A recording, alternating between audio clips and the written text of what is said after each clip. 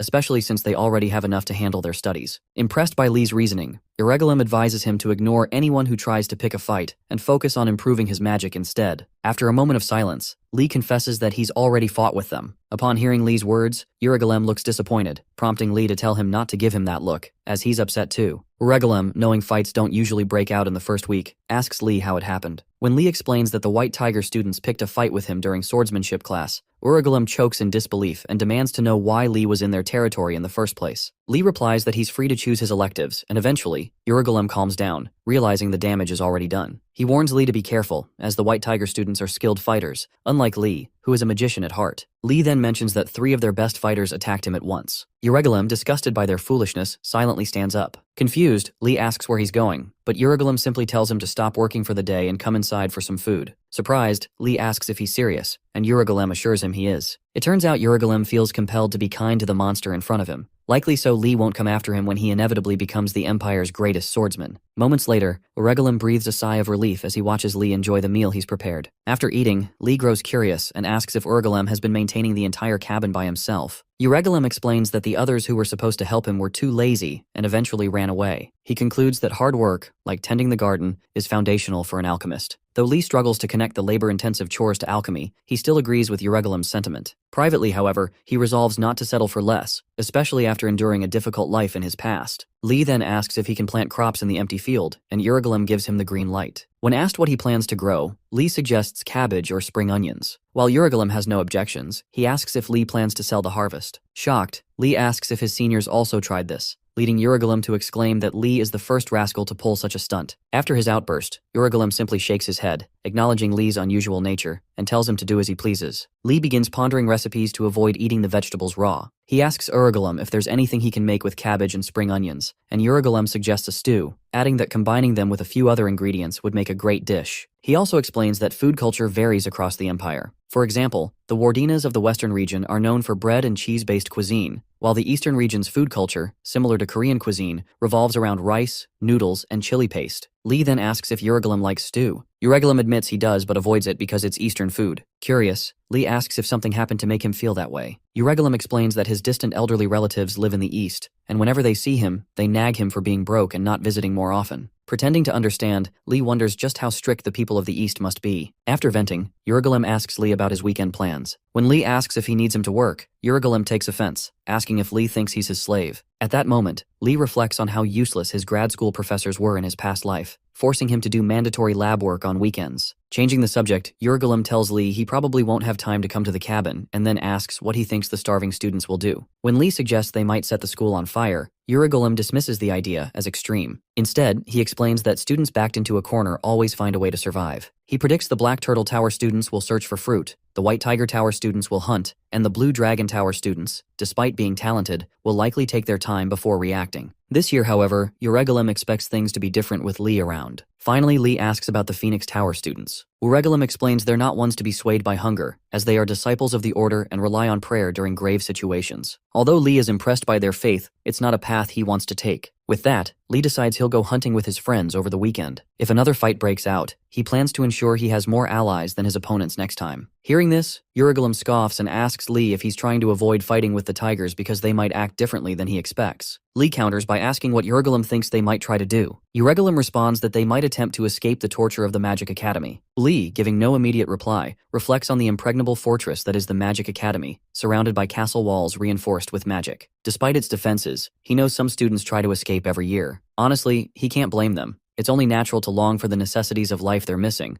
new clothes, proper shoes, good food, and freedom from the Academy's oppressive environment. Noticing Lee's distracted expression, Urugulem snaps at him, accusing him of daydreaming again. Snapping out of it, Lee listens as Urugulem explains that the White Tiger students are usually the first to attempt to escape each year, because they're so simple-minded. Lee then asks if anyone has ever successfully escaped. Realizing that even if he tells Lee about past successes, it won't stop him from trying, Urugulem gives up and says Lee can do as he pleases. Suffering more as a youngster will only make him stronger. Just as Uragolem turns to leave, Lee assures him he has no intention of running away. Uragolem, irritated, tells him to say that again after wiping the drool off his face. In the next scene, Darugu Choi is cornered in a dimly lit room by 3 cloaked figures. Backed against the wall, he starts to lose focus until one of the figures threatens to harm him if he doesn't cooperate. Darugu, already suspecting the cloaked figures are Lee Han and his friends, scoffs and tells them there's no need to go that far. Realizing their cover is blown, Lee removes his hood and asks how convincing their charade is. Gainando, the 3rd cloaked figure, is shocked to discover that Lee Han knows the person they were supposed to intimidate. Darugu, unimpressed, calls them ridiculous, likening them to small squirrels trying to threaten him. While Gainando throws a tantrum over being called a squirrel, Lee calmly pulls back the curtains, letting sunlight into the room, and tells Gainando to relax. Yoner, the 2nd cloaked figure, asks why Lee is going to such lengths for Darugu. Lee explains that he initially avoided being friendly with Darugu to prevent the White Tigers from getting the wrong idea about him. Lee then asks Darugu if the White Tigers already have a negative impression of him. Darugu, impressed by Lee's strategic thinking, confirms his suspicions, admitting that friendliness would likely cause misunderstandings. Lee brushes it off and declares that Darugu will now serve as his spy in the White Tiger Tower. Darugu, offended by the dishonorable title, protests, but Lee reminds him that he once promised to report Muradi's actions to him. Still, Darugu insists on a more dignified title. Gainando, who has been quiet for a while, asks why Darugu hates being called a spy so much. Darugu glares at him, effectively silencing him. Lee intervenes, reframing the role as one of honor and justice. Instead of calling him a spy, Lee solemnly dubs him the internal informant, emphasizing the noble duty of fighting injustice from within. The dramatic title resonates with Darugu, who finds it sufficiently dignified. Pleased with the rebranding, Darugu agrees to the role, and they shake hands. Watching Lee effortlessly win Darugu's support,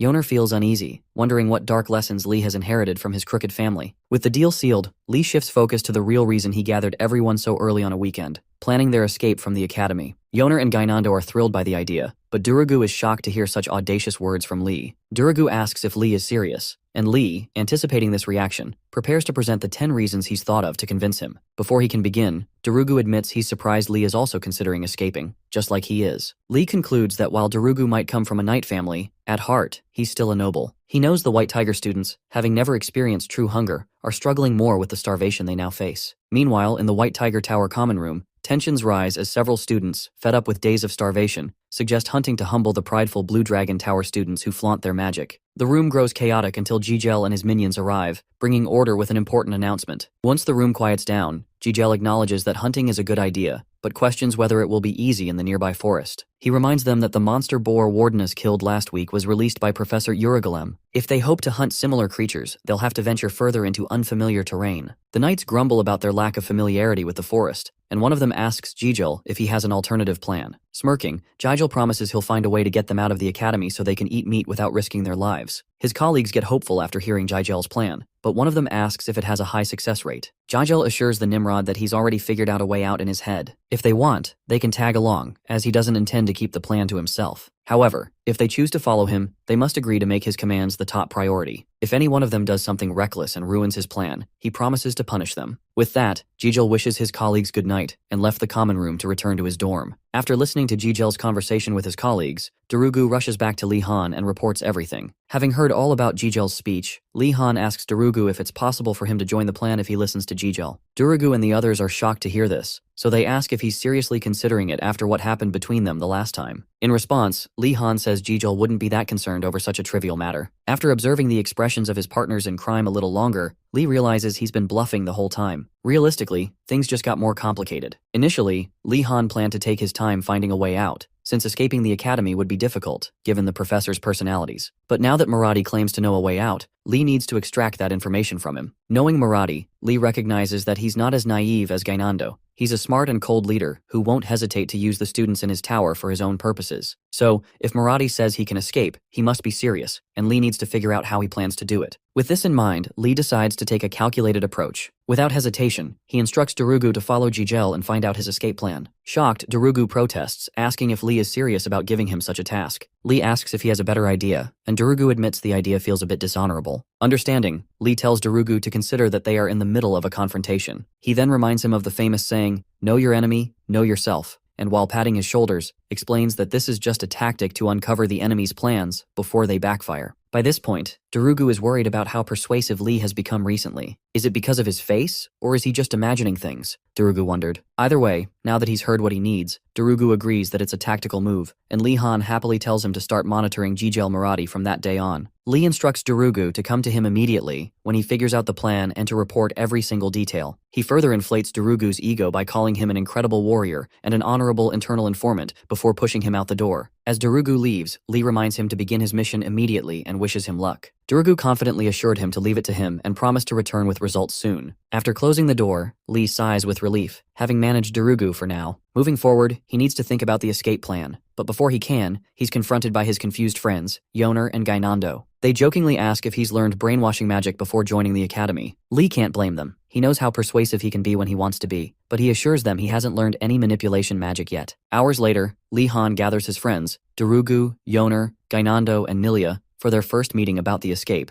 Nilia, who hasn't been briefed on Lee's plans, flares up and confronts him for being foolish enough to think he can leave the academy. She had initially thought he was just going on a hunt. Understanding her reaction, Lee Han tells her not to worry because he has a plan. Remembering the family Lee Han comes from, Nilia figures he probably does have something in mind, as he's different from the others. When she asks him to explain his brilliant plan, Lee reveals that Jijel is the mastermind behind the escape, and says they're all going to follow him and copy what he does. Disappointed by such a poorly thought out plan, Nilia tries to talk some sense into Lee. Yoner, having already figured out what's at play, signals to Lee to go along with her tactic and asks if their plan will succeed without Nilia's help. Picking up on the hint, Lee quickly responds that there's no way they can do it without her. Realizing the game, Lee flatters Nilia by telling her that their plan heavily relies on her tracking abilities and hunter's instincts. Seconds later, their ploy works as Nilia blushes, unsure of what to do. With Yoner and Lee continuing to make things up on the spot, Nilia reluctantly agrees to help, feeling that she's the only one capable of making it work. After reviewing their plans one last time, Lee Han disperses his group, instructing them to reconvene later that night. When night falls, Jijel, his friends, and the honorable knights gather at their meeting place to finally execute their escape plan and leave the hellish school once and for all. Encouraged by his peers' support, Jijel feels more confident and urges them to follow him to freedom. Pulling out a rusty papyrus sheet from his coat, he reassures himself that as long as he has the map, he won't fail. In a flashback to a month before Jijel started at the magic school, the young elven noble knight is seen ordering his servants to search the family estate's library for any literature that might help him at school. After sifting through countless texts and finding nothing of use, Jijel grows frustrated and screams at his servants, who profusely apologize for their perceived incompetence. Annoyed, Jijel commands them to bring him something truly useful, as everything they've offered so far has been worthless. Kicking a pile of books in frustration, Jijel accidentally uncovers the very papyrus he now holds. Upon examining it, he discovers a detailed escape map of Enrogard. At the time, he dismissed it as a relic meant for struggling students, but now, after enduring Enrogard's harsh realities, he's thankful he kept it. Back in the present, Jijel and his group follow the map's directions toward a hidden exit in the mountains of Enrogard. Unbeknownst to them, Lee Han, Yoner, Gainando, Nilia, and Darugu are trailing them carefully, ensuring they stay out of sight. At one point, as the White Tiger students take a break, Lee Han signals his group to move, ensuring they don't lose track of their targets. Seeing the group heading into the rugged mountains, Lee realizes the route is anything but ordinary. When he checks if everyone's ready, the ever-useless Gainando questions why they're climbing mountains when there's a gate near the castle. Rather than responding to the absurd question, Lee delegates Gainando to Darugu, who rolls his eyes in agreement. Confused, Gainando demands an explanation. Lee starts by listing everyone's strengths: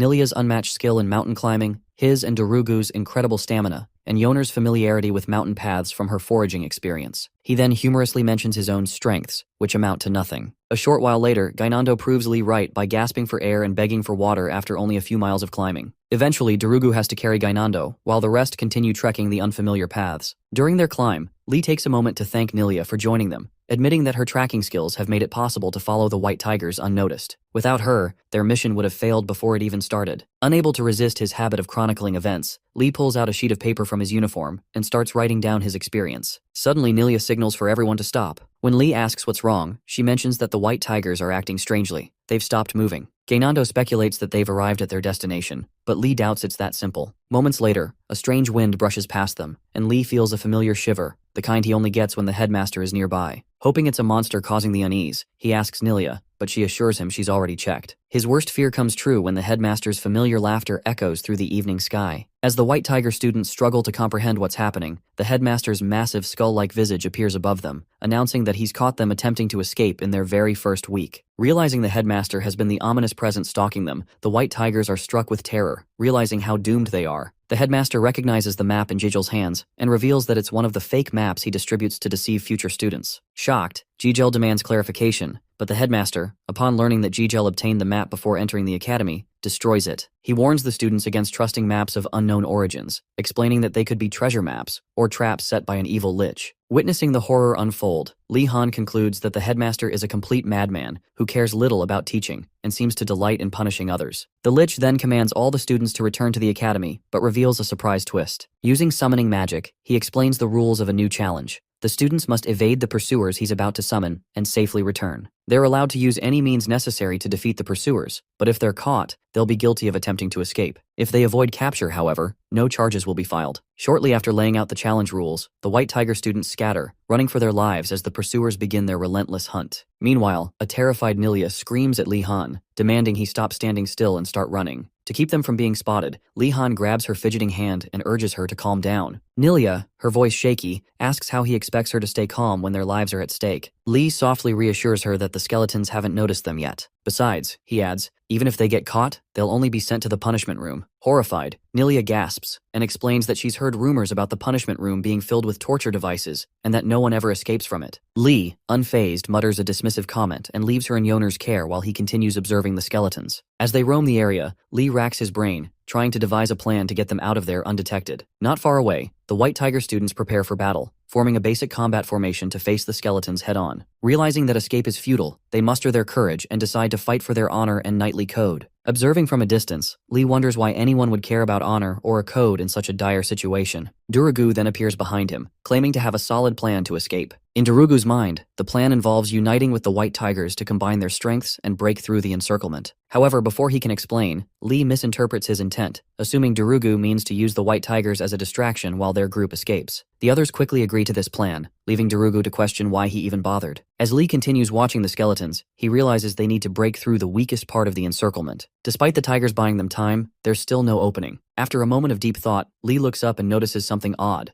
The headmaster is still summoning more pursuers from the nether. Initially, Li had thought the headmaster's challenge offered a genuine chance to escape, but now he suspects the lunatic never intended to let anyone succeed. On further reflection, Li considers that this might be the headmaster's way of making the challenge as grueling as possible. With no clear way out and the tigers already being captured one by one, Li considers surrendering. Just as he's about to give up, it clicks. The skeletons' disinterest in their side of the forest must mean they don't even know Li's group is there. Li recalls a similar tactic the headmaster used during a previous lecture, leading him to suspect that the headmaster they're seeing now might be a clone or an illusion. Acting on this theory, Li devises a new plan. Head in the opposite direction of the White Tigers. He quickly gathers his group and urges them to climb higher up the mountain. For the next 30 minutes, they ascend until they find a dark cave nearby. Nilia performs her signature monster check and then signals that it's safe to enter. Inside, Li casts an illumination spell, brightening their surroundings, and for the first time in hours, the group takes a moment to rest. As they settle, Yoner asks if the skeletons will follow them into the cave. Nilia reassures her that the skeletons don't seem to be chasing them. Durugu, however, reminds them of the real issue: how long the summoned skeletons will persist. He insists that charging through the encirclement might have been the better choice. Li counters, explaining that the skeletons' sheer numbers made such a charge impossible for their small group. With the immediate danger behind them, Li pulls out some sausages and urges everyone to eat. When Nilia realizes her water bottle is empty, Li uses water magic to create drinkable water and fills her bottle. Awed by the beauty and convenience of water magic, Nilia remarks on how useful it would be for hunting. A moment later, a feverish Yoner requests someone start a fire. Nilia obliges, successfully conjuring flames with her fire magic. Li compliments her, and she admits she's relieved it worked on her first try since her previous attempts had failed. She also expresses jealousy over Li's water magic, wishing she had such a versatile spell. Li dismisses her envy, calling water magic boring, and urges her to appreciate her fire magic, which many would love to possess. Nilia, noticing his pained expression, agrees and returns to her meal. Hours later, Nilia and Li step outside to check on the skeleton's activity below. Seeing the swarming monsters, Li mutters that the headmaster is a lunatic. A nervous Nilia asks if it's really okay to insult him. Li, ever pragmatic, explains that magic thrives on free thought and encourages her to express herself freely. Emboldened by his words, Nilia unleashes a stream of insults at the headmaster, calling him a crazy skeleton and wishing wolves would catch him at night. Her tirade is interrupted when a figure suddenly appears behind them. Startled, Nilia clings to Li, apologizing profusely for her outburst, thinking it's the headmaster. However, upon closer inspection, Li recognizes the silhouette. It's Jijel and his 3 minions. While stepping into the light, Jijel demands to know what Li's group is doing on this side of the mountain. Rather than pick a fight with Jijel and his minions, Li Han politely invites them back to the cave so they can rest and regain their strength. When the others see the enemy casually enter their hideout, Gainando protests, asking why they're letting them in when they don't even have enough food. Mistaking Li Han's actions for respect and honor, Darugu silences Gainando and admires Li Han's maturity. While drinking the water Li Han had offered earlier, Jijel wonders how the Blue Dragon group even managed to reach the mountain. Instead of realizing they might have followed him, Jijel concludes they must have used the same map he had found. Now at an impasse, he feels conflicted, especially after receiving help from Li Han. Soon, he recalls the motto of the Marathi family, "We remember our grudges."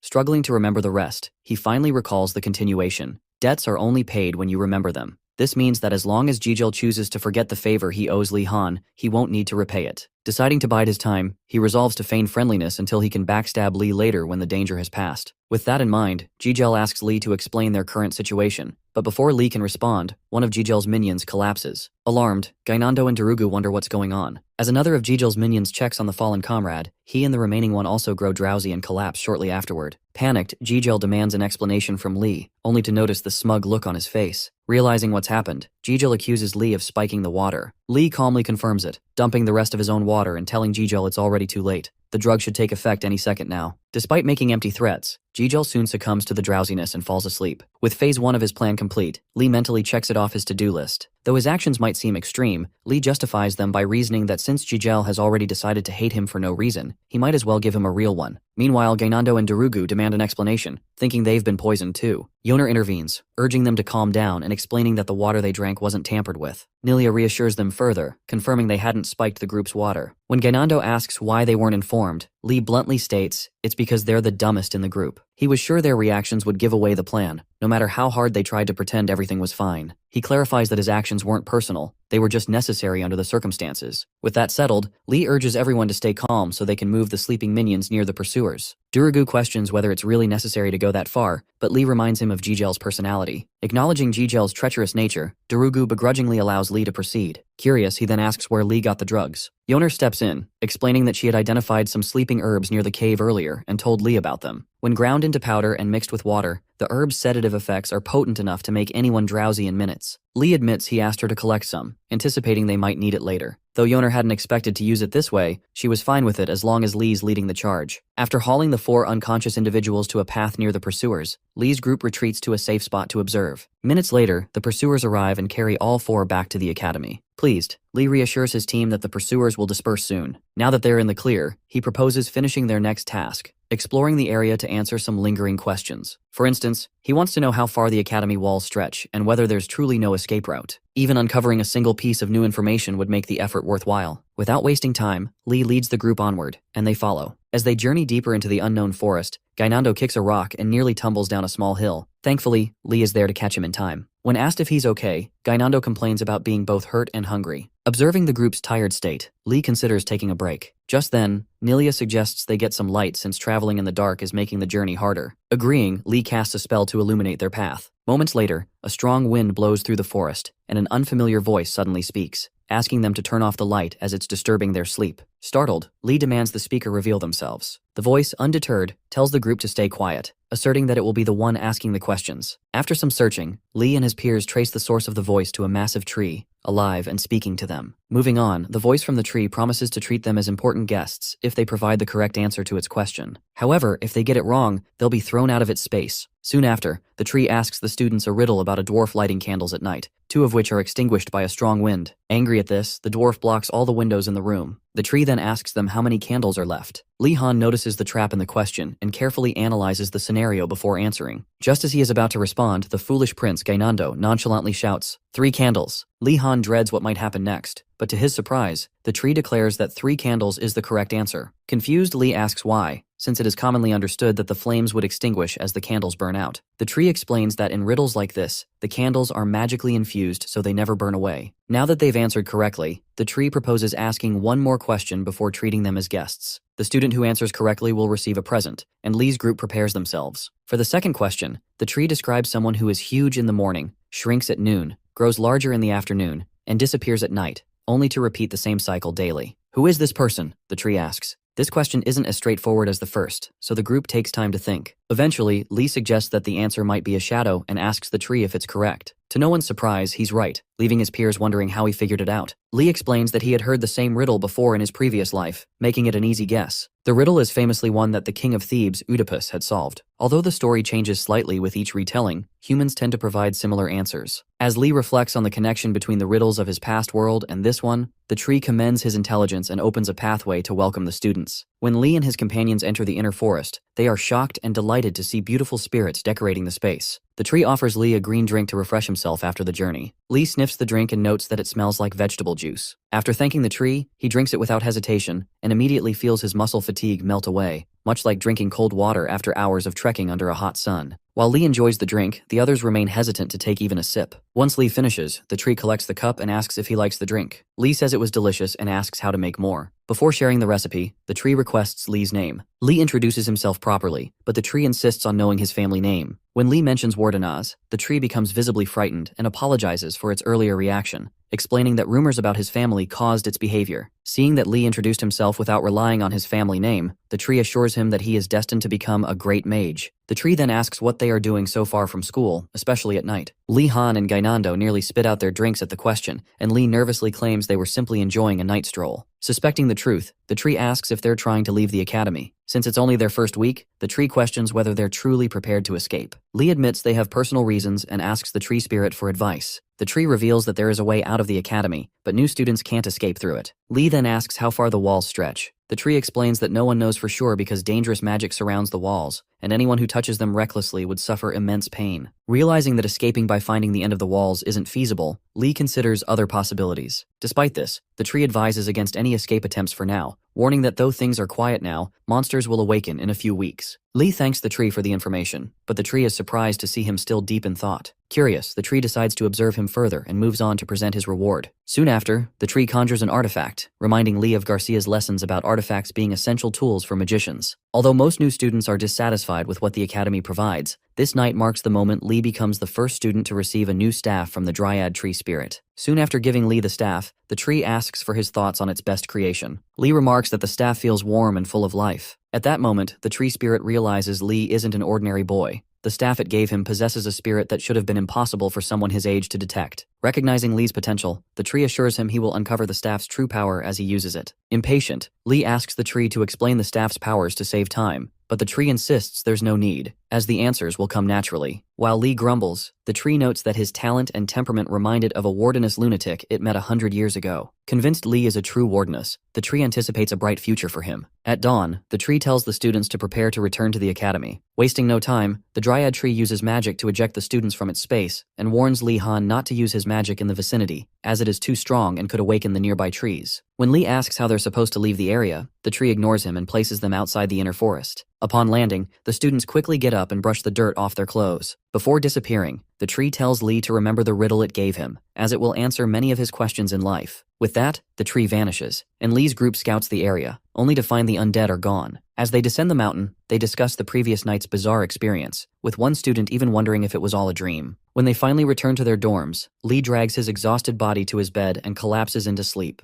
Minutes later, Ashan rushes to Lee's room, banging on the door and waking him. When Lee opens it, Ashan apologizes for the disturbance and informs him that the headmaster has summoned everyone outside. Lee's sleep evaporates as he wonders if the headmaster is trying to identify the students who attempted to escape. Pushing aside his doubts, Lee gets ready, telling Ashan he'll wake the others and join him outside. Once outside, Lee's group is shocked to find the atmosphere festive. Most students wear expressions of confusion, and Lee wonders why the academy would host an impromptu festival without notifying the freshmen. Judging by the mood, it doesn't seem like the headmaster is up to anything suspicious. Still, Lee can't help but speculate about his motives. A few minutes into the festival, the headmaster appears and gathers everyone's attention to introduce 3 priests from the Empire who are visiting for the weekend. After the introduction, the headmaster encourages the students to applaud, which they do. However, Lee finds it odd that such a grand reception is being held for 3 Imperial priests. Deciding to stay alert, he resolves to observe the situation carefully. After the applause, one of the priests thanks the headmaster, Osugonadaltes, for honoring them despite his busy schedule teaching students. The headmaster responds courteously and takes the opportunity to ask the priest to deliver a message to the emperor, a request for an increased budget to excavate ancient magic. Sheepishly, the priestess replies that such matters aren't within their jurisdiction. Hearing this, Lee suddenly understands the headmaster's motives. He recalls professors in his previous life begging the government for grants when facing budget constraints. It seems this world operates similarly. Setting his thoughts aside, Lee listens as the priestess thanks the headmaster for letting her meet his students. Representing different orders, she and the other priests feel privileged to introduce their beliefs to the young mages. As Lee observes the priests, he begins to question whether they are truly ordinary clerics. Their incredible mana and unique presence set them apart from other mages. Sensing Lee's curiosity, the headmaster startles him and explains why the priest's mana feels special. It stems from their divine power. The headmaster then notices Lee's ability to detect mana and asks about it. Lee tries to downplay his skill, but the headmaster presses him, wondering why he would hide such a talent. He remarks that few students possess Lee's sensitivity to mana and advises him to embrace his abilities with confidence. This surprises Lee, but he remains cautious, unsure of the headmaster's intentions. The headmaster adds that students like Lee and himself, being too smart to believe in gods, naturally have no interest in faith. This reminds Lee of his father's derogatory remarks about divine power. Considering the rumors surrounding his family's disdain for priests, Lee decides to keep his family name a secret to maintain good relations with the clerics. Shifting topics, the headmaster mocks the orders, claiming they go to absurd lengths to win over students who can be swayed by food. Thinking about food, Lee jokingly asks the headmaster which orders he'd recommend. Instead of answering, the headmaster pauses, impressed by the audacious notion of joining multiple orders to take advantage of them. Though bewildered, the headmaster acknowledges Lee's intelligence and determination, finding his wit and boldness both amusing and impressive. In response to Lee Han's question, the headmaster recommends that he join the Prasinga Order, a group where the rule is self-sacrifice. The headmaster assures Lee that they'll welcome him warmly. If he's not satisfied with them, he suggests the Colosso Order, as they worship a god that embraces chaos and change, and wouldn't care if Lee believed in another deity or not. Lastly, the headmaster suggests the Capolio Order, which worships the god of swordsmen and would likely welcome an eccentric person like Lee. Hearing this, Lee wonders if the headmaster knows about his attendance in swordsmanship lessons. If that's the case, it's not good, since he never had positive experiences with teachers who paid him too much attention in his past life. After thanking the headmaster for his recommendations, Lee is told that the headmaster will now meet with the students in the punishment room. Lee bids him farewell, and the headmaster hopes Lee makes wise decisions in the future. As the headmaster vanishes, Lee recalls what he said about the punishment room and wonders if he was referring to the tiger guys. If so, Lee needs to be cautious to avoid revealing their secret. Shortly after the headmaster leaves, Yoner calls out to Lee, asking where he's going. Lee quickly hides his worried expression and tells her he plans to visit the Prasinga Order. Intrigued by his plans, Yoner listens as Lee mentions his intention to visit the Colosso and Capolio orders afterward. Curious, Lee asks about the basket Yoner is carrying, and she offers him a delicious treat from it. When Lee inquires where she obtained such a precious item, Yoner reveals that it's from the Flamane Order, which worships the god of alchemy. Her family had donated a lot of money to the order long ago, and when she arrived, they recognized her and gave her the food basket. Hearing this, Lee can't believe his ears and regrets coming from such a miserly family that was too arrogant to donate money to any orders. If his family had done so, it would have made finding a favorable order much easier. Yoner, puzzled by Lee's odd behavior, wonders why he's acting so strangely after learning about her family's donations. Lee, however, quickly brushes it off, deciding to leave since he's busy for the day. After saying goodbye to Yoner, Lee makes his way to the Prasinga Order's tent and introduces himself as someone seeking the teachings of Lord Prasinga. The followers warmly welcome him and, after thanking him for visiting, invite him inside their tent. Lee continues to charm them with polite words as he enters. Inside, he sees one of the cloaked followers call for a person named Dijiling to assist them. Upon seeing Dijiling, Lee immediately recognizes her as a half-blood demon. Half-blood demons are an extremely rare race among mixed bloods, often born from contracts made by their ancestors with demons. Despite their appearance, these demons typically have passive personalities and are often cast aside by society. After a brief exchange, the cloaked follower introduces Dijiling as the new student of the Burning Phoenix's tower. Moving on, the follower expresses surprise at finding another believer besides Dijiling,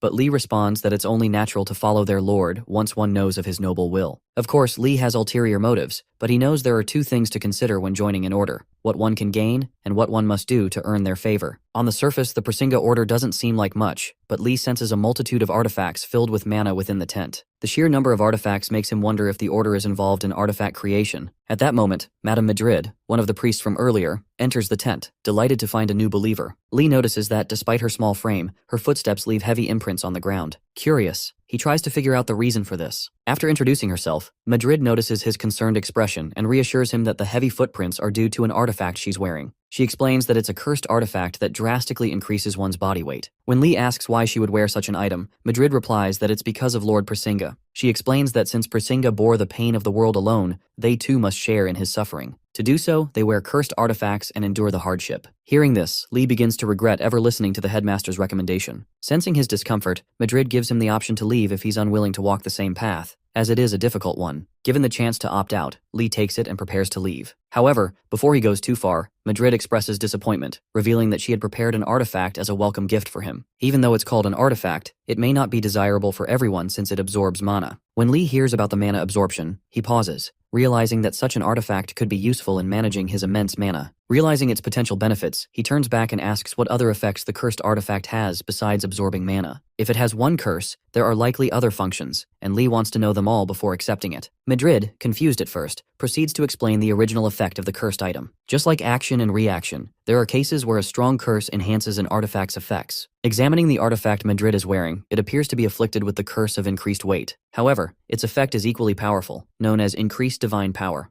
Following this logic, Madrid explains to Lee that his artifact has invisibility magic. Still, she notes that its more significant drawback is its excessive absorption of the user's mana. As she continues listing its disadvantages, Lee Han politely interrupts her, expressing his readiness to accept the consequences. His enthusiasm impresses Madrid so much that she feels ashamed for doubting his sincere faith, and assuming he would walk away after hearing about the curse. Meanwhile, Lee is ecstatic, realizing he's hit the jackpot with this new invisibility gimmick. After the emotional exchange, Madrid officially welcomes Lee into their order and unveils the cursed artifact, revealed to be Lord Prasinga's belt. The purple glowing belt is presented in a box, and Lee promptly puts it on. Observing him, the two cloaked followers suspect that, as a new believer, Lee might struggle with the artifact's negative effects. They prepare to assist him if necessary. However, to their shock, nothing happens when Lee dons the belt. Instead, he eagerly asks how to activate the invisibility magic. Hearing the followers' murmurs of disbelief, Lee turns to Madrid and asks if there's an issue he should be concerned about. Madrid, snapping out of her surprise, chuckles and reassures him that everything is fine. She directs him to the guide inside the box for instructions on activating the invisibility spell. Inwardly, she marvels at how fortunate they are to have been sent such an incredible new brother by their lord. Lee finds the spell guide inside the box, reads through it, and chants the incantation to activate the belt's power. Instantly, he vanishes, leaving Madrid and the followers astonished. Elated by the artifact's impressive effect, Lee marvels at how well it works, especially given the strong curse attached to it. After savoring the thrill of invisibility, he chants the cancellation spell and reappears, startling everyone. Now confident in the artifact's capabilities, he begins to wonder if its cursed effect is even noticeable, as he hasn't felt any adverse impact yet. He reasons that if the effects are this mild, he might as well try wearing more cursed items. With this in mind, he asks Madrid for additional cursed artifacts. However, Madrid, after a dramatic pause, advises him against pushing himself too hard and insists it's too soon for him to take on more cursed items. Despite his best efforts to persuade her, she refuses. Later, during a class on the Order's teachings, Lee ponders how useful the belt will be in helping him escape the academy. His thoughts are interrupted as Madrid concludes her lecture for the day. After thanking her for her teachings, Lee reflects on what he's learned and concludes that anything is possible as long as one is willing to equip a cursed item. Before letting him leave, Madrid offers him a food basket, explaining that she thought he might need it. Touched by her thoughtful gesture, Lee is nearly moved to tears and expresses his gratitude. As he reaches for the basket, Dejiling suddenly approaches and offers him her food basket as well. Confused, Lee asks why she's giving it to him. Dejiling explains that as a servant of Prasinga, she doesn't require such extravagance.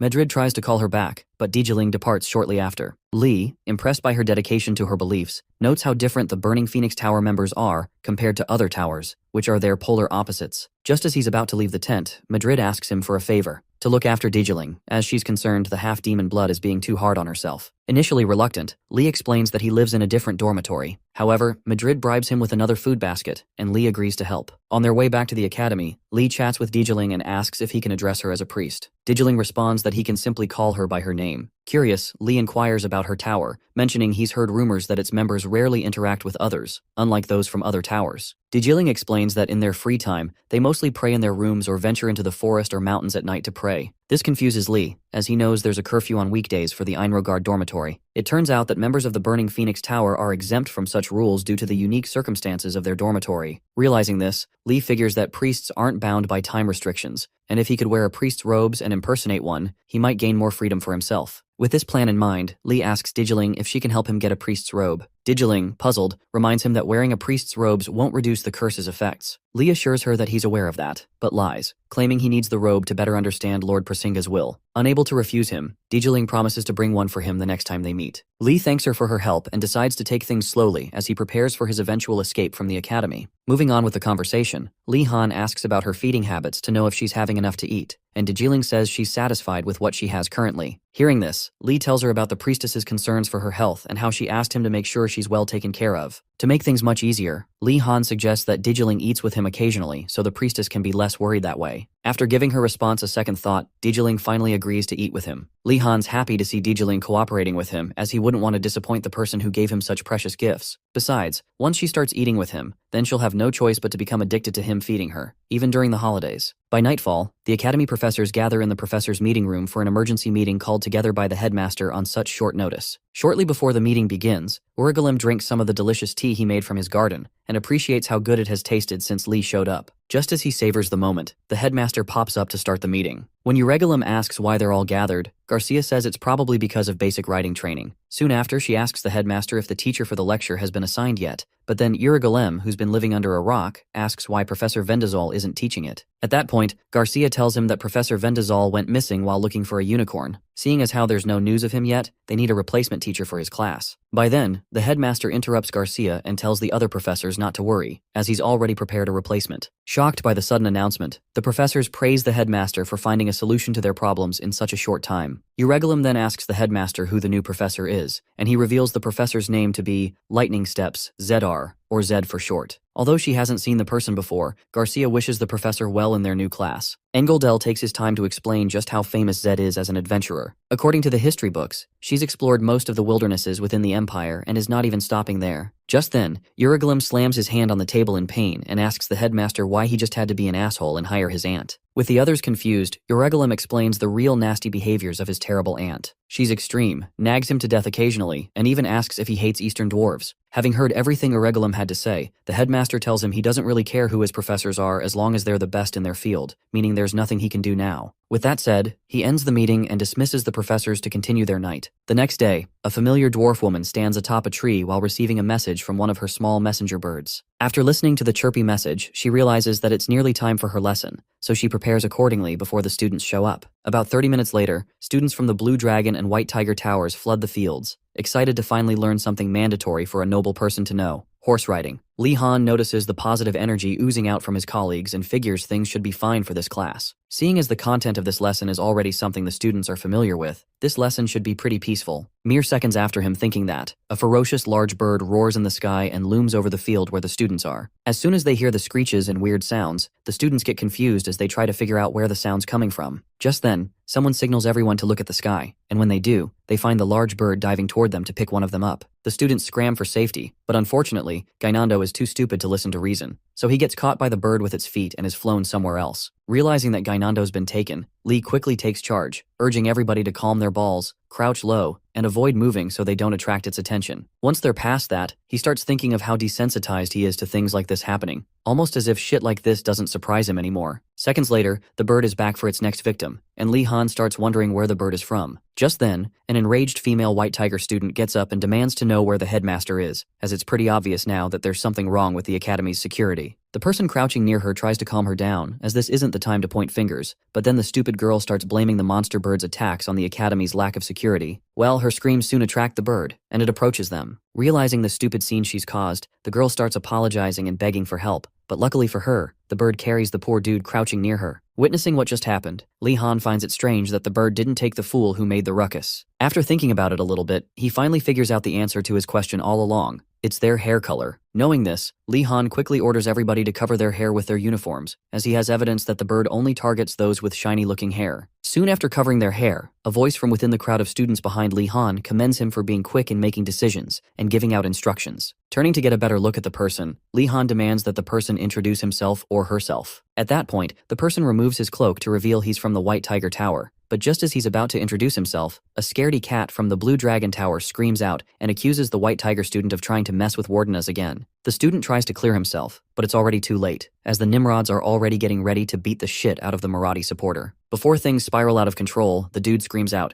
assuring them he's not involved with Marati's side at all. With nobody willing to believe him, Princess Ardenart steps in and bails him out. Seeing the princess speak up for him, the students back off and return to their activities. After the unrest is dispelled, Lee asks the princess how she knows this weird dude, and the weird dude introduces himself as Rowena, a knight who serves the princess. Hearing this, Lee considers the odds and soon realizes the princess must have exploited the loopholes in the school's rules. While no one can bring their servant along, the academy can't stop servants from entering the school as students, meaning clever individuals can use this method to bring someone in. Knowing this, Lee Han suddenly feels pity for poor Gainando, who has no one to guard him, even though they're both royalty. After explaining the unpredictable nature of the bird attacking them, Rowena asks Lee to take command of the students and use them to stop the bird. Surprised, Lee Han asks Rowena why he should bother with such a hard task. Just then, the other Blue Dragon students start praising him, telling him he's someone they can trust and urging him to lead them honorably. In his mind, Lee forbids himself from succumbing to their pleas, as he knows nothing good has ever come from being the leader of a group. Unfortunately for him, it becomes impossible to refuse when the entire field begins chanting for him to be their commander, insisting they're ready to follow him. Unable to resist, Lee sighs and reluctantly starts giving orders to his new army. While watching Lee demonstrate his leadership skills, Rowena recalls the meltdown he had in his tower a few days ago when he found out that the person leading Blue Dragon Tower was Lee Han Wardeness, not the princess. Back then, he wondered how it happened, given the princess's exceptional commanding abilities even before she entered the academy. To uncover the reason why Lee is the leader, he planned this meetup under the present circumstances to put Lee Han in the spotlight and wait for him to slip up. Now that he's a few steps closer to his goal, Rowena watches in anticipation, hoping to discover Lee's secret. What he doesn't realize, or even bother to consider, is that Lee Han earned the students' loyalty with nothing more than some food. Before enacting his plan, Lee asks if anyone has a shiny object. Someone soon hands him a mirror, which Lee collects. He then faces the reflective part of the mirror toward the sky, baiting the monster bird to come for it. When the bird spots the shiny object, it dives toward Lee Han, hot and fast, like a fool. Before the bird gets too close, Lee Han tells his group to stand in a line and form a wall. When they do, Lee Han hides behind them and urges them to wait for his signal before making a move. As the bird gets close enough, Lee Han steps out, casts the illuminate spell using his new staff, and scares the bird away. Shortly afterward, the students finally breathed a sigh of relief, thanking Lee Han Wardeness for surpassing their doubts and achieving great success. Even the White Tiger students have no choice but to acknowledge Lee Han's greatness after the brave stunt he pulled. Before getting too happy, Lee asks everyone what they think will happen to Gainando and the other guy who got abducted by the bird. Just then, Lee hears the sounds of struggling in the nearby trees. Soon enough, both Gainando and Silverhair fall and are caught by the other students. As for the scared bird, it flies back to its master, Zed, who pets it, and finally agrees to head to the lecture field with it. Once she's ready, she jumps from the tall tree she was perched on and lands with a stomp. She then introduces herself to the brats, who are as confused as anyone seeing a weirdo jump from a tree and say hi. Lee Han thinks about how strange it is for her to appear out of nowhere, and wonders if the earlier charade with the bird was orchestrated by her. Upon taking a closer look at her, Lee notices some familiarity between this woman and Urugulem, and wonders if she's a relative of the professor. While convincing himself there's no way that's possible, the dwarf woman appears behind him and tells him he has a lot of potential. Lee Han gets the same feeling he had from Urugulem during alchemy class a few weeks ago, and wonders if he's just experiencing déjà vu. While the other students wonder who this short woman is, Lee asks her if she's close to Professor Urugulem. Zed smiles, surprised that he could figure her out after just a few minutes of interaction. Eventually, she tells Lee she's his aunt, and Lee immediately cautions himself not to stand out more than he already has in front of this eccentric-looking professor. Just when he thought he could stay under the radar, one of the doofuses from Blue Dragon Tower pats his back and informs the professor that Lee Han is Urugulem's best pupil. Not only that, but the idiot also mentions that Lee gets invited to Urugulem's cabin occasionally, something Lee desperately tries to stop him from saying. Upon hearing about Lee's familiarity with her nephew, Zed asks Lee to confirm if it's true. Switching his mission to at least making a good impression on the professor, Lee admits that the student is right. At that moment, the monster bird returns and lands, and Zed calls the student's attention to begin the lesson. For starters, she introduces herself as Light Spears, Zedar, and explains that their real teacher, Professor Vendazol, went missing while searching for a unicorn, so she's filling in for him. Once she finishes her introduction, the glazing begins as the students recall all the remarkable things she's done in the past, like defeating Vehomoth and exploring the Spirit's Crater, an achievement no one else has managed. To kick off the class, Zed asks the students to guess why she brought a Thunderbird to class. For context, the Thunderbird is a massive monster with aggressive tendencies and the ability to control lightning, thunder, and whirlwinds, hence its name. Lee racks his brain to figure out her reasoning, but then a student asks if the goal of the semester is for them to ride the Thunderbird.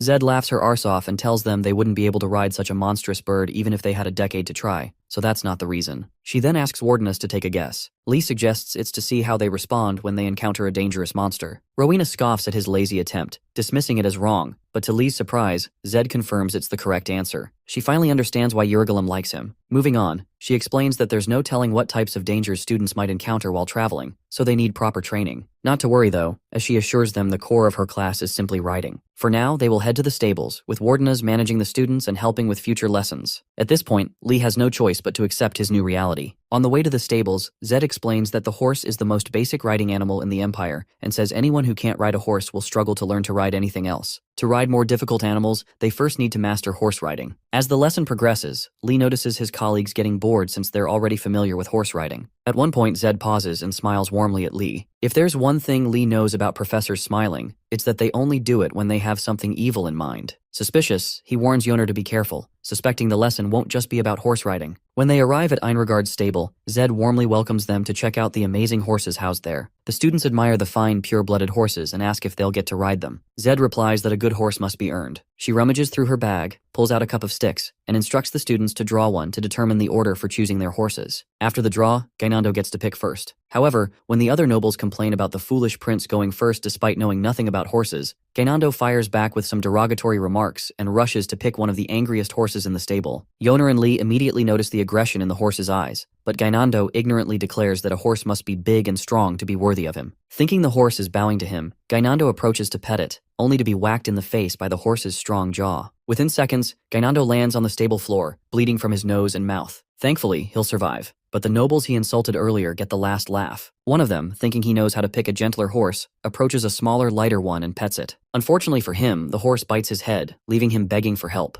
Soon after, a student from White Tiger Tower begins bragging to the Blue Dragon students about their arrogance. However, as he attempts to control his horse, he ends up running around the stable, chased by the aggressive beast. Watching the chaos unfold, Lihan wonders why the horses are so aggressive over such minor provocations. After getting her fill of laughter, Zed finally speaks up. She reminds them that she told them to learn horse riding. She then gives them their first assignment, to become friends with the angry horses in the stable. Shortly afterward, the students start complaining about how harsh Zed is being, but she assures them that the horses will become friendly if they're treated with love and care. Their main goal for this lecture is to bond with a horse of their choosing. Lee takes another look at the horses and realizes they're definitely not normal. Something about them seems off, and he suspects Zed isn't telling them everything. However, before he can choose the gentlest looking horse, Zed singles him out from the crowd and takes him to a special horse. Lee immediately falls in love with it. Zed explains that she couldn't give her nephew's favorite student just any horse, so she's chosen this one for him. At this point, the jealousy begins, with Ashan growing envious of Lee for receiving such favoritism. One of the White Tigers complains about Lee getting an easier horse, but Zed clarifies that although the horse she's giving Lee is a good one, it's also the most aggressive and difficult to tame in the stables. In her words, it's easier to tame a monster than to tame this behemoth of a horse. Lee is understandably devastated when he hears this. As Zed continues, Lee asks if there's any bonus for taking on the hardest task among his peers.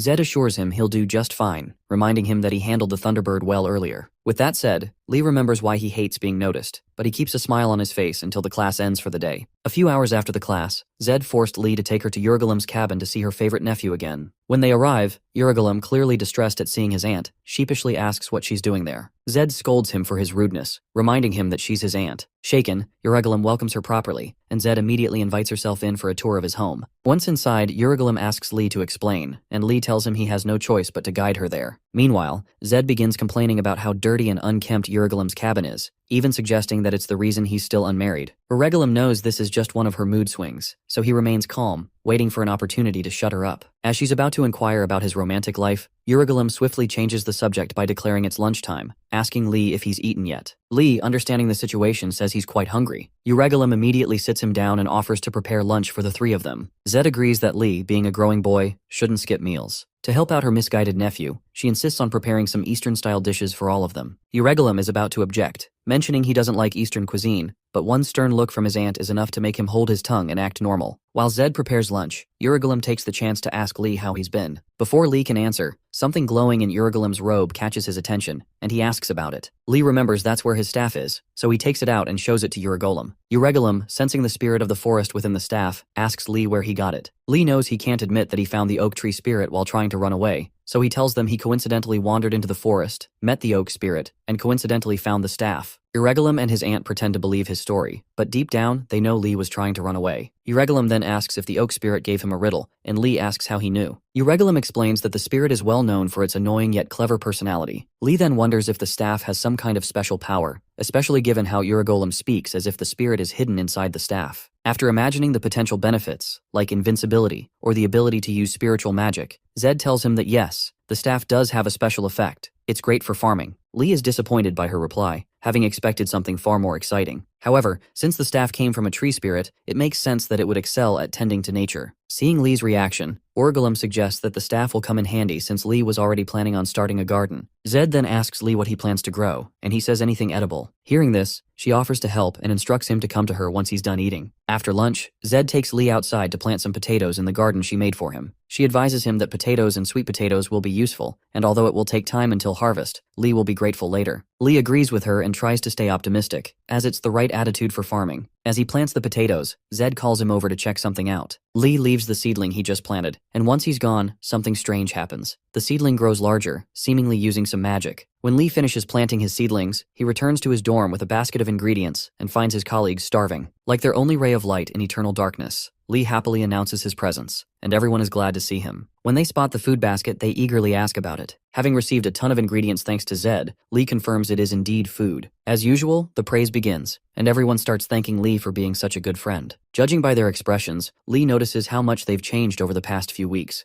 almost like baby birds just waiting to be fed. Though he knows they're extremely hungry, he still tells them to be patient so he can prepare a delicious soup for them. After securing the space he needs, Lee begins cooking the soup with skill and precision, much to the amazement of his colleagues, who liken him to an experienced alchemist at work. About an hour later, after cooking, Lee tastes the soup and finds it absolutely delicious. He then tells everyone to bring their bowls, and the students quickly get to work. Moments later, he serves each of them a bowl of his vegan soup, which they eagerly dig into. As everyone enjoys the meal, one of the elven students approaches Lee to ask for a favor. After hearing the details, Lee prepares a bowl of soup and takes it to the princess's room. When he arrives, he knocks politely, and Ardenart opens the door, asking why he's there. Lee presents the soup he made earlier and urges her to try it. Surprised that he'd think of her at a time like this, Ardenart accepts the soup bowl and asks if it's truly for her. Lee reassures her that everyone else has already had their share, so she has no reason to worry. Touched by his thoughtfulness, Ardenart picks up a spoon and tastes the soup. Judging by her reaction, Lee guesses she must have been very hungry. After tasting it, Ardenart thanks Lee and promises to repay him for the favor before closing the door. Soon after, Lee heads back downstairs and finds the elf who requested the favor, alongside another student, both eager to hear how the princess reacted. Lee tells them she loves the food, and they are overjoyed, expressing gratitude for having someone like Lee around. The elf then asks Lee to continue delivering food to the princess in the future and offers to pay him double the silver coins, just like earlier. Realizing how important the royal family is, Lee quickly agrees to help whenever they need him. In the afternoon, Lee attends his basic battle magic understanding class, with Bloody Greg as his professor, and continues trying to form circles with the Starstone orb. After watching Lee fail repeatedly, Greg grows concerned. Although mentoring students isn't his duty, he realizes the potential loss if he lets go of someone with Lee's mana reserves. Clearing his throat, Greg asks Lee if he has any questions. Excited to finally get his attention, Lee asks Greg to explain what the training is all about. Confused, Greg asks if Lee has actually read the lecture description. Realizing his question might have been too basic, Lee rephrases it, asking how this training relates to battle. Greg pauses for a moment, making Lee anxious, then finally admits that the question is so obvious that he struggles to explain it simply. He picks up a pen and says he could kill Lee with just that pen. Startled, Lee grows uneasy at the ominous tone of Greg's example. Greg explains that mastering higher circle magic isn't as crucial in combat as understanding how to use simple tools effectively. He adds that rotating the Starstone sharpens Lee's wits and amplifies his projection magic. While drawing on the board, Greg elaborates that inexperienced mages often fail under the chaotic conditions of battle. Heat, noise, and bloodlust can overwhelm them, but a mage with solid fundamentals will thrive even in extreme situations. To prove his point, Greg throws the pen at Lee, causing a controlled explosion in the safest part of the room. Once the spell ends, Lee is shocked to see that nothing was damaged. He realizes Greg must have combined 2 spells to create this effect. Greg suddenly appears behind Lee, finishing his explanation. Amazed, Lee expresses his shock at how effortlessly Greg performed such powerful magic. Now that Greg has clarified the lesson, Lee confirms he's satisfied and thanks him. As Greg walks back to his seat, Lee finally starts seeing his teacher in a new light. Initially, he thought Greg was simply slacking off during lessons, but now he realizes that everything Greg has done holds some deeper meaning.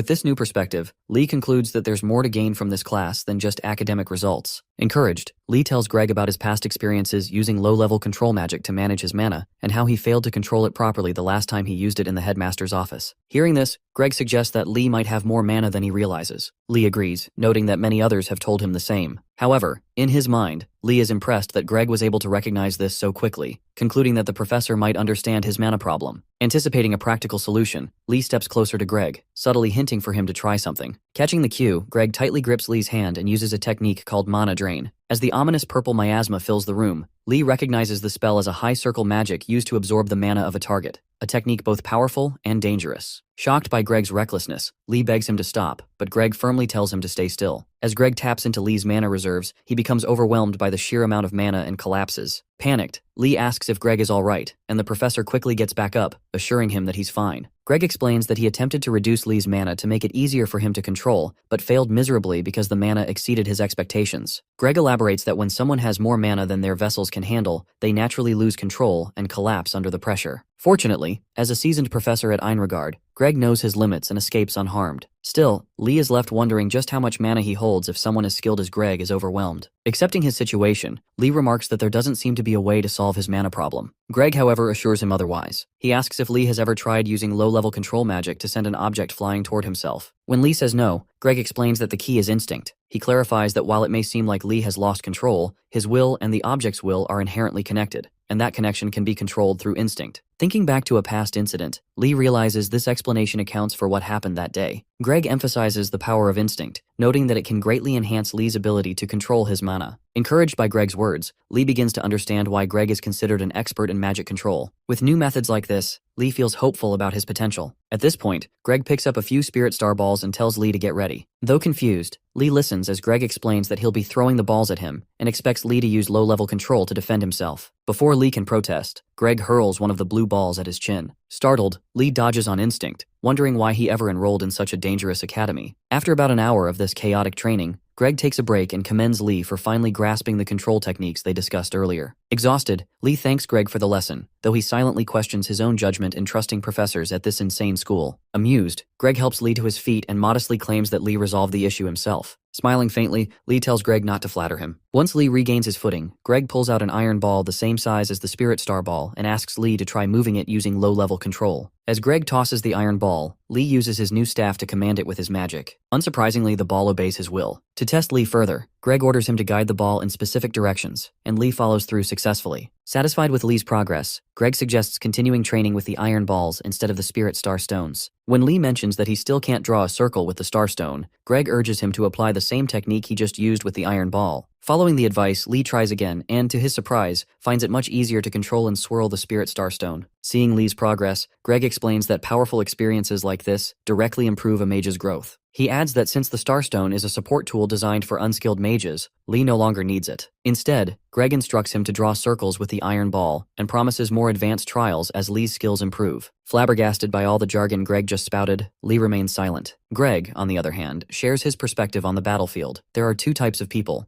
those who freeze up in danger and those who react quickly and powerfully. Based on today's training, Greg is convinced that Lee belongs to the latter group, meaning he has the potential to become a great battle mage. Having made this determination, Greg resolves to teach Lee more efficiently in future classes. Once Greg's class is over, the tired Lee Han joins Digiling in the yard and asks if she's had to wait for long. Digiling urges him not to worry as she doesn't wait too long. More importantly, she asks him to tell her what caused the gloomy look on his face, but then Lee tells her not to worry about him either. Moving on, she gives him the priest robe he asked her to get for him in their last meeting, and Lee thanks her right after collecting it. To thank her for helping him, Lee tries to give her some food he reserved for her, but then Digiling refuses to collect the delicious food, so she doesn't disrespect her Lord Pritzinga, who's suffering that instant. Lee figures it won't be that easy to help Digiling, so he comes up with a plan. In the meantime, Digiling tells him to give that food to someone who needs it, as just tea is sufficient for her. Lee then asks if he may make tea for her, citing that he's heard that priests usually prefer green tea or coffee that's not sweet at all. Unable to refuse his request, Digiling allows him to make tea for her. and Lee decides to make something very different. After setting up the fire, Bro concocts and decocts every ingredient available for his strange tea recipe in an attempt to open her eyes to a new taste. When Deejaling notices something fishy with Lee's signature tea-making technique, she gets up and demands to know what he's making. Lee remains calm and tells her the recipe he's using is a secret recipe from his family. He then asks if she has a problem with his family's recipe, and poor guilt-ridden Deejaling says no. Even when she's about to complain about the sugar he's putting in, Lee asks her again if she thinks his family's secret technique is wasteful. Deejaling throws a cute little fuss and tries to exonerate herself from the manipulative Lee Han. Tired of getting guilt-tripped by this evil mastermind, Deejaling stops bickering and tells Lee Han to just give her the tea once it's ready. Lee Han obviously appreciates her silence and pours her his special milk tea when it's done before urging her to try it. Deejaling checks the tea out, unsure of what to expect, and then takes a sip out of it. Strangely enough, she finds the taste to be subtly sweet, a little spicy, and refreshing at most. In her words, it's a fascinating taste that she's never tasted before and she likes it. Judging by the smile on her face after drinking the tea, Lee could tell his plan worked. Moving on to phase 2 of his plan, he immediately begins making the next tea. This time, however, he mixes sugar, nuts, cocoa powder, milk, and corn powder into boiling water to create a Wardena's special cocoa tea. Before tasting the second tea, Deejaling notices the thickness and asks Lee if this is a soup. Well, Lee tells her it's a special tea that contains the traditions of his family. Deejaling, who's heard enough, tells him to stop talking, and then tastes the tea. Upon noticing the look on her face, Lee gets sketchy and figures the taste must feel like she's being reborn in a whole new world of flavor. Using this method, Lee plans to fatten her up with drinks that aren't tea, but are similar to tea. When she's done sipping, Deejaling appreciates the deliciousness of the tea, and Lee Han urges her to finish the remaining tea now that she's finished sipping and tasting it. Moving forward, he menacingly tells her to keep coming there at the promised time so they can have their tea sessions more often. Deejaling tells him to stop talking like a villain before agreeing and thanking him for the tea. As soon as their tea meeting is over, the two part ways to get to their various towers. By nightfall, Lee Han puts on the priest's robe Deejaling gave him earlier and hides in a corner till all the students are inside their towers and the curfew begins. Once he's sure everyone's safely back inside their towers, Lee decides to head off into his POIs in the middle of the night under the pretense of praying as, to everyone who sees him, he's just a young priest who's full of faith. Anyway, when he gets to the entrance of the school's main building, Lee cautions himself to keep on his toes to avoid any traps that might be lurking around. Fortunately for him, nothing much happened on the first floor of the building as he expected. After a quick recollection of the admission ceremony with the headmaster, Lee decides to take a look at places he hasn't gone to first. Soon after rummaging around for a few minutes, he catches another person sneaking around the same space. Initially, he thought the person was a professor, but after another look, he realizes that the intruder is a Black Turtle Tower student. After observing a little longer, Lee realizes the student isn't emitting any noticeable presence while moving and deduces that it's due to his trained footwork. Mice beastmen are typically ostracized in the Empire because of stereotypes labeling them as thieves or vagrants. However, this one seems different, with his intentions appearing clear. Recognizing that their objectives might align, Lee stealthily approaches the unsuspecting mouseman, presses a wooden stake against his neck, and warns him not to make any noise if he wants to live. The startled mouse student freezes and turns to see the smiling face of the man who just scared him out of his wits. Lee's intimidating introduction was necessary to ensure cooperation and avoid discovery. Now that the tension has eased, the beastman expresses his shock, admitting he initially mistook Lee for a professor. Relieved to learn that Lee is just another student, he calms down. Lee apologizes for the scare and properly introduces himself, asking for the best man's name. The mouseman from the Black Turtle Tower introduces himself as Ratford,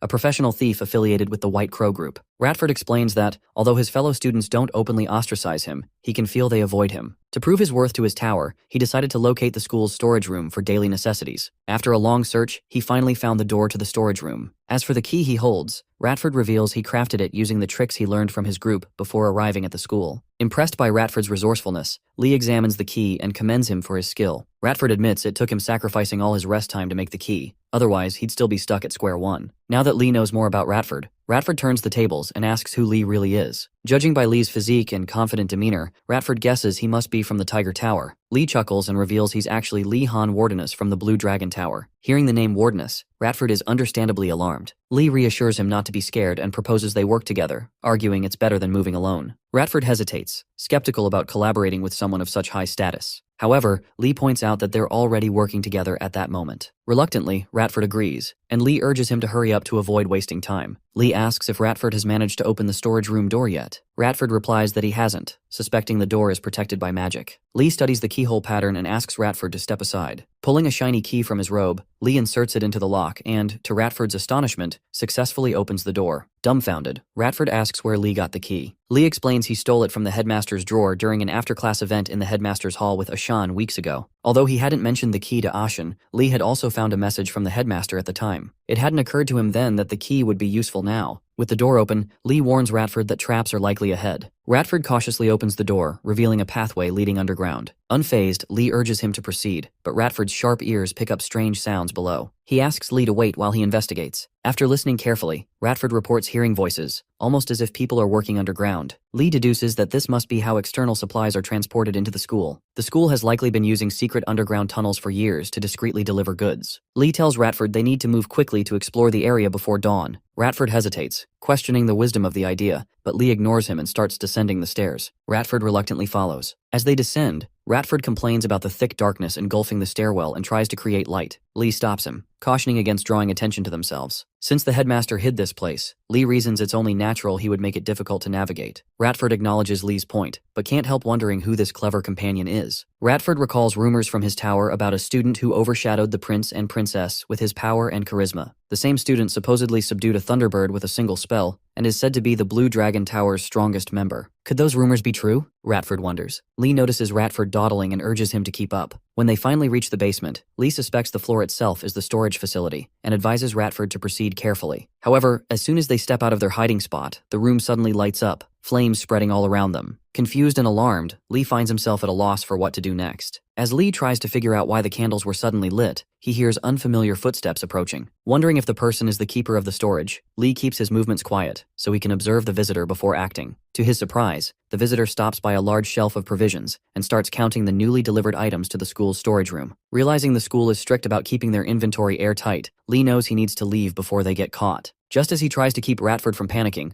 the visitor approaches and demands they reveal their identities. Lee freezes, unsure of what to do, but eventually calms himself to handle the situation. For a moment, he considers using light magic to blind the visitor and escape, but when he looks at the visitor's face, he realizes the man has no eyes. For context, it's said that when someone loses a certain sense, another sense develops to compensate. Even if that's true, it should be impossible for the visitor to find Lee and Ratford, as they made no noise and hid in a place filled with other scents, making it difficult for him to detect their scent alone. While Lee wonders how this weirdo found them, it's revealed that although the man can't see, he has a special ability that helps him sense mana-filled creatures in the 3D space around him. Having detected 2 desperate mana sources, he focuses on Lee's enormous mana and tries to measure it. As expected, he experiences the same strange effect that hit Greg when he tried using the mana drain on Lee during their last class. Since the visitor can't see their faces, he assumes the owner of this vast mana reserve is the headmaster. He apologizes to Lee, thinking he's the headmaster, and returns to his work. After he leaves, Lee is even more confused that he walked away without asking further questions. Now to address the elephant in the room. Why did the visitor mention the headmaster? Did he mistake Lee for the headmaster? With no clear answers, Lee shifts his thoughts to what the visitor meant by amount of mana earlier. Ratford, finally finding the courage to speak, asks Lee what just happened. Lee explains that the man detected them via their mana and confirms that this academy is indeed a tough place. Thankfully, the situation is resolved for now, so he pats Ratford on the back and urges him to keep moving. As they leave the storage room, Lee warns Ratford not to touch anything on the shelves, as they have someone tracking the inventory. For now, they plan to find the passageway these items came through and follow it outside. Moments later, Ratford's keen ears pick up movement from all directions, and he informs Lee. Lee compliments him on how well he's adapting, despite it being his first time in the underground space, and Ratford thanks him for the praise. As they head toward the source of the movement, Lee asks why Ratford has been speaking so formally. Ratford brushes it off, telling Lee to focus on the mission since they're almost there. After running for a few more meters, they reach a dead end. Ratford is devastated and starts doubting his senses. Lee, however, suspects there's more to this dead end than meets the eye. He spots a slightly different brick in one of the nearby walls and guesses it's the key to unlocking the path beyond the dead end. His intuition comes from the knowledge he gained through stories from his family, unlike Ratford, who has only known a life of theft. Lee presses the brick inward, and the wall blocking their path opens. Judging by the brightness and size of the newly revealed path, Ratford assumes this must be the passage leading outside. He stares at Lee, confused, wondering how he knew what to do. Maybe it's because he's a wardeness? While Ratford continues marveling at Lee's abilities, Lee is overwhelmed with excitement, knowing he's finally found a way to escape this hellish school. All the weeks of suffering finally make sense now that he's found the escape path. Without hesitation, he urges Ratford to move quickly, and Ratford happily follows. After walking a bit further, they finally encounter the workers of Enrogard.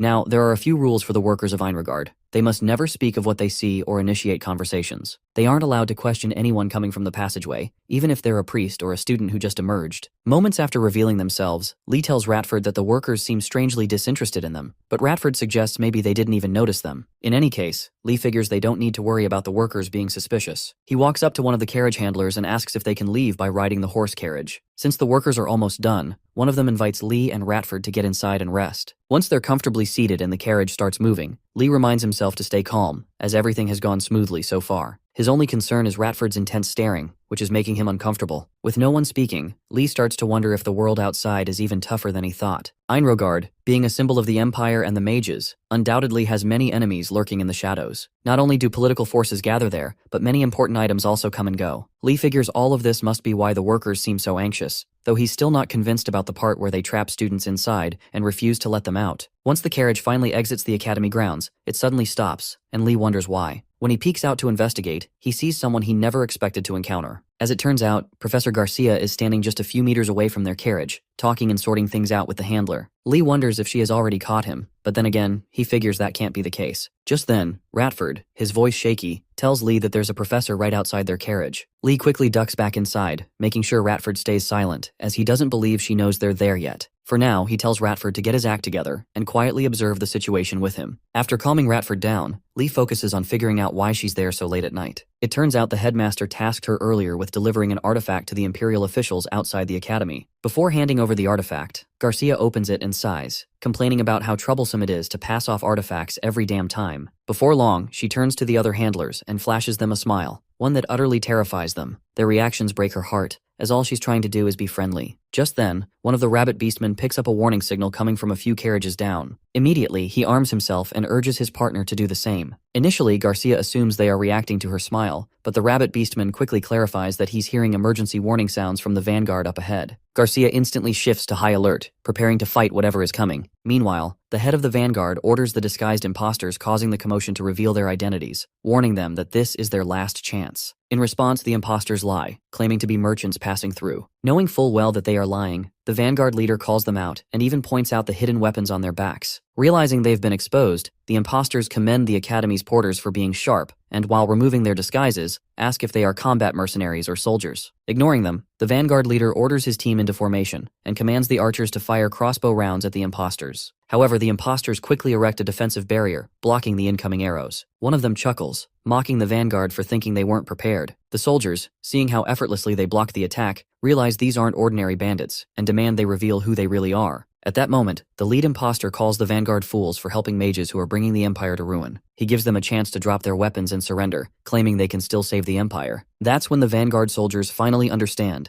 They are dealing with the anti-magic group, an extremist faction that rejects magic and spreads terror. As the enemy leader's patience runs out, he and his minions leap toward the vanguard, vowing to execute them in the name of the Twilight Dawn Squad. Thankfully, before the bloodthirsty bastards can reach the soldiers, Garcia erects a barrier of order, blocking their path. The imposters immediately attempt to break through, but fail. Seeing Garcia's intervention, the vanguard soldiers begin praising her, but she knows the barrier is only a temporary solution. After all, the Twilight Dawn Squad is infamous for killing mages, and unless someone is a combat mage, it's nearly impossible to last long against them. Since she isn't one, the only thing she can do is send magic messenger birds to the academy for reinforcements, while holding off the attackers until the headmaster arrives. Shortly after the barrier is erected, the enemy leader orders his men to bring it down. One of the imposters pulls out a large, glowing golden-black orb, places it in front of the barrier, and uses it to suck the barrier out of existence. With her precious barrier of order gone, Garcia panics, realizing her mana is being dispersed. When one of the vanguard soldiers asks her what the hell is happening, she simply tells him that magic isn't omnipotent. While there are many ways to counter magic, it's rare to see an object that absorbs mana over such a wide range. The soldier then spots the strange orb in the enemy's hands and asks Garcia what it is. She immediately recognizes it as an ancient relic. Shocked, the soldier asks if she's saying that a treasure rarely found in ruins and dungeons is in the hands of these criminals. Without answering, Garcia watches in horror as the relic continues sucking out all the mana she tries to gather, preventing her from casting spells. As she desperately thinks of a solution, she fails to notice an enemy sneaking up behind her. The moment he gets close enough, he lunges at her with deadly force, declaring it's time for heavenly punishment. Garcia panics, struggling to comprehend how he got behind her so quickly. Just as he's about to land a finishing blow, something strikes him in the head, knocking him out instantly. In the aftermath, Garcia and a dwarf vanguard soldier stare in confusion, unable to comprehend why the man suddenly collapsed. To them, it seems as if he fainted on his own. What they don't know is that Lee is right there with them, completely invisible. After scanning the area to make sure no one else is lurking nearby, Lee concludes that, for now, the coast is clear. 10 minutes before he attacked the assassin, when the chaos truly began, Lee initially thought the commotion outside was all part of the headmaster's trap. Ratford, scared as usual, asked Lee what they should do, and Lee told him to hide and do something unrevealed while he was at it. When Ratford asks what Lee plans to do, Lee assures him that he has his plan, so there's no need to worry. In his mind, Lee knows the anti-magic organization, the Twilight Dawn Squad, will pose a bigger problem in the future, especially if he doesn't help stop them now. To prevent that, he activates the invisibility spell on his cursed belt and rushes to the battle scene to help out however he can. Moments after knocking out the bastard who tried to kill Garcia, Lee remains invisible, leaving Garcia and the dwarf vanguard warrior wondering what just happened. Soon after, he calls out to the professor, telling her who he is. When she asks where he is, he explains that he's using invisibility magic. Since there's no time for idle chatter, Lee asks Garcia for orders. Garcia knows this is the time for action, so she orders everyone to hold their weapons and stand guard. She's already requested reinforcements from the academy, and they'll arrive soon, but until then, she tells Lee to stay hidden. Around that time, the archers fire another round of arrows, but unfortunately, it doesn't help much. With the attackers charging from all sides, Garcia instructs her men to hide and avoid getting injured. As the enemy skillfully deflects and counters the arrows, Lee is shocked at how extraordinary their movements are. He's sure they're all martial arts masters who need a good beating. Lee asks Garcia why she isn't using any magic, and she explains that her mana was absorbed by an ancient relic. After a moment of thought, she asks how Lee is still able to maintain his invisibility. Before he answers, Garcia figures it out herself. If she's correct, Lee's mana is endless, like the sea. This is a huge advantage for her, so she asks him to lend her some mana. Lee willingly gives her a large amount of his mana, allowing her to regain her power. With this new strength, she summons Petra's indestructible spear, which Lee sees as powerful magic, and uses the devastating power of the spear to crack the glowing golden ball that the enemy calls an ancient artifact. The resulting explosion is so loud and bright that even the enemy retreats momentarily to escape the blast radius. As Garcia starts to feel her mana returning, she tells Lee to step back so she can handle the rest. For her next attack, she summons the flesh-eating lightning wolf to devour the enemies, sending them running to avoid being electrocuted. While the attack unfolds, Lee senses something off with Garcia's mana. Although faint, it seems her mana is still flowing elsewhere. After investigating further, Lee realizes the relic is still active, slowly draining Garcia's mana. He immediately informs her, causing her to become distracted. At that moment, the enemy fighters who had ambushed her earlier surrounded her and lunged, trying to prevent her from launching another attack. Garcia realizes they must have gotten close while she was focused on the relic, but now, she's running out of time and needs a miracle to save herself from their blades. Just as she's about to give up, Lee, still invisible, hits one of them in the head with his staff, leaving the others wondering why their comrade fell despite nothing being around. The enemy leader quickly steps in, instructing his men to calm down, suspecting there's someone among them using invisibility magic. He sprinkles dust in Lee's direction, disorienting him slightly. Once he recovers, Lee realizes just how incredibly skilled these enemies are. They manage to react to an invisible threat so quickly. He also notices that the enemy leader's energy is far stronger than the rest of the group.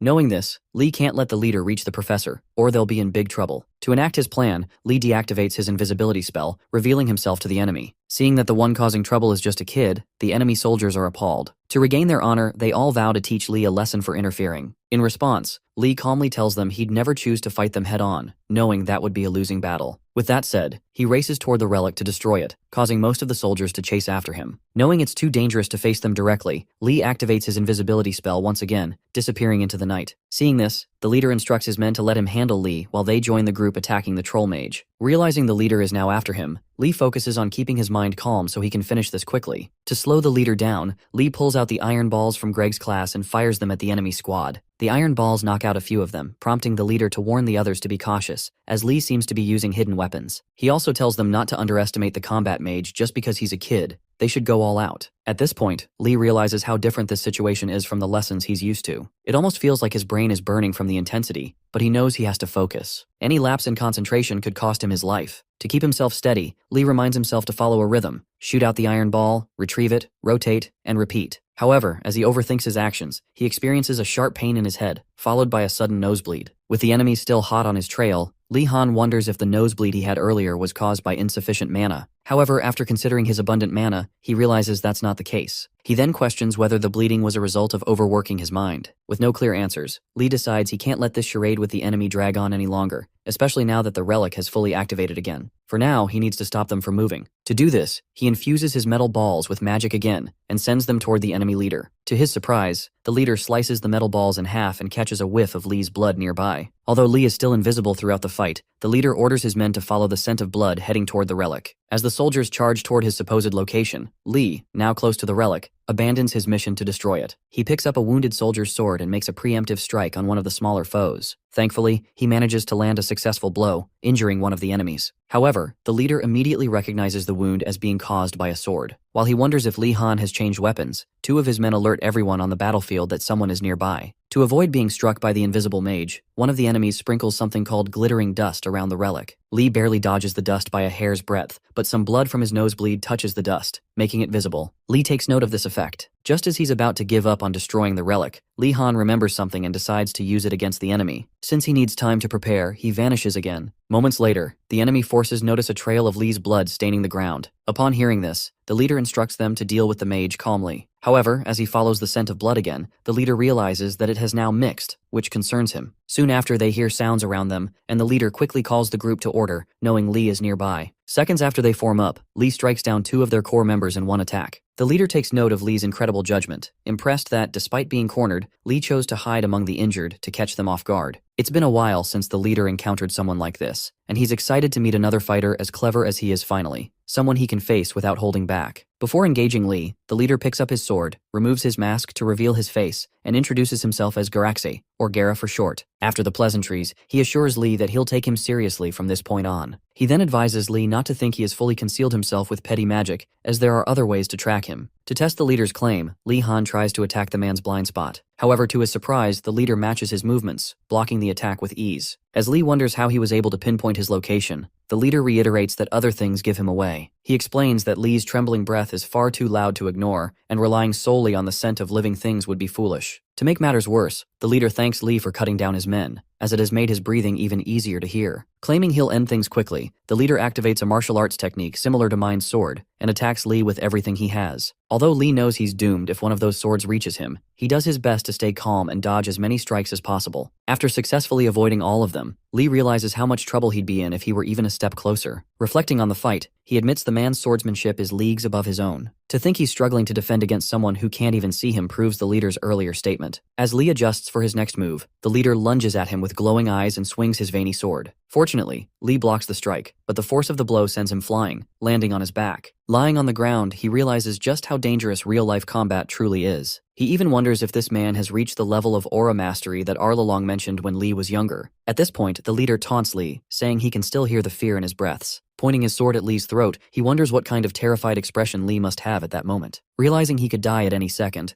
Lee refuses to accept his fate. He recalls something Arlalong once told him about trained swordsmen infusing their weapons with mana. Since Lee is skilled in magic, he decides to try infusing his sword with some of his excess mana. As soon as he begins the process, his sword starts glowing a bright sky blue color. Lee attacks his enemy, who blocks the strike swiftly. Seeing this, the leader is skeptical, struggling to believe what he's witnessing. It turns out that Lee Han has just made history as the youngest mage ever to infuse this much mana into his sword. Since his mana reserves are overflowing, he figures he might as well pour it all into his blade. Shortly after infusing his sword with mana, Lee Han unleashes such a powerful force that it sends the Twilight Dawn Squad leader, Gara, flying several feet back, injuring him severely. Blood spurts from Gara's mouth as he struggles to comprehend how a single sword swing could have such a devastating impact. Lying on the ground, he curses the first-year brat, Lee Han, and decides that he must kill him as he refuses to go down in history as the man who was defeated by a mere first-year student. Meanwhile, Lee Han struggles to get up but realizes, to his horror, that he can't move. As he tries to understand why, he considers the possibility that this is the side effect of forcefully expelling a massive amount of mana all at once.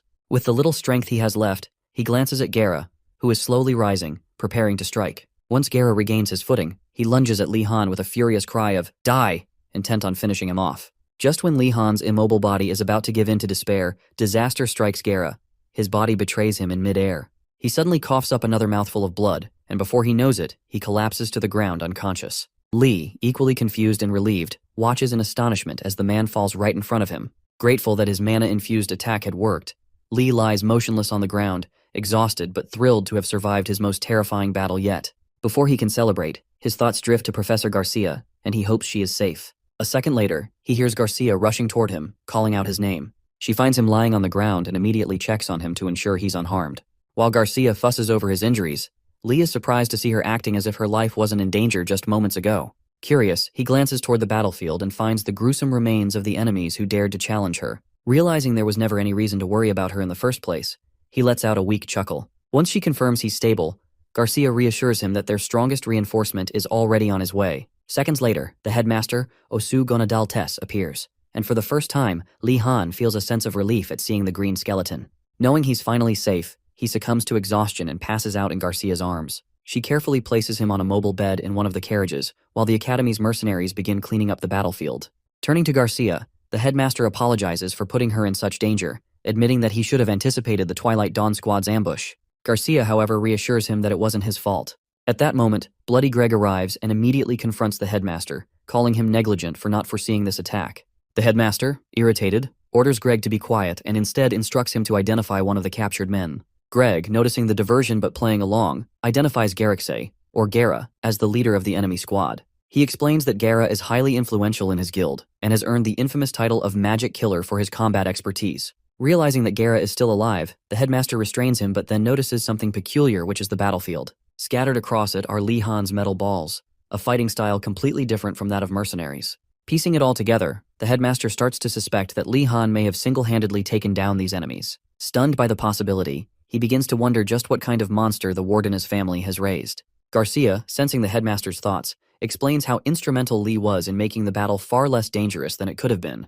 She then pleads with the headmaster to let him off the hook this time. Contemplating her words, the headmaster acknowledges how insane it is for a new student to wield such combat prowess. He finally concludes that Li Han possesses extraordinary talent in magic combat.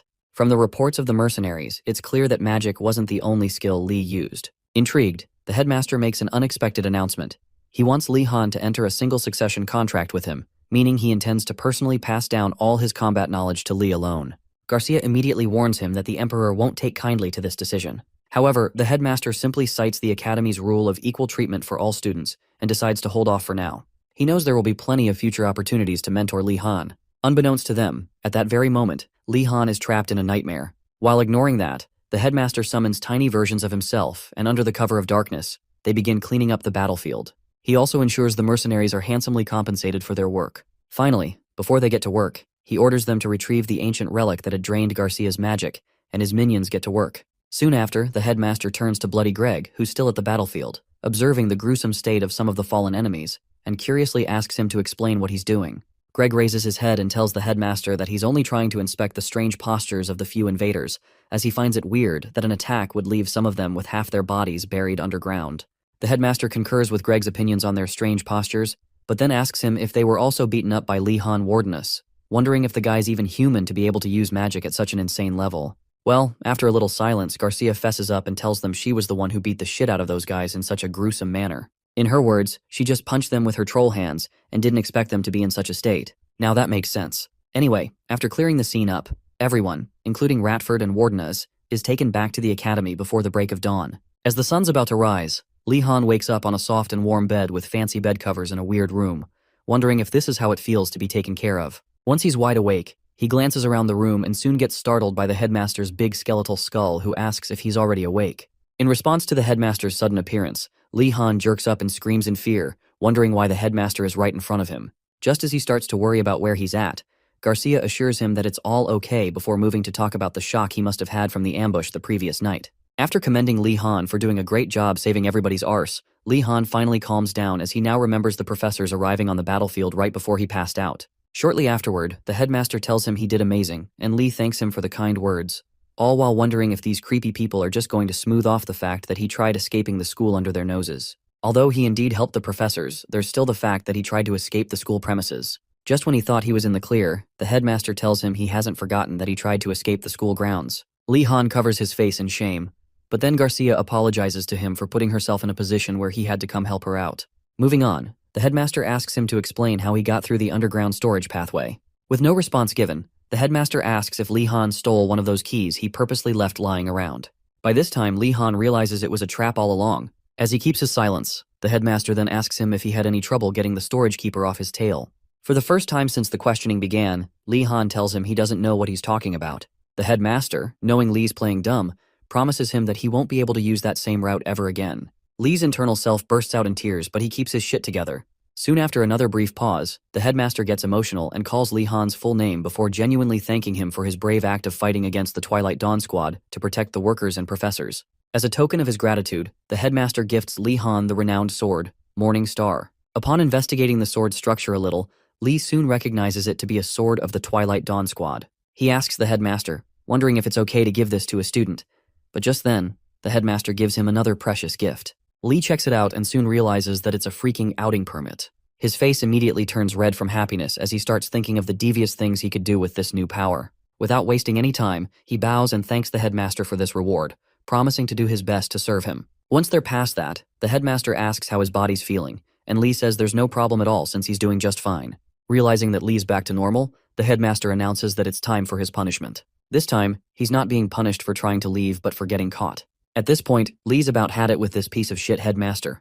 What was he supposed to do? Let Garcia face those bozos all alone and risk dying? Well, the headmaster ignores his polite tantrums and checks the window to make sure the sun's rising. Once he's sure it is, he tells Lee that his punishment is to think of another way to escape the punishment room before the next sunrise, so he can be fully exonerated. Fast forward to a few hours later, and Lee's seen locked up in a punishment room by the weird man. Judging by the living conditions of the cell he's in, it doesn't look that different from the dorms, and more importantly, it's certainly more comfy than his post-grad days. Knowing this, Lee slams himself on the mattress and rests easily. Seconds later, one of the headmaster's skeletons shows up by his cell door, calls his name, and drops a food basket of goodies once Lee opens up for him. Confused, Lee wonders if his punishment food is that great, but inside, he knows the headmaster can't be that considerate, so something's wrong. Just then, the skeleton confirms Lee Han's suspicions, informing him that the food basket is a gift from Professor Garcia to apologize for causing him so much trouble. When Lee asks him to thank the professor, the skeleton angrily tosses the food items from the basket at Lee and leaves him in the punishment room, food scattered everywhere. Eventually, Lee cleans it all up and makes himself a decent meal. After eating and sipping his tea, Lee reflects on his fierce fight against Garricksay. Remembering how dangerous the encounter was, he considers himself lucky to have survived. Had it not been for Greg's combat lessons, the impossible might have happened, and they'd be holding a funeral for him. On top of that, he realizes he's now able to make a perfect circle with his metal balls, showing his progress in Greg's teachings. In the end, Lee validates Professor Greg's words about learning faster and better in extreme situations, but he's not thrilled that he had to nearly die to understand what Greg meant. Resting his head on the table, Lee admits he was just lucky this time, and cautions himself to be more careful when using mana in the future. If he doesn't, he might end up dying ridiculously and becoming the laughingstock of the entire school. Tired of his self-reflection, Lee raises his head and looks for something fun to do in the punishment room. After scanning the room, he notices the suspicious book the headmaster gave him before his punishment, and recalls the headmaster saying it would keep him busy. Lee becomes unsure of what to do with the book, suspecting it could either be a trap or a gift. His inner voice battles over whether to read it or not. His devilish side says the headmaster's book is a gift, while his cautious side warns him it's likely a trap. Thinking it over, Lee remembers that the headmaster is technically an undead being, not human, so it's probably a trap.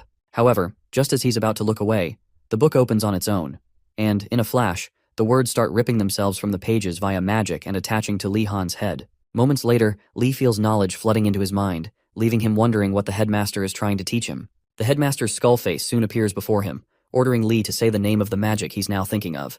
Confused, Lee struggles to understand the headmaster's cryptic instructions, but one phrase suddenly pops into his mind. He blurts out, "Arrogant steps of Gonadal Tess." Upon hearing this, the headmaster grins, pleased that Lee Han guessed correctly. After the familiar green skull disappears, Lee finds himself suspended in midair, his chair and book slamming down onto the floor and table, respectively. He too drops onto the ground, left sitting in disbelief, wondering if the headmaster put a spell on the book. Tired of overthinking the situation, Lee lies down, smiling at how unpredictable his life has become. Although he can't use the new knowledge right away, he finds it fascinating that magic can be learned so quickly. As he munches on an apple from the basket, Lee muses over the headmaster's antics and assumes there isn't any deeper reason for what happened. Lee remains unaware that the headmaster wanted to teach him personally, but was opposed by the other professors. Nevertheless, Lee Han refuses to stress over the details and continues staring at the ceiling. Suddenly, he hears a faint tapping from the adjacent punishment room. Curious, he wonders if he imagined it. When the tapping repeats, he realizes someone is hitting the wall and wonders if there's someone next door. After a brief pause, the person asks what grade Lee Han is in. Lee replies that he's a first-year student, and the person responds by saying he must be working hard.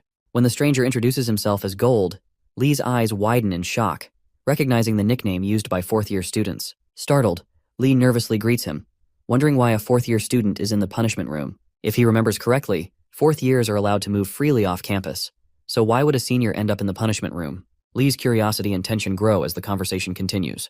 Before judging the poor fella, Lee Han considers his own situation and realizes he's in no position to talk about anyone else. So, when the guy asks how he ended up in the punishment room, Lee admits that he got caught trying to sneak out of the academy. Surprised by his response, the fourth-year student comments on how this new batch of students is acting much faster than previous ones. However, Lee cuts the small talk and formally asks the kind sir to explain how he ended up in the punishment room. Feeling a bit cringed out by Lee's overly polite tone, the fourth-year student tells him to speak casually since they're all just mages after all. Adjusting his tone, Lee asks again why he's in the punishment room. The fourth-year student, now intrigued by Lee's personality, answers his question, explaining that he was punished for failing a test. Shocked, Lee asks if the punishment isn't too harsh for such a minor offense, but the guy simply says it's a common occurrence. He elaborates, saying that magic tests require specific materials, and he failed because he didn't gather them in time.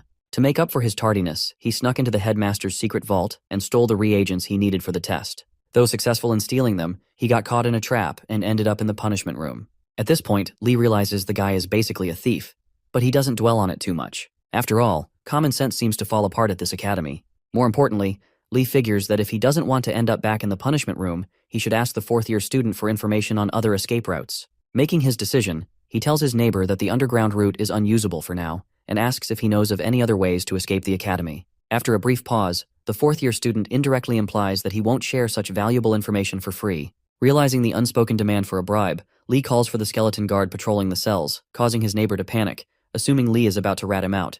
Moments later, the guard knocks on the neighbor's cell door, and he starts sweating, fearing his punishment will be extended. To his surprise, however, the guard simply hands him a few sweets, a breadstick, and a jar of jam, saying they're edible gifts from Lee Han. Still confused, the fourth-year student musters the courage to ask how Lee managed to pull this off while being locked in the punishment room. Smiling, Lee tells him to just enjoy the treats. Before touching them, the Black Turtle fourth-year student is impressed that Lee was able to get food while being punished and starts wondering just who the hell he is. After contemplating his next move, he finally decides to tell Lee everything. However, before spilling the details, he clarifies that the information is only a rumor he heard from seniors and has never personally tested. Lee figures he's not in a position to be picky, so he agrees to listen. The next day, he and Yoner, who only got dragged into this because she wanted to tell him about a lecture, visit the stables to investigate the validity of the neighbor's information. On the way, Yoner silently wonders how Lee can still be worrying about homework after experiencing such a major incident. Without questioning it, she follows him to the stables. At the stable's entrance, Lee pauses to recall exactly what his neighbor had told him. According to the fourth-year student, there's a hidden stable at the top of the academy hills, rumored to house flying beasts that professors often ride. It's also said to be where officials keep their messenger eagles for sending royal letters. Because these beasts have been blessed, they can freely enter and exit the academy grounds. Even if the rumor is true, Lee knows that sneaking in and successfully riding one of the creatures won't be easy. However, his chances of success aren't zero, so he decides to give it a shot. As he opens the stable doors, he finds two Black Turtle students, who immediately freeze in fear upon seeing him. Recognizing their terrified expressions, Lee tries to talk to them, but they quickly turn their backs and ignore him. Frustrated, he tells them to drop their habit of judging others based on family names. Yoner, who knows that their reaction is due to his reputation rather than his family name, remains silent and hopes Lee can move past the disdain. Just then, Ratford calls out to Lee and bows deeply while greeting him with Sir. Embarrassed, Lee desperately tries to get Ratford to stop acting so formal. Even after asking him to speak casually like before, Ratford insists that doing so would be disrespectful. In the end, Ratford says speaking formally is just more comfortable for him, so Lee should adjust. Knowing he's fighting a losing battle, Lee sighs and tells him to at least stop bowing and get to the point. Once Ratford raises his head, he begins recounting his version of events from the previous night. While Lee Han and Garcia were fighting the Twilight Dawn squad, Ratford had been watching everything while hiding. After the battle, when the headmaster and professors arrived as reinforcements, Ratford took the opportunity to search the chests in the horse carriage while the workers were distracted. Inside, he found a collection of expensive-looking potions that seemed extremely valuable. Since he had to hide the chest of potions within his clothes, Ratford only took the smaller ones, hoping they'd be enough. When Lee Han and Yoner see the collection of valuable potions, they can't believe Ratford managed to steal them under such dire circumstances. In appreciation of Ratford's wit and courage, Lee pats him on the shoulder, calling him the best thief he's seen in a while. Not sure if that's a compliment or an insult, Ratford simply thanks him for the kind words, and the three begin examining the potions to understand what they've got. After some investigation, Yoner suspects that most of the potions contain alcohol, which freaks Lee Han out. To calm him down, Yoner assures him that alcohol is only one of the ingredients, so there's nothing to worry about. However, if they want to fully understand the potion's effects, they'll need to do further research. With that settled, Lee thanks Ratford once more, and Ratford responds formally. as always. Around that time, Nilia, a skilled hunter from Black Turtle Tower, enters the stables to check on her friends from Blue Dragon Tower. Unfortunately, before she can get their attention, she sees Lee doting on Ratford, offering to take care of horses together and bonding with him. From her perspective, it looks like Lee and Yoner have replaced her with Ratford, whom most people despise. Feeling heartbroken, she lets out a dramatic sigh, loud enough for Lee to hear. When he turns around, he finds Nilia slumped on the ground and asks when she got there. Instead of answering, Nilia gets up, storms out of the stables in tears, and accuses them of not needing her anymore now that they've found a new friend. Shocked by her reaction, Lee and Yoner exchange confused glances, wondering what the hell she's talking about. Eventually, they calm her down and explain the situation. Thankfully, Nilia realizes she misunderstood and relaxes. Yoner reassures her that they aren't abandoning her. With the drama settled, Lee suggests they continue looking after the horses, and everyone agrees. A little while later, Lee stands in front of his special white horse, which now seems oddly obedient. Before getting too comfortable, Lee suspects the horse is just pretending to behave to lure him into a trap. Given how the other horses interact with their owners, his must be even worse. After a failed attempt to pat its head, Lee pulls out his secret weapon, a hairbrush, and starts brushing the horse's mane while complimenting it. Unfortunately, this sneaky attempt to win the horse's favor only enrages it further. Its anger flares up so intensely that even Nilia notices the brewing war between Lee and his so-called precious horse. An hour later, both Lee and the horse are sprawled out on the pen's hay, exhausted from their struggle. Accepting a temporary truce, Lee picks up the hairbrush again and gently resumes brushing its mane. The sheer effort he had to exert just to brush its hair proves how different this horse is from the others. As he ponders its behavior, he overhears Yoner, Nilia, and even Ratford sighing in relief, celebrating their progress with their own horses. When Yoner asks how things are going on his end, Lee admits that there hasn't been much progress. Nilia finds it strange that the horse still hasn't warmed up to him despite his persistence, while Ratford comments that he's never seen a horse so stubborn before. At this point, Lee starts wondering if his horse is secretly a monster. Considering the absurdity of the Academy's professors and their tyrannical methods in the name of academic excellence, it wouldn't be surprising if his horse had monster blood mixed in. Before his conspiracy theories spiral out of control, he forces himself to stop overthinking and accepts that maybe he's just not as skilled as his friends. Meanwhile, at Urigalem's cabin, Professor Urigalem tells his aunt, Zed, how hard the new students are working in the stables. Zed responds confidently, saying that while she deliberately chose horses with terrible tempers, they will eventually warm up to the students who put in real effort to tame them. However, if anyone mistreats their horse, like using a whip, they'll have a hard time ever earning its trust. After laughing maniacally, Zed casually mentions Li Han. Since he's diligent, she believes he should be doing fine. However, she also reveals that the horse she assigned to him is actually Griffin, her flying bird monster, disguised as a horse. She admits it's difficult to handle, but if Lee persists with patience, cleverness, and a little luck, Griffin will eventually accept him. Hearing this, Urigalem chokes on his drink and accidentally spills it all over Zed. Furious, she demands to know why he reacted that way. Struggling to process what he just heard, Urigalem stammers and asks if she really transformed Griffin into a horse and handed it to a first-year student. Realizing she's been caught, Zed tries to gaslight him, insisting he must have misheard her. Not buying it, Urigalem demands she be honest with him. Seeing no way out, Zed sighs and finally admits the truth. As it turns out, Griffin is actually a monster with the head and wings of an eagle and the legs of a lion. Naturally, it's a species known for being picky and arrogant, making it difficult to tame. Although the bird's personality can differ depending on the region, one thing is certain: taming such a wild creature is not something a first-year student should attempt. Knowing this, Urigalem is furious and confronts his aunt for her reckless decision to give his best student, who is already recovering from an injury, a monster bird to tame. However, Zed refuses to be scolded by someone younger than her and snaps back at him for raising his voice. Urigalem, unfazed, demands to know why she transformed a griffin into a horse. Zed assures him that it's completely safe since she altered its physical traits to resemble a horse's. Before long, their argument escalates into full-blown shouting, which soon turns into a chaotic brawl, with them throwing things out the window in frustration. Meanwhile, Li Han finally takes his horse outside the stables for a walk, relieved that it has calmed down.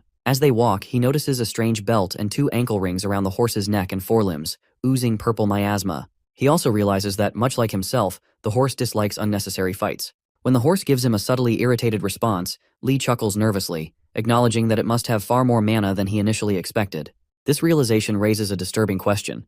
Could this horse actually be mixed with a monster, or is he just overthinking? Observing the cursed artifacts draining the horse's mana, Li Han concludes that their consumption rate is too low. He needs to find a way to increase it before the horse ends up being more powerful than him. After walking for several dozen meters, the horse finally stops. Lee asks if it wants to rest, and judging by its calm demeanor, he's just happy it's finally communicating with him after being so aggressive earlier.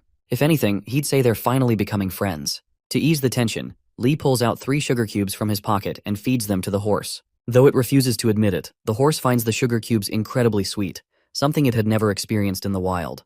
Just as it's about to completely submit to Lee, something inside its ancient wild instincts snaps, reigniting its ego. Refusing to surrender so easily, it remains defiant.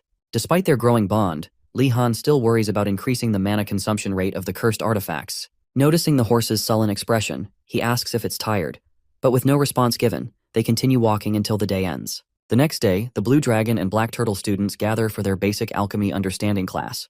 They're surprised to find themselves in a warm and cozy indoor classroom rather than outside, as they had in previous weeks. Suspicious of the change, they tread carefully as they open the door, unsure of what awaits them. One nervous student even comments on how unsettling the warm atmosphere feels, while another warns that their professor might have hidden monsters in the classroom. Around that time, a student from Black Turtle Tower rallies everyone, urging them to prepare for an ambush. Meanwhile, Lee Han simply stands there, baffled by how distrustful they all are. Just then, Ashan, Yoner, and Nilia arrive, assuring Lee that they're ready for anything. As Lee Han tries to convince them that no monsters are waiting to attack, Professor Iragolem enters and asks if they plan on standing around or actually taking their seats. As the students file in, a silver-haired Blue Dragon student asks why today's lesson isn't outside, given that gathering ingredients in the field was previously emphasized as important. Iragolem smirks and responds with a question of his own. Does the student also plan on making medicine outside? Realizing they're likely being paranoid, the students settle down. Iragolem reassures them that, unlike outdoor lessons, indoor classes are safe and comfortable. However, despite his claim, the students remain skeptical, not that their professor cares. To begin the lesson, Iragolem instructs them to pour water into the pot in front of them, and explains that alchemy is a composite art where every single step matters. He warns that anyone who cuts corners will never become an exceptional alchemist. With that, he orders them to open their textbooks and begin crafting the basic mana recovery potion. As Lee Han flips through the pages, he quickly realizes that this is going to be challenging. At first glance, alchemy might seem simpler than other forms of magic. Just follow the instructions, right? Unfortunately, that's far from the truth. Real alchemy is like cooking an incredibly complex recipe under extreme time constraints. One must not only gather fresh ingredients but also remember the preparation techniques and instructions for optimal efficiency. The formulas require precise execution, making it suspicious if anyone finds them too easy. As the students struggle through their first attempts, Iragolem walks around, criticizing their failed potions. Just as he gets comfortable tearing them apart, he notices Lee Han working with the skill and composure of a seasoned alchemist. Stopping in his tracks, Iragolem studies him closely, almost unable to believe what he's seeing. Lee's efficiency, precision, and attention to detail resemble that of someone who has worked in an alchemical workshop for at least a decade. While Iragolem might suspect he's some kind of prodigy, Lee Han knows the truth. He's just painfully accustomed to this level of suffering from his past life. Once Lee Han finishes making the mana recovery potion, Iragolem tastes it and instantly feels a refreshing surge of mana coursing through his entire body. After the almost out-of-body experience, he tells Lee that his potion turned out great and even commends his impressive mana reserves, noting that he didn't feel any recovery effect despite consuming a completed potion. In any case, Iragolem calls for everyone's attention and announces that one student has already made the perfect potion. When the students realize it's none other than Lee Han Wardenus, their reactions are mixed. Some are impressed as always, while others grumble about the so-called golden child. One student from the burning Phoenix Tower, however, watches with disdain as Ashan praises Lee, calling him a genius. Once Lee returns to his seat, Ashan tells him about Sienna from Phoenix Tower, who also did a great job but didn't quite match his level. When Lee asks about her, Ashan points to Chiana, a snake woman, who is busy studying her potion. Lee also notices a necklace bearing the crest of the Flamane Order and recalls what Yoner once told him about them.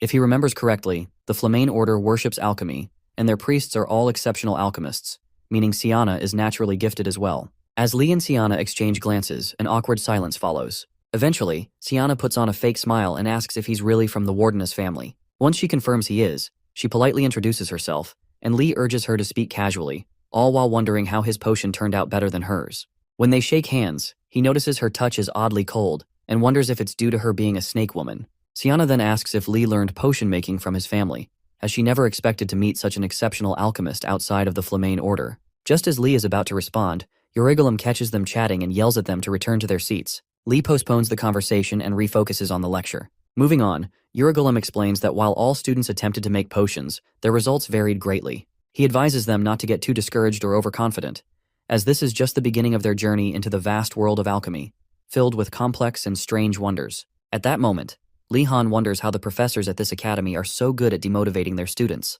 As if the lesson itself wasn't exhausting enough, Iragolem assigns them homework. They must create a low-grade spirit-befriending potion by next week.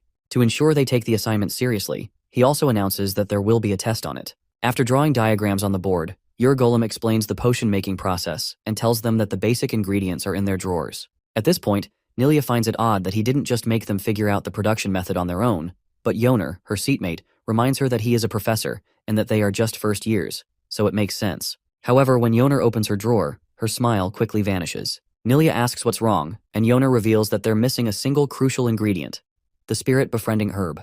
Hoping it's easily accessible, Yoner asks Golem where they can find it.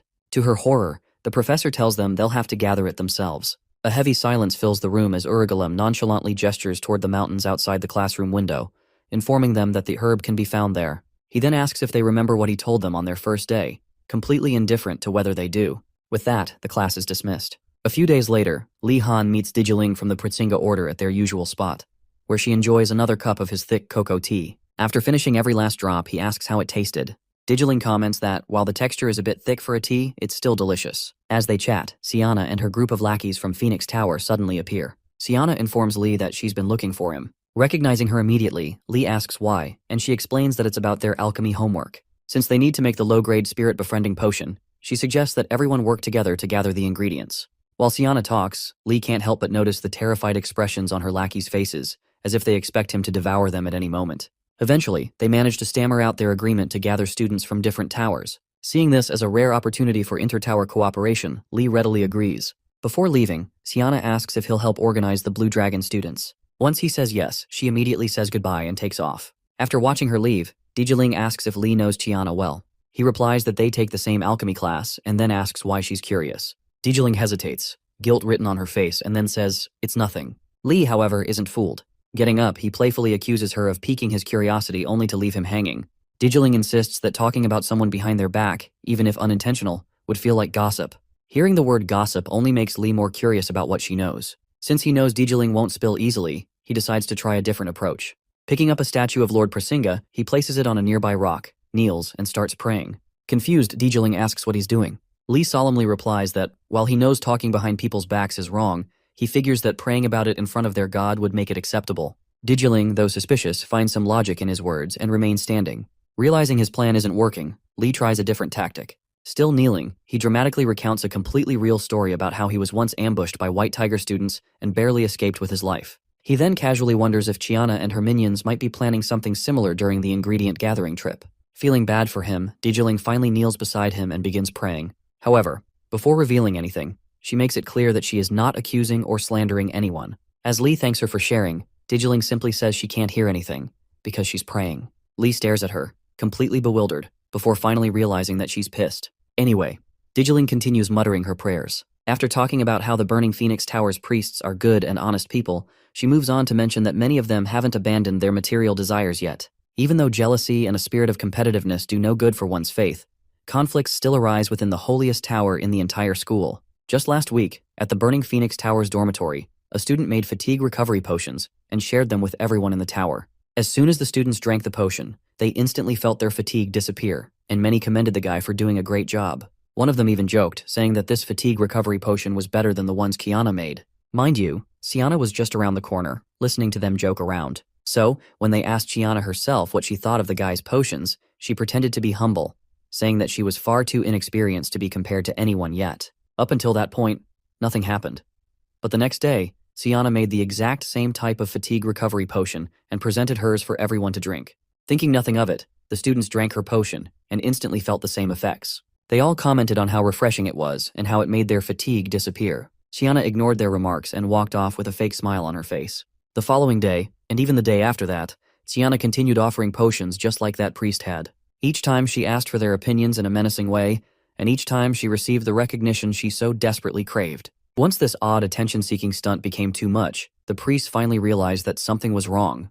A few days ago, one of the priests finally told Siana that she was the best, and only then did she stop making potions to distribute daily. Having heard everything Digiling just confessed, Li Han remains silent for a moment before concluding that Siana is definitely competitive. Just when he thinks he's heard enough, Digiling continues her story, revealing that shortly after that incident, Chiana did the unthinkable. Although the priest who made the potion and Siana had stopped competing, one day, while passing through the tower's hallway, Siana ran into the priest. He called out to her, praising her potions. Digiling says she watched as Chiana completely ignored the poor guy and walked past him like he was nothing. Still in prayer posture, she tells her lord, and apparently Li Han, that Sienna definitely ignored him on purpose. Li Han remains calm, wondering why she held such a grudge. More importantly, he wonders how she must feel about him after the compliment he received in the alchemy classroom, especially if she reacted this way over such a small matter. Around that time, Dijiling finishes her prayer to Lord Prasinga, and Li Han begs her to tell him more. Dijiling, who still thinks Li Han wasn't listening because she was praying, insists she was only praying and doesn't know what he's talking about. As she gets up to continue with her day, Li Han just kneels there, realizing that given the situation, he needs to be more careful in alchemy class. Little does he know that more trials await him in the days to come. During their basic magic temperament lesson with the headmaster a few days later, the headmaster himself instructs them to love one another and live harmoniously. After emphasizing that their personal desires don't matter, he presents their homework for the week. Each tower is to retrieve the flag he has placed in their designated new students' lounge. The flags bear their respective tower symbols, making them easy to identify. They have until the next lesson to retrieve their flag. With that, he dismisses the class. As the Blue Dragon Tower students return to their dorm, one of them speaks up, questioning how this assignment is supposed to be a temperament lesson when the headmaster is clearly just encouraging them to fight. Many of them fall into despair, wondering why their designated flag is in the White Tiger Tower.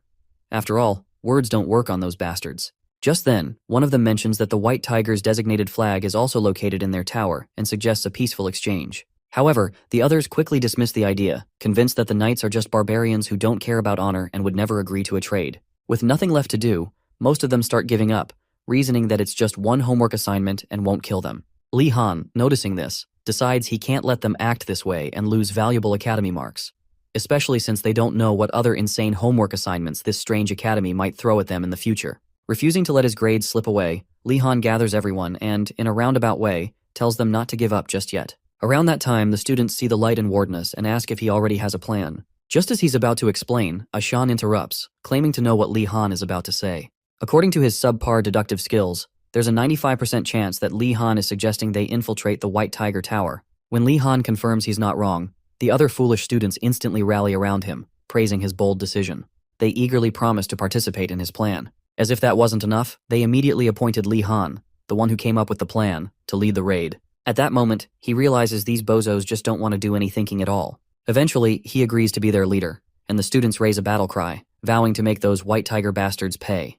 The next day, as the sun rises, Li Han strolls through the yard, thinking about the impending deadlines for the homework given by both Uragolem and the headmaster. At this point, he has no idea which task will be more difficult, but for now, he needs to attend Greg's class and worry about the rest later. Just as he steps into the classroom, Greg closes his book and immediately accuses him of being 11 seconds late.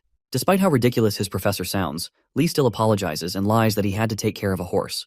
Greg ignores his apologies and tells him that he's the one losing out for being late. Lee puts on a fake smile, clearly pissed off, and wonders if these professors ever learn to speak so curtly from the same place. Getting past the small talk, Greg starts the class by telling Lee to immediately send the iron ball in his possession. Lee takes one of the balls out and makes a perfect circle with it. Impressed by how far Lee's come, Greg realizes that he did learn something new from his recent life-and-death fight. Not only that, but Lee's control has improved much faster than expected, and he seems to understand things a little now. Anyway, Greg tells him his skill isn't bad and urges him to bring the ball back. Lee thanks him, psyched that the coldest professor he's ever seen would give him a rare compliment that early in the morning. Soon after, Greg tells Lee to give water magic, a skill he's learned, a try. Lee obeys the professor and immediately conjures up a water globule, which he then suspends mid-air. In his mind, Lee credits Professor Garcia's teachings for his success in maintaining the water's form, acknowledging her indirectly for this impressive feat. As if life wasn't hard enough for Lee, Greg tells him to condense the water globule to the size of an iron ball, and Lee decides to give it a try. After several seconds of intently doing his best to condense the globule, Lee realizes that the task is much harder than he expected. Since it's all about condensing rather than merely reducing its size, it proves to be quite challenging. While Lee struggles, he keeps an eye on Greg in case he tries anything uncanny. Within a few seconds, he notices Greg picking up one of the iron balls from his desk and wonders why he's doing that. Shortly afterward, Greg infuses the ball with momentum and shoots it at Lee's exposed self. Lee suddenly realizes the danger he's in and, in a split second, transforms his water globule into a makeshift water shield that blocks the high-speed iron ball. After surviving the first attack from his crazy professor, Lee pauses briefly before spotting Greg picking up another ball. Moments before the next attack, he screams Greg's name and asks if he's going to keep throwing those balls at him. Greg asks why Lee is so concerned about him throwing iron balls. Lee replies that it's a little dangerous to do that all in the name of learning. Greg counters by asking Lee if he knows that this dangerous method has been effective so far. As Lee stands there, puzzled, Greg reminds him that he already experienced a similar situation with the anti-magic faction the other night. According to the professor, a crisis sharpens one's focus and instincts and increases the control one has over magic. With that said, he then asks Lee why he's trying so hard to avoid the dangerous but effective path to success, even when he already knows it works. At this point, Lee questions the reality before him, struggling to understand if the professor realizes that he almost died that night. Concluding that Lee has probably been swayed by his bullshit speech, Greg urges him to try again. Lee decides to let it go, reasoning that saying any more is just a waste of breath. With that, he recreates the water globule that had collapsed during the earlier attack, and realizes that, since it doesn't have a fixed form like the Spirit Starstone or the Iron Ball, he'll need to concentrate even more to condense it properly. After a few more minutes of watching Lee achieve nothing, Greg picks up another Iron Ball and throws it at him. This time, however, Lee successfully blocks the attack as he sees it coming and gets cocky. What he doesn't realize is that Greg had already hidden one of the previously thrown iron balls behind Lee's field of vision. Once Lee drops his guard, Greg strikes him from the opposite side, and Lee loses control over his water globule. After the second attack, Greg tells Lee Han to focus. But Lee, now soaked, realizes that classes with more homework are definitely better than this piece of shit class he's enduring. Fast forward a few hours, and it's basic magic understanding, Professor Garcia's class. Everybody is seated pretty early, so before she arrives, the students murmur about the alchemy class's homework. One student mentions that they'll all be going on a hunt with students from the other towers and Professor Ingudel. One of the Black Turtle Tower students wonders if the Wardena's kid will be joining them as well, but the very thought of it makes all the students in her vicinity stare at Lee Han's menacing face. While Lee watches them tremble at the sight of his tired expression, he wonders if they want to be friends with him or something. Unfortunately, before he can find out, Garcia waltzes into the lecture hall and welcomes everyone to her class that week. Once at the podium, she informs them that they'll be learning other types of magic that day instead of elemental magic. However, she won't be the one teaching the class.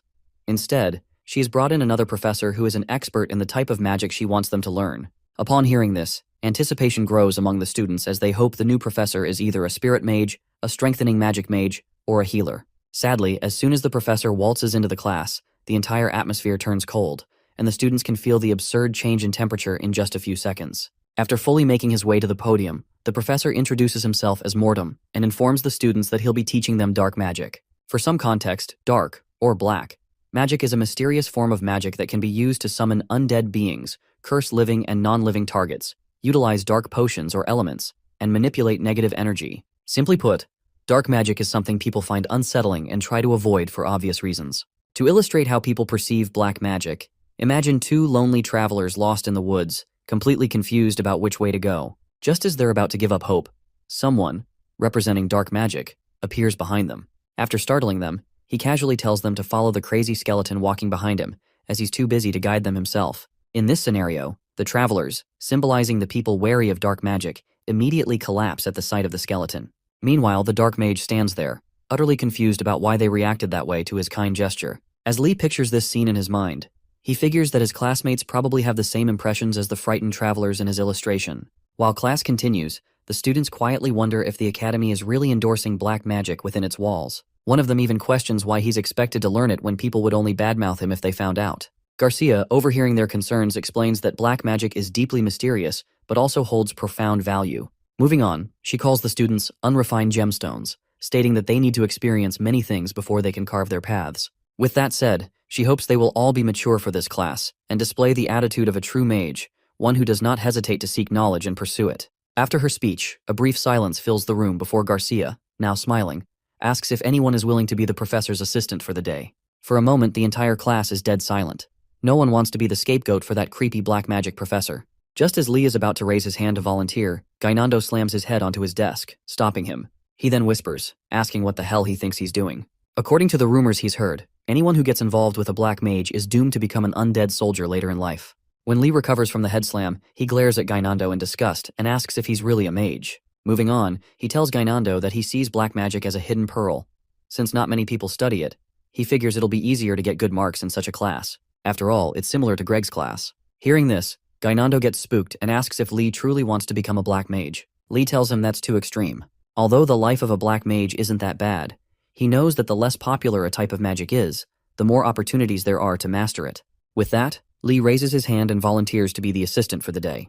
Garcia nearly cries tears of joy as she softly calls his name with hope in her voice. Lee figures she must have been nervous about this volunteer program, considering how much effort it must have taken to bring in a guest lecturer, only for no one to step forward. Thinking back to his past life, Lee recalls situations like this, where assistants were designated in advance, and life became absolute hell for the unlucky student. Anyway, now that a student has volunteered, Garcia welcomes Li Han to the podium. As he walks toward it, he finally understands why the lecture room felt so cold earlier. The professor is exuding a significant amount of dark mana. While mana is fundamentally non-elemental, it can be altered to align with specific types of magic. In this case, cold and dark mana are the trademarks of a dark mage. Given that, Li isn't surprised that Mortom is unpopular.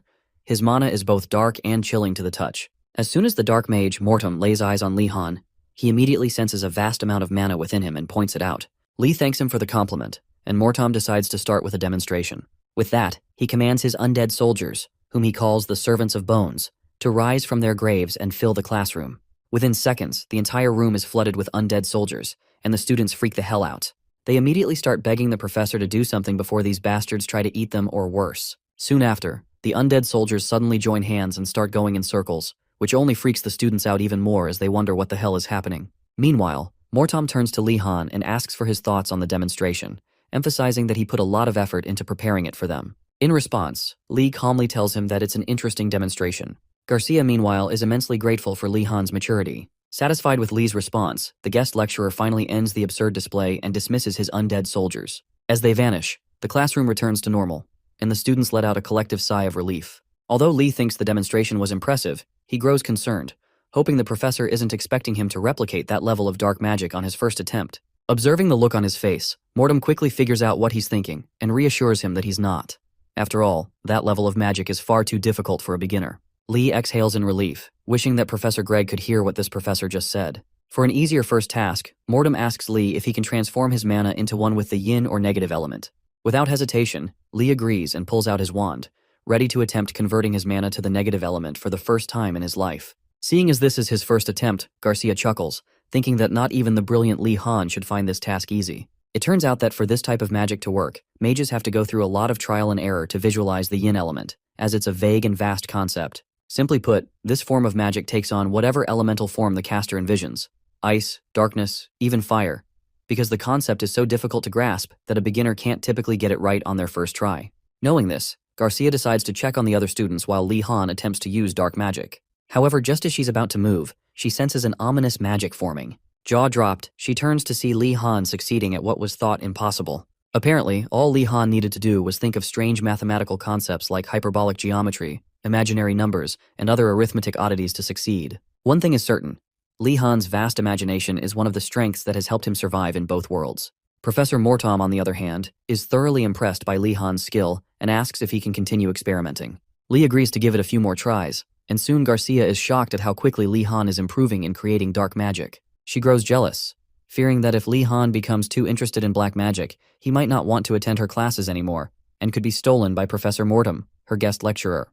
Before her irrational thoughts take over, she snaps out of it and decides to observe the situation more closely before jumping to conclusions. After gathering and converting enough mana to the yin element, Li asks the professor when he should start.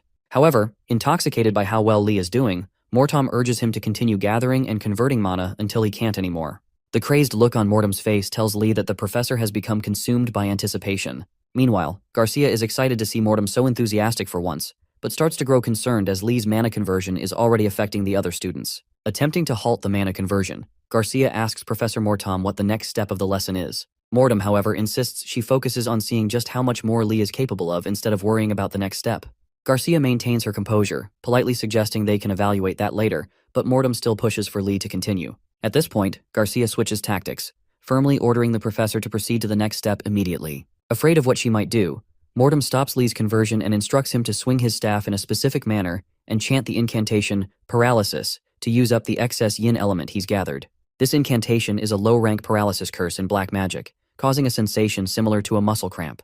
When Li asks whom he should cast it on, since curses need a target, the professor tells him to cast it on him. Li Han is taken aback for a moment, considering how he's always wanted to use magic on a professor. Still, he asks if it's truly okay, and Mortom urges him to hurry before the yin element escapes the room. Deciding not to worry about the consequences, Li points his wand at Mortom and prepares to speak the incantation. Mortom, meanwhile, believes that a beginner's paralysis spell shouldn't have much effect on him, and plans to use this opportunity to teach Li just how profound black magic can be once he easily blocks the curse. In his mind, he imagines Li becoming interested in black magic and seeking him out after the lesson. What Mortom doesn't realize is that Li is pouring every bit of yin element in the room into the spell, and even Garcia notices that Lee is gathering far too much mana for a basic incantation.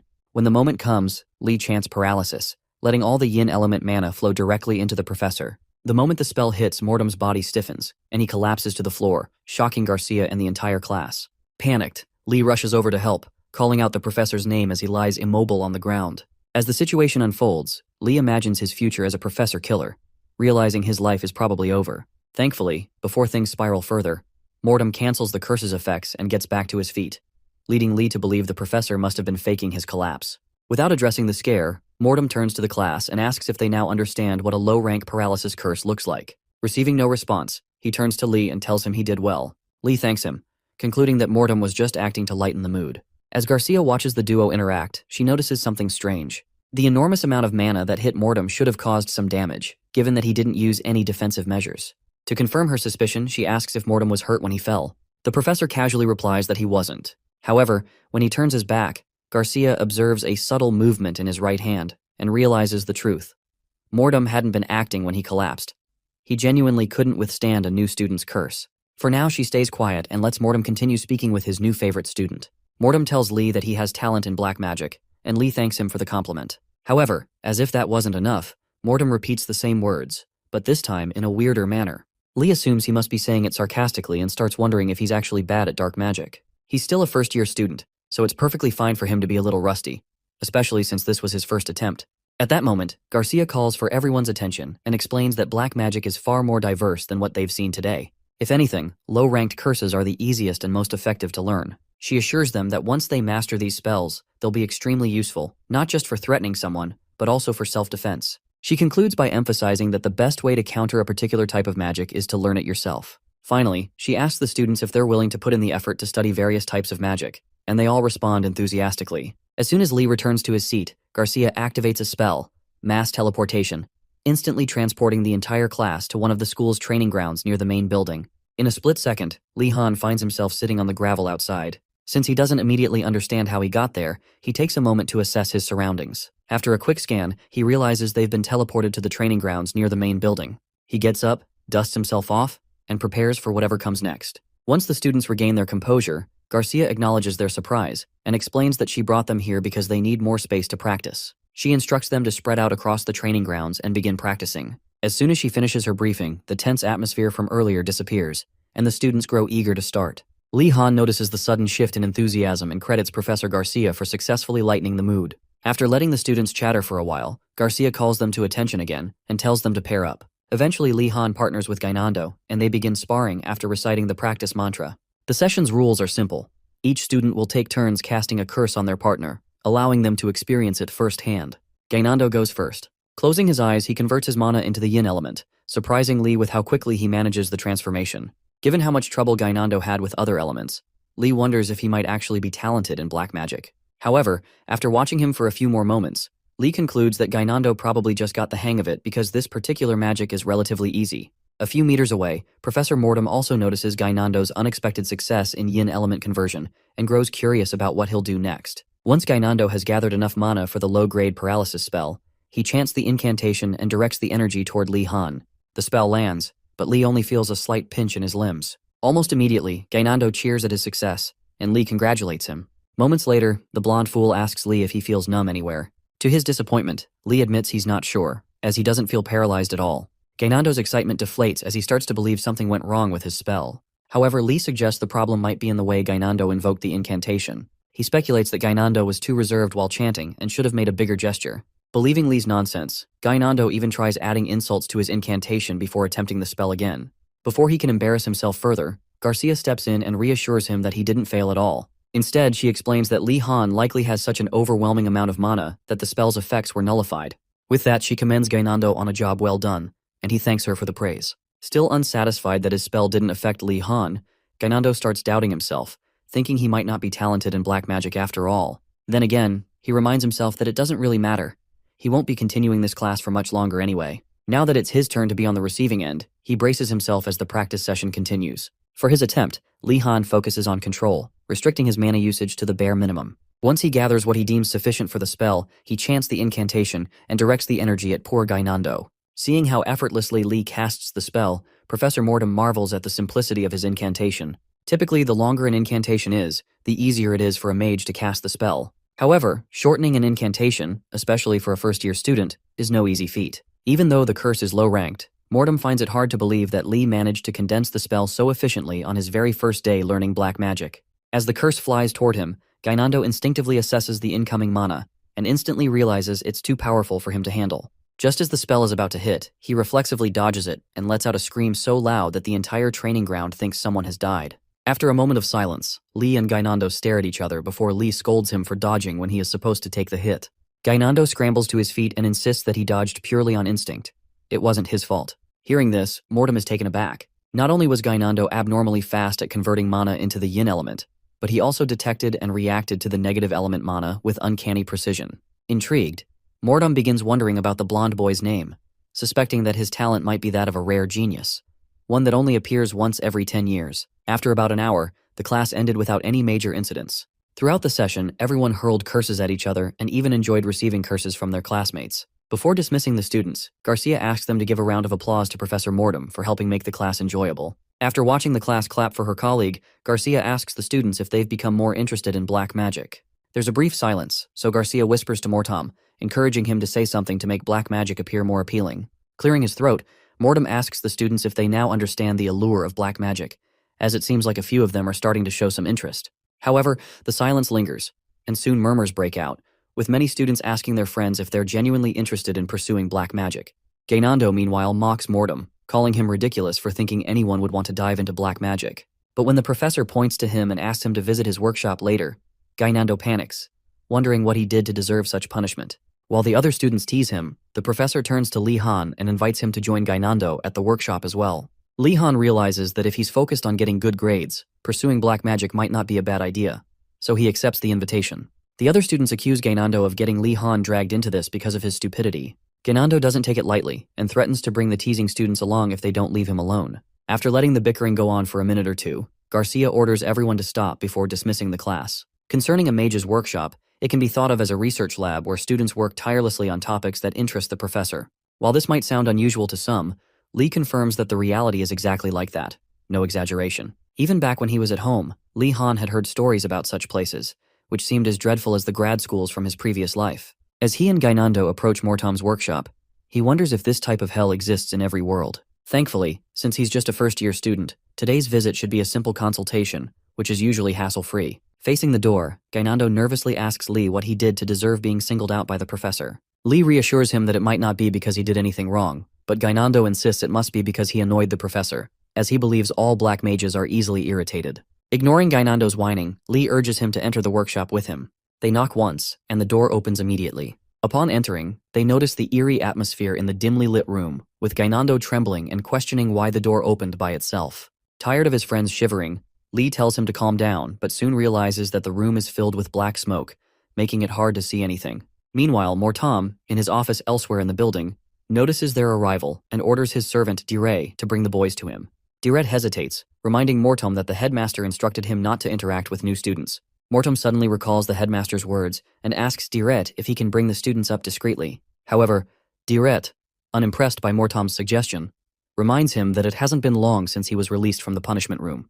Mortem, pretending to understand, orders Dire to retreat into the shadows and dispels the black smoke, revealing a warmer and brighter office and workshop. Once the smoke clears, Gainando and Lee are surprised by how normal the interior of the workshop looks. They quickly notice the bone furniture, which they know is highly prized among black mages. Shortly after, they find Mortem seated across from them, welcoming them to his workshop. After the formalities, both boys sit down, with Lee wondering if Gainando realizes the furniture is made of bones. Mortem gets straight to the point, asking the boys if they know why they were called there. Gainando confidently says yes, but before he can come up with a silly explanation, Mortem interrupts, explaining that both Gainando and Lee have shown talent in black magic. Surprised, Gainando mumbles something incoherent, prompting Mortem to ask him to repeat it. Embarrassed, Gainando quickly goes silent, but he begins reflecting on Mortem's statement about his talent. Rather than taking it maturely, he whispers to Li Han, asking if he heard that he's exceptionally talented. Exhausted by his antics, Lee tells him that Mortem never said they were that exceptional. At this point, Gainando starts worrying about what to do since he's not interested in black magic, but has just discovered that he's extremely talented at it. As he begins to swell with pride, Lee can't help but wonder if Gainando has finally lost his mind. To keep their mouths occupied while he talks, Mortem offers the boys some black candy adorned with pirate insignias. After they accept, he explains that he called them in to discuss their talent in black magic. To spark their interest, he tells them that black magic is far more intriguing than they might think. What Mortem doesn't realize is that Lee has already heard this same pitch countless times during his grad school days. Back then, professors in popular fields were often arrogant and sometimes insulted their students' learning standards, while those in less popular fields remained humble, knowing they couldn't sink any lower. Lee feels the same dynamic playing out with Professor Mortem, a professor in an unpopular field. But this time, he can sense Mortem's desperation. As expected, the meeting went smoothly without hassle, and soon the boys exited the workshop. Just before leaving, Gainando starts boasting about being a sought-after talent and wonders what he should do with this newfound status. Li Han, ignoring his ramblings, focuses on another issue. Before they left Mortem's office, the professor gave each of them a strange femur bone wrapped in a yellow ribbon, instructing them to keep the gift safe once they returned to their rooms. Unsatisfied with the vague explanation, Li Han asked Mortem to clarify what the bone was, but the professor simply ignored them and bid them farewell. Now holding the eerie bone, Lee wonders what its purpose could be. He considers the possibility that it's similar to the headmaster's cursed book from earlier, or maybe Mortem is trying to get on friendly terms by giving them a mysterious artifact. His imagination runs wild, even humorously considering that it could be a couple's gift from Mortem. Thankfully, Lee quickly dismisses the ridiculous thought and refocuses. Gainando then urges him not to tell Yoner what happened at the workshop, especially about the gift. Lee, confused, recalls the time Yoner punched Gainando for bad-mouthing alchemy on their way to the first class, and realizes Gainando is likely worried about being teased for his earlier comments. To keep him quiet, Lee agrees not to tell Yoner, as long as Gainando doesn't mention anything either. Gainando praises Lee for being a good friend, while Lee silently decides to tell Yoner everything after their first class the next day, since she's their friend too. Fast forward to the next day, Li Han attends swordsmanship training with the other White Tiger Tower students. Under the hot sun, they endure rigorous training led by the elven professor Engeldel. As the session intensifies, Engeldel encourages his students to keep running without rest, reminding them to synchronize their breathing with their mana flow, circulating it through their bodies to maximize their strength. The students do their best to follow his guidance, although circulating mana is an advanced skill that most of them struggle with. However, Li Han seems to manage just fine, keeping pace with the professor. While running, he asks Engeldel for advice about something he needs to do in the mountains. Surprised, Engeldel sternly tells him to abandon the idea. When Lee asks if the mountains are that dangerous, Engeldel warns that they are not only filled with dangerous monsters, but also contain unknown threats, even ones the professors aren't aware of. Venturing into the mountains without assistance, he says, is unwise, and only fools would do so. Li Han explains that he is required to go because their homework requires them to gather ingredients from the mountains. Realizing this is an assignment from another professor, Engeldel softens his stance and admits that the situation might be different. When Lee asks for clarification, Engeldel shifts the conversation, asking if Lee has succeeded in circulating his mana, noting that he doesn't seem tired at all. Lee explains that he's not tired because he's been discharging his mana instead of circulating it. Intrigued, Engeldel asks for more details, and Lee explains that circulating mana from the core to all corners of the body requires precise control, which he lacks. Instead of doing that, he pushes his overflowing mana outwards, which results in him discharging it rather than circulating it. Engeldel, recalling a similar technique from the battle with the Twilight Dawn squad, realizes that while most would collapse from mana depletion, Lee's seemingly infinite mana reserves allow him to endure and discharge his mana instead of circulating it. In response, Engeldel acknowledges Lee's method, but insists that during his class, Lee should focus on learning to circulate mana. Lee agrees, though he still wonders about the hidden dangers in the mountains. Engeldel then adds that with Lee's abundance of mana, it will take even more effort to complete the circulation process. Lee's suspicion is confirmed when Engeldel announces he'll be increasing Lee's training. While the other students take a break, Engeldel orders Lee to run 10 more laps, causing Lee to snap internally. Trembling with frustration, Lee sarcastically tells the professor he likes the idea, all while wondering why these professors are so insufferable. Before starting round 2 of Lee's special training regimen, Engeldel informs Li Han that he'll tag along when he goes to gather materials in the mountain. Confused, Lee reminds him that he just said it would be fine since it's just for homework. However, Engeldel insists that he simply enjoys taking strolls, so there's no need to worry about him being a disturbance. Though Lee doesn't fully understand the sudden interest in the trip, he still agrees to let him come along. In truth, Engeldel knows the mountain path is dangerous, even for students on school assignments, so he decides to accompany them just in case something goes wrong. Later that night, Lee and Yoner arrive at Urigolem's cabin in the woods, only to find a handwritten letter from the dwarf, explaining that he's out tending to some matters. He urges them to take whatever they need but warns them not to take too much. After reading the letter, Yoner suddenly realizes something and asks Lee if he invited her on this trip just because of the many alchemical tools in Urigolem's cabin. Without hesitation, Lee flatly says yes and moves on to open the chest that Ratford stole from the shipment on that fateful night. Now that it's in his possession, Lee wants to examine the uses of the potions he acquired, but since he isn't as knowledgeable in alchemy as Yoner, he needs her help. With a chuckle, Yoner tells him she's also curious about what they are, so she'll be happy to assist. Before they check out any potions or gather supplies, Yoner glances out the window and notices the beautiful garden Lee Han cultivated a few weeks ago. Intrigued, she asks Lee about it. Though uninterested, Lee confirms that he planted those seedlings, though it'll take at least a few more months before his first harvest. Since he isn't looking outside, he has no idea that the seedlings he planted weeks ago are already fully grown. At that moment, Yoner informs him that the plants appear ready for harvest. Perplexed, Lee asks her to explain, and when she points to the garden, he finally looks outside. To his shock, the shrubs he planted just weeks ago are now fully mature. Bewildered, he frantically searches for a reasonable explanation. Then, it clicks. He remembers the suspicious-looking watering can and assumes the professor must have added an accelerant to it. However, this assumption is incorrect. The watering can is completely normal. What Lee doesn't realize is that the true cause of this unnatural growth lies in the new staff he keeps inside his uniform. Unaware of this, he wrongly accuses Yerugalem of tampering with the crops. Regardless, since the plants have matured, they decide to harvest them. Yoner insists on handling it, and after finishing the harvest, she happily collects all the alchemical tools she needs. Before leaving, they write a note updating Yerugalem on the state of his cabin. The next day, a tired Lee Han and Yoner sit in the Blue Dragon Tower's common room, surrounded by potion bottles and litter. Lee realizes they were so engrossed in testing the potions that they stayed up all night without noticing. So far, they've only identified 2 potions. West Empire Grape Wine, which is delicious, and the Calycanthus Potion, which temporarily grants the drinker a mermaid-like singing voice. Realizing they could have spent the night sleeping peacefully instead, Yoner apologizes for taking so long with her analysis. However, Lee assures her that her results are impressive. Just then, Ashan arrives, looking well-rested, and greets the 2 exhausted students. After some small talk, she asks if they're ready to gather materials. Lee responds that they're half-prepared.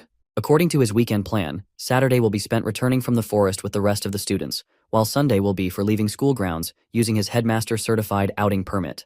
As he imagines the traps awaiting him outside the school, Ashan asks if he'd like to visit the black market before heading into the forest. Confused, Lee asks what he means by black market. Instead of explaining, Ashan takes him and Yoner there. At the black market, Lee is amazed to see that Ashan wasn't lying. But then again, what kind of school has a black market? How cool is that? Without receiving an answer, Lee looks around and realizes the market is the size of a 5-day village festival, with many students trying their best to sell their goods. As they explore, Lee overhears a familiar voice talking about betting bread and finding an emperor. Curious, he follows the voice and finds Ratford organizing a betting game where players must guess which of 3 cards holds the emperor. If they guess correctly, they double their bet. Just as the first round is about to begin, Ratford notices Lee Han in the crowd and immediately greets him with respect. Unfortunately, as soon as the other Black Turtle Tower students realize Wardenus is among them, they scatter in embarrassment. Once the crowd clears, Lee asks Ratford what he's doing. The mouse man explains that he's simply gathering bread, the currency used in the black market. Currently, 5 loaves of bread equal 1 quill pen, and 10 loaves can buy a sugar cube the size of a matchbox. Thanks to Lee Han, the Blue Dragon students have enough food, but the other towers are struggling to survive. As they continue exploring the market, Yoner becomes interested in some items and gets distracted, leaving Wardenus alone. Realizing he's now on his own, Lee takes a closer look around. Though food is scarce, there are still plenty of useful goods. The daily necessity items seem decent, but the most surprising thing is the sheer number of artifacts available. A rather unusual sight for a student-run market. Naturally, artifacts are items that a normal person wouldn't encounter in their lifetime. However, since Lee is in Enrogard, a place housing people with a wide variety of talents, such rare items, even if shoddily made, are in plentiful supply. If he were part of the Black Turtle Tower, it would have been much easier to talk to them. After walking with Ratford for a while, Lee stops in front of a shop. Ratford, who has already vetted the store Wardenus is standing in front of, tells him there's nothing of use there and asks what he's looking for. Lee fancies a plain white cape and inquires about it. Ratford explains that it's a cape of protection with about a 50% success rate in defending its wearer against sharp objects. To his surprise, Lee finds it quite useful and decides to buy it. Impressed by Lee Han's noble ability to see things positively, Ratford gazes at him in admiration, until Lee tells him to stop. Internally, Lee is concerned that the black market doesn't have many useful items, just as Ratford had said earlier. At the moment, he can't determine the effects of most of these items, and seeing as some of the artifacts are losing their mana, their expiration must be approaching. That makes the existence of this cape in a place like this even more valuable. With that in mind, he tells the stall owner, a Black Turtle Tower student, that he'll buy it. Excited by the favorable turn of events, the stall owner anticipates his payment, only to be disappointed when Lee asks if he can be put on credit, which is instantly rejected. Knowing full well that he can't get credit, Lee instead reveals the various food items he brought, having heard that bartering is possible. When he presents the food, The other Black Turtle students get excited at the sight of such high-quality provisions. While Lee wonders if he should have brought more canned food instead, almost a dozen students gather around him, eager to trade. As the competition for Warden's food intensifies, Lee begins to wonder what new opportunities this unexpected demand might bring. Eventually, he shakily pays for the cape with just 2 potatoes, and the stall owner thanks him profusely for the transaction. As if that wasn't enough, the overjoyed stall owner starts mocking his fellow traders for lacking good judgment. The other stall owners jeer at him, dismissing his luck as mere chance rather than skill. Soon after, a green-haired Black Turtle stall owner approaches the man who just received the potatoes and offers to buy a single bite in exchange for some bread. Unsurprisingly, the stall owner refuses, telling her she can eat her lousy bread herself. Lee Han watches in shock, realizing just how starved these students must be to react this way over mere potatoes. Upon closer observation, he notices that this isn't just affecting a few students. All of them are desperate for food and willing to do anything to get it. Determined to help, Lee Han calls Yoner over and asks for her assistance. As soon as Yoner arrives, Lee instructs everyone to clear some space, announcing that he's going to cook a free meal for all of them, just this once. Upon hearing this, the students nearly lose their minds, questioning if he's serious or just toying with them. After reassuring them that he means it, Lee Han enlists Yoner's help, knowing that the success of this gesture could greatly impact his standing with them. In less than an hour, the two prepare a hearty tomato stew and serve it in bowls, distributing it to the starving students. Many of them drink the soup straight from the bowl, leaving Lee Han and Yoner staring in astonishment, realizing just how hungry they truly were. Lee figures that although these ingredients were valuable to him, helping them now is the right decision. Building good relationships with the Black Turtle Tower students, who usually fear him, could prove beneficial in the future, especially since he'll be working with them to gather materials soon. If he can change their perception of him, he stands to gain significantly in the long run. Once the students finish their meal, they express their gratitude by gifting Lee Han various items from their stalls. By the end of the day, he begins to think they might be too generous, as he's now hauling a sack full of goods on his back. From low-grade stealth boots to a chalk of smokescreen and even a detection bracelet, which alerts the wearer when they're being watched, Lee Han is more than satisfied with his unexpected haul. However, one question lingers in his mind. Why did the higher-grade students create so many artifacts focused on concealment and stealth? If such items weren't prohibited, their widespread production must indicate something. Just then, a rustling sound comes from the sack behind him. Confused, Lee wonders what could be causing it. Yoner notices his puzzled expression and asks what's wrong. Lee Han hesitates for a moment before telling her that something inside the bag just moved. Before he can say anything further, a bone claw suddenly tears through the sack, startling him. As soon as Ratford and Yoner notice something moving in the bag, they scream in fear, asking Lee Han what the hell is hiding inside.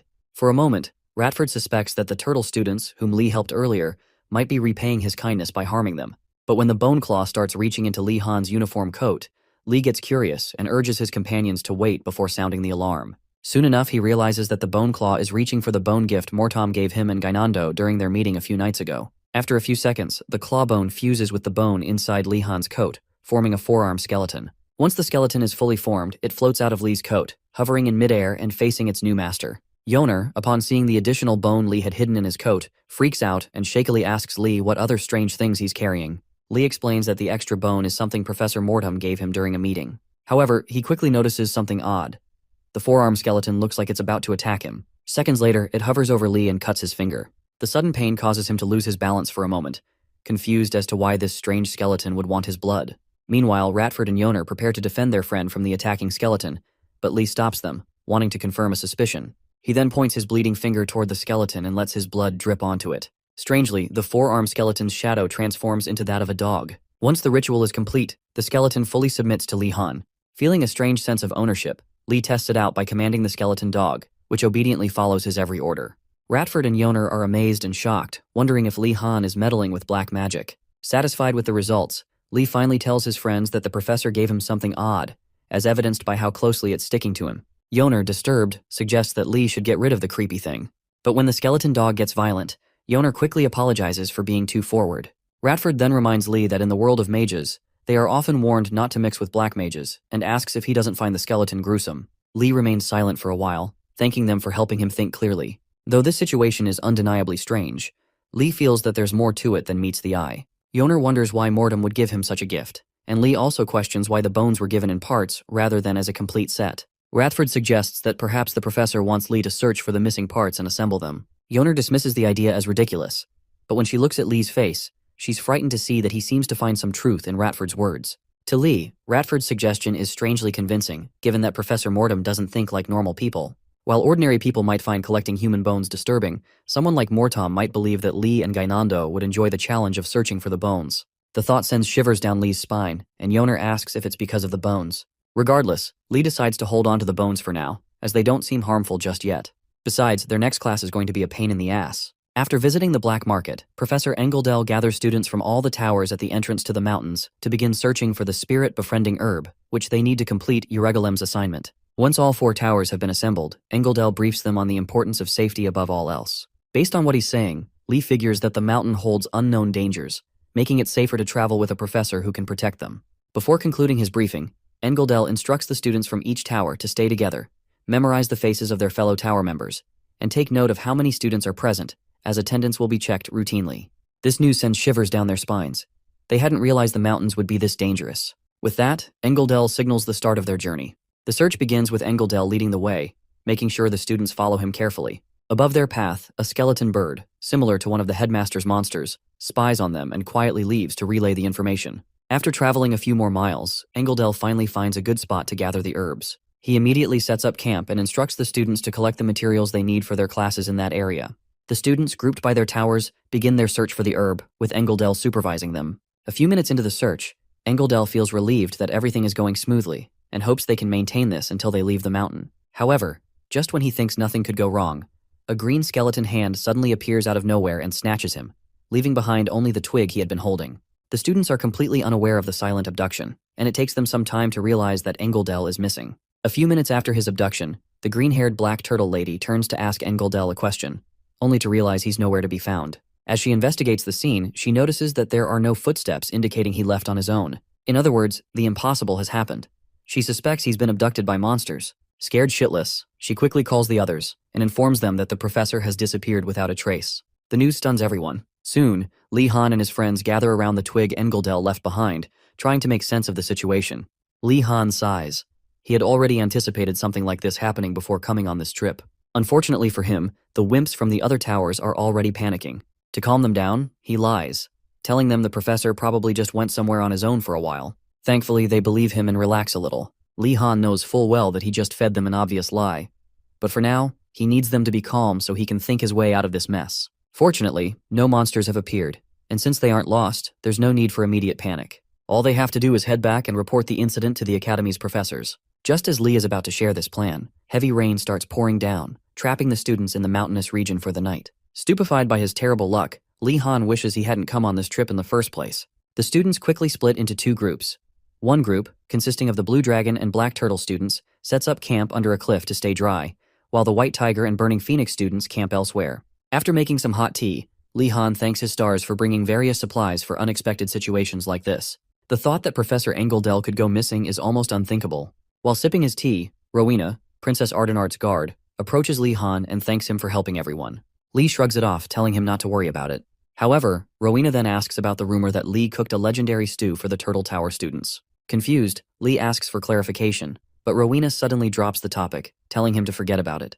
Now curious, Li Han wonders who exaggerated the tomato stew he made earlier and spread the rumor that it was legendary. Before he can figure it out, the pesky elven guard appears and informs him that the princess, who is sitting just a few meters away, wants to help. Wondering why Ardenart won't just talk to him directly, Li Han reluctantly agrees to her assistance and asks if she can make a bonfire, as Yoner is freezing.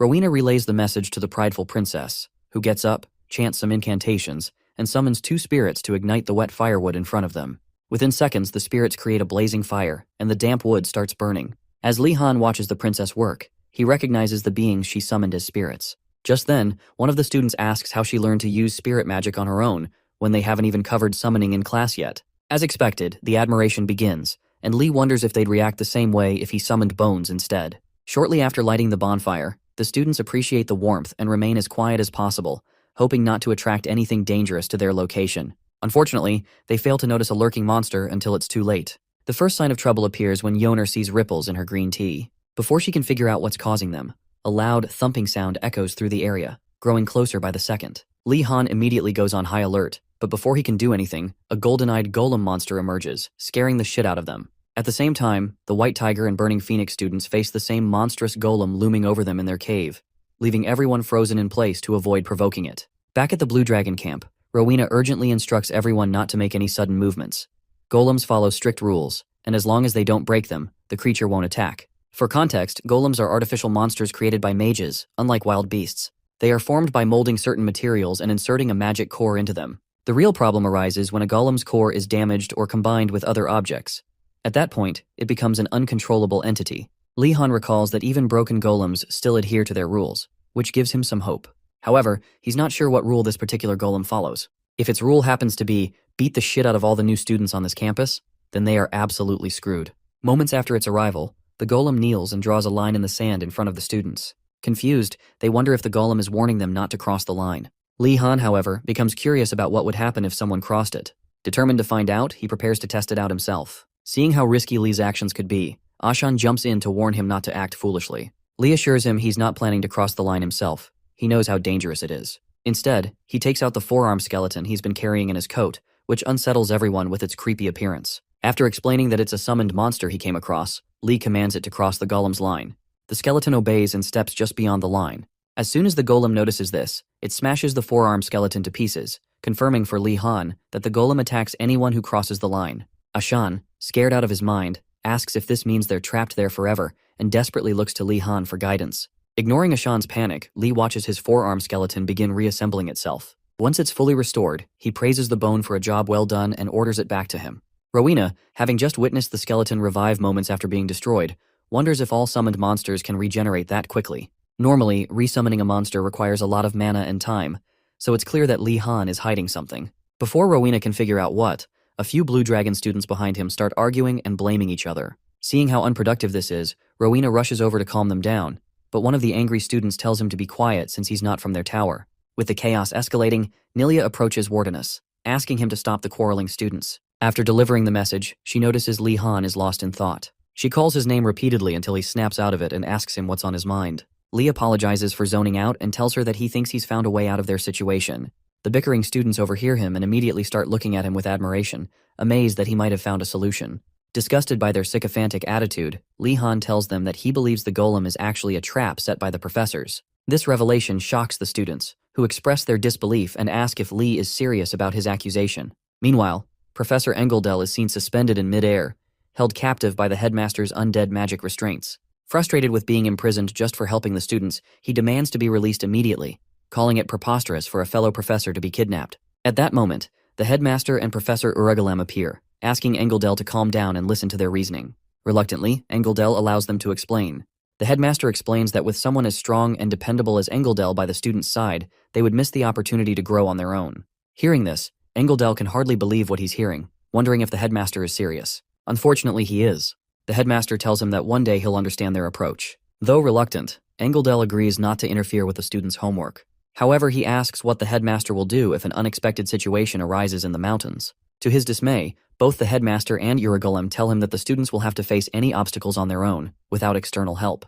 Realizing that further discussion is pointless, Engeldell resigns himself to their decision, but warns that he'll step in if things get too serious. The headmaster agrees and releases him from the restraints. As he does, he tells Engeldell that he hopes he'll one day understand the joy of watching others grow. Annoyed, Engeldell snaps back, telling him to shut up, and asks Urugalem what they've placed in the forest. Urugalem steps forward and reveals it's nothing too dangerous, just a bull that's been enhanced with potions.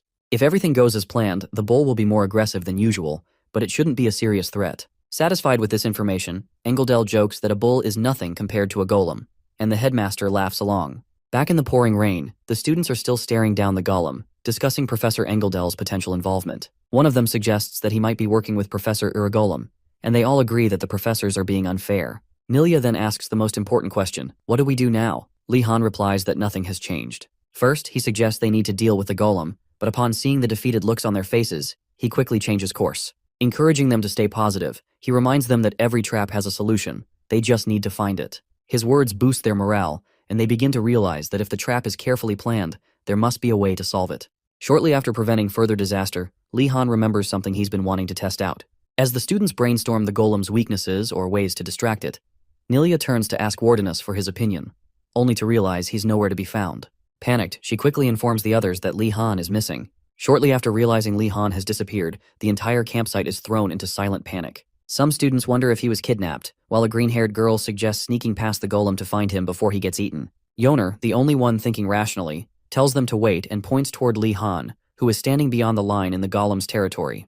To their shock, they see Li Han dangerously close to the golem. Ashan shouts at him to get away before he gets crushed, but Li Han ignores him, instead pausing to wonder why the golem isn't reacting despite his presence beyond the line. Frustrated, Ashan demands an explanation.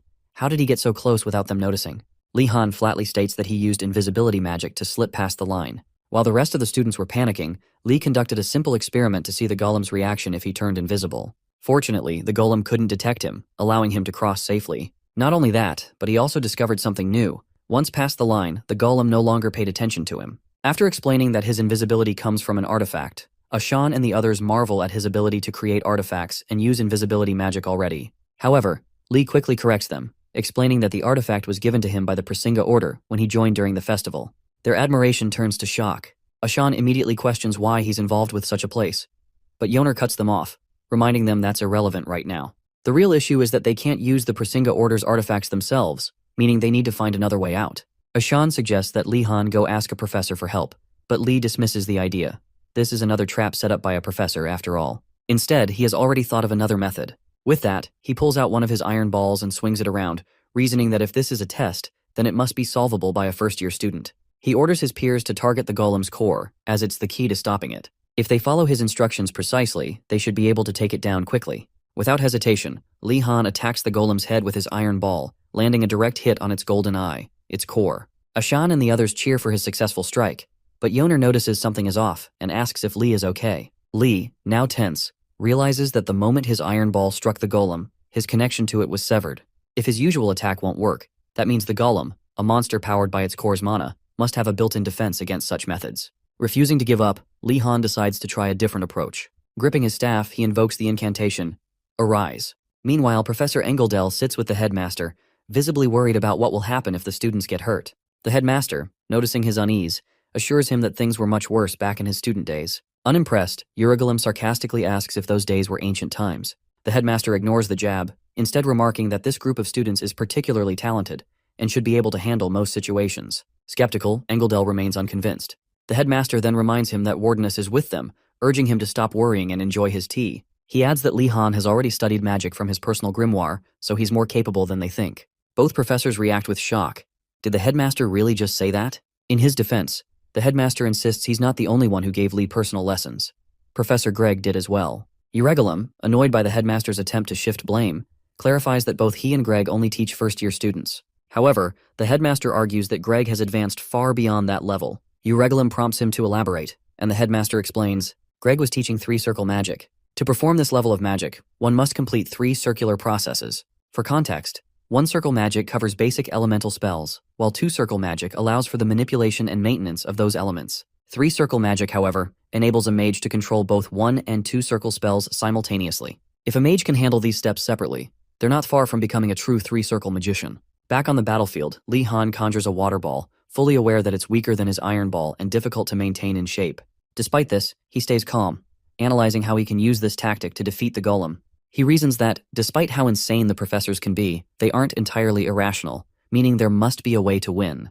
Before he gets lost in thought, Yoner calls out, asking what he's doing. She then asks why he's spinning the water ball in that manner. Li suddenly realizes he's been spinning it unconsciously. He's done it so many times before that it's second nature. Just then, it clicks, and Li Han figures that if he rotates the water ball fast enough, it will gain greater piercing power. Excited, Li Han compares it to a bullet, one that will tear through the golem with ease, and gets ready to test it out. After infusing more mana than necessary into the small water ball he conjured earlier, Li Han finally manages to create a large water ball after multiple tries. Just as he's about to launch his attack, Yoner calls out, asking why the water ball is now as big as the golem itself. This question leads the students to doubt Li Han, wondering what on earth he's been learning. Some students worry about leaving him alone in such danger, while others fear the golem will fly towards them if he messes up.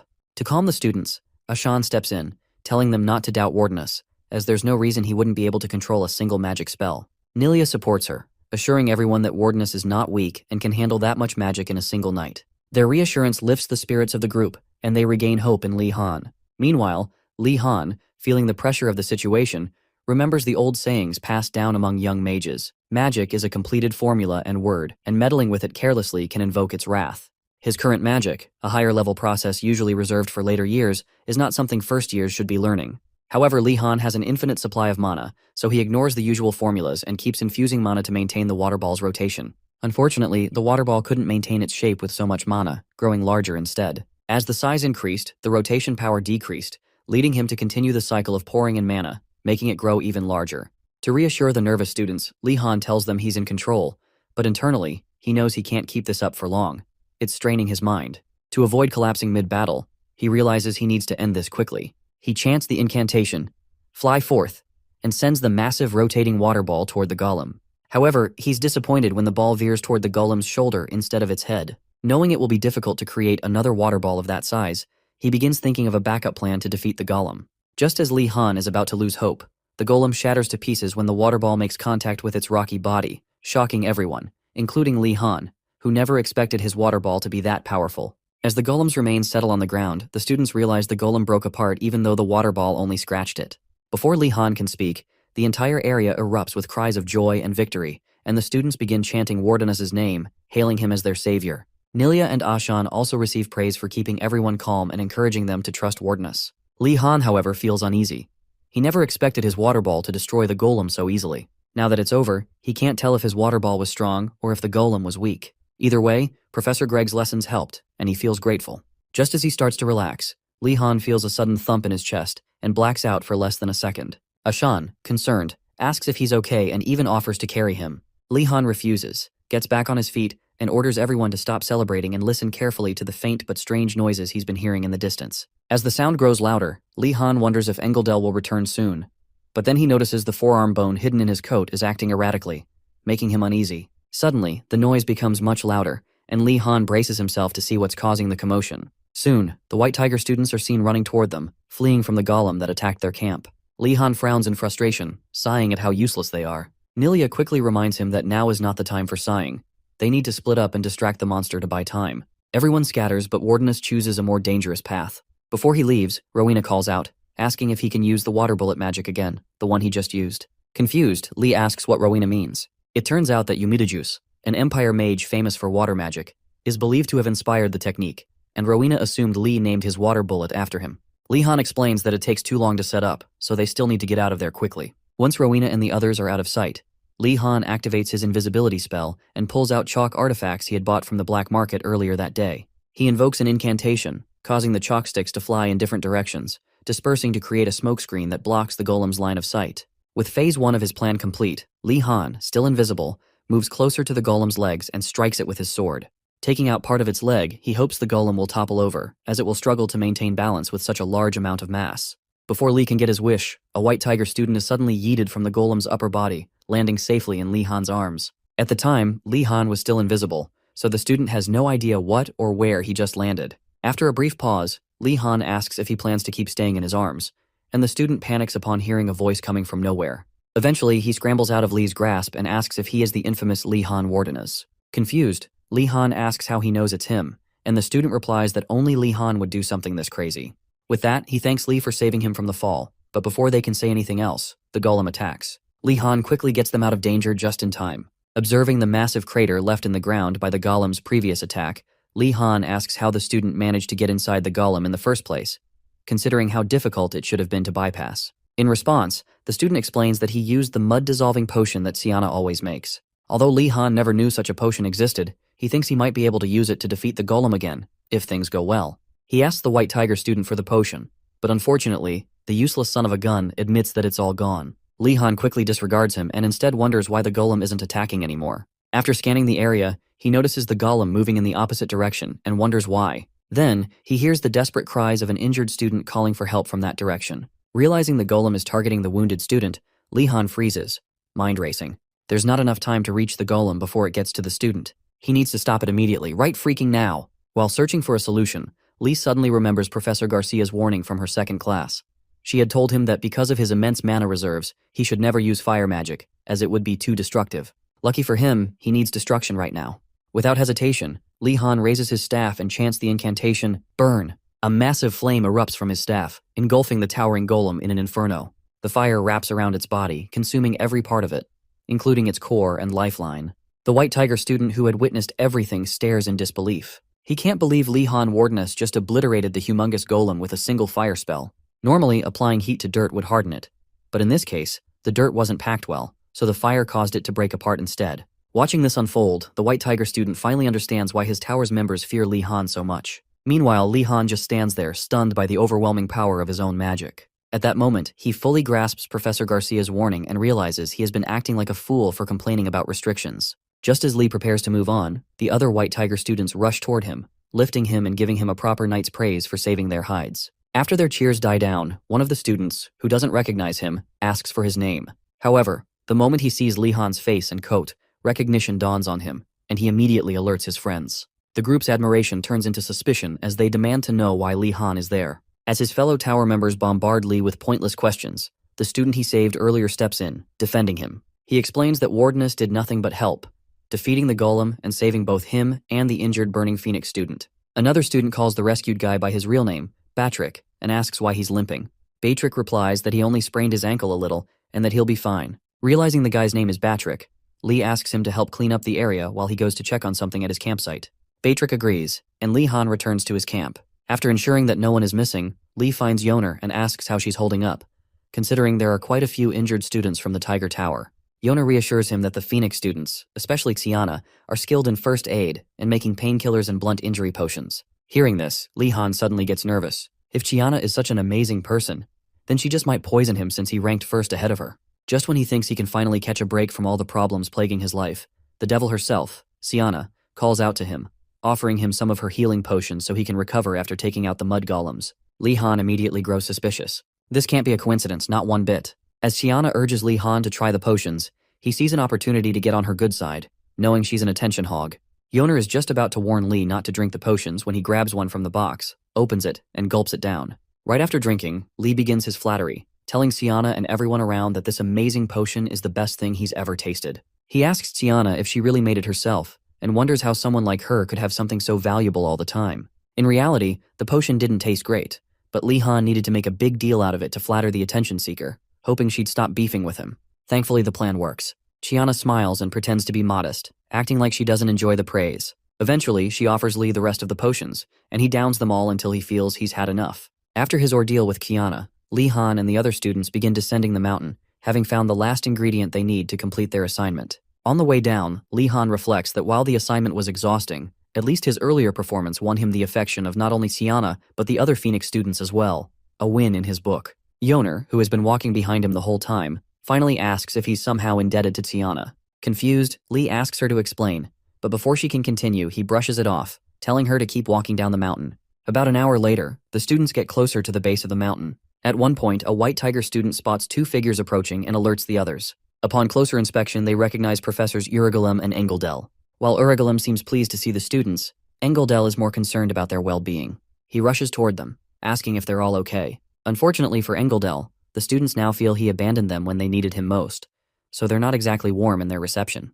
They stare at him in disgust, thinking about the things they'll do to him and the dwarf beside him once they're stronger. While Engeldel grows increasingly uneasy, Urigalem notices the look in their eyes and comments that it seems they've learned their lesson. Engeldel tries to coax his partner into showing more empathy toward the students, but they coldly respond that they've learned something valuable from the experience. Urigalem then begins praising alchemy and warns the students to stay vigilant since danger can strike at any moment. Despite his words, the students just keep glaring, wishing they could hurt Urigalem right then and there. At that moment, Engeldel apologizes for abandoning them, explaining that he truly intended to stay with them, but the headmaster forced him to stay behind. The students, however, don't believe him and tell him with thinly veiled disappointment that all professors are the same. They hadn't realized it until now. Engeldel insists that he's being truthful, but it's too late. The White Tigers have already vowed never to trust another professor again. Engeldel breaks down in despair, unable to accept that the students he had bonded with through swordsmanship are now abandoning him. Li Han, who has been enjoying the scenery, quietly admires his classmates for being mature enough not to trust the professors blindly. However, noticing Engeldel's reaction, Li starts to wonder if the professor might actually be telling the truth. It seems unlikely, but then again, being kidnapped by the headmaster is something that doesn't sound too far-fetched. Moreover, Urigalem, usually confident, also seems worried about Engeldel, which is strange. To test his suspicions, Li approaches the kneeling Engeldel, who is in visible pain, and tells him he trusts him completely and believes he did great. These words make Engeldel so emotional that he hugs Li in front of everyone, causing Urigalem to grow jealous. Returning to the matter at hand, Urigalem asks the students to explain how they completed the trial. Ashan answers that Wardeness used the water jade bomb to defeat the first mud golem, then set the second one on fire. Euregulem, hearing that they fought mud golems instead of a bull, grows confused and nervously asks if they encountered a bull along the way. He explains that he hadn't prepared anything but a bull for them to fight.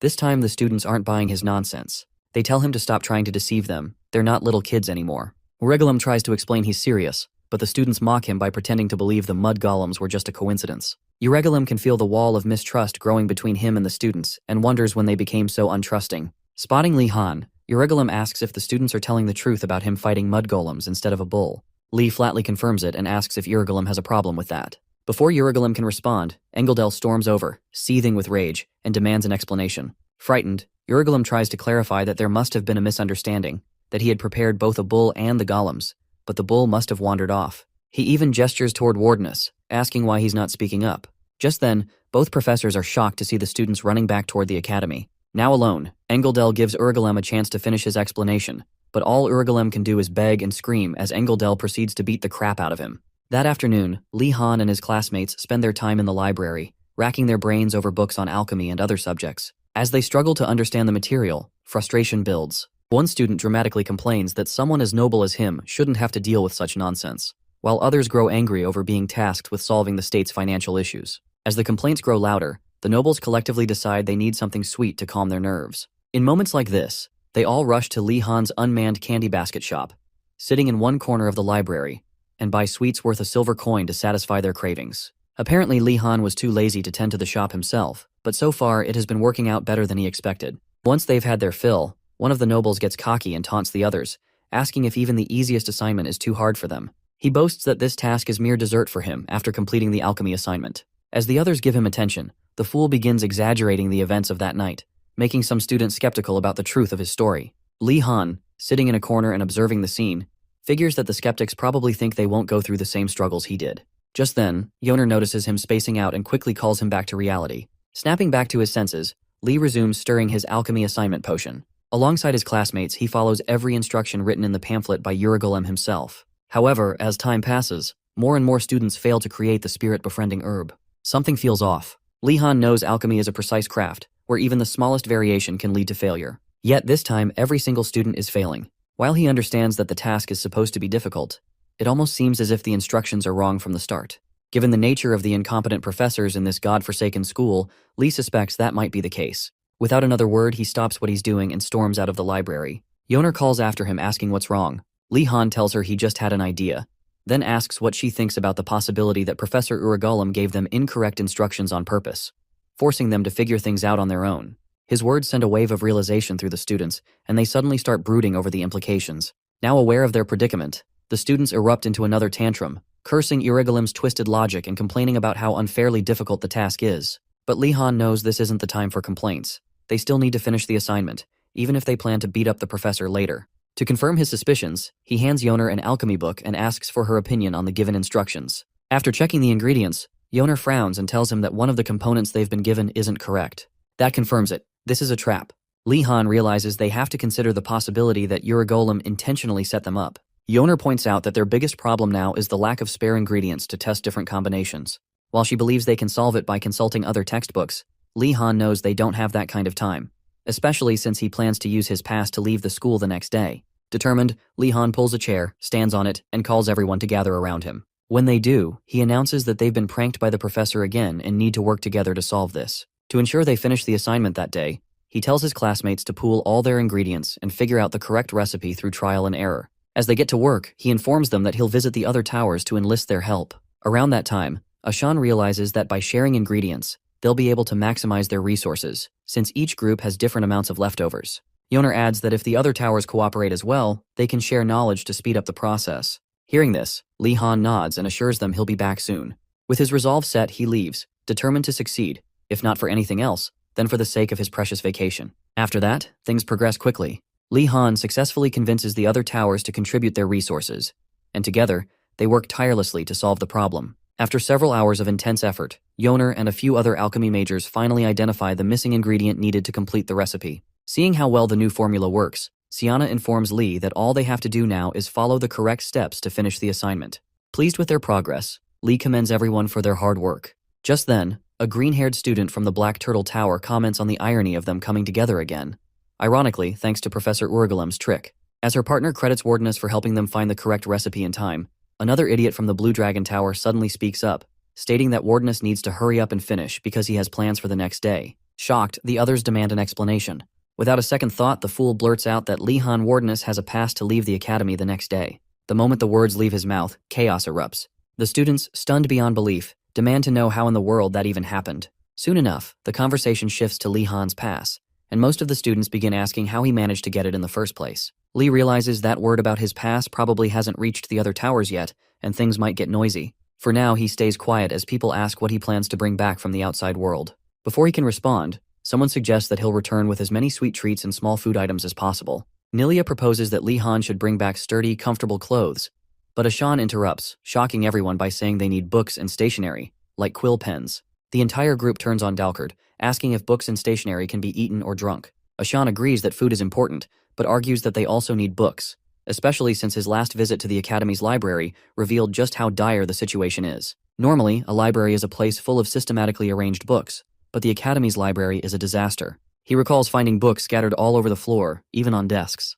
If things continue like this, they'll likely collapse from exhaustion searching for books before they even start their homework. He insists they need to obtain necessary books ahead of time. Hearing his reasoning, the students finally understand Ashan's concern. Then, Gainando opens his mouth and starts rambling about Lihan bringing back magazines, novels, cards, and chessboards to fight boredom. Almost immediately, a Blue Dragon student scolds him for suggesting such unimportant items. Gainando defends himself, claiming he too has a right to prioritize what's important to him. Just as he turns to ask Lihan's opinion on the matter, Yoner cuts him off, announcing that Lihan has already gone to sleep. The argument dies down, and everyone returns to their daily tasks. Meanwhile, Lihan lies in bed, thinking about how important the next day is for him, his chance to leave the academy. He knows he needs to be in his best condition, but for some reason he feels nervous and can't sleep. He expects there will be traps on this outing, such as limits on the quantity or size of the items he can bring back. He suddenly wonders how far the village is from the academy and hopes it won't take more than a day to reach. If it does, he's in trouble. His worries grow, realizing the headmaster is involved, and he decides he needs to learn magic that will let him move faster. Just as he's drifting off, one of the headmaster's cursed books suddenly pops off his bookshelf, and Lihan notices. As he wonders why the book is moving, history repeats itself.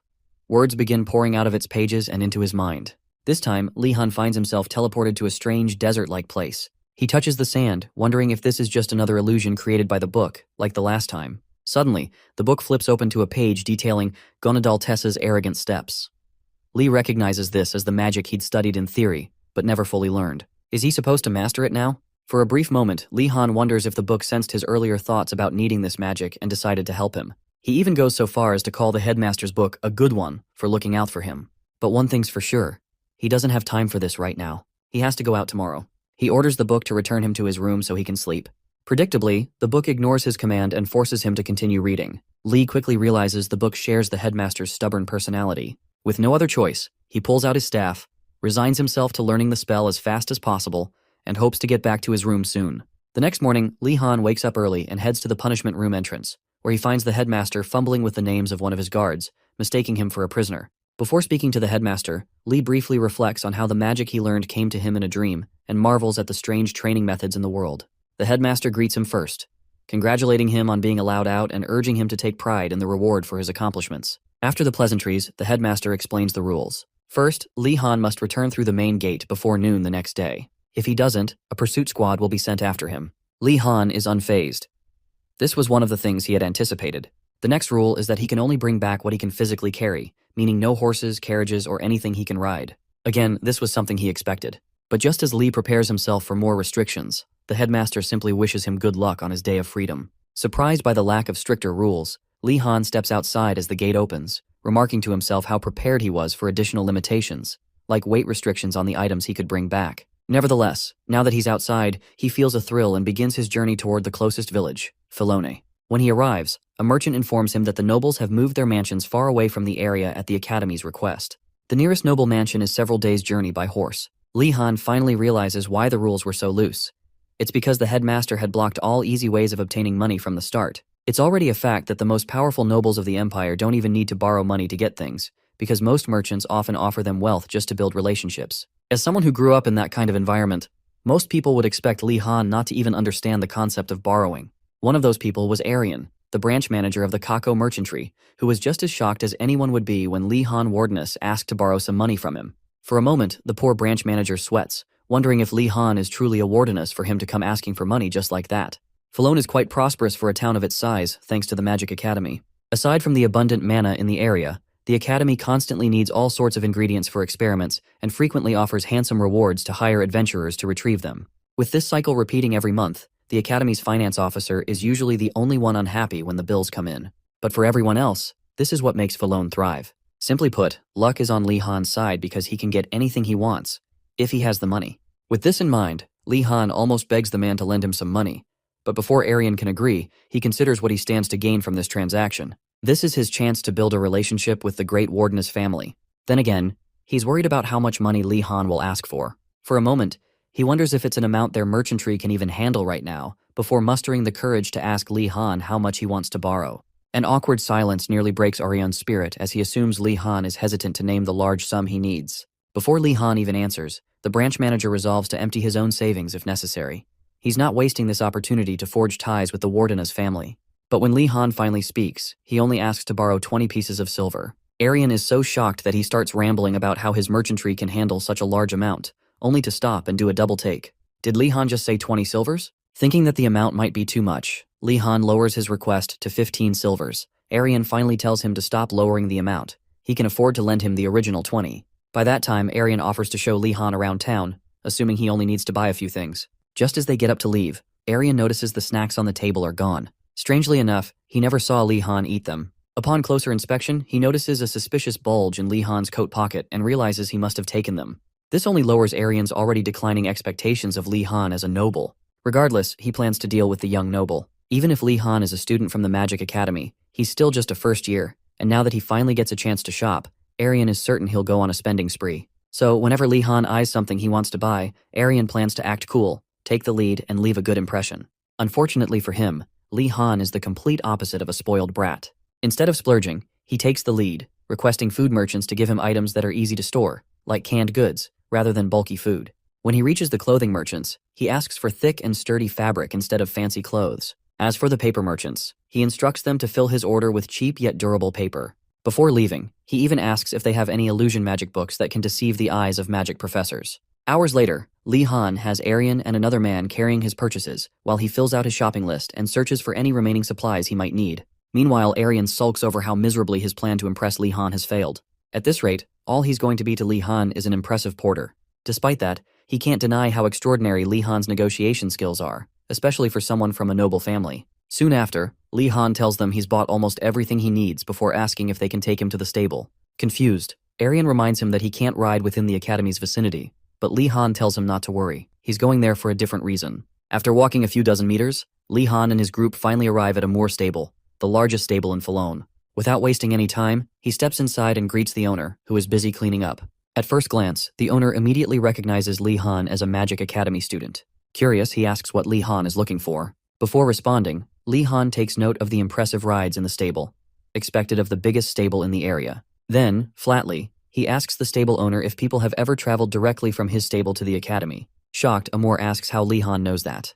Without answering, Li Han simply listens as the owner confirms his suspicions, explaining that they have had merchants and adventurers contracted to the academy, as well as the Emperor's messenger, who rests there during his travels. Handing Li Han a stool to sit on, Amor then asks why he's so interested. Li Han carefully chooses his next words before finally making an offer. He'll pay the stable owner handsomely if he can help arrange something on a certain date to facilitate his escape from the academy grounds. It is then revealed that Li Han only visited the stables to plan his next method of escape. Having established that Li Han is just a first-year student, Amor is impressed by his boldness. Even among the tribes that live in the Empire's harshest regions, very few are as daring as Li Han. This audacity intrigues the stable owner, making him consider helping Li Han with his escape.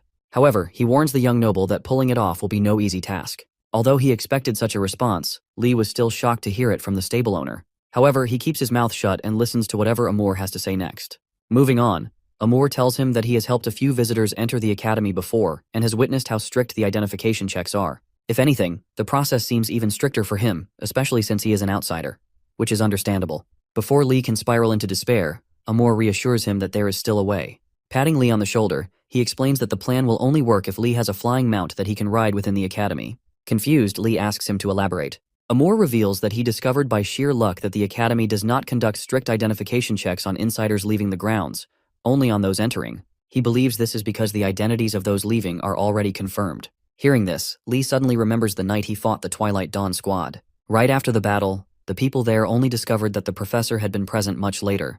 This realization makes him trust Amor's words more than he usually would. As their conversation continues, Amor warns Lee that if he tries to leave alone, he will get caught. However, if he leaves with him, he could disguise himself as either a professor or an errand boy accompanying him. With that said, Amor asks for Lee's thoughts on the plan. While Lee acknowledges that it is a solid plan, he is still concerned about obtaining a flying mount within the Academy that does not already have an owner. Just as he concludes that he might have to steal an ownerless mount, Amor immediately warns him against such an act, reminding him that stealing an animal is wrong.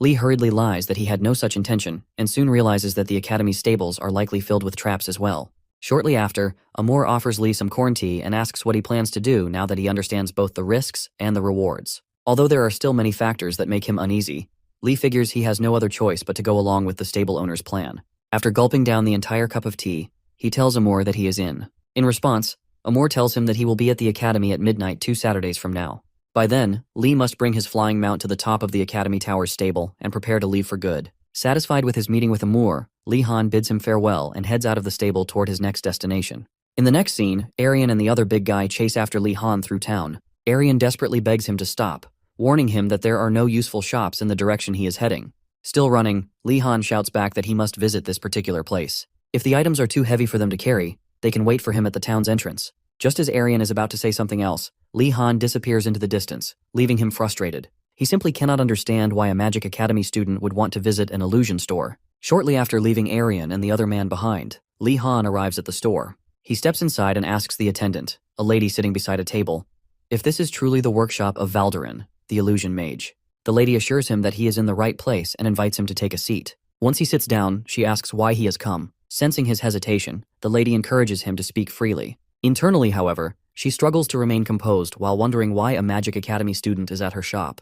After all, she is only a 3-circle mage, meaning her abilities are roughly equivalent to those of a 2nd or 3rd year student at Enrogard. She cannot fathom why a Blue Dragon student would seek her out when there are far more accomplished mages at the Academy. Just then, Lee Han finally responds. He explains that the tower he wants to enter is protected by magic designed to keep intruders out. Since illusion magic is closely related to security, he figured she might be able to help him crack the code to bypass the barrier. The lady instantly realizes that he must be talking about a tower within the Academy, making his request sound even crazier. From his appearance, he seems like a first-year student.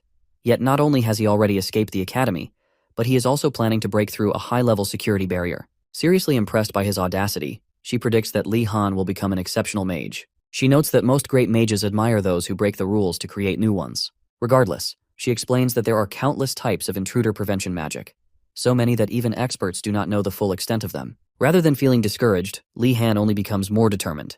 He asks if there are any shortcuts, perhaps a way to destroy the detection magic entirely. At first, the lady assumes he must be joking, but when she sees the seriousness in his expression, she pauses and asks if he truly means it.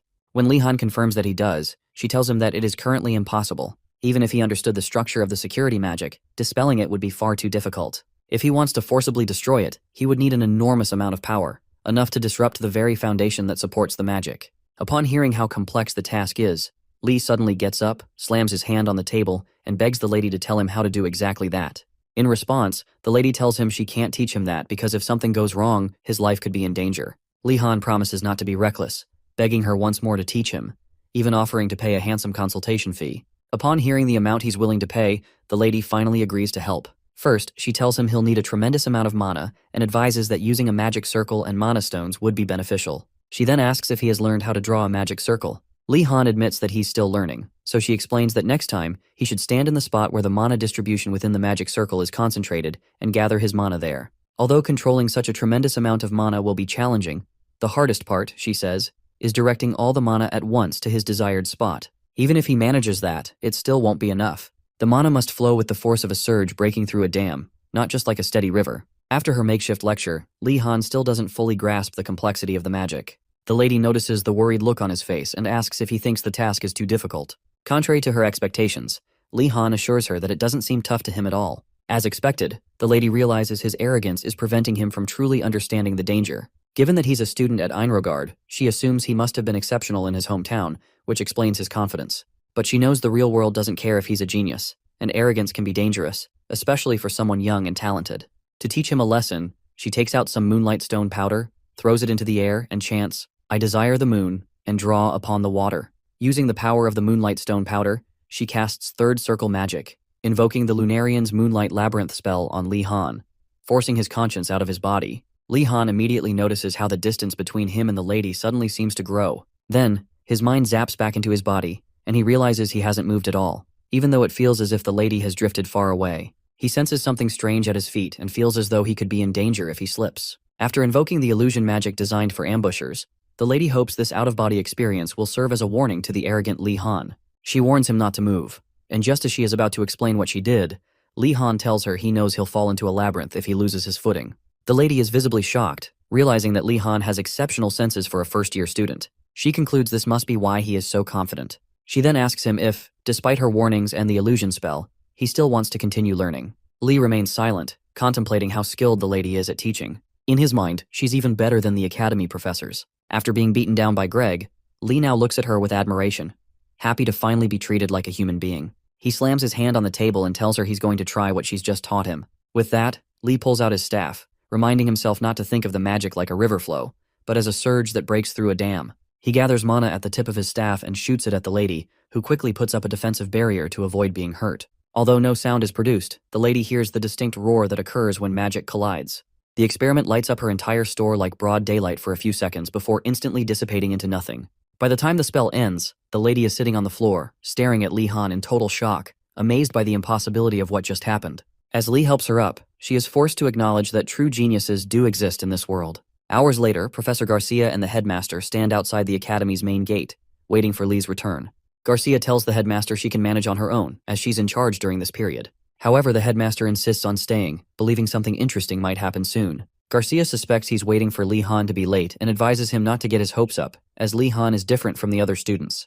The headmaster agrees, but points out that it's not about talent. Due to a lack of time and money, there's a limit to what Li can bring back, and the smarter he thinks he is, the more that will weigh him down. The headmaster then mentions that he hopes the deadlines expire soon, but Garcia urges him to keep those thoughts to himself. Just then, Garcia spots a huge shape approaching the academy's main gate from a distance and wonders if it's a giant or a troll worker.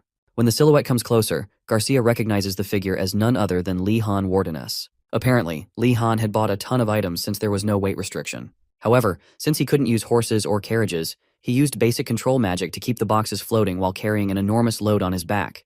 Garcia is amazed by his ability to carry so much, but the headmaster concludes that Professor Greg Velati must have trained him well. Shocked, Garcia asks who taught him physical strengthening magic, as it is highly advanced and first-year students shouldn't be able to handle it.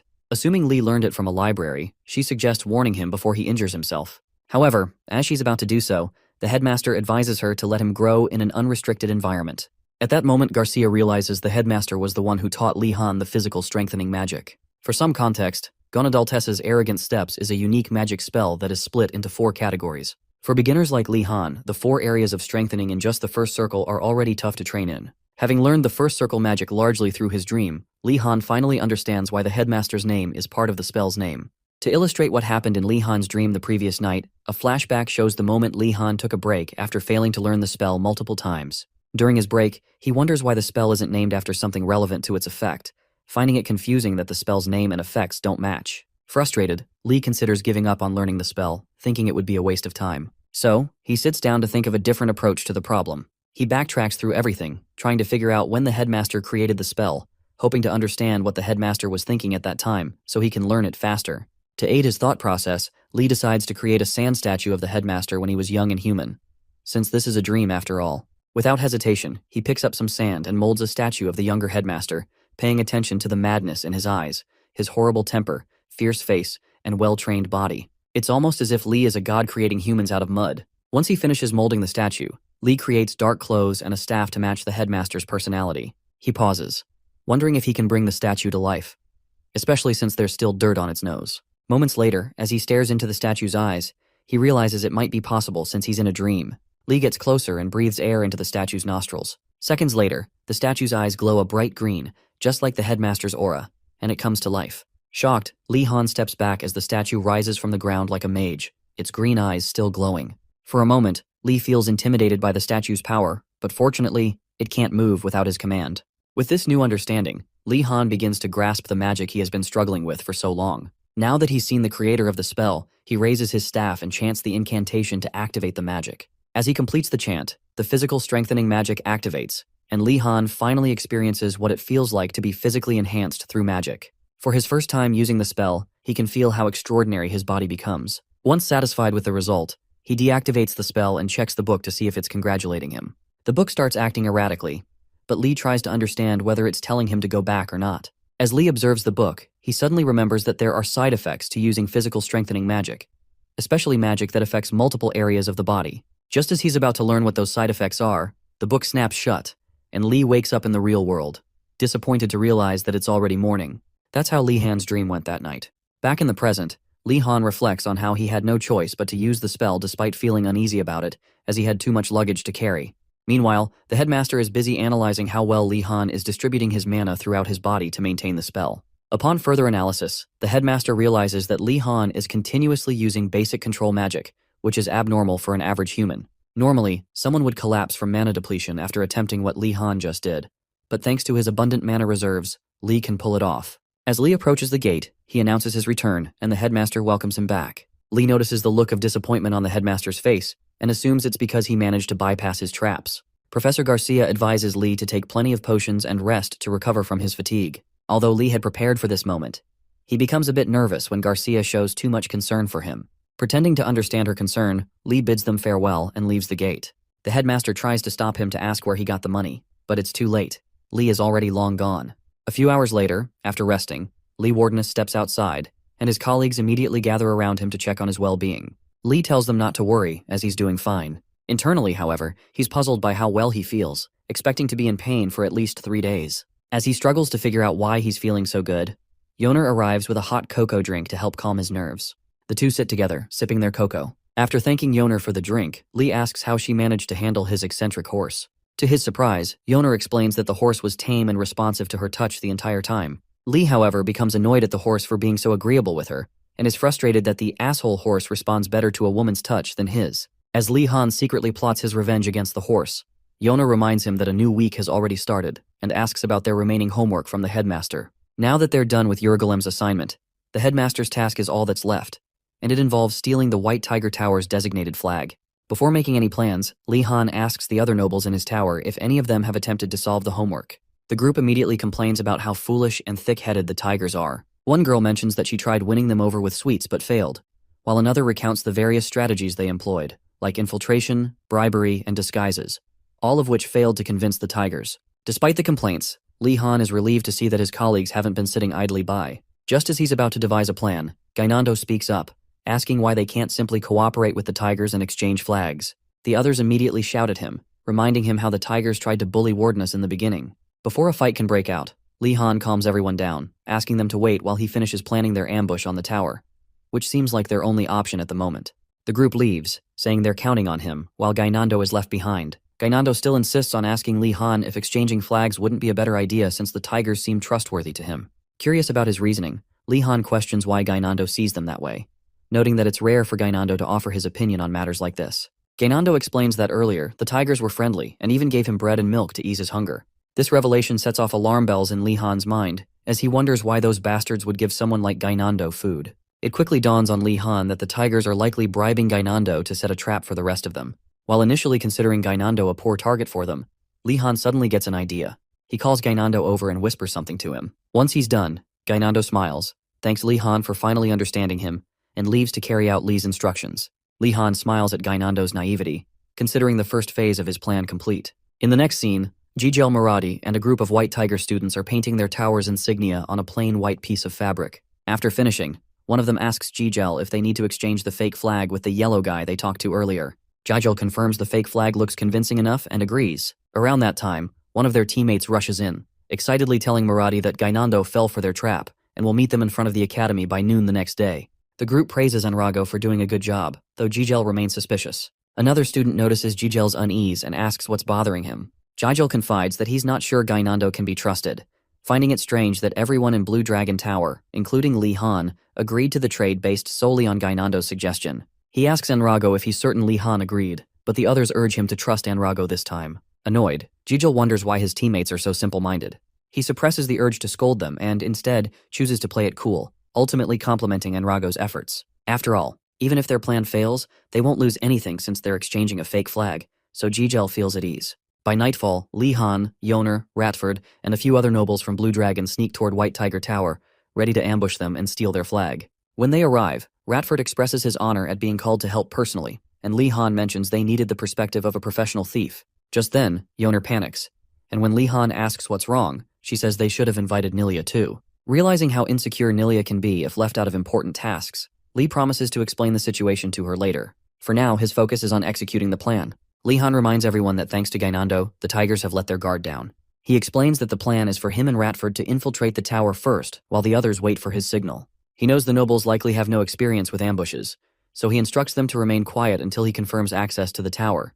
With the stage set, Li Han signals Ratford, and together they sneak toward the entrance of White Tiger Tower. At the entrance, Li Han attempts to analyze the magic imbued in the barrier. However, as he reads the magic structure, he staggers and nearly faints. Thankfully, Ratford catches him and asks if he's all right. Li assures him that he's fine, though it's clear the task is not easy. Ratford suggests they try another approach, but Li insists on continuing, knowing that the only obstacle left is the magic blocking the entrance. In the summoned monster's greenhouse near the academy, a senior student dozes off while recording information about one of his experiments. Seconds into his nap, his colleague catches him sleeping on the job and wakes him to prevent a summoned monster from escaping under his watch. Once fully awake, the student resumes his work, promising to pay more attention. However, as soon as his colleague leaves, he starts dozing off again, unaware that the container holding the summoned vine monster in front of him is slowly breaking apart.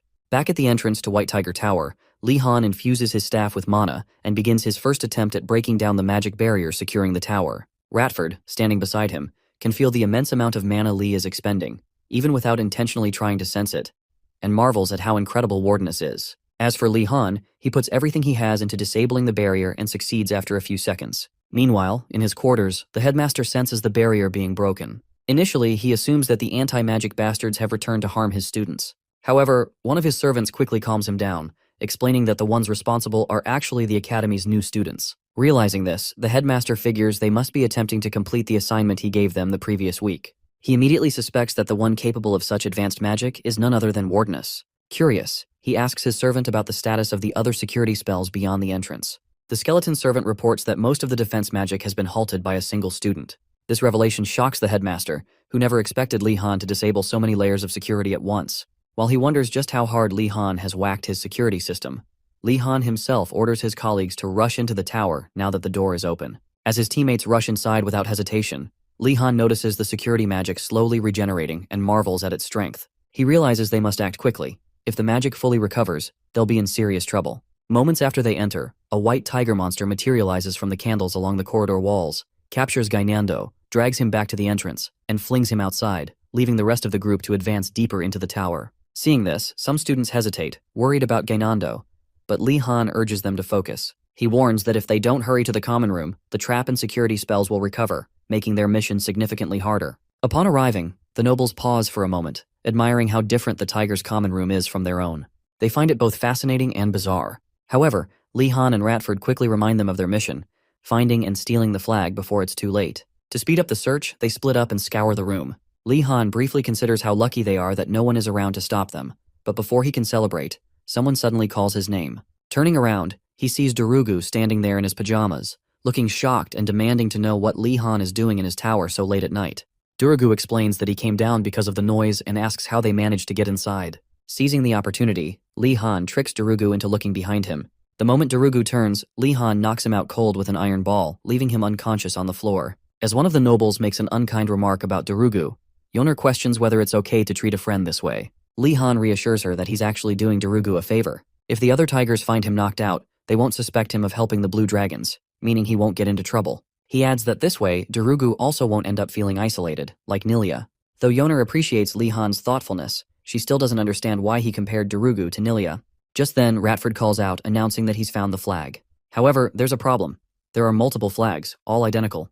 Li Han frowns, realizing it's too dark to distinguish the real flag from the fakes. With no time for careful examination, he orders one of his silver-haired teammates to take all the flags so they can escape as quickly as possible.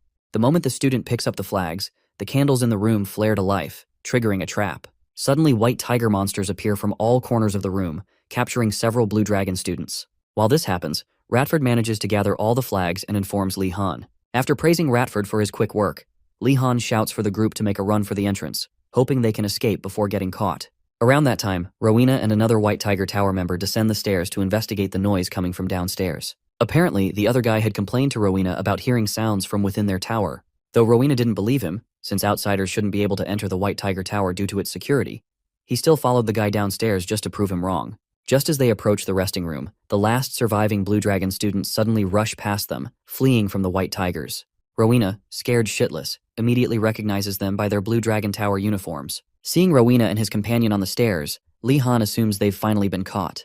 However, before Rowena can react, he spots Princess Ardenart among the so-called criminals and calls out her name, hoping she'll stop. To his dismay, the princess ignores him. Just when Rowena thinks the situation couldn't get any weirder, the magical white tigers zoom past him, continuing their pursuit of the intruders. As he watches the tigers capture a few of them, confusion sets in, and he yells at the top of his lungs, "What the hell is going on here?" His voice echoes into the sudden silence that follows the chaos. Moments later, after dashing across the common room, Li Han, Ratford, Yoner, and a few other Blue Dragon students finally reach the White Tiger Tower's entrance. Just as Li is about to be caught by one of the tigers, he makes a last-minute leap, barely escaping its grasp before landing outside the tower. After surviving the rough landing, he looks back and sees the entrance door slam shut. He exhales in relief and tells his exhausted colleagues, who are panting like goats, that they've finally made it out. Their relief is short-lived as they hear White Tiger students from inside the tower waking up their peers, preparing to hunt down the Blue Dragon bastards. Instantly, Li Han realizes they're not out of the woods yet, and then urges his tired comrades to pull themselves together, warning them that the tigers are coming. Before they arrive, he orders the stronger students to carry those who are too exhausted to run so they can get out quicker. Li Han himself picks up Gainando, who had been yeeted out at the beginning, hoisting him onto his shoulder before taking off. As he's being carried, the clueless Gainando, still half-conscious, mumbles something about being in a carriage and groggily tells Li Han, whom he calls the coachman, to slow down. Annoyed by the spoiled brat's nonsense, Li Han snaps at him, telling him to get his shit together because he is not a damn coachman. Soon the White Tiger Tower's entrance flings open and a group of furious students charge toward the stragglers. Seeing this, Li Han realizes that, at their current pace, they'll be caught in no time. Thinking quickly, he tells Ratford that they'll need a distraction. For a moment, Ratford worries that Li Han is planning to use Gainando as bait, but Li Han reassures him that he won't go that far. Around that time, Anrago angrily calls out to Li Han, accusing him of betraying Darugu, who had trusted him to be honorable. Seizing the opportunity, Li Han decides to clear Darugu of any suspicion. He coldly tells Anrago that Darugu is nothing more than a pawn to him, mocking the orc for believing in him. Enraged, Anrago loses his temper and charges at Li Han, but before he can reach him, Li Han chants the Surge incantation, summoning heavy water restraints that pin Anrago to the ground. As Anrago struggles against the weight of the cuffs, all he can do is curse Wardenus for being a piece of shit. Before the White Tigers lose track of the fleeing Blue Dragons, 3 more students arrive, only to find Anrago already restrained. They glare at him for going down so honorably and make sure he's okay. Meanwhile, Gainando, being his usual insufferable self, starts taunting the White Tigers, claiming that they'll never win against Wardenus. Fed up with his nonsense, Li Han tells him to shut up and stay still while he pulls off a stunt to keep their pursuers at bay. Without hesitation, Li Han warns the White Tigers not to come after them, claiming that he can cast his magic as many times as he wants, and that they won't be able to dodge his attacks in the darkness. Inwardly, however, Li Han knows they need to get away before more White Tigers show up, as his threats will only work if the Tigers don't attack in overwhelming numbers. Just then, Anrago yells for his comrades not to worry about him, and demands that they make Darugu's enemy, Li Han, pay for his betrayal. At that moment, Li Han regrets not knocking the bastard out when he had the chance.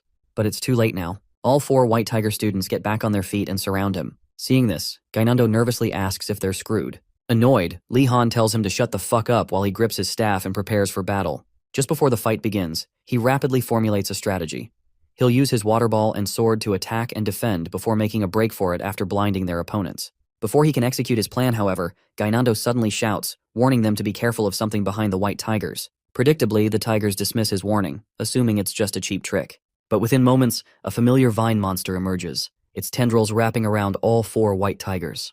Before they even realize what's happening, they're completely ensnared by the creature's green vines. Soon after, the headmaster informs the students via the school's magic broadcast system that a summoned monster has escaped from the greenhouse. Still speaking over the intercom, the person who woke the sleepy student earlier denies any knowledge of the situation and urges the professor to send the idiot who was sleeping on duty to the punishment room. Frustrated, the headmaster tells the guy to shut up and focus on getting the monster back. From the way the duo converses over the intercom, Li Han realizes they're just incompetent failures who couldn't even contain a single experiment.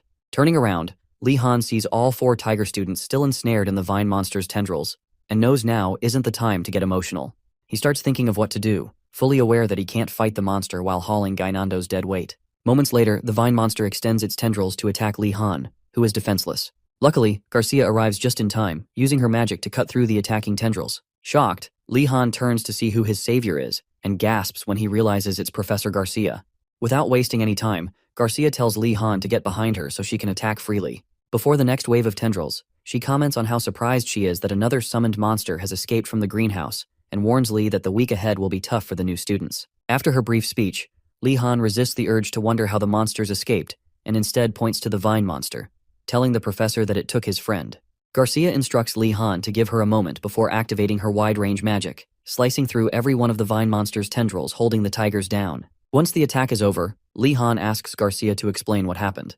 Garcia tells him that while the school's external defense magic is incredibly strong against outside invaders, the same isn't true for internal incidents. She explains that there's not much they can do about accidents that occur while learning magic, and the summoned vine monster is a typical example. Judging by the situation, it seems that older students failed one of their experiments, but things like that happen from time to time, so it's nothing new. After hearing this, Li Han realizes the situation is no laughing matter, given that students were attacked inside the academy. However, he forces a fake smile and thanks Garcia for explaining everything. Moving on, he asks if the other summoned monsters that escaped earlier will be dealt with soon. Garcia assures him not to worry too much, as the monsters will be caught within a month. However, she warns him to be very careful while walking around the academy until then, so he doesn't fall victim to them. Internally, Li Han freaks out, frustrated by how casually Garcia talks about the monsters roaming the academy for an entire month. Then again, he figures professors will always be like that, and maybe this is their way of showing concern. The next morning, the headmaster makes another announcement, warning students to be extra cautious since the summoned monsters are still loose in the academy. This news shocks the students of the Blue Dragon Tower. Most are left speechless, while others suspect that the professors intentionally released the monsters to torment them. As speculation flies around about why the professors aren't capturing the monsters quickly, Li Han assumes it's because the professors are lazy. After all, with so many mages at the academy, he's sure they could subdue a dragon if all the professors were mobilized. Professors often make students clean up their mess, but now, what happens when the mess is created by the students themselves? Li Han ponders the obvious answer before deciding to drop the thought and focus on something more productive. He tells everyone to stop chatting and prepares to cook breakfast. Moments later, Li Han whips up a nice meal for everyone, having Yoner serve the nobles some of the good stuff. As he serves, Li Han mentions that he made something special because he knows everyone must be tired, especially after what happened the previous night. As expected, the compliments pour in, and Wardenas urges everyone to wait in line as he finishes serving. A while later, as they sit down to eat, Gainando admits that some good came out of the day. Confused, the group asks what he means. Gainando explains that it felt great seeing the tiger bastards panic. Yoner chuckles and agrees, saying it was fun working together, and that she enjoys eating delicious food with her friends while smiling through it all. As the sun shines into the room, the mood becomes serene, and Yoner wistfully wishes life could continue like this for them. Suddenly, the headmaster's message repeats over the intercom, ruining the moment. Once it's over, Ashan complains that the announcement killed his appetite, and Gainando asks if he can have his food. As the two bicker, Yoner asks Li Han if their morning classes will be okay, given that the monsters are still running wild around the academy. When Li Han remembers it's a weekday, he exclaims that they'll probably be fine. After breakfast, Li Han heads to swordsmanship class, where he finds all the White Tiger students glaring at him for obvious reasons. Just as he's about to settle in, Darugu approaches him and says they need to talk. Once Li Han gives him his attention, Darugu tells him that if he's trying to be considerate, there's no need, as he finally understands Li Han's motive for knocking him out the previous night. Apparently, when Darugu woke up, he asked his colleagues what had happened before he was knocked out. The angry fools told him that not only did the Blue Dragon students barge into their tower to steal their flags, but Li Han also used and discarded him in the process. With that said, they urged Darugu to join them so they could protect him from future attacks like that. However, after hearing their version of the story, Darugu immediately understood that Li Han had played the villain for his sake. Now in the present, Darugu tells Li Han that they can't truly be friends if he's always afraid of what others will think. He insists that Li Han shouldn't make himself look dishonorable again just for his sake. Touched by Darugu's words, Li Han decides to leave things as they are, even though he still feels there's nothing honorable about stealing flags and knocking someone out. At that moment, one of the tiger students calls Li Han out for trying to deceive Darugu. The others quickly rush in, standing between them to prevent Darugu from talking to that bastard. Indifferent to the commotion, Li Han figures that Darugu is now under the protection of his colleagues. Soon after, Professor Engeldel, the swordsmanship instructor, arrives and greets the students. After the usual pleasantries, he expresses his surprise at waking up to find summoned monsters roaming the school. Since classes must continue, he says he thought hard about how to turn the situation into a learning opportunity. Hearing this, Li-Han grows anxious, sensing that the conversation is heading in a bad direction. Engeldel then announces that, after careful consideration, he decided to capture a loose summoned monster, so his students could fight it for practice. At this point, Li-Han can't believe how wrong the professor's logic is. Shouldn't he be ensuring there are no loose summoned monsters in the first place? Just as he's about to protest, one of the tiger students agrees with the professor, arguing that they'll never defeat summoned monsters if they keep retreating out of fear. Upon hearing this, Engeldel admits that he was going to reconsider the idea if anyone had objected. But, just as he expected, his talented students think differently. He then turns to Li-Han for approval, and, caught off guard, Li-Han instinctively agrees with the professor's brilliant idea, only to regret it immediately. To begin the training session, the students are instructed to form teams of 3 by drawing lots. Those with the same number will be grouped. Moments later, Li-Han finds himself in a team with Darugu and Jijel, of all people, as they all pick the number 4. He knows he's in trouble when Jijel starts speaking sarcastically, commenting on how much he enjoyed their last meeting. Realizing that Jijel is referring to the night Li-Han set him and his minions up for the punishment room, Li-Han plays along, suggesting they both forget about it since they acted childishly. This, of course, only enrages Jijel, and Darugu asks Li-Han if he's really serious about what he just said. To explain Jijel's personality, Darugu tells Li-Han that they both came from the north, and the Marathi family never forgets their grudges. Knowing this, he warns Li-Han that Jijel will definitely come after him, so he'd better be careful. He also promises to protect Li-Han if something goes wrong, but urges him to stay vigilant. By now, Li-Han realizes just how difficult it will be to work with this team during class. Just then, Engeldel gathers the students and announces that, since all the teams have been formed, they will now move on to the next step, selecting a leader. The leader will be chosen based on a red dot in the corner of their lot. Once chosen, the leader will give instructions, and the other 2 teammates must follow them while fighting the summoned beast. Hearing this, Li-Han feels a sense of dread, fearing the worst. He checks his paper and, relieved, sees that he isn't the leader. Hoping for the best, he asks Darugu if he has the red dot. Unfortunately, Darugu doesn't, meaning their team leader is Jijel. Li-Han's fears are confirmed, but he plays it cool, telling Jijel to make sure his instructions are clear so he doesn't get backstabbed.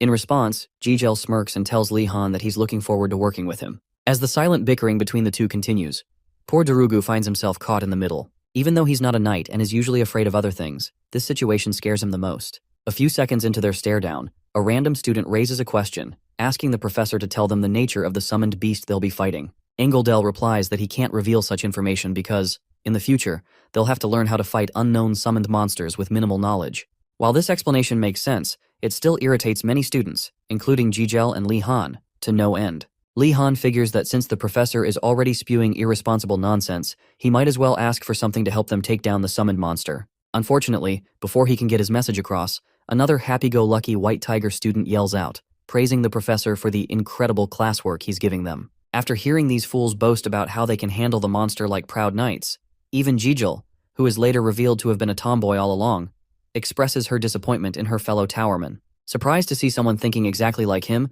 Li-Han stares at Jijel.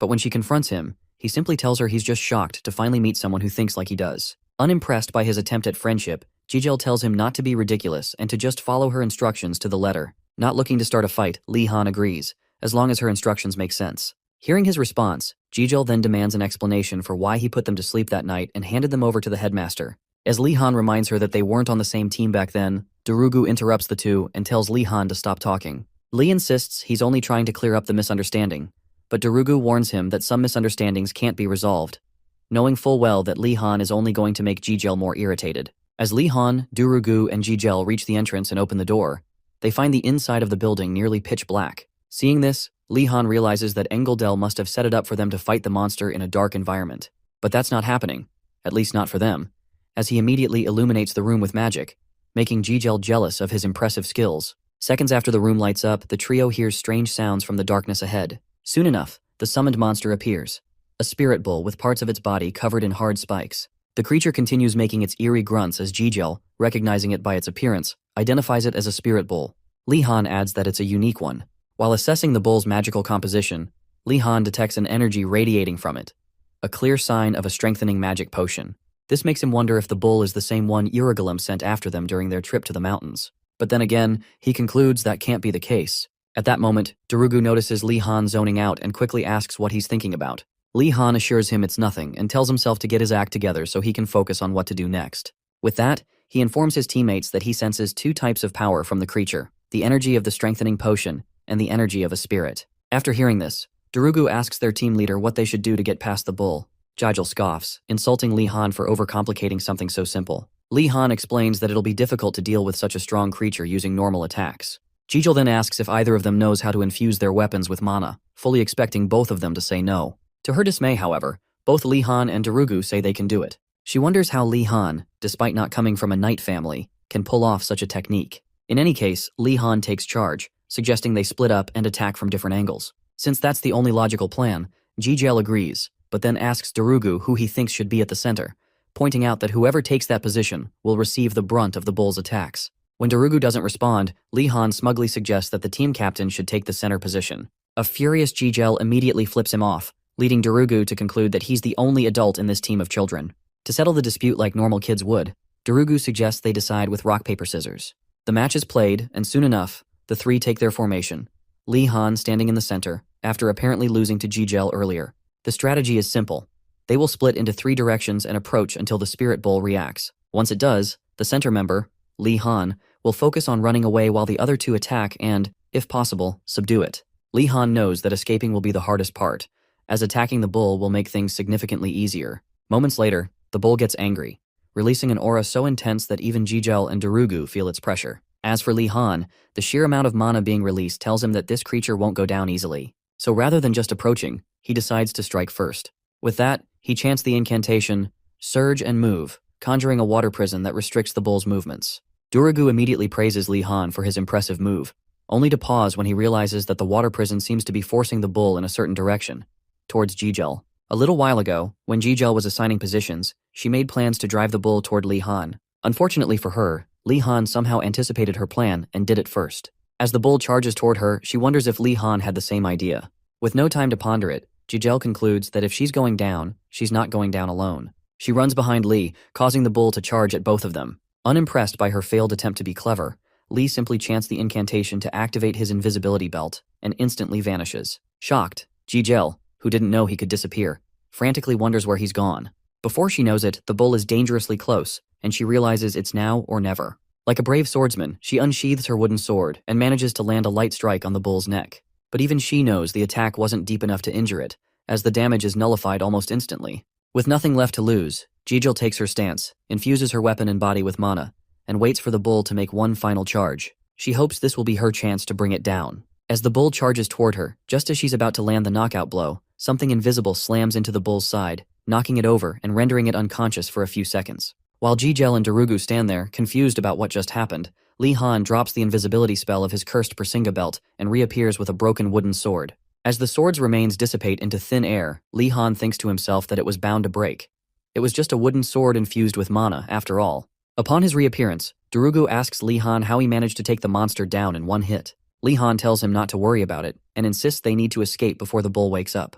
Realizing the truth in his words, Jijel, angry at Li for using her, and Darugu, too scared to look back, both make a run for the exit. As they flee, Darugu asks Li Han if it's okay to leave things unresolved with Jijel, and Li replies that it's fine, since they probably won't be in the same group again after this lesson. A short time later, they reach the exit and finish the lesson. Afterward, the last group completes the training session, and Li Han wonders if the swordsmanship lesson is over for the week. Soon enough, Engeldel calls the students to gather. Before the professor says anything, Li Han ponders how the other groups managed to escape the bull safely, considering his group had members who could infuse their swords with mana. With no answers, he stays quiet and listens to the professor. After praising their efforts, Engeldel highlights the accomplishment of one team that actually managed to subdue the bull, unlike the others, who simply ran away. At that moment, Li Han realizes they were never required to subdue the bull at all. Reflecting on the professor's initial instructions, he remembers that Engeldel never mentioned defeating the bull, not even once. Jijel, on the other hand, becomes even angrier when she overhears classmates whispering,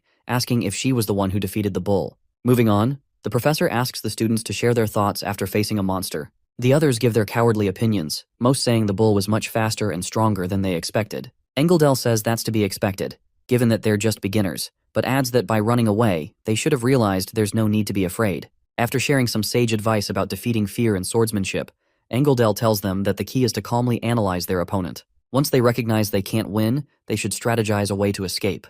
With that, the professor expresses his gratitude for their efforts in learning lessons that words alone cannot teach. Before concluding the session, Engeldel informs the students that he'll keep the current groupings going forward, as he's noticed the synergy between group members is better than he expected. Upon hearing this, Li Han, Darugu, and Jijel almost fall into despair. Li Han turns to Darugu and asks if he should apologize to Jijel for what just happened. Judging by the state she's in, Darugu advises Li Han to use him as a mediator for now. After the lesson, Li Han heads to his next class, Basic Understanding of Alchemy, in the Horned Beast Tower. There, he finds Yoner and Nilia getting ready for their classes. When Yoner sees Li Han, she's surprised to find 2 other nobles clinging to him like bodyguards. Curious, she asks him about it, and Li Han explains that these 2 bozos offered to protect him after his swordsmanship lesson. One of them adds that any location outside of their tower is basically a war zone, so they're just doing their best to protect their star boy, Li Han.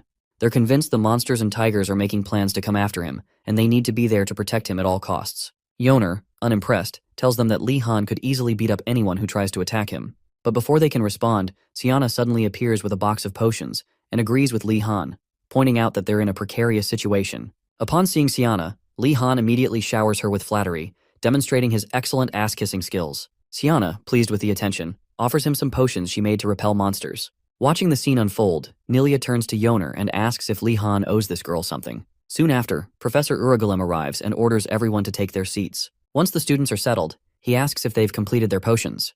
They all answer affirmatively while silently dreaming of one day pulling Urugulem's beard off his face. From his seat, Li Han notices the looks on his classmates' faces and wonders what dangerous schemes they must have planned for the poor professor. Urugulem, however, is slightly surprised to see that all the students have completed the assignment.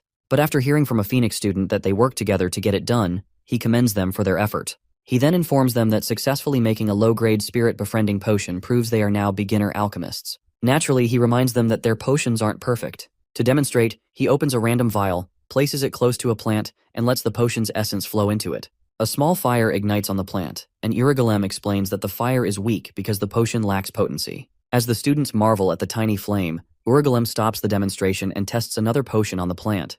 This time, the fire is noticeably larger. Shocked, he checks the name tag on the vial to see who made the potion and finds Li Han Wardenus written on it. He stares at the peculiar student for a moment, clears his throat, and tells the class that while some of their potions are well made, they shouldn't become arrogant over this small success, as real alchemy is only just beginning. Moving on to the main lecture, Urugulem pulls a small bunny from his pocket and informs the students that they will now practice what they've learned so far. This time, on a real spirit. Seeing the tiny bunny-like spirit in Urugulem's hand, Li Han wonders if spirits always manifest as cute animals. Meanwhile, the forearm bone hidden in his coat tingles with curiosity, and he gets a glimpse into yet another reason why black magic isn't widely practiced. Continuing his lecture, Urugulem introduces the spirit as Mr. Rabbit, an ice spirit he frequently uses. He warns the students never to underestimate its power simply because it looks small and adorable. If necessary, this seemingly harmless bunny could wipe out the entire class on its own. Since forming spirit contracts is too difficult for them at this stage, Urugulem says they will start by gradually approaching low-rank spirits. He explains that contracts take time to establish because they require trust, which must be built step by step. As he douses the classroom with a green potion, Urugulem explains that he is amplifying the spiritual energy in the room to help the students enter the spirit world more easily. Once there, he advises them to focus on gaining the spirit's trust. The best way to do this, he says, is by demonstrating sincerity. On the other hand, if they approach the spirits with arrogance, the spirits will sense it and ignore them. With that, he urges the students to drink the potions they prepared. As they do, he wishes them a successful trip to the spirit realm. Li Han closes his eyes and reopens them to find himself in the spirit world, standing between the territories of fire and ice spirits. For a brief moment, he notes that the sensation of being here is similar to the feeling he got from the headmaster's book. Except this time, he is here of his own will. Since everything seems to be going smoothly, he decides to start by befriending the spirits. Wandering into the fire spirit's territory, Li Han begins his task. A few minutes later, the students start returning to their physical bodies. Yoner excitedly shares how amazing her experience was, marveling at how, although she thought she was in the spirit world for a long time, only a few seconds had passed in reality. Ashan eagerly talks about his encounter with a carp spirit. However, Urugulem, growing tired of their chatter, tells them to wait until they return to their respective towers before discussing their experiences further. By now, he expects they all understand just how difficult it is to form a connection with a spirit. He advises them to continue reaching out to the spirits whenever they have the opportunity. With that, he dismisses the class, but asks Li Han to stay behind for a brief discussion. Once he has Li Han's attention, Urugulem inquires about his experience in the spirit world, worried that he may have already formed a contract. When Li Han replies that his experience was terrible, Urugulem breathes a sigh of relief. Smiling, he asks Li Han to elaborate. Li explains that although he encountered many spirits, they all fled as soon as they saw him. Hearing this, Urugulum racks his brain until he recalls something from the past. He recounts a story of a man who first entered the spirit world after becoming an archmage. Although his immense magical power made it easy for him to access the realm, the spirits were terrified of him. When Li Han asks why, Urugulum explains that the spirits were frightened by the overwhelming aura radiating from the mage's soul. Curious, Li Han asks Urugulum to diagnose his problem. Urugulum theorizes that it is likely due to the sheer quantity of Li Han's mana. Fortunately, there is a solution. After all, the archmage from the story eventually succeeded in befriending the spirits. Excited, Li Han asks how he did it. Urugulum replies that the archmage used magic to forcibly capture the spirits and then befriended them afterward. Li Han stands there, stunned, as he processes the awkwardness of Urugulum's so-called solution. Soon after, Li Han asks Urugulum if spirits are stronger in the spirit world. Urugulum tells him that might be the only real obstacle stopping him. In any case, he advises the worried student to do his best and try to enjoy the challenge of winning the spirits over. This annoys Li Han so much that he decides he's going to steal even more food the next time he visits Urugulum's hut. After leaving Urugulum, Li Han joins his friends in the hallway and recounts his entire ordeal in the spirit realm. Having heard everything, Siana suddenly appears and remarks on his terrible luck with spirits. However, she points out that spirits sometimes get scared due to misunderstandings. Even within their own order, she explains, similar situations have occurred, so Li Han's experience isn't entirely unique. Li Han then asks if there's a way to resolve this issue. Chiana responds that they use the same potion they saw in Urugulum's class. Apparently, she believes the potion is so effective that anyone who uses it might even appear attractive to spirits. Among the Fleming Order's secret potions, there is one specifically designed for spirits. Since she has helped craft it before, Siana promises to make some for anyone who wants it, provided they gather all the necessary ingredients. Before anyone gets too excited, Siana warns them that they will need a hefty amount of ingredients. After writing a list, she shows it to them, and Li Han is shocked by how extensive it is. He asks if it's even possible to collect everything, to which Tiana assures him there is a way. She has heard that Professor Urugulum has a lab on the upper floors of the main building, stocked with all the ingredients she needs. If they're willing, she'll gladly join them in secretly breaking into the lab to take what's necessary. While the other Blue Dragon students excitedly praise Tiana's alchemy skills, Li Han hesitates, wondering if it's really okay for a priestess to steal. Growing uneasy, he pulls Tiana aside and reminds her just how dangerous it could be, especially if the headmaster catches them. In response, Chiana calls him by his full name and tells him that this god-awful way of life is exactly what they are being taught in this cursed academy. While her reasoning sounds ridiculous, Li Han can't bring himself to argue after seeing her determination. Besides, if they manage to secure a large quantity of ingredients, it will be useful in the future. They just need to make sure they hit the jackpot this time, and bring everything back without getting caught. Lost in thought, Li Han is suddenly tapped on the back by Nilia, who tells him she wants to join the heist this time. As he looks at her, he realizes she wasn't like this when he first met her, leading him to suspect that the academy itself is the real problem. A few minutes after finalizing their heist plans, Li Han bids his friends farewell and heads to Greg Velati's classroom for the week's lesson. After exchanging greetings, Greg begins the class by throwing stronger, heavier iron balls at Li Han. Upon landing a few hits, Greg stops and looks down at Li Han, who is now on all fours. He tells him he seems distracted. Li Han denies it, though in truth, he's just annoyed that Greg always increases the difficulty as soon as he starts getting used to things. Like, why don't they spin the spirit star anymore? Huh? Unfortunately, Greg, who obviously can't hear Li Han's thoughts, interprets the situation differently. Taken aback by Li Han's performance, Greg wonders why the poor guy still doesn't get it. While it's normal for a professor's attacks to hit a student if he goes all out, Greg never imagined that the reason Li Han is struggling is that he expects him to add spins to the balls. With this in mind, he asks Li Han if that's the issue. Li, still lost in thought about why Greg suddenly stopped attacking, remains silent. Taking the lack of response as confirmation, Greg declares that he knows exactly why Li Han is holding back. It's because he wants him to add spins to the balls, just like when he defeated the golem. Li Han remains silent, now baffled by Greg's bizarre confidence in his assumption. Dismissing Li Han's silence as stubbornness, Greg tells him not to be hasty and warns him against being overly ambitious. Moments later, it is revealed that, for the first time, Professor Greg Velati has put himself in Li Han's shoes and devised a dangerous yet effective way to push him forward. He intends to make Li Han truly understand the dangers ahead, so that he can properly earn both the title and respect of being called a mage. Upon reaching this conclusion, Greg murmurs something to himself. When Li Han asks what he just said, Greg steps closer and tells him that it's completely fine to be hasty, because he'll help him focus properly from now on. For some reason, that sentence terrifies Li Han. Realizing that Greg has already made up his mind, Li Han desperately tries to talk him out of whatever the hell he's about to do. But Greg is determined. He needs Li Han to understand that the moment he steps onto the mage's path without proper preparation, he could die. To hammer this lesson home, Greg increases the density of the iron balls and launches another one. Li Han barely dodges it. Standing there, shell-shocked, he realizes that he only avoided the attack by sheer luck. As if that wasn't enough, Greg hurls another iron ball at him. This time, Li Han sees it coming and quickly erects a water shield just in time to stop the projectile from putting a hole in his chest. Upon surviving the second attack, he notices that Greg has increased the weight of the balls. Now he wonders just how far the crazy professor is willing to go. As Greg readies his next shot, Li Han starts to seriously question if this man is trying to kill the only student who gives a damn about his class. Since he's dealing with the infamous vampire, Greg Velati, Li figures the professor really might be trying to kill him. Now that it's come to this, Li decides to take the professor out first, a thought that's been on his mind for a while. Without warning, Greg launches the next iron ball and Li instinctively dodges it. Realizing he needs to stop the barrage of balls before making his move, Li picks up his staff and conjures water using magic. Seeing this, Greg wonders if Li plans to create more balls using water magic. Though that seems logical, Greg knows it'll only make things harder for Li to control. At that moment, Li Han chants the incantation, "Oh my shield, deploy," and the water he conjured hardens, forming a two-circle magic water shield. Although the spell isn't particularly difficult, Velati is impressed that Li, who had never learned water shield magic, thought to use it in the heat of battle. Knowing that a hastily constructed shield is easier to pierce, Velati continues hurling iron balls at Li, who's scared senseless at this point.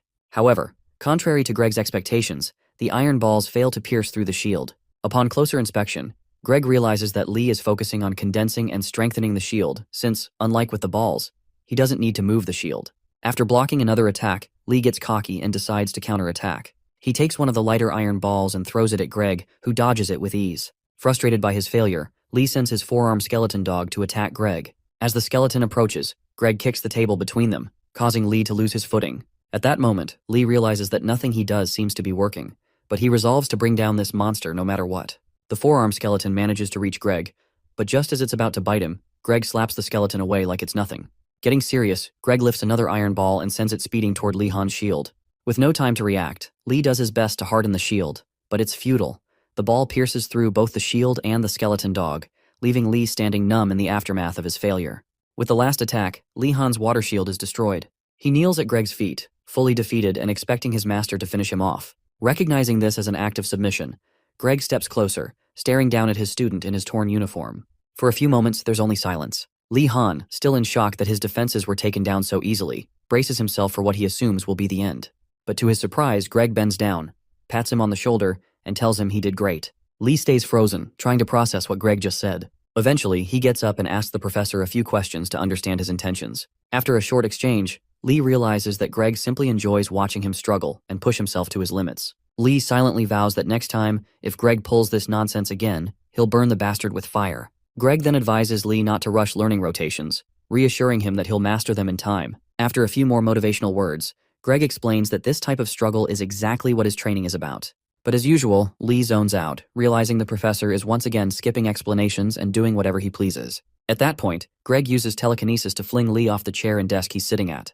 Just as Li's about to lose his temper, he's shocked to find his chair and desk suspended in mid-air. Greg informs him that from now on, Li will be learning to concentrate in erratic situations. Finally, Greg tells him to keep using the skills he just demonstrated, promising to adjust the difficulty as needed. Internally, Li knows one thing for sure. He doesn't want to deal with this guy's class anymore. Thankfully, the class ends soon.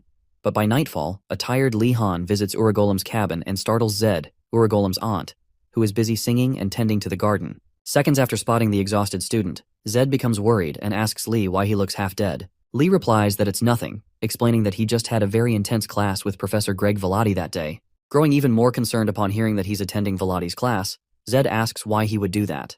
But before Li can figure out what she's implying, she falls silent and changes the subject, asking if he has any questions about the lessons he's taking at the academy. While they walk toward a nearby stream, Li asks if it's possible to get flying beasts in the academy. Surprised by his question, Zed asks why he's interested in something like that. Li lies, saying it's just out of academic curiosity. At that moment, Zed realizes Li doesn't know that the white horse she gave him to tame is the griffin that attacked them earlier. She tells him that the academy, known for having everything one can think of, certainly has flying beasts if he looks hard enough. Li then asks if it's possible to tame a monster if he happens to find one, and Zed responds that it would be difficult, even for experienced tamers like her, as taming wild monsters is no easy task. After a brief pause, Li boldly asks Zed to teach him how to tame monsters when they're both free, expressing his desire to succeed under her guidance. Surprised by his motivation, Zed agrees to teach him but warns him that the lessons will be very tough, urging him not to regret his decision. With that said, Li Han happily accepts her condition and goes to bed content. The next day, Li Han and his colleagues attend Professor Garcia's class, Understanding Basic Magic. Upon noticing how groggy Lee looks, Yoner asks if he slept well the previous night. Lee tells her that he had a nightmare about a crazy professor who gave him a horrifying experience. Concerned but not wanting to hear the details, Yoner pats him on the back and reassures him that things will be fine. Around that time, Professor Garcia enters the class and greets her students. She begins the lecture by reminding them about Professor Mortem, who taught black magic the previous week, and informs them that this week, they'll have another professor come in to teach summoning magic. Shortly after, an elderly professor enters the room and introduces herself as Professor Mila, a summoning magic expert. The students warmly welcome her, and Mila thanks them for their kindness. Garcia explains that, like black magic, summoning magic is usually taught in their second year. However, due to the recent incidents involving summoned monsters, she invited Professor Mila because she believes it will be helpful for them. Mila then takes over, asking the students to signify who is interested in summoning magic. When everyone raises their hands, Lee notes that summoning magic must be a highly useful skill. Mila explains that there are several types of summoning magic, and it's so vast that no one knows everything about it. From fairy tales to reality, summoning magic can offer great rewards for those lucky enough to master it. Seeing so many eager students, Mila expresses her happiness, but warns them that few students truly deserve to learn summoning magic. It's extremely difficult, and those who take it just out of curiosity will struggle. Lee approves of her teaching approach, thinking it's wise for students to understand the value of her words. Comparing her to Professor Velati, who nearly killed him in his last class, Lee concludes that Velati is just a thug lucky enough to become a professor. Mila continues, explaining that to master summoning magic, students need a well-rounded understanding of multiple subjects. If they're only interested in the cool aspect of summoning creatures, they might want to rethink their choice, as the difficulty matches its appeal. Despite the warning, the students remain determined, hoping they'll discover their talent in summoning magic. To lighten the mood, Garcia encourages Mila to give the students a chance, reminding her that they're all talented. After some thought, Mila agrees and takes out her wand, conjuring a scroll with a magic circle drawn on it for each student. Yoner, excited, notices that these are not one-time scrolls but regular scrolls with magic circles inscribed on them. Mila then emphasizes the importance of their basic empire geometry and arithmetic class, hoping they're taking it seriously. The atmosphere in the class turns moody, as many students dislike dealing with numbers. Lee finds the material easy, but Gainando, the airhead, finds it incredibly difficult. After hearing the students complain about how hard basic arithmetic is, Mila concludes that there's little chance any of them will succeed in summoning magic. She advises them to pay close attention in that class, as drawing magic circles and performing calculations are essential to summoning. With that, she instructs the students to visualize the magic circle on the scroll in their heads. Lee Han picks up the scroll to study the complexity of the magic circle before attempting to follow her instructions. For context, magic circles function like circuits, similar to the way electric currents flow. They basically amplify, reduce, bypass, and block the strain a mage feels when performing difficult magic. As Lee understands the flow of mana, he's suddenly reminded of a quill pen. While he wonders why, Mila reveals that the magic circle is designed to summon a quill pen. Hearing this, Lee suddenly understands why he thought of a quill pen in the first place. When the professor gives the order to begin, everyone starts focusing and hoping the quill pen will magically emerge from the scroll they've been given. A few minutes into the practical, chaos ensues as random scrolls start tearing. One of the blue dragons comments that regular scrolls can be destroyed if summoning isn't done properly. However, the scrolls magically reappear, and the students realize they can be replaced immediately. Just then, a student calls everyone's attention to Princess Ardenart's progress. After imagining and drawing the magic circle, she and Ashen, sitting next to her, finally summon something resembling a quill pen. Although this is impressive, Garcia knows they can't be satisfied with summoning something similar. The experiment is a failure if it's not perfect. Additionally, depending on the amount of willpower put into summoning, there's a risk that the summoned item may attack the mage. At that moment, Ashan's imperfect quill pen attacks Gainando, who gets angry and accuses Ashan of attacking him with it.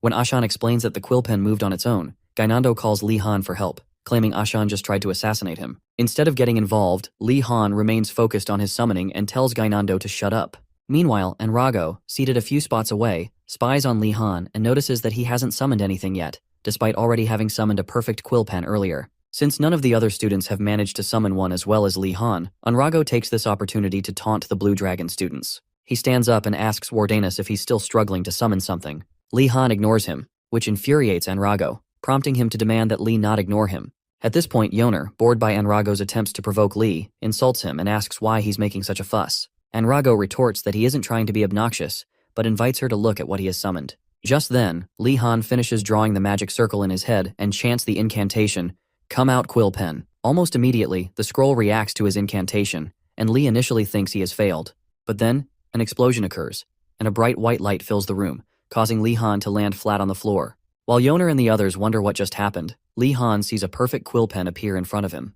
When he stands up, he notices the entire room is now filled with quill pens, suspended mid-air. For a moment, the students are stunned, with one exclaiming that Warden has just summoned all of them. As Lee assesses the quill pen, he realizes that, while its form is good, it's still too hard for him to manage the correct amount of mana, given his substantial mana reserves. Just as he's thinking he won't be able to use the scroll again, it returns to its normal state, and Lee wonders how that's possible. It is then revealed that Lee Han's mana control has improved more than he realizes. When Professor Garcia picks up one of Lee Han's quill pens, she expresses her surprise. While the other students struggle to summon just one quill pen, Lee Han has summoned several. Garcia turns to Professor Mila to see her reaction, only to be shocked by the look of disdain on Mila's face. Garcia tries to explain that Lee Han's error was due to his excessive mana reserves, but Mila cuts her off, insisting that it wasn't a mistake. Though she recognizes Lee Han's talent in summoning magic, she perceives his actions as arrogant, especially since he summoned so many quills, which she assumes are to show off. Garcia attempts to defend Lee Han, explaining that he isn't like that, but one sharp glare from Mila silences her.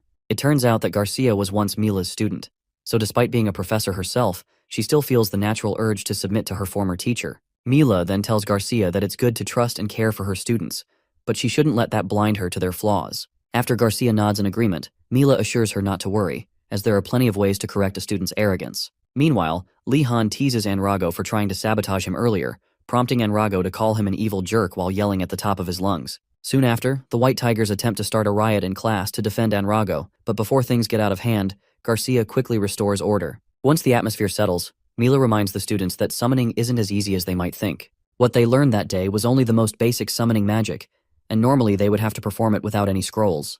However, if they are still determined to pursue the craft, she invites them to visit her workshop soon. While many people believe that talent is key to mastering magic, Mila emphasizes that perseverance and patience are what truly matter in the pursuit of magical excellence. As she finishes her speech, Lee Han has the distinct feeling that Professor Mila is speaking directly to him. As soon as Professor Garcia's class ends, Lee Han and Gainando head to the Black Rock Tower to meet Professor Mortem and observe his lessons. Upon arrival, Lee Han marvels at how eerie the place is, wishing someone would take care of it so it wouldn't look so neglected and ugly all the time. Given the subject's unpopularity, he feels the professor should at least maintain the basics to attract more students. Just as Lee is about to conclude that he and Gainando are the only students learning black magic, he spots two others standing at the entrance of the tower. He's surprised to see more students interested in black magic. Gainando, however, erupts in rage, asking Lee why the other two are there to learn black magic. Lee tells him it shouldn't bother him so much, but Gainando continues whining, insisting the professor chose him because of his supposed talent in black magic. Lee just stares at the fool, recalling how Gainando used to badmouth black magic and wondering if he still dislikes it. During their conversation, one of the other students calls Lee and Gainando blue nobodies and tells them to quiet down. Upon closer inspection, Gainando recognizes the brunette as the infamous Wardenaz, and Lee identifies him as a student from the White Tiger Tower. What intrigues Lee Han more, though, are the student's golden eyes and the unfamiliar energy he exudes. To confirm his suspicions, Lee asks if the student is part angel, and the arrogant White Tiger, Raphadel, smugly confirms that he has inherited the honorable blood of his holy ancestors. As Raphadel continues boasting, Lee compares him to Dijiling, who is far less proud of his divine lineage, and concludes that Raphadel probably doesn't have much angel blood. Despite Raphadel's hostility toward him, Lee doesn't think he's the type to follow that scumbag Jijel.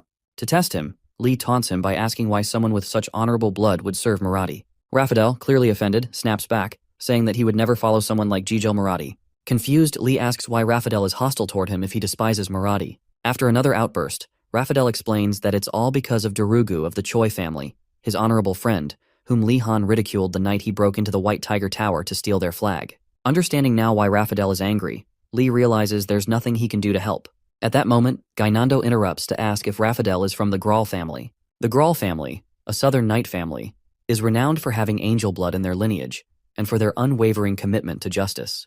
Raphadel confirms this. Puzzled, Gainando asks why a member of the Grawl family, known for producing holy knights, would be learning black magic. Raphadel insults the Blue Tower students and explains that he's only studying black magic to defeat black mages more easily in the future. Hearing this, Lee Han figures that Professor Mortem will be disappointed when he learns of Raphadel's reasoning, but he keeps quiet for now. The other person with Raphadel finally speaks up and, as she stands, asks Lee and Gainando why they've come to study black magic. Gainando is taken aback by her towering height, while Lee Han takes his time to recognize her as a giant of mixed blood. The shy, gentle giant introduces herself as Emirg, and explains that she's genuinely interested in black magic. She expresses her hope that everyone can get along. While Raphadel dismisses the idea, Lee Han offers his hand for a handshake and tells Emirg that he also hopes they get along well. However, when their hands meet, Lee Han quickly feels the pain of Emirg's immense strength, nearly crushing his hand bones. Grateful that he had enveloped his body in mana for protection, Lee thanks his luck. Otherwise, his bones might have been shattered.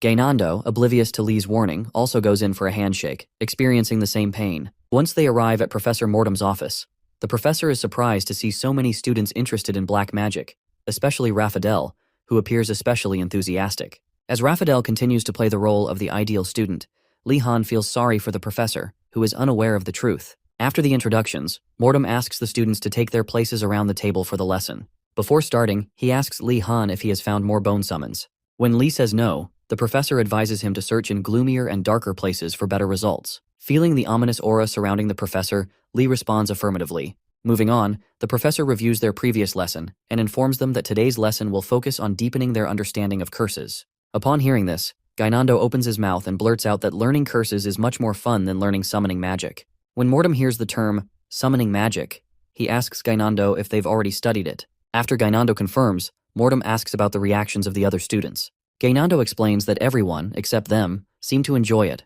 and that the others went to the summoning magic workshop. Lee Han scoffs at Gainando's insensitivity, and Mortem abruptly changes the topic from curses to the study of undead summons. While the other students are excited about the shift, Lee Han feels like the professor has skipped a few levels in the curriculum due to emotional reasons. With that said, Professor Mortem reveals a secret.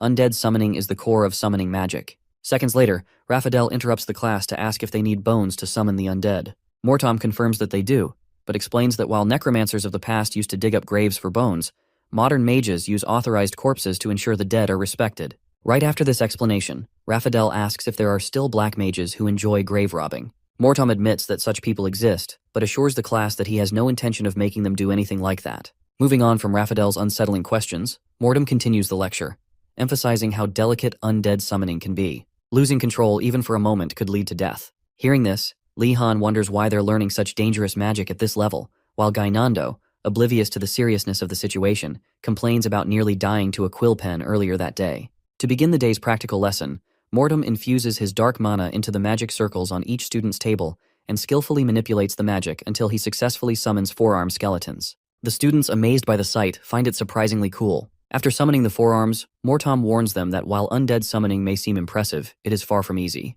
Even when summoning monsters, there are crucial factors to consider, especially when dealing with creatures that possess minds of their own. Undead monsters, in particular, are highly unpredictable, which is why summoners must use specific methods to connect with and befriend them. Instead, he urges them to find their own ways to get close to the summoned hands. Gainando, taking this literally, attempts to pat the forearm skeleton.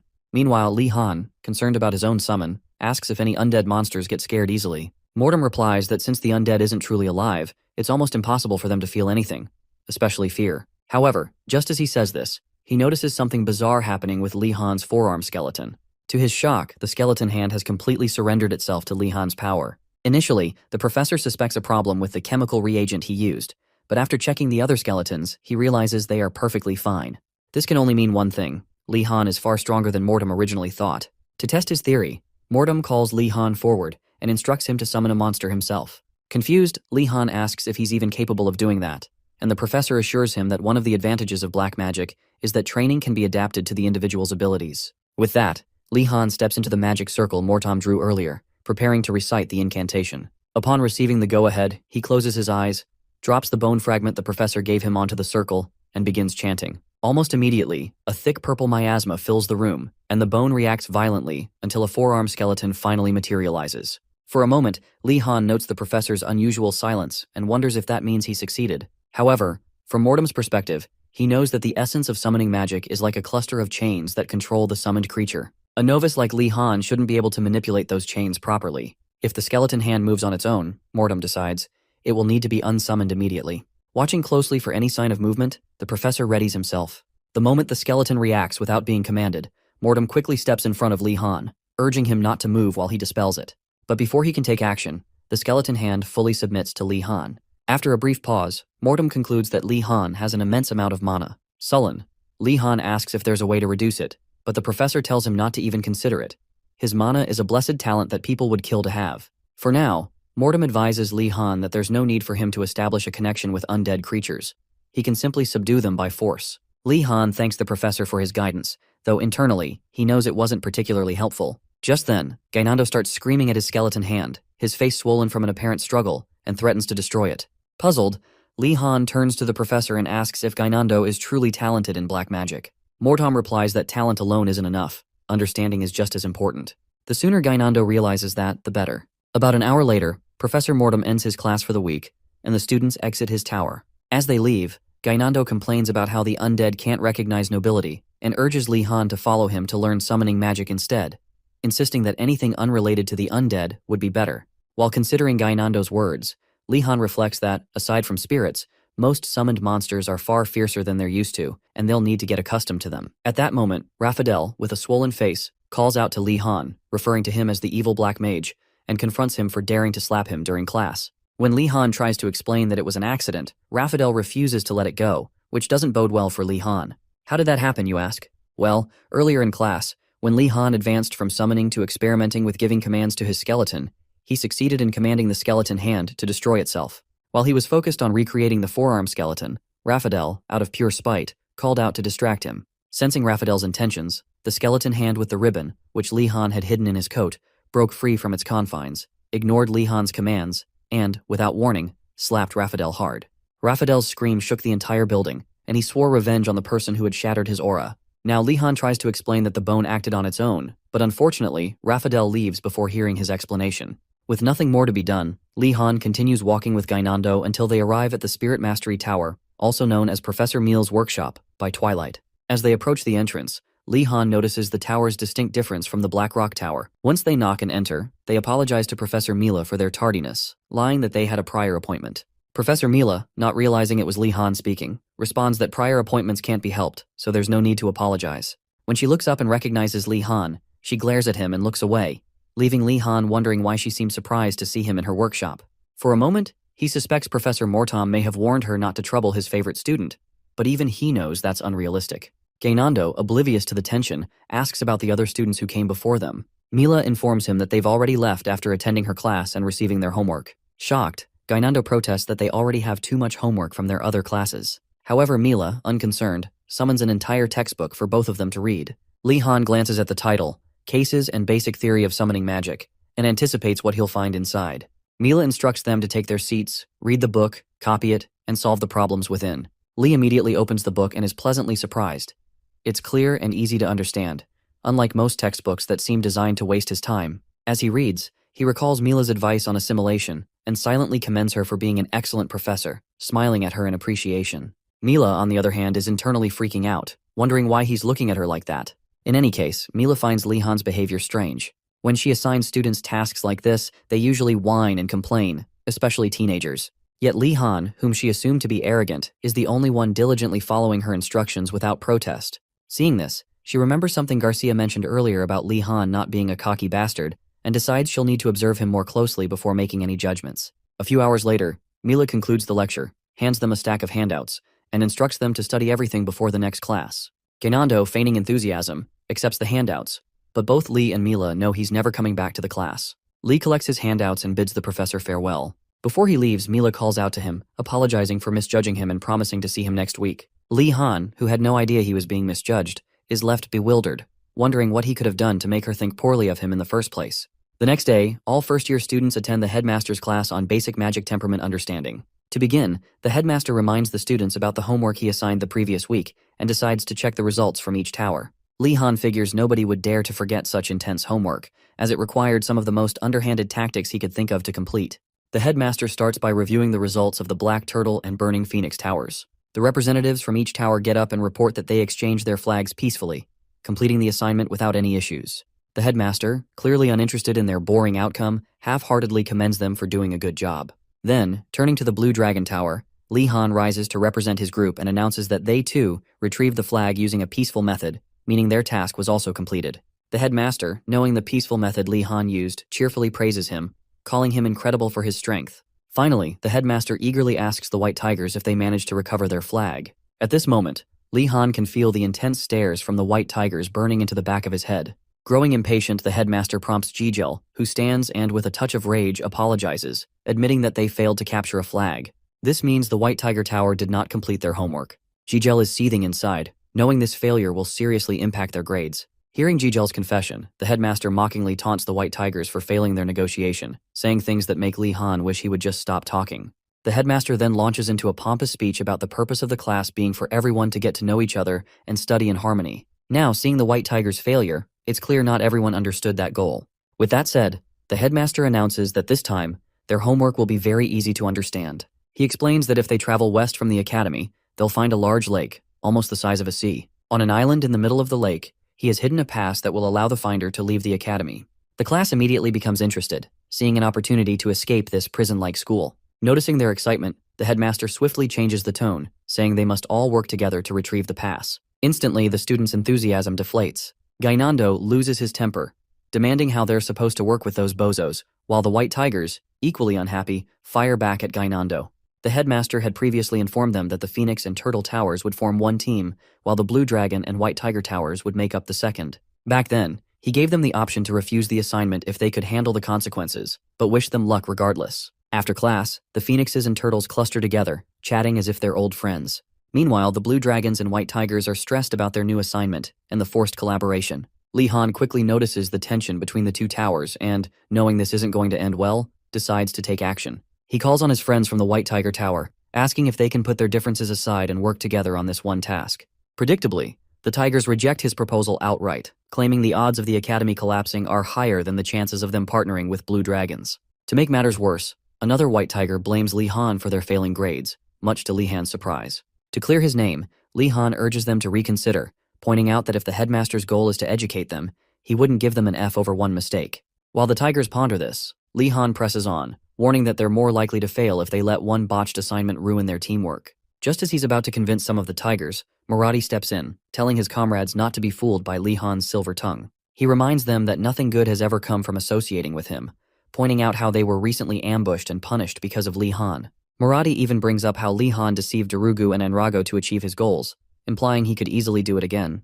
Upon hearing this, the Tigers turn their hostile glares toward Li Han, who decides it's time to take a more direct approach. Without hesitation, Li Han calls Darugu over, grabs him in a slightly uncomfortable hold, and threatens to create another incident if they don't agree to work together. To make his threat more believable, he even jokes about throwing Darugu into the lake and ensuring he never comes back. This shocks even Yoner, who didn't expect Li Han to go to such lengths. Darugu, on the other hand, realizes what Li Han is up to and plays along, pleading with his fellow Tigers to save him. Seeing this, Raphael snaps and finally agrees to partner with Li Han, as long as he lets Darugu go. After making the Tigers swear on their honor, Li Han releases Darugu, but warns them to stay on his good side from now on. Witnessing this entire scene, Marathi is stunned by Li Han's ruthlessness, unable to believe he would go to such extremes to manipulate his classmates. Although some complicated relationships were formed in the headmaster's class, the real issue lies with the White Tiger's unwillingness to cooperate. Right after class, Siana finds Li Han and asks when he plans to start their operation. Li Han tells her he's still thinking, as raiding Urigalim's lab is an urgent matter,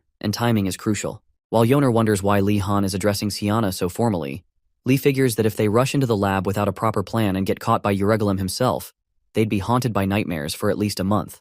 To avoid that, he needs to learn Urigalim's schedule without realizing it. After the basic writing practice class with Zed, just as Wardenas is about to leave the stables, Zed calls out to him and tells him not to go to the hut that evening. When he asks why, she explains that she wants to take her nephew, Urigalim, to the market, and they likely won't return until the next day. This news catches Li Han by surprise. He wishes the professor a safe trip and marvels at this sudden stroke of luck. Knowing for certain that Urigalim won't be around, Li realizes this is the perfect opportunity to infiltrate the lab. With this in mind, he returns to his friends, who are waiting outside the stables. When they ask what's going on, he informs them that the date for the operation has been set. Without hesitation, he tells them to prepare because they're moving that night. Ashan, though slightly caught off guard, agrees that it's a good plan since it means they can rest over the weekend. Yoner also supports the idea and eagerly gears up for action. Once everything is set, the entire group does a cringe-worthy chant about doing this for a semester without homework, much to Li Han's dismay. For context, the narrator explains that there are two types of students: those who have sneaked out multiple times at night and those who are stay-at-home babies. Thankfully, Li Han belongs to the former group and is far more comfortable doing shady activities under the cover of darkness. Later that night, after confirming that everyone participating in the operation has gathered, Li Han sets things in motion. Before they move, however, Kiana asks if he knows how to unlock the Horned Beast Tower's door. Li Han reassures her that they've already figured that out. For now, he urges everyone to follow him quietly so he can show them what he has prepared. The group silently follows Li Han until they reach a part of the building where a massive hole gapes in the wall, large enough to fit a summoned monster. At first, the students assume Li Han created it, and Ashan even praises him for going to such lengths in his preparation. However, after a brief pause, Li Han asks the most important question of his life. What is this? Both Yoner and Ashan are stunned, realizing that Li Han wasn't the one who made the hole. Irritated by their assumption, Li clarifies that the original plan was for Ratford to unlock physical locks while he handled magical ones. Although this unexpected development is troublesome, the presence of debris inside the Horned Beast Tower means that something, or someone, has broken in. In other words, something that should have remained outside has now infiltrated the tower. Understandably, the more timid students begin to panic, asking if they should turn back. But Li Han firmly shuts that idea down. Instead, he declares that they are no longer secretly infiltrating the Horned Beast Tower. They are now on a mission to stop the summoned monster that has invaded the tower and to protect the professor's belongings. If they are ever questioned about it, they will simply claim that they volunteered to help. This shift in perspective boosts the group's morale, and they charge in, now convinced that they are heroes protecting the professor's property. Li Han doesn't mind the misconception. If anything, it'll make the search go faster. However, as they step inside, one of the students immediately complains about how dark and eerie the place is. To keep them from getting scared again, Li Han conjures a light with his wand and warns them that darkness isn't their biggest problem. It's the fact that they have only explored the first floor and have no idea what awaits them on the second. Despite the uncertainty, Li Han urges them to keep moving. He notices the nervous expressions on everyone's faces, but knows that turning back is no longer an option. As they ascend to the second floor, Li Han remains on high alert. While everything looks normal on the surface, there's no telling what could be lurking ahead. And sure enough, as soon as they reach the second floor, they come face to face with a bizarre, ominous portal. The entire group stares at it, wondering just what kind of nightmare awaits them beyond this gateway to hell. After watching Li Han stand in front of the portal for too long, Yoner asks him what's wrong. Li tells her he senses the space is filled with powerful mana and is curious about what lies beyond the portal. Though unsure of what to expect, Li Han bravely walks through and surprisingly finds himself in a large garden on the other side. Once the others join him, he explains that the magic in use here is called space expansion magic. Sienna marvels at the horticultural wonders and the vast size of the garden, while Nilia comments on the number of plants she's never seen before. Although Li spots several dangerous plants, he's relieved that this building is a workshop and not a dormitory, so he won't have to worry about traps like in previous encounters. Li urges everyone to calm down so they can search for the path the professor might have taken. He figures if they can find it, they'll easily locate what they're looking for. Around that time, the skeleton forearm in his coat tingles, revealing a few monster tracks on the path ahead. Seeing this, the group gets frightened and suggests they turn back to avoid encountering a monster and getting eaten. At that moment, Nilia has an idea and tells Li Han they should follow the monster's tracks. Since monsters have sharp senses, she believes it would have found a safe place to stay. Li Han likes the idea and decides to go along with it, praising Nilia and boosting her ego. As they follow the monster's tracks, nothing happens, and they remain safe from attacks. However, they soon encounter a bull a few meters ahead. They quickly hide in a nearby bush to avoid being spotted. Yoner quietly asks Li Han if it's truly a bull, and while Li confirms it is, he doesn't think it's a normal one. Ratford then asks what they should do. Li realizes that since the bull is blocking the path to the upper floor, they might need to take action if they want to proceed. In response, he tells Ratford there's no need to fight it, as it seems hungry and might leave once it's eaten.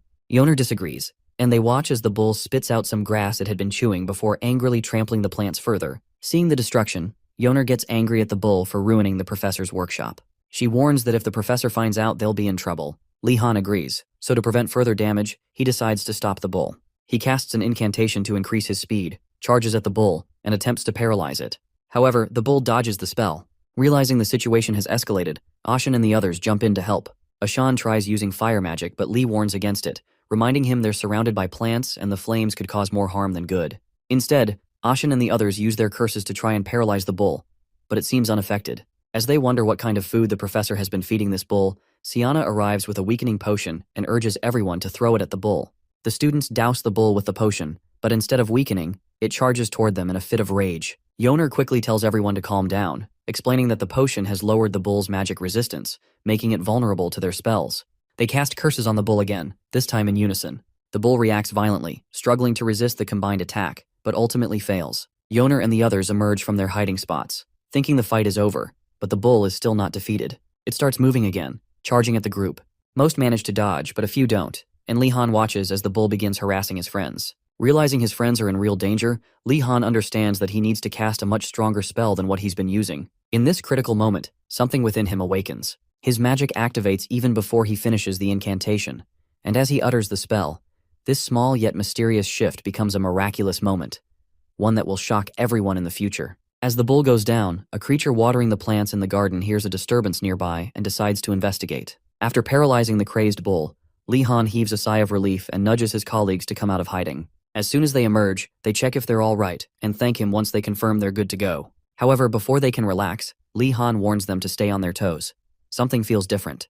Thinking back to the paralysis spell he cast earlier, he realizes it activated before he even chanted the incantation. More importantly, the bull is only paralyzed, meaning it could get back up at any moment. Plus, there may be more monsters lurking nearby, so they need to keep moving and reach a safe spot before encountering another one. Just then, a deep rumbling shakes the entire garden, scaring everyone. While they search for the source of the noise, they notice something approaching. Moments later, a booming voice bellows from a towering willow tree, demanding to know who the hell they are. Reality hits the students like a ton of bricks as they realize the tree itself is speaking. Terror grips them. Could this be another monster? Li Han quickly takes charge and urges everyone to calm down.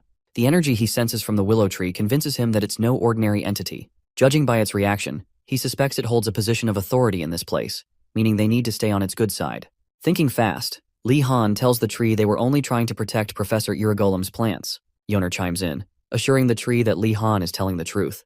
The tree, seemingly impressed by their efforts to protect the garden even without a professor around, softens its tone. After Li thanks it for its kind words, the tree introduces itself as Professor Willow, the botany instructor. Professor Willow then asks if they were the ones who defeated the bull. When they confirm, the professor showers them with praise, grateful that they protected the garden from what it calls a useless bull. Willow explains that the bull belongs to the sloppy dwarf, Professor Irigolem. Seizing the opportunity, Li Han asks if Professor Willow is the one tending to the garden. Willow explains that he was asked to help for the day, despite finding it troublesome, because Irigolem had to meet with the Emperor's officials. Shocked, Li Han remarks that Irigolem had told him he was heading to the market with Professor Zed, his aunt. Suspicious, Willow asks if he's certain, and Li suggests verifying with Professor Zed once she returns. Convinced, Willow thanks him for the information. Grateful for their efforts in protecting the garden, Professor Willow decides to reward the students. He asks if they need anything. Li Han takes the chance to inquire if there's a place where they can gather alchemy materials and reagents. However, Willow refuses, saying the area is filled with dangers beyond their current level.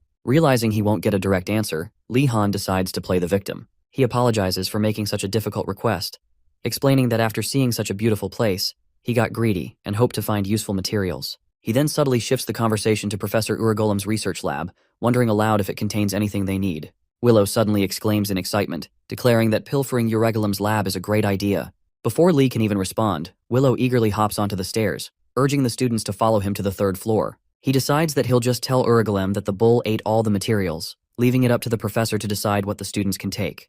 Without hesitation, the students follow Willow through the second floor portal to reach the third floor. Once there, Yoner comments on how pitch black everything is, so much so that she can't see anything. Li tries using an illuminate spell, but it fails. Willow warns them to be cautious, as the area is incredibly complex, and it's easy to get lost. After walking a few more meters, they notice a door approaching them from a distance. In an instant, a door labeled 6 appears directly in front of Professor Willow. Before the students can process what's happening, Willow opens it, only to be horrified by the state of the room beyond. Whatever's inside unnerves him so much that he immediately slams the door shut, declaring that this particular research lab should remain sealed forever. Similar incidents follow as Professor Willow summons a few more research labs, only to find that most of them contain bizarre, reality-defying horrors. Li Han, now grasping how things work, takes detailed notes on why the first and second floors lack traps. After recording the method for summoning research labs, he figures they've learned enough for now. Eventually, they locate Professor Urigolem's research lab and receive their well-earned rewards. They thank Professor Willow for his generosity, and when he asks if he gave them too much, Li assures him they are truly grateful. However, just as they think they're done, Willow reveals his mischievous side, reminding them he is, after all, one of the Academy's crazy professors. In exchange for his help, he orders the students to water every plant in a particular area on the second floor. Li Han is devastated as he wonders how the hell things end up like this. Li Han's bad luck begins a while back at Urigolem's lab, right after getting all the materials they need for whatever Siana is trying to make. Back then, Professor Willow instructs Li Han and his group to return to the first floor while he finishes up in the lab. However, just as Li is about to leave with the others, he notices the professor watering the plants in the lab as well. Curious, and greedy for more than he needs, he asks the professor if he can help, thinking that nothing bad could come from earning extra brownie points with a professor. Around that time, Yoner also offers to help, claiming she's pretty good at watering plants and such. As expected, this thoughtful gesture melts Willow's heart, and he is touched by their sentiment. So, he promises them a reward and urges them to follow him through a passageway. The very expectant Li Han and Yoner follow Willow, fully expecting something cool. But when they step outside, they soon realize why one should never get too close to an Enrogard professor. To their horror, Willow orders them to water all the plants in the area. Lee is stunned, not seeing this as a worthwhile reward at all. Before they even get started, he turns to ask the professor a question, only for Yoner to inform him that Willow is already long gone. Cursing his own greed, Lee Han apologizes to Yoner for dragging her into this. Already watering the plants, Yoner asks him what's wrong. Lee hesitates before asking if she thinks this is too much work. To his surprise, Yoner says she actually enjoys tending to plants. Besides, there are so many rare plants in this garden, some she has dreamed of seeing. So, for her, this is a great day. Remembering that she is a plant lover, Lee Han stops asking questions and simply gets to work. Eventually, he too picks up a watering can and starts helping. Meanwhile, as the students work tirelessly around a particular pond, bubbles begin to surface from the water, almost as if something is watching them from below. After several hours of exhausting labor, the duo finally finishes watering every plant in the area. As they stretch their sore muscles, Lee Han realizes the task is far more grueling than he had expected. He feels even worse for Yoner, who got dragged into this mess because of him. But before he can dwell on it too much, Yoner asks if he found watering the plants fun despite the exhaustion. Her question makes Lee Han reconsider feeling sorry for her. Now that they're done, the duo put on their coats and prepare to leave. Just then, the spirit in the pond suddenly stirs to life, manifesting as a large water sphere. Yoner and Lee Han freeze as the mysterious entity speaks, declaring that it has been watching them for a while now. Alarmed, they demand to know who is speaking. Revealing itself, the spirit introduces itself as Farakis, the guardian spirit of the pond. It then recognizes Yoner and Lee Han as students of the dwarf, Urugulum. Lee Han hesitates but confirms their affiliation after Yoner assures him that the spirit seems safe. Farakis nods and explains that he not only knows Urugulum, but has also made a contract with him to oversee the second-floor garden. He then comments on how rare it is to see young humans tending to plants with such care, and expresses pride in both of them for doing what he calls the Lord's work. At that moment, Lee Han understands why Willow assigned them this task. It was so that the pond spirit would take notice of them and acknowledge them. Feeling generous, Farakis offers to grant Lee Han a favor. Before Lee can ask for anything, Farakis clarifies that he can also provide advice if needed. Taking this opportunity, Lee Han asks if there's a way to stop spirits from always running away in fear of him. Farakis considers this and admits that he understands why spirits would flee from Lee Han. However, he notices the tree spirit inside Lee's staff and asks about it. Lee Han explains that it was a gift from an oak tree. Farakis reassures him that, although the tree spirit is also afraid of his power, it is still vouching for him as a good person. Lee is taken aback by this revelation and glances at his staff, feeling a pang of guilt for coming off as a jerk. Just then, Yoner asks if there is a way for Lee Han to form a contract with spirits.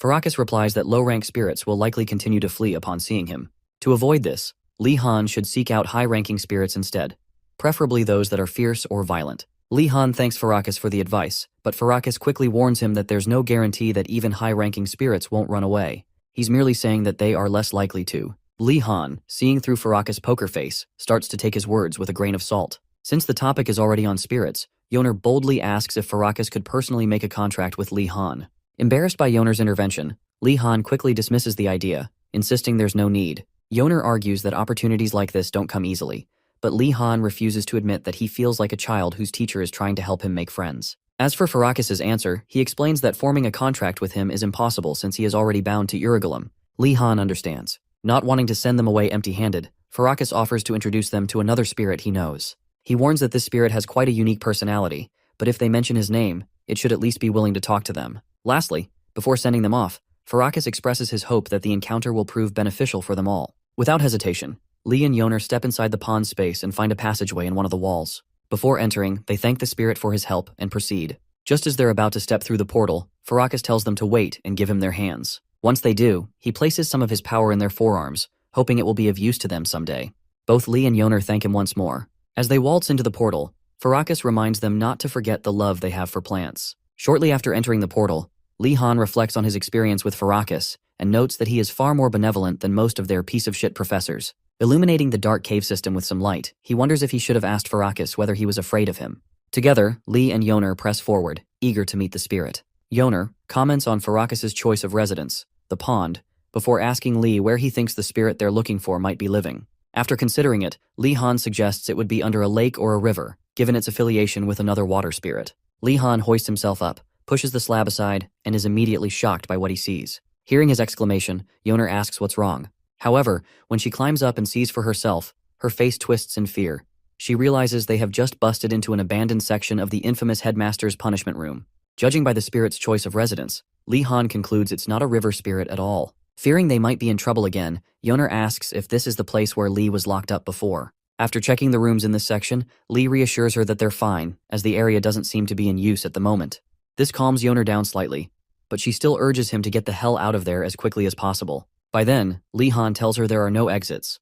All the passageways are blocked. Understandably, Yoner freaks the hell out, terrified of being trapped in such a creepy place, and asks Lee if there's truly no other way out. Since he has a rough sketch of the layout from the last time he was there, Lee tells her it's okay, and recalls having a similar experience on his last visit. Soon, they reach what looks like a dead end, and Lee tells Yoner it's actually a magic passageway. Unlike last time though, there aren't any eye-catching devices lying around.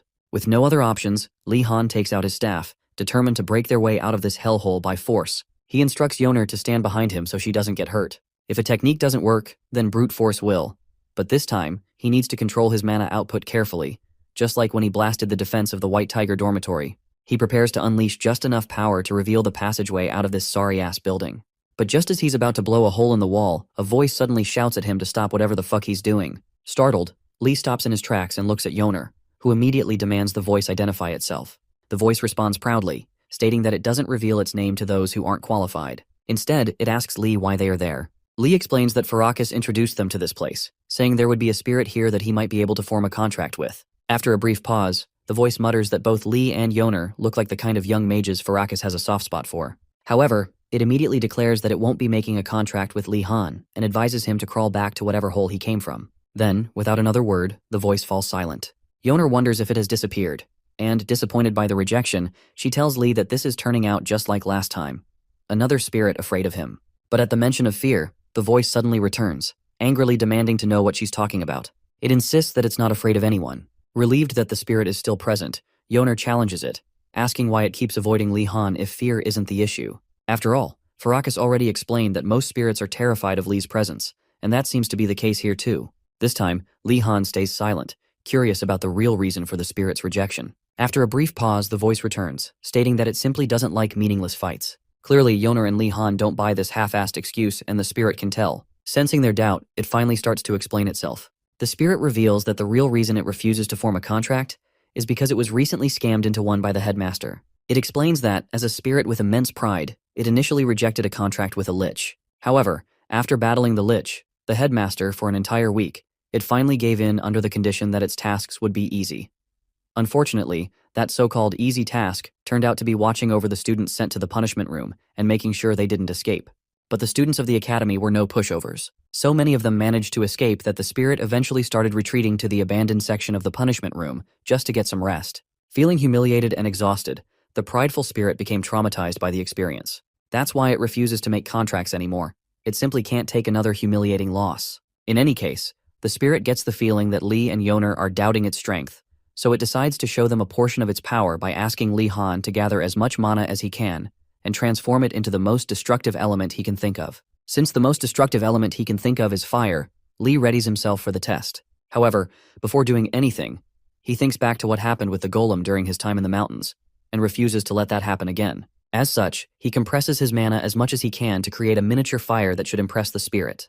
With that in mind, Lee compresses his mana, chants the incantation, and creates a small fireball on his staff. Right after, Lee heaves a sigh of relief as the magic seems somewhat stable. Soon after, the spirit dramatically displays its lightning element magic, hoping that will be enough to quench Lee Han's small fire. At that point, Yoner can't believe he summoned such a huge lightning bolt in such a confined space. Seconds after the elegant display, Yoner is shocked when she sees Lee Han's fire burning just like normal. Lee Han then asks the spirit what it is trying to do, but the spirit remains silent, struggling to understand how it failed to transform Lee's fire element. As it turns out, elemental transformation is a talent spirits use to show off their strength by transforming one element into another. Simply put, the ability to interfere with magic is how they prove their power. However, the spirit, who could easily deal with the element of even a veteran mage, was unable to transform the fire magic of a young mage. For a moment, it wonders if there's something special about Lee's magic, and then assesses it a little to figure out what the matter is. Suddenly, it hits him. The spirit realizes that while Lee's flame may look normal on the outside, it contains a vast amount of mana inside, almost comparable to a dragon's flame. The idea that this young mage, Lee Han, created such a dangerous flame is shocking. Knowing that young mages typically have weak magic control, the spirit sees Lee as a child holding onto a ticking time bomb, or worse, smoke poisoning. Now the spirit knows it's no longer a matter of pride. He needs to cancel the magic before Lee Han panics and loses control. Meanwhile, Li Han compliments the spirit on its lightning magic, but asks if it can open a path for them to leave. The spirit, now on high alert, tells Li Han not to move his staff. Confused, Li moves his staff slightly, and the spirit screams at him not to move it. When Li Han asks what's going on, the lightning spirit realizes that if it tells him how dangerous the flame is, he might get startled, causing the flame to explode. To avoid this, the spirit lies and says it just doesn't like people waving their staff around in front of it. Hearing this, both Yoner and Li think the spirit is acting strange, while the spirit keeps worrying about how to cancel Li's magic. Given Li's poor control over magic, he probably can't easily cancel such a strong spell. If he panics when the magic doesn't dissipate, it could result in a huge explosion. After thinking it through, the spirit decides it has no choice but to do what it originally refused to do. With this in mind, it tells Li that it has changed its mind and will now make a contract with him. Confused, Li Han wonders why the spirit has had such an abrupt change of heart. He eventually asks the spirit why, and the spirit responds by saying it has recognized his infinite potential. As if that weren't enough, the spirit flatters Li Han, claiming his mana is so great that it'll be difficult for any mage to catch up to him. Li Han, unconvinced by the spirit's obvious ploy, questions the sudden change in attitude, and the spirit insists it's because it didn't realize his power earlier. Now that it understands, it wants to make the contract quickly before the flame goes berserk. Yoner asks Li what he's going to do. Though Li still sees the spirit as exceptional since Farakas recommended it, he's concerned about the spirit's mental state, which seems a little questionable. However, since he's not in a position to be picky about which spirits he makes contracts with, Li agrees to form the contract. The spirit praises him for making a wise choice. With the stage set, the spirit instructs Li Han to open his soul and accept him, and so the ritual begins. While forming the contract, the spirit grants Li the authority to summon it, but makes it clear that it is a partner, not a servant. As the contract nears completion, Li Han suddenly realizes the identity of the spirit he's been dealing with. It's the spirit of lightning, Furkuntra, or Furk for short. Once the contract is sealed and the lightning symbol is imprinted on his forehead, Li wonders if the elemental affinity with lightning is the reason for the spirit's erratic behavior. Now that the contract is complete, Furk warns Li not to push his luck, as the spirit can now sense his doubts. Yoner, who witnessed everything, congratulates Li Han for successfully forming the contract, and Li thanks her. Moving on, Furk decides to show Li Han his true strength.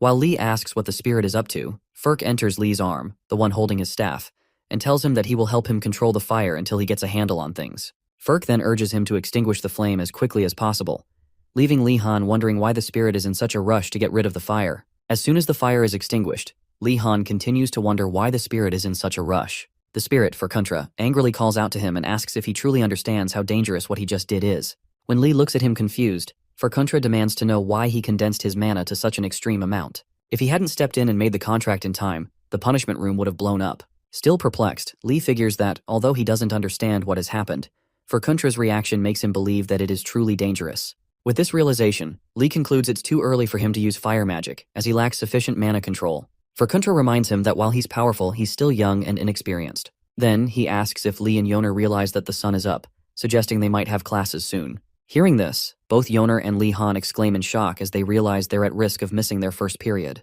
Yoner suddenly remembers that they have basic empire geometry and arithmetics, and Li recalls that he has homework to submit, a magic circle blueprint assignment he stayed up all night working on. He knows it'll be a waste if he doesn't turn it in on time. Desperate to make it back to their dorms, Li asks Furkuntra to show them the way out. After a brief pause, the lightning spirit says he can't help, as he's under contract to protect the punishment room. Frustrated, Li wonders if they'll even make it to class on time, even with Furkuntra's help.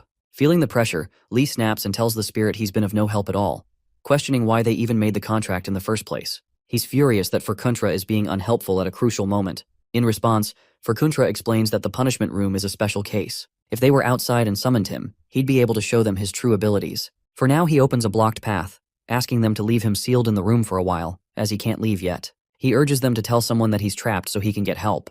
Li sighs in relief, accepting Furkuntra's request, and leaves the room with Yoner through a portal the spirit opens. As they fade from view, Furkuntra reminds them to summon him once they're out, so he can demonstrate his full strength. After running down a flight of stairs, Li Han quickly draws a rough map of the punishment room on a sheet of paper. He and Yoner study it, trying to find the quickest way out, but the map proves difficult to follow since it was hastily made. Suddenly, Li's forearm skeleton drops from his coat and starts running in a certain direction. For a moment, Li thinks it might have found a pathway, but then the skeleton stops abruptly. He considers that the layout of the entire space is like an ant nest, a complex structure that makes finding an exit nearly impossible. As Li suggests taking a different corridor, someone from a nearby cell speaks up, telling them it's a waste of time and asking if they're trying to find a way out. Surprised, Li asks the person to introduce themselves. The prisoner recognizes Lee's voice, asking if he's the new student who was caught last time after escaping through the underground passage. Shocked, Lee realizes this must be the senior who got caught trying to steal from the dean's secret storage.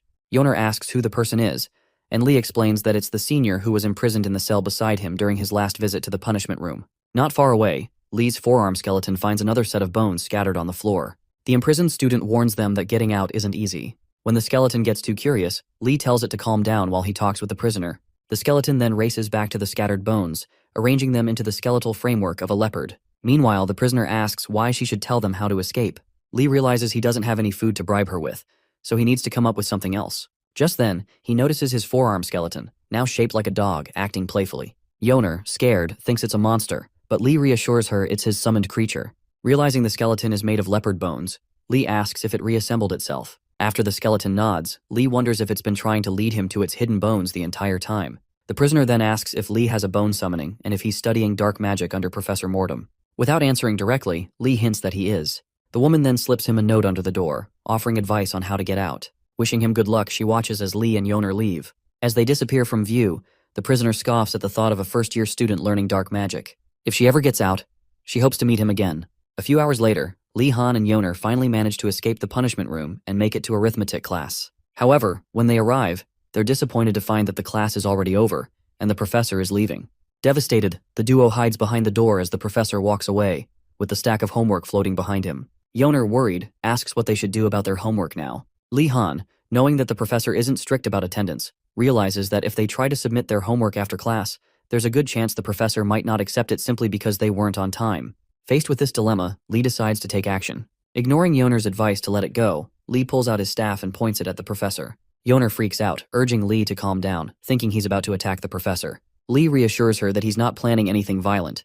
He's just aiming for the stack of submitted homework floating behind the professor. He explains that he intends to sneak their homework into the pile without the professor noticing. Yoner is skeptical, asking if that's even possible, but Lee confidently takes her book as well. With preparations complete, Lee remembers the suffering he endured under Professor Velati and realizes that everything has led to this moment. After chanting an incantation, their books begin to move, and Yoner is amazed by Lee's mastery of low-level control magic. As they execute their plan, Lee realizes that just sliding the books in isn't enough.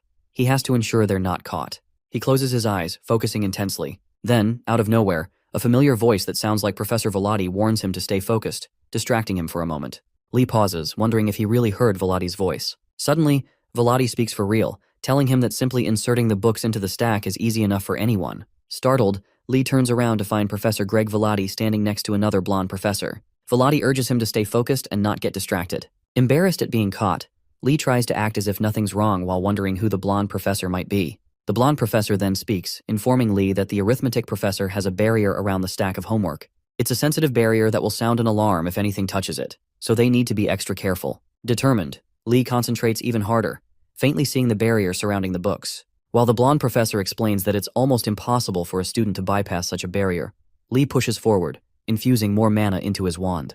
With careful precision, he successfully places both his and Yoner's homework on top of the stack, just as the arithmetic professor walks out of sight. Relieved, Lee lets out a sigh, leaving both Velati and the blonde professor stunned by his skill. The blonde professor rushes over, asking how Lee managed to bypass such a delicate barrier without triggering the alarm. Velati proudly answers that it's because he taught Lee magic control. Lee follows up with some flattery, and the blonde professor humbly responds that he doesn't deserve such a talented student. After confirming that the bright young mage is indeed Lee Han Wardeness, the blonde professor introduces himself as Professor Kerman Ku, an expert in illusion magic and barriers. Kerman then awkwardly explains that he's ethnically inclined not to shake hands, but Lee, not caring, pretends to understand. Having heard Kerman's introduction, Lee realizes he needs to make a good impression on him to gain some future favors. Kerman, on the other hand, promises to meet him soon in Professor Garcia's class to show him how fun and interesting illusion magic can be. At that moment, Velati butts in and harshly criticizes illusion magic, calling it useless and ineffective against veteran mages of a certain level. Lee notices Velati's attempt to undermine Kerman and wonders how the blonde professor will react. To his surprise, Kerman ignores the jab and instead asks Lee why he was trying to bypass the barrier and sneak the books into the pile. Lee explains that they were late submitting their homework, which impresses Kerman even more. He tells Lee that, in his shoes, he wouldn't have bothered with Professor Alpin's homework. When asked why, Greg explains that Alpin is a former high-ranking administration official of the Empire, meaning he's more proficient in politics than magic. Kerman then complains about Alpin taking half of his research budget, but Lee sees this as an opportunity and decides to get on Alpin's good side from now on. Kerman warns Lee to be careful not to let Alpin drag him into becoming an Imperial official.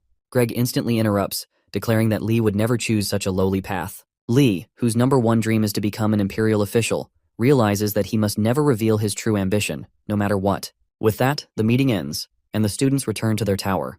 As Lee prepares to distribute items to his colleagues, he finds them gathered outside. Just then, Ashan rushes toward him, delivering the shocking news that Gainando and Darugu have been kidnapped. Without hesitation, Lee Han, Yoner, and the rest of their colleagues run toward the main building to report the incident to the professors and hopefully get their help. On the way, Ashan explains that a summoned monster appeared out of nowhere while they were returning from class and attacked them. Most of them managed to escape, but Gainando tripped and fell. Lee Han figures that's typical of Gainando but asks how Darugu got caught. Ashan explains that the orc was captured because he tried to rescue the foolish Gainando. As they near the main building, Ashan urges everyone to stay focused so they can ask the professors for help. However, upon arrival, they are shocked to find that the Tiger Tower students are already there. Anrago had rushed in earlier to report the incident, hoping the professors would intervene to help rescue Darugu. Unfortunately, the professor told them to handle it themselves. Now the Blue Dragons are left wondering what to do, knowing that asking for help won't change anything. Lee Han, who expected this outcome, notices tracks left by the summoned monster. Wasting no time, he tells his group that their only option is to follow the tracks and rescue their friends on their own. Before they leave, Lee Han invites the Tigers to join them in the rescue mission. Normally, the Tigers wouldn't cooperate, but they put aside their differences and follow Lee Han to rescue one of their own. As the group rushes to the scene, one of the students nervously asks Lee Han if they can handle this on their own. Lee reassures him, knowing that if the professors won't help, he has other methods up his sleeve. Lee Han takes out his staff, confusing his colleagues, and bends down. Placing his hands forward, he begins chanting a summoning spell to call forth the lightning spirit, Furkuntra. As he continues chanting and praising the spirit, Ardenard observes the incantation, noting that it's used to summon powerful spirits. She marvels at how long and complex the incantation is. Lee Han chants for what seems like forever, only to summon a small ball of lightning. Embarrassed by the underwhelming result, Lee is further humiliated when the other students mock the tiny lightning spirit. Frustrated, Lee asks Furkuntra why only a small part of him appeared. Furkuntra reminds him that he's still trapped due to his orders. Despite the spirit's excuses, Lee feels betrayed, as Furkuntra is always unreliable when he needs him most.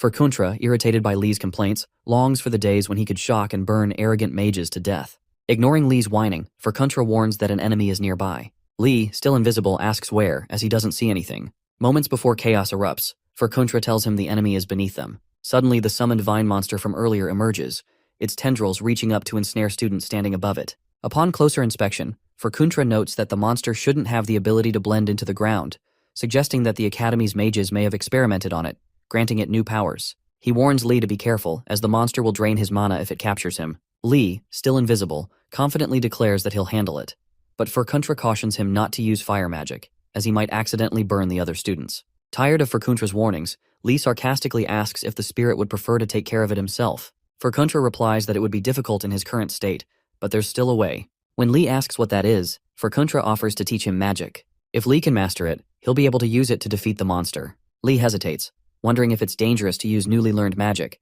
but Furkuntra impatiently tells him to shut up. To begin the lesson, Furkuntra instructs Lee to imagine lightning, not as a gathered force like other elements, but as something that strikes down from the sky and splits in different directions. Using magic typically requires controlling mana by gathering it in one place, but lightning is the opposite, always moving and unpredictable.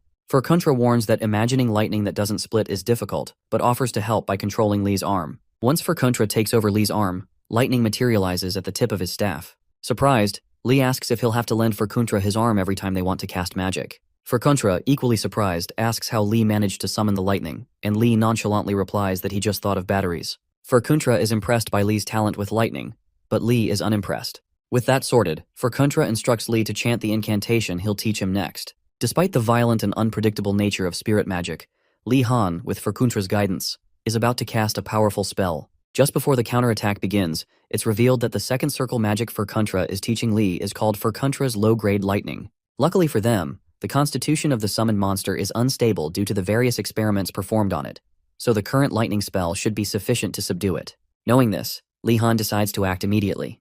Furkuntra instructs him to carefully manifest what he's imagining, and Lee Han chants the incantation, "Strike, Furkuntra's lightning." Just as the lightning is about to be released, Furkuntra notices an unusual amount of condensed mana on the staff. Realizing that the young mage, Lee Han, is unaware of the dangerous situation he's in, Furkuntra begins to worry. Unfortunately, it's already too late. Lee Han has already cast the spell, At that moment, Professor Garcia and Dijiling race toward the scene to investigate the commotion. Upon arrival, Garcia is horrified to see so many students caught in the summoned monster's tendrils and immediately moves to rescue them. Just as she is about to cast a powerful spell to subdue the monster, Li Han's magic takes effect. A massive bolt of lightning crashes down from the sky, striking the monster continuously for several seconds. In the aftermath, Garcia examines the destruction left in the monster's wake and wonders who could have unleashed such immense magical power. Around that time, Dijiling reminds her that the students who had been captured are now falling and could be injured. Reacting swiftly, Garcia suspends them in midair using magic and gently lowers them to safety. Once they are secure, she immediately checks for injuries so they can be treated. Upon further inspection, she realizes that while the students were slightly electrocuted by Furkuntra's lightning, there are no serious injuries. Meanwhile, Li Han stands before the monster's charred remains, in awe of how completely the lightning spell fried it. After a moment, he asks Furkuntra whether the power output was properly controlled, as it didn't feel like it was. Furkuntra reassures him that the miscalculation wasn't entirely his fault. By then, Garcia notices Li Han's presence and makes a brief comment about the powerful magic he just used. Li Han, relieved to see Garcia arrive, asks about the condition of the students who had been captured. Garcia tells him that while she was initially worried, there are no major issues, except for a few students who got mildly electrocuted. At this, Li Han freezes, watching as Garcia prepares to heal the affected students. However, judging by her reaction, he figures that the situation isn't as serious as he initially feared. Besides, seeing her use recovery magic surprises him, as he knows that most professors usually don't specialize in magic outside their field. In any case, Garcia successfully heals all the injured students, restoring them to full health. Once they recover, they all express their gratitude to her for saving and healing them. However, Garcia redirects their thanks to Li Han, explaining that he is the one who bravely defeated the monster and saved them all. Looking at the grumpy faces of the white tigers, Li Han expects them to be angry, especially since they suffered more from his lightning spell than from the monster draining their mana. To his surprise, however, Enrogo steps forward and thanks him on behalf of the white tigers. While admitting that it's frustrating to do so, Enrogo states that refusing to acknowledge Li Han's help would be dishonorable as a knight. Then, in a more sincere tone, Enrogo thanks Li Han warmly and admits that he's beginning to understand why Darugu considers him a friend. However, just as Li Han starts to feel pleased, Enrogo crushes his hopes by bluntly stating that they will never be friends. Despite this, he acknowledges Li Han's bravery and promises that he and his colleagues will cooperate with him on their lake homework. With that, Enrogo and the white tigers leave, and Li Han realizes that their gratitude is purely professional rather than emotional. Once the tigers are gone, Garcia calls Li Han over to discuss the lightning magic he just used. Sensing trouble, Li Han quickly tries to pass the responsibility to Furkuntra, urging the spirit to explain. However, Furkuntra, wanting to avoid any accountability, lies that his summoning time is up and disappears before Li Han can say another word, leaving him to deal with the situation alone. Before vanishing, Furkuntra does, however, promise to show Li Han his true power the next time they fight together. With the spirit gone, Li Han struggles to find the right words to explain himself. Before Garcia can question him further, someone interrupts, directly asking if he used lightning magic to subdue the monster. Turning around, Li Han and Garcia see Vladi Greg holding a piece of the summoned monster's carcass, still crackling with electricity. Remaining silent, they listen as Greg comments on how interesting the situation is. Immediately, Garcia halts the conversation and demands to know why Vladi is asking about lightning magic.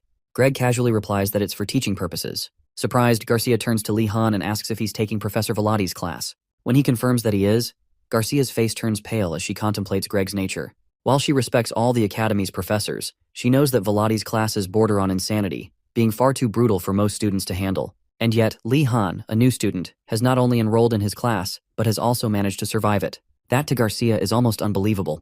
Upon noticing the dread on Garcia's face, Greg reassures her not to worry about Li Han, as he has been able to follow his teachings successfully. When Garcia looks at him in surprise, Greg explains that Wardenus has not only learned the magic he teaches, but has also figured out how to manifest a water shield entirely on his own. His desire to learn has reached a level where even Greg has to rein him in. At this, Garcia stares at Li Han. With a groggy sigh, she asks Vladi to take care of Li Han, and Greg assures her that he simply teaches as he always has. Hearing this, she turns to Li Han and advises him to do his best. Shocked by her reaction, Li asks why she's acting this way, but even Garcia refuses to elaborate.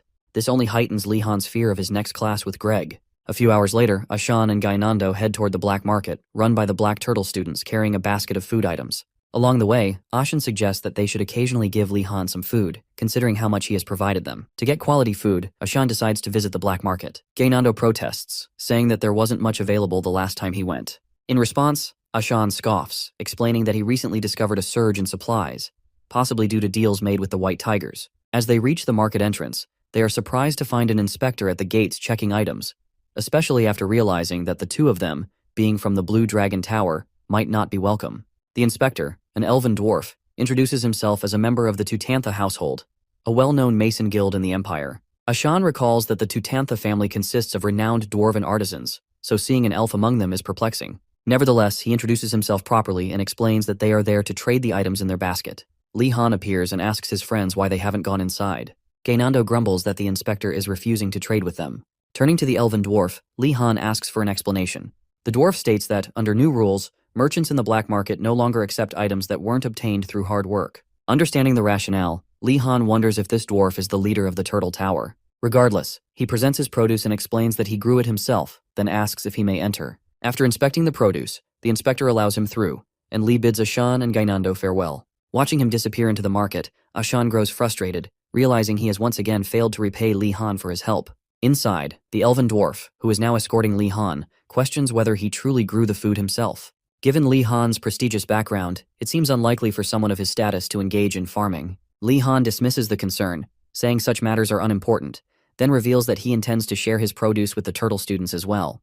The elven dwarf, baffled, asks if he truly plans to give it away for free. Li Han confirms. In response, the dwarf pulls out a potato from his coat and offers it to Li Han, claiming that it has received high praise, even from the notoriously picky princess. Li Han, suspecting that the dwarf is a follower of the princess, hesitates. The dwarf admits he has nothing else to offer at the moment, but Li Han insists he is happy to share without expecting anything in return. Upon hearing this again, the Tutantha dwarf snaps, warning Li Han not to insult him. Every member of the Tutantha household, he declares, believes in fair exchange and never accepts something without giving something in return. With that, the dwarf leaves in a huff, leaving Li Han puzzled about why he insists on calling himself a dwarf when he is clearly an elf. Shrugging it off, Li Han visits Ratford's shop for an update on the market situation. Settling in, Ratford laments that these are tough times for thieves like them. Curious, Li Han prompts him to elaborate. Ratford explains that while the market has grown under Salco's leadership, a handful of students have started causing trouble. Since the Turtle Tower lacked the power to oppose other towers in direct conflict, Salco implemented strict rules to maintain order.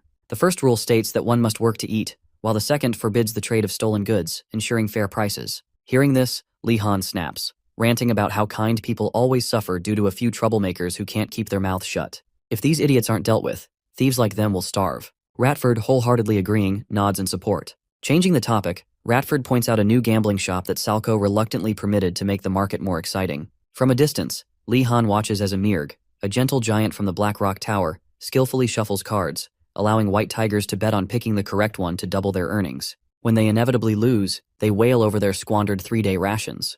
Watching the chaos, Ratford warns Li Han never to mess with Emirg, as she is frighteningly skilled with her hands. Li Han accepts this advice and continues chatting. Just then, the elven dwarf returns, this time with two familiar faces. Looking irritated, he demands to know whether it's true that these two individuals received food from Li Han without offering anything in return. Li Han instantly recognizes the two individuals as the ones he previously made tomato stew for, and asks the elven dwarf what will happen if he acknowledges them. The dwarf assures him that he's not trying to blame him, but is instead there to apologize on their behalf, stating that living an idle life is irresponsible. Though they want to pay for what they eat, their circumstances are currently difficult. Li Han, feeling guilty for accepting their gratitude despite them not being from his or the Tiger Tower, reassures them that it's fine. Moving on, the dwarf insists that he cannot let this slide and offers to pay on their behalf. Confused, Li Han asks how he plans to do so. The dwarf explains that he's heard about Li Han's habit of roaming the academy at night. Since he knows this, he claims to have information that could be of use to him. Intrigued, Li Han expects the dwarf to divulge everything immediately. But instead, the Tutantha elven dwarf instructs him to meet him later that night to learn more. That night, Li Han meets the dwarf in the main building and follows him through a series of winding staircases, their footsteps the only sound echoing through the halls. After walking in silence for a while, the Tutantha dwarf reveals a secret. The path to the third floor of the main building is unknown to new students. Each time someone tries to ascend, the structure shifts, confusing them. However, after much trial and error, they discovered a hidden method to navigate it. He explains that there are 5 corridors leading to a staircase, but merely finding them isn't enough. The key to unlocking access lies in meeting 3 conditions. First, the clock's hour and minute hands must both be on odd numbers. Second, the moon must be visible and unobstructed by clouds. Lastly, the caster must hold their staff with their left hand. If all 3 conditions are met, the corridor to the 3rd floor will open. Demonstrating this, the Tutantha dwarf performs the ritual, and sure enough, a previously invisible passage reveals itself. Li Han, watching in amazement, acknowledges the brilliance of the Academy's magical structure.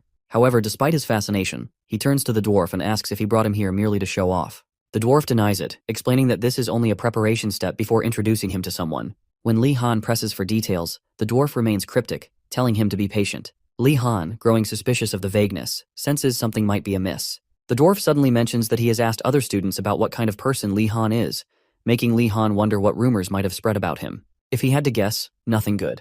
As paranoia creeps in, he briefly considers the possibility that this is a trap, a setup by those pesky tigers to ambush him. He tries to shake off the thought, convincing himself that things won't take a turn for the worse. The dwarf notices his uneasy expression and asks what's wrong. Li Han dismisses it and instead asks what others have said about him. The dwarf replies that he has heard about Li Han sharing food with others. Concerned, he advises against this, believing that people who don't procure their own food or clothing won't understand their true value. Surprisingly, Li Han agrees without hesitation, acknowledging that those who don't work cannot appreciate the worth of labor, especially professors. The dwarf, taken aback by such a thoughtful response, immediately apologizes for misjudging him. As it turns out, the students from the Tiger Tower had painted Li Han as a heartless, cruel, and evil mage. But now that he has met him, he realizes those rumors were baseless. Li Han, playing along, thanks him for thinking so, all while doubling down on the insistence that those rumors are entirely false, because they are. After their conversation, the duo continues walking until they arrive at a statue of a woman seated on a throne. Li Han carefully examines the intricately carved stone and notes its striking beauty. Yet, despite never having seen it before, it feels oddly familiar. The elven dwarf inspects the statue, pointing out that it's broken in certain areas. He explains that Bro had repaired it last time, yet, upon returning, found it damaged once more. Given his workaholic nature, Bro attempted to fix it again. Li Han, curious, asks why the statue keeps breaking. However, the dwarf has no explanation. He too is perplexed by its repeated damage. Determined, the dwarf inserts a missing stone piece, and the moment he does, the statue moves.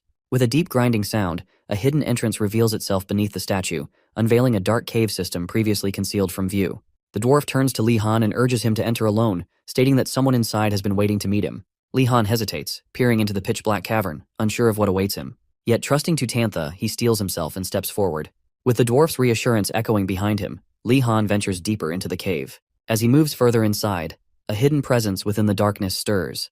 An unknown creature, lurking in the shadows, immediately recognizes the arrival of a new visitor. Soon enough, Li Han meets the unknown creature and is a little confused about what to call it. Upon seeing Li Han, the creature appears friendly and introduces itself as the statue of a forgotten beast. It refers to Li Han as the student who repaired the stone statue and asks him to swear that he won't tell anyone he's seen him in the cave. Li Han promises to keep its existence a secret, but then asks the forgotten statue why it's hiding in such a dark cave. The statue explains that it's simply killing time since the room it was protecting was shut down 187 years ago. Li Han, even more confused, asks why it's so important to keep his presence a secret.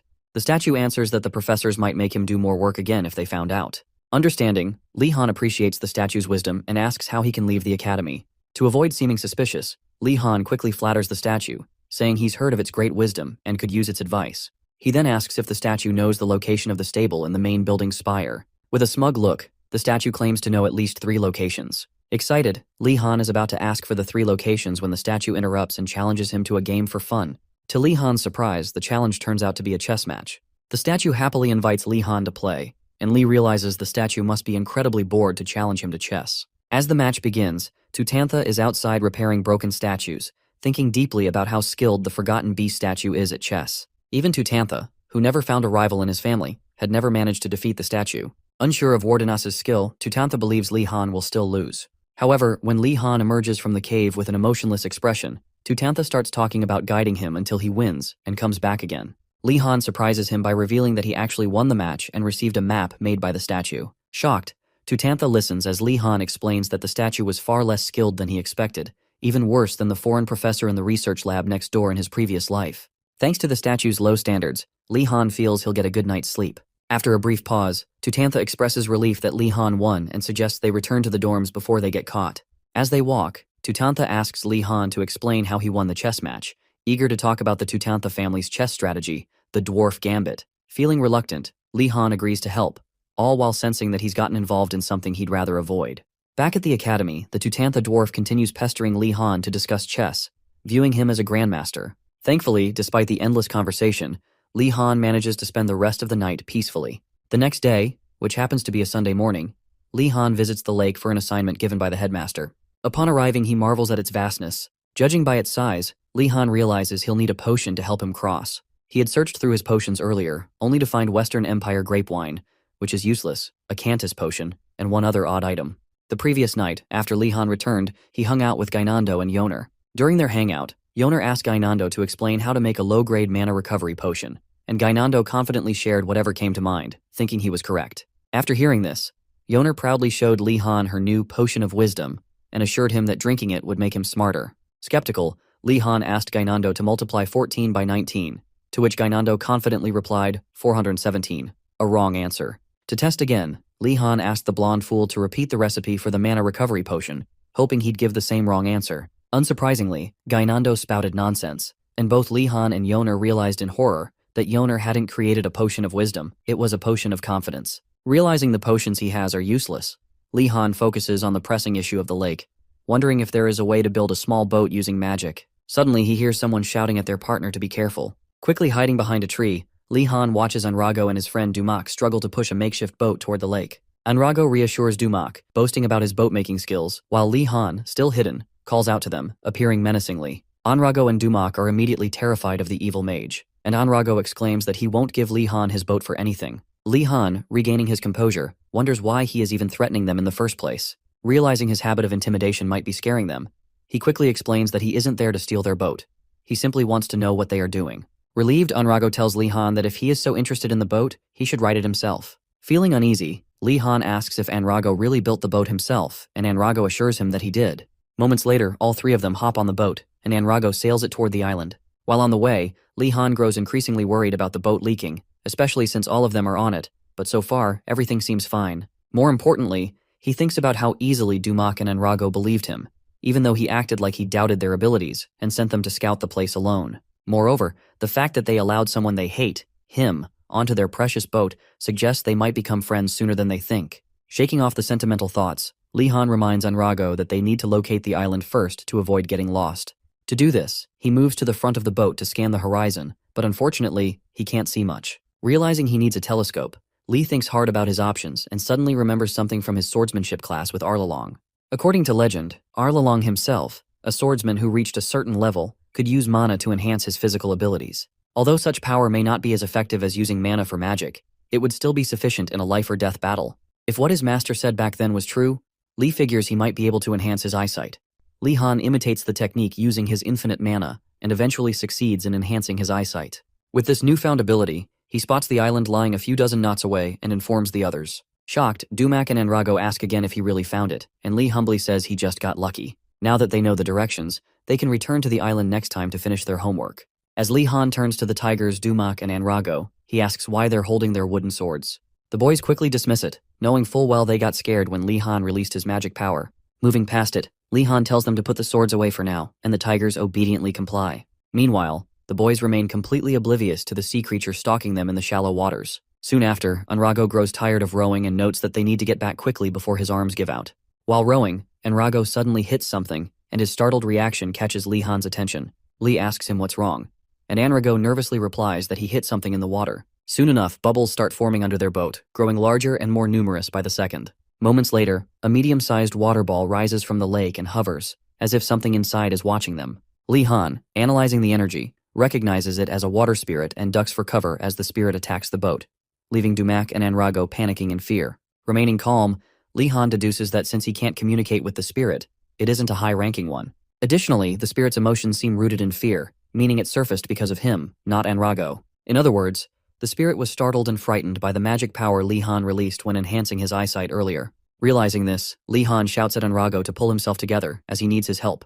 Confused, Enrago asks if Li is going to blame him, as Dumak did earlier. Realizing Enrago still believes this is all his fault, Li lets him take the blame but politely assures him that everyone makes mistakes, and what's important is what they do next. After delivering this motivational speech, Li instructs Enrago to row the oars, and an invigorated Enrago rows as fast as he can. Li-Han figures if they keep rowing at this pace, they should reach safety soon. Around that time, Li glares at the water ball, and the spirit inside becomes terrified. From its perspective, Li-Han is a monstrous figure threatening to drink all its life-giving water and leave it dried up.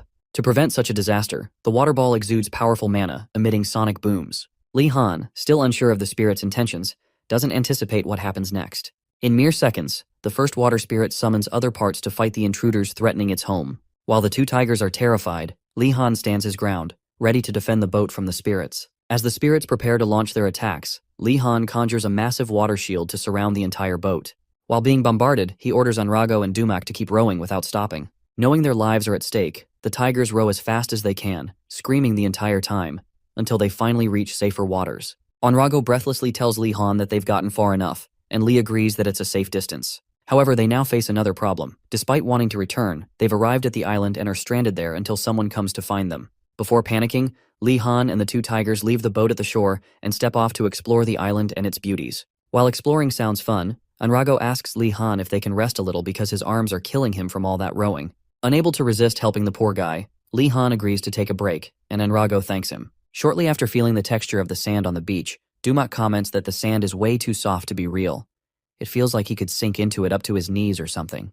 At that moment, none of them realize they've just walked into a beach full of quicksand, so they stand there, unaware of what's about to happen. It doesn't take long before Dumak starts sinking, just like he'd imagined, and he freaks out, screaming at the top of his lungs. Luckily, Lee Han quickly realizes they're standing in a sea of quicksand, the headmaster's trap, and yells at everyone to run forward to get off the sandy beach. Unfortunately for him, Anrago, being as foolish as ever, rushes to save Dumak, further aggravating the situation, ignoring Lee Han's warnings not to act rashly. As expected, Anrago also starts sinking, and both of them beg Lee to help, but Lee Han knows it's too late for them to be saved easily. Instead, he pulls out one of his iron balls and suspends it in midair using magic. Lee Han knows basic control can't lift people, but it can perform small tricks, and an idea strikes him. To escape the quicksand, Lee Han grabs the iron ball, controls it with his mind, and uses the force it generates to lift himself out of the sinking sand. Thankfully, his plan works, and Lee Han manages to use the iron ball to pull himself to safety. By now, more than half of Dumak's and Anrago's bodies are submerged, so he can't use the same technique to save them yet. When he finally lands on an isolated rock, Lee Han surveys the area and sees that their boat is also sinking into the quicksand. He realizes escaping the island by boat will now be quite difficult. Soon after, he notices movement in the sand and wonders what could be causing it. Moments later, a skeleton creature emerges from the sand, revealing itself to the confused Lee Han. Who the hell is this guy? He thinks. The skeleton creature commends Lee Han for successfully escaping the quicksand trap. Lee, on the other hand, recognizes the creature as an undead, and confirms his suspicions that the quicksand trap was set up by the headmaster. Knowing this, Lee Han politely greets the skeleton and asks what it's doing on the island, hoping it's there to assign him a new task. Confused by Lee's calm reaction, the turtle-like skeleton creature asks if Lee is surprised. Lee replies that he is, and the turtle begins to answer his question. The turtle explains that it wants Lee to sink into the quicksand as well so that a trial can begin that requires cooperation among them. It expresses its expectation for them to perform well. After saying this, the turtle motions for Lee Han to get into the sand since the others are already waiting for him. Lee pretends to go along with the plan, and just when the turtle lets its guard down, he takes out his staff and commands his iron ball to attack it. The turtle skeleton is hit by the iron ball, but no visible damage is done. Confused, it asks Lee Han to explain himself. Lee lies and says the attack was a mistake, further confusing the turtle creature. As it hesitates, Lee Han commands the iron ball to strike again. This time, the turtle reacts quickly, setting up a sand shield to block the second attack. Realizing Lee is playing it for a fool, the undead turtle becomes angry and prepares for battle. Meanwhile, Lee Han assesses his options and decides that rather than trust Anrago and Dumak in a trial, he'd rather take his chances and defeat the undead turtle. With this in mind, he activates his invisibility and uses Gonadaltus's arrogant steps to gain enough traction on the sand to prevent himself from sinking. Noticing the magic Lee just used, the undead turtle asks how he knows the master's magic, wondering if he stole it or learned it in an unorthodox way. In his mind, Lee admits that he never wanted to learn such magic, but since he has no choice, he'll make the best of it. The battle begins, and Lee sends his leopard skeleton pet to fight the turtle first. The undead turtle swats the leopard skeleton aside but grows concerned when it realizes Lee used the summon as a distraction to hide himself with invisibility magic. Impressed by Lee's tactics but still enraged, the turtle declares that this is the end of Lee's tricks and warns him that he's trapped like a rat on the island. While the undead turtle is busy talking, Lee strikes it with the morning star. The turtle is shocked not only that Lee didn't run away but also that he absorbed its mana as well. As it turns out, Lee Han used the morning star, a sword from the anti-magic faction made of black obsidian, to deal damage and drain the turtle's mana, leaving the undead creature lying helplessly on the sand. As it gathers more mana into its body, the turtle skeleton calls Lee a bastard for using an anti-magic sword against it and questions his pride as a mage. Lee Han, who doesn't care what an undead monster thinks, attacks the turtle again, but this time the turtle narrowly dodges. Lee Han silently blames the headmaster for turning him into this evil version of himself and tells the turtle to take it up with the headmaster instead. Shortly after, the undead turtle strikes back, but Lee Han effortlessly dodges, further enraging the turtle. Realizing that its summon might be dispelled at this rate, the turtle decides it can no longer go easy on Li Han just because he's a new student. With a slam of its right forelimb on the sand, the turtle, now furious, declares that it will treat Li Han as an enemy from now on. It invokes the honorable glory bestowed upon it by its piece-of-shit master and transforms into a four-legged, iron-clad, armored, undead turtle monster. After its transformation, the turtle, now calling itself Jorvan II, vows to take down Li Han. Li begins to regret not going easy on it. After all, if a name has been given to such a strange monster, the summoning process must have been quite complicated. As the angry turtle demands that Li Han reveal himself, Li continues preparing for his next attack, ignoring the turtle's taunts. Suddenly, the undead turtle unleashes a wide-area attack, sending sand spearheads flying toward Li Han's presumed location. Still invisible, Li does his best to dodge the attacks without giving away his position. However, he knows that if the wide-area attack continues, he'll be at a significant disadvantage. Realizing time is not on his side, Li quickly assesses the turtle's traits and concludes that lightning magic won't be effective. Since the turtle won't wait for him to use rotation magic like the golem previously did, Li is left with only one option. He infuses mana into his staff and casts a fire spell on the turtle. The moment the fire spell hits, the turtle senses his location, but underestimates the one-circle spell, assuming it's weak. Moments after the intense battle, both Enrago and Dumak resurface from underground, saved from the brink of ruin. As soon as he's back on solid ground, Enrago asks Li Han how they resurfaced. But before Li can answer, Enrago notices him wincing in pain, his arm in a sling. Enrago tries calling out to him, but the menacing look Li Han gives them makes both tigers shiver in fear, unsure of what he might think of them. However, their concern for Li's well-being soon outweighs their fear, and they rush to check on his injury as Li sits down. Confused, Dumak asks Li Han what happened to him. Li explains that he encountered the headmaster's undead summon but reassures them that they're safe now, and there's no need to worry. Trusting Li, Dumak offers to examine his arm to ensure it's okay. Li hesitates, unsure whether to trust the tiger, but Dumak insists, explaining that he's professionally trained in healing magic and was skilled enough to be admitted to the academy, so handling this level of injury is nothing for him. After inspecting the sling, Dumak commends Li Han for doing a good job tending to the injury himself. Moving on, Enrago asks if Li really defeated the headmaster's undead summon, and Li Han confirms that he did. Both tigers are shocked by Li Han's strength. Dumak admits he had his doubts at first, but now that he's seen it with his own eyes, he's in awe. Surveying the battle scene, Enrago concludes that an intense fight must have taken place, and believes Li Han must have fought honorably to take down the undead summon for them.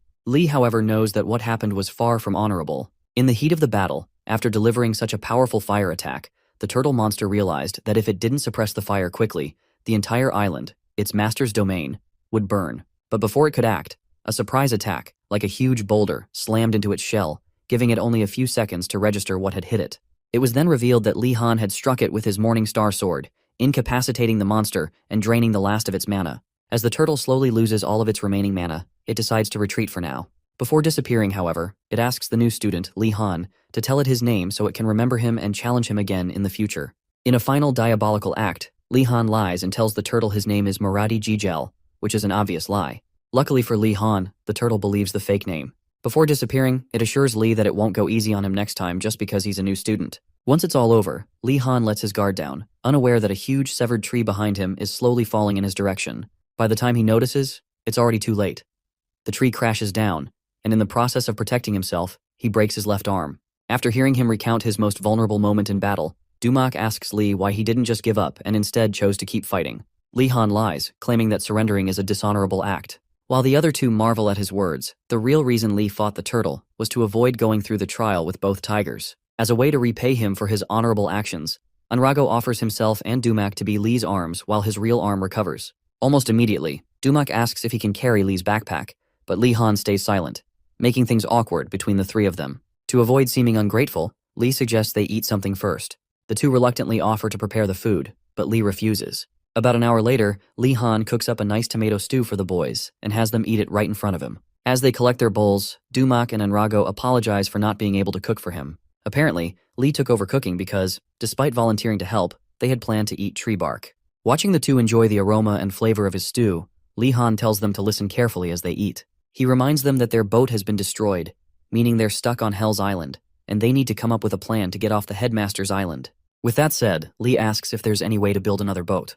When they all answer no, he realizes that escaping on their own will be incredibly difficult, a serious problem. Recognizing the gravity of the situation, Enrago, recalling that Wardenus defeated the headmaster's undead, figures whatever Li is worried about must be serious. He and Dumak press him to reveal what's on his mind. Li tells them that at the rate they're going, they will miss their lessons the next day. At this, Enrago and Dumak are dumbfounded.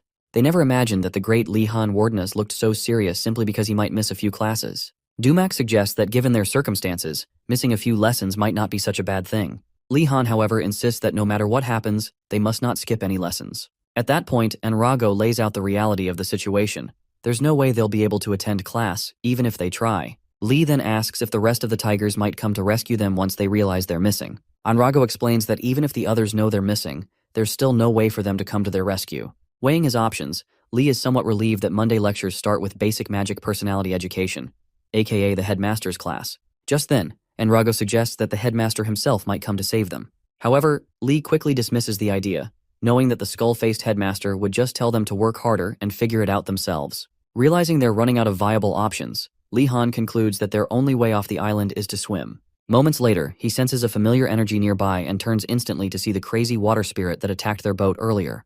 As the spirit wiggles its bubbles, Li realizes that the undead weren't the only thing they had to worry about after all. Just as he's about to chant an incantation, the water spirit gets scared and flees. Without hesitation, Li Han and the boys, one of whom hasn't even finished his food, chase after it.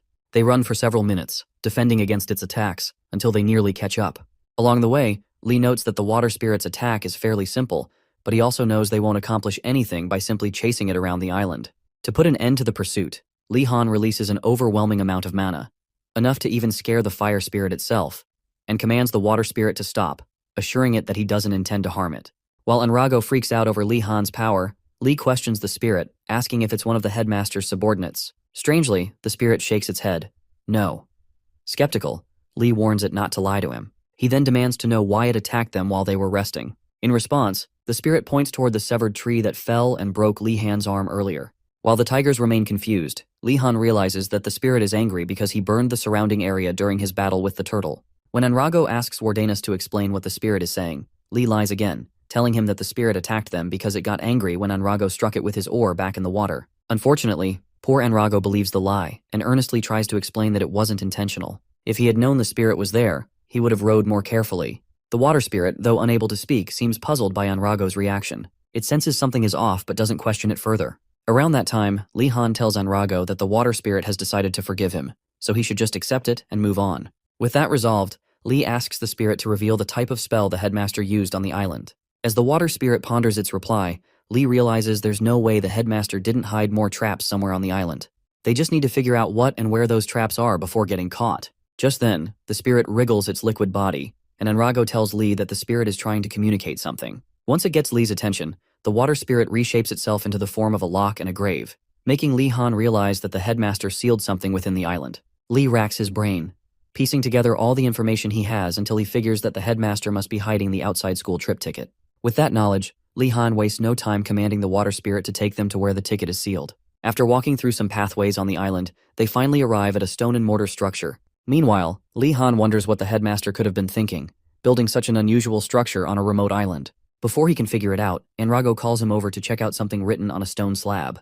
Li rushes over, asking Enrago if the writing details the traps they should expect. Confused, Enrago says it doesn't seem like that, but asks for a bit of time to read it more carefully. Once ready, Enrago reads the headmaster's message, which congratulates the new students for making it this far and asks if the trial took them by surprise. To justify the traps and trials, the headmaster explains that the extremity of his testing methods is meant to help young mages like them grow. He expresses hope that the students have learned how to cooperate with the other towers on their journey to this point. The message also advises maintaining good relationships with the towers, as it will be crucial for one final task.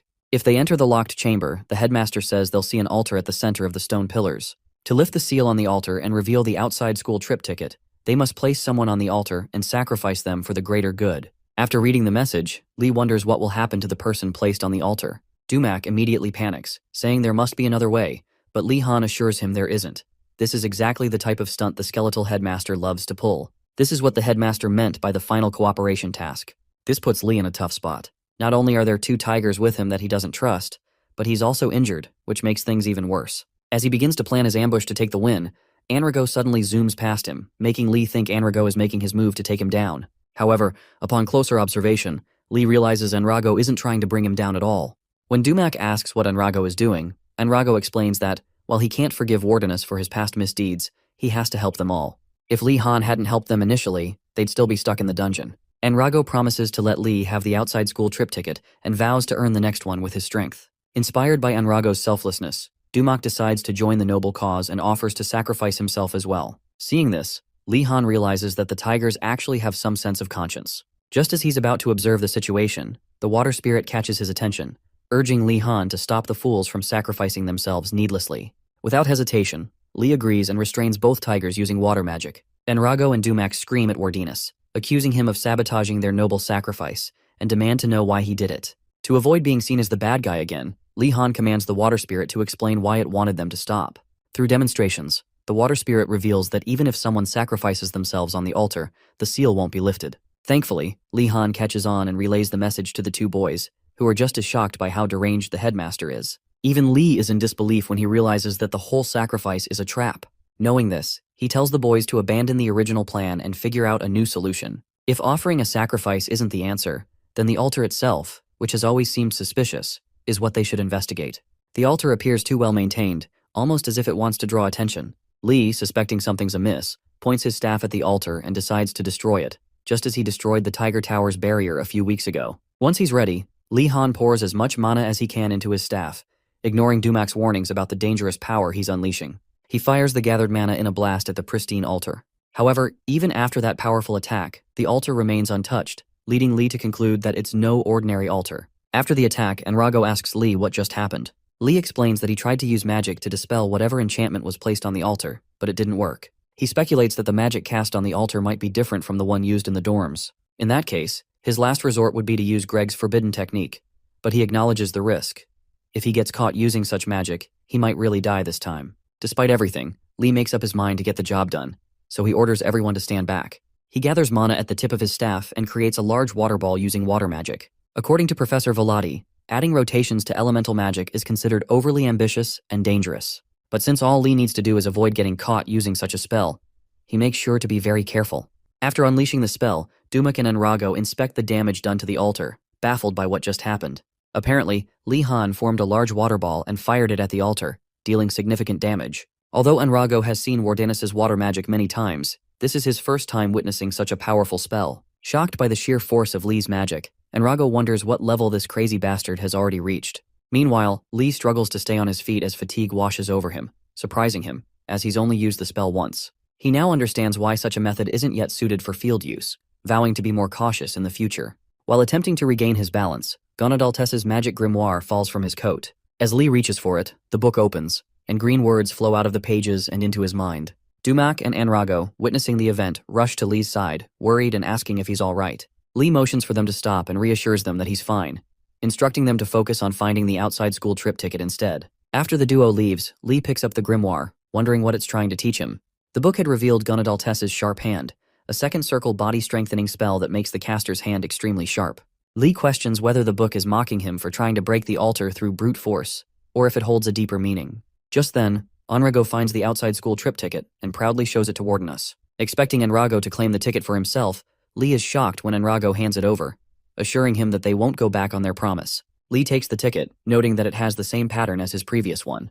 Curious, he wonders if all the outside school trip tickets share the same design. To investigate, he instructs Enrogo and Dumak to bring him a normal-looking boulder nearby. Enrogo, confused, asks what Li plans to do with the boulder, while Dumak suggests they take a short break to recover their strength. Li flatly refuses, insisting that whatever he has in mind must be done immediately, holding a quill pen in his hand. Meanwhile, at sunrise in the academy, the remaining students gather in the headmaster's lecture hall for the basic magic personality education class. Shortly before class begins, students from the Blue Dragon, Phoenix, and Turtle Towers surround Jijel, questioning her about Li Han's whereabouts. Startled, Jijel asks them to explain, and Ashan says he saw Wardinas disappear at the lake, along with other Tiger Tower students. Believing that Li has been kidnapped, Jijel freaks out, telling them to stop with the nonsense. But in her mind, she recalls that Enrogo and Dumak had also been missing, leaving her with even more questions about where they might be. As Jijel tries to figure out what's going on, the headmaster appears out of nowhere, greeting the students. The shocked looks on their faces prompt him to ask why they're being so loud this early in the morning.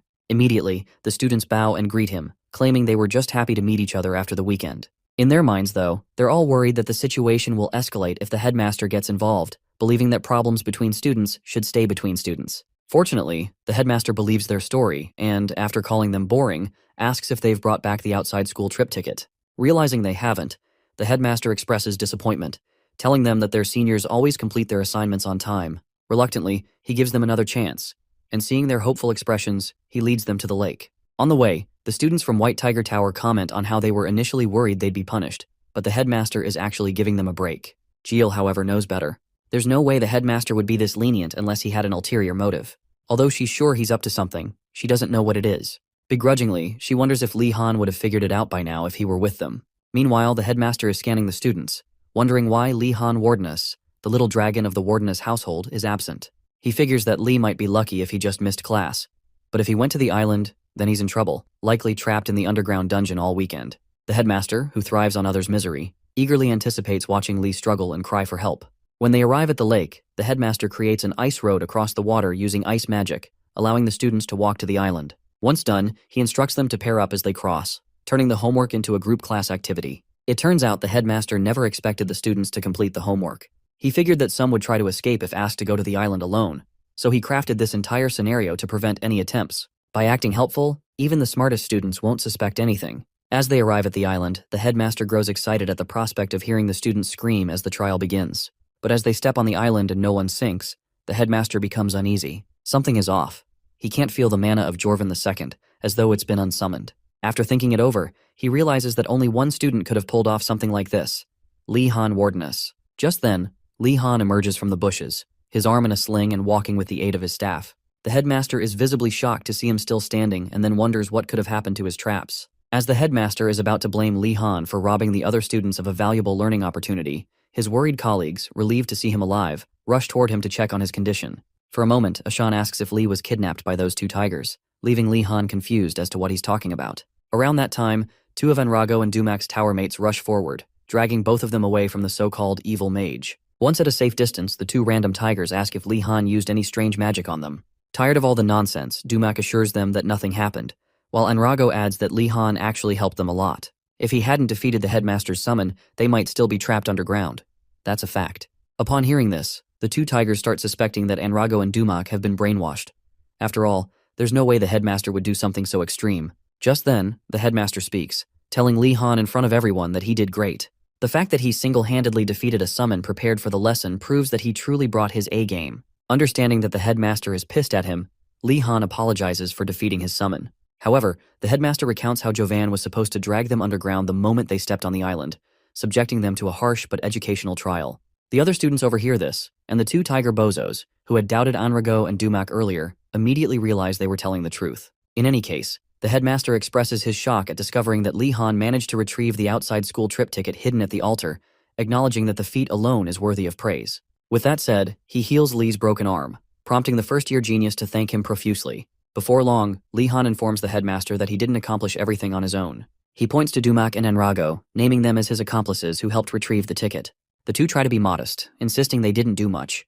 But to their surprise, the headmaster tells them he already knows that.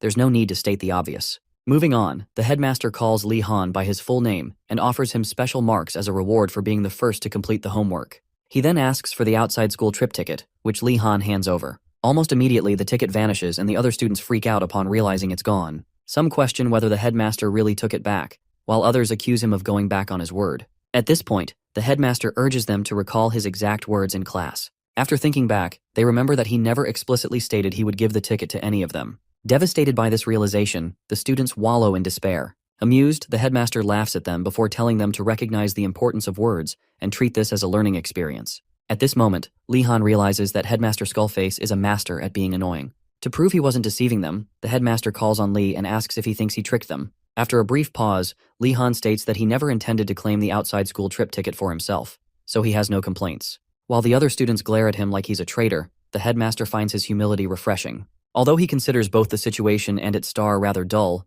he dismisses the students, knowing another opportunity will arise. As the students make their way across the icy path back to the mainland, Lee Han keeps Enrago and Dumak close. He knows he got extremely lucky. He hadn't expected the headmaster to come in person. As it turns out, the outside school trip ticket Lee Han handed over was a fake. The night before, Lee Han had convinced both tigers to help him create an exact copy using magic. Though skeptical that the headmaster would fall for such a stunt, they agreed to give it a shot. After several failed attempts, Lee Han finally managed to produce a perfect duplicate. Back on the ice path, Dumak and Enrago ask if he foresaw this outcome, but Lee urges them to keep quiet. Soon after, they ask whether it's okay to take something so valuable from the headmaster. This time, Lee reassures them. It's fine as long as they only use it when the headmaster is out of the academy. To him, treating his accomplices well is crucial so they don't betray him later. As he ponders whether the fake ticket will work, Lee considers his options. Since the situation caught the headmaster off guard, there's no way he would suspect the ticket was a forgery. However, Lee decides he'll wait to see if his accomplices can actually use it before drawing any conclusions. Not that it really matters. After all, he still has the real ticket. Once all the students are back on the mainland, the ice bridge disappears. Lee Han thanks the water spirit for its assistance, and the spirit, flustered by the praise, becomes shy. As Lee wonders if he's just grown closer to a spirit, the water spirit suddenly spots Nilia and rushes over to hug her. At first, Nilia is confused by its actions, but when she realizes it wants to form a contract with her, she rejects the proposal, suggesting that it bond with Wardeness instead. As soon as the students return to the academy, Lee Han takes a walk through the basement to attend Greg's class. On his way there, he's still pissed about the fact that the water spirit ended up making a contract with Nilia. However, he decides to put that aside and focus on surviving Velati's class. Now isn't the time to worry about something like that. Shortly afterward, Lee arrives at Greg's empty classroom and finds the cold-hearted instructor holding a book and staring at him. Upon spotting him, Lee greets his teacher, and Greg immediately tells him that he knows he used lightning magic. Unable to deny it, Lee confirms this while reminding himself to stay on guard. Ever since he was caught using lightning magic on the monster the previous week, he had a hunch that his next class would be just like this, so he prepared himself in advance. However, what he didn't expect was for Velati to also know about what happened on the island. Apparently, the headmaster had already informed most of the professors that Lee Han defeated his summon, Jorvin II. Shocked by this, Lee Han curses the headmaster and wonders just how many people he's told about his fight. Before long, Greg shifts the topic and asks about the injury on Lee's hand. Lee explains that some unforeseen circumstances led to it. Greg, unfazed, remarks that injuries are common in battle but reminds Lee that enemies won't care about his excuses. Once again, Lee can't deny the truth in those words, which only makes him more annoyed at the crazy professor. After assessing the state of Lee's hand, Greg walks back to his table and informs him that he's prepared something special for today's lesson. As he gets ready to begin his harsh training, Lee Han braces himself. The moment he sees the dark lightning aura surrounding Greg, he quickly conjures water, hoping to launch an attack first and block any counterattack. Unfortunately, before he can even act, Greg strikes in an instant, forcing Lee Han to use the water he summoned to form a shield instead. At this point, Lee grows concerned. Professor Velati has never tried stopping his attack before it even started. As he pieces together the details of the attacks, he realizes that the crazy professor is trying to force him to dodge instead of blocking. He's immediately shocked by the magnitude of the impact as the attack crashes into the wall behind him. Barely recovering from the first strike, Lee is soon met with 3 more attacks. He dodges them all in quick succession, surprising even himself. Has he always been this good at dodging? Around that time, Greg complains that the lesson is too easy and that Lee won't learn anything this way.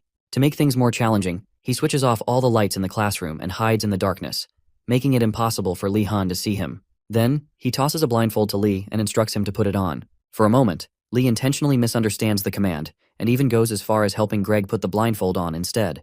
However, when Greg corrects him, Lee questions whether there's even a need to cover his eyes. It's already pitch black in the room. In response, Greg simply tells him he can do it. And before Lee can protest further, he magically secures the blindfold himself. Now completely blindfolded, Lee realizes he truly can't see a thing. With no other choice, he decides to rely on mana detection and sound to assess his surroundings. As for Greg, his already extreme teaching philosophy, one that condemns students who can't keep up, only grows stronger after meeting Lee Han. When he discovered that Lee could use lightning magic, the most difficult element to control, he was thrilled and planned to train him in it. However, upon hearing from the headmaster that Lee Han had broken his arm in battle, he put himself in the boy's shoes and concluded that he would likely want to focus on dodging techniques instead. And so, after a rather unusual train of thought, the two arrived at their current situation. Unfortunately for Lee, after dodging every single one of Greg's attacks while blindfolded and in total darkness, his talent only serves to reinforce Velati's twisted values further. Soon after witnessing what most would call growth in his first-year student, Greg Velati marvels as he finally understands the true joy of teaching. Now that he's seen it firsthand, he finds teaching to be genuinely enjoyable. While Greg is excited, Lee Han notices some changes in his mana and asks why he's sensing traces of other elements. When Greg gives no response, Lee figures expecting anything remotely normal from him was naive in the first place. At present, Lee thinks it'll be impossible to dodge everything in this situation. In that case, he decides he'll just have to minimize the impact and pain as much as possible when he gets hit. As Greg ends his lesson with Lee Han, it is said that although Lee is gifted with an amazing mana reserve, his true talent lies in his ability to absorb everything he learns quickly. Even Greg hadn't expected Lee to master everything on the first day, but now he's been proven wrong. Right after exceeding expectations, Lee Han groggily thanks Greg for the lesson. Noticing that his favorite student looks exhausted, Greg decides to give him a present to help calm his nerves. Lee Han, somewhat concerned that the crazy professor is showing worry for him, accepts the gift, thanks him, and opens it, hoping to find some medicine inside, only to discover that it's a book about basic lightning magic and its applications. After handing over the book, Greg instructs Lee Han to learn everything in it before their next class. Although Lee Han is stupefied, he assures Greg that he understands. At that moment, Lee remembers that the Academy's written tests are scheduled for the following week, and he figures he'll be so busy that he might not even be able to sleep. Just then, he hears thumping sounds from above and asks Greg what's happening outside. Velati explains that the professors are dealing with the summoned monsters that escaped. Lee asks why they waited so long to do it. Greg replies that the monsters are being dealt with now because they might interfere with the upcoming tests. Lee, feeling disappointed in the professors, takes his leave, blaming himself for asking such an obvious question. On his way out of the basement, Lee opens the book Velati gave him earlier, and to his surprise, finds it better than he expected. The book not only teaches about magic but also covers situations related to safety, making it a well-rounded resource. However, when he checks for the author's name, he doesn't find it, leading him to wonder whether the book was written by the Academy itself. If all goes well, he figures studying the book shouldn't be too difficult. As he continues walking, someone suddenly sneaks up behind him and startles him with a greeting. When Lee turns around, he's relieved to see that it's none other than Professor Kerman, one of the nicest professors he's met so far. Kerman asks if Lee is on his way to the understanding of basic magic class, and Lee confirms this. Since Kerman is also headed there, he decides to walk with Lee. Observing Kerman's friendly behavior, Lee finds it hard to believe that he's a friend of the cold and cruel Velati, as they are so different in values and personality. While they walk, Lee asks Kerman if he teaches illusion magic, and Kerman says yes, explaining that illusion magic is more useful than people realize. He tells Lee that illusion magic can be used for barrier spells to stop intruders, or to create illusions to deceive enemies. Currently, some mages even combine illusion magic with dimensional magic to create entire labyrinths, while others pair it with mind magic to knock out opponents just by making eye contact. Hearing all of this, Lee Han becomes excited about learning illusion magic, thinking it would be perfect for tricking and deceiving the professors. Seeing his enthusiasm, Kerman mentions that Lee seems to have some talent in illusion magic and asks if he's interested in learning it. Confused by the idea that he has talent in this area, Lee weighs his options. Since joining Enrogard, he can't avoid learning new things, and considering that the type of professor he learns from is more important than the subject itself, he decides to give illusion magic a try, especially since Kerman has proven to be a kind and approachable teacher so far. Just as Lee Han is about to give his answer, Kerman asks if any other professors are giving him private lessons besides Velati. Lee replies that he's also receiving lessons from Professor Urugolem, Professor Zed, Professor Willow, the botanist, and Professor Mila, the summoning professor. Kerman is shocked to learn that Lee is studying under so many professors. Then suddenly his leopard summons escapes from his coat and Lee Han chases after it. Kerman asks if that's a summon, and Lee says that Professor Mortem gave it to him. At this point, Kerman is overwhelmed, realizing that Lee Han is even learning black magic. He wonders how many people have their eyes on this first-year student, feeling exhausted just from hearing the list of professors Lee is learning from. Noticing Kerman's strange behavior, Lee asks if he's okay. Still on their way, Kerman considers how exhausting it must be for Lee to handle Velati's lessons, let alone all the private lessons on top of that. He should leave the decision up to him. Just as Kerman is about to ask Lee if he would like to learn illusion magic, Lee Han shows him the headmaster's grimoire and asks for help in deciphering it. Realizing that the headmaster himself had given Lee, a first-year student, his grimoire, Kerman decides that Lee doesn't need to learn illusion magic after all. Eager to make a good impression, Lee Han calls out to Kerman to ask a question about illusion magic. However, Kerman cuts him off and tells him there's no need for him to learn it. Confused, Lee tries to ask why, but by then, they've arrived at the classroom where Professor Garcia is waiting. As Kerman steps inside, Lee Han is left wondering why Kerman suddenly changed his mind when he still needs him to teach him illusion magic. Minutes later, the class begins, and Kerman takes his place in Professor Garcia's class. The moment he steps onto the podium, the students bombard him with ridiculous questions about illusion magic. Some asking if they can dispel illusion magic on stairs, others wondering if they can cast illusion magic on bread to make it taste like honey. At this point, Kerman interrupts their chatter, urging them to calm down. He appreciates their enthusiasm, but informs them that from this point onward, he will introduce them to the fascinating world of illusion magic. First, Kerman explains that they need to understand what illusion magic truly is. To demonstrate, he asks the class to pay close attention to him. Then without warning, he suddenly stops speaking. Lee's friends are puzzled by his sudden silence and stillness. However, Lee immediately senses that something is off. Although he can't pinpoint it at first, he feels as if Professor Kerman isn't actually standing there at all. After thinking it over a few more times, Lee deduces that the professor must have already cast an illusion in that brief moment while everyone was watching. Trying to sense the professor's mana, Lee focuses, but before he can say anything, Gainando nudges him and asks why the professor is just standing there. At that moment, Lee notices that Kerman is hiding beside Gainando. He quickly informs his friend, who immediately takes out his wand and casts a paralysis spell on the invisible professor. Unfortunately for him, Kerman easily reflects the spell, causing Gainando to paralyze himself instead. Now that he has been discovered, Kerman commends Lee for figuring it out, but warns Gainando not to cast spells so carelessly, as they might backfire on him. Lee apologizes on behalf of his friend, and Kerman, amused, doesn't make a big deal out of it. He then dispels the illusion, revealing how effortlessly he had moved across the room unnoticed. He explains that illusion magic allows mages to become invisible, sneak past enemies, and create illusions to confuse opponents. Since the class consists of new students, Kerman decides to start with the basics. He announces that he will call on students who sensed something was off to perform a demonstration. He then invites those who felt the presence of illusion magic to step forward and attempt a basic illusion dispel. Lee Han, a green-haired turtle student, and Ardenart walk up to the podium. Before they begin, Kerman instructs them to find and dispel the illusion magic hidden somewhere in the room. Lee immediately notices a set of wooden boxes that weren't there moments ago. Kerman chooses the green-haired student to go first. Nervously, she attempts to dispel the illusion but only manages to unlock a padlock on one of the wooden boxes, which startles her. Kerman warns her to stay vigilant. Illusion magic often conceals traps as well. Next it's Lee Han's turn. Knowing he needs to make a good impression, he carefully examines the wooden boxes. He recognizes that they are an illusion, but assumes their current appearance is their true form. Concentrating, he recites the incantation, "Disappear, illusion," while dramatically channeling his mana. Moments later, the wooden boxes vanish. The class erupts in admiration. Once again, Wardenus has succeeded on his first attempt. Kerman, however, reacts differently. He acknowledges Lee's success, but tells him that he doesn't need to try so hard to be good at illusion magic. Hearing this, Lee feels strangely disheartened. No professor has ever reacted like this before. For the rest of the class, he gets lost in thought, trying to figure out why Kerman spoke to him that way. After the lesson ends, Kerman encourages the students to continue practicing. As he prepares to leave, Lee stops him and asks if something is wrong. Kerman reassures him that there's no problem, but reveals that many professors have their eyes on him. Standing there, confused, Lee listens as Kerman speculates that while having an immense amount of mana is understandable, there must be another reason why so many professors are interested in him. Kerman then advises Lee to rest when necessary, expressing concern for his health. Upon realizing how genuinely kind Kerman is compared to the other eccentric professors, Lee Han becomes determined to take his class no matter what. With newfound resolve, he tells Kerman that he is ready for anything he has in store. Surprised by Lee Han's sudden determination, Kerman tells him that if he truly wishes to take the class, he should attend the next gathering. Lee thanks him for the opportunity, and Kerman once again reminds him not to overwork himself. Lee reassures him that he has no plans to take any more classes after this. At that moment, Kerman knows in his heart that Lee Han is lying. But for the sake of Lee's mental well-being, he chooses to let it slide.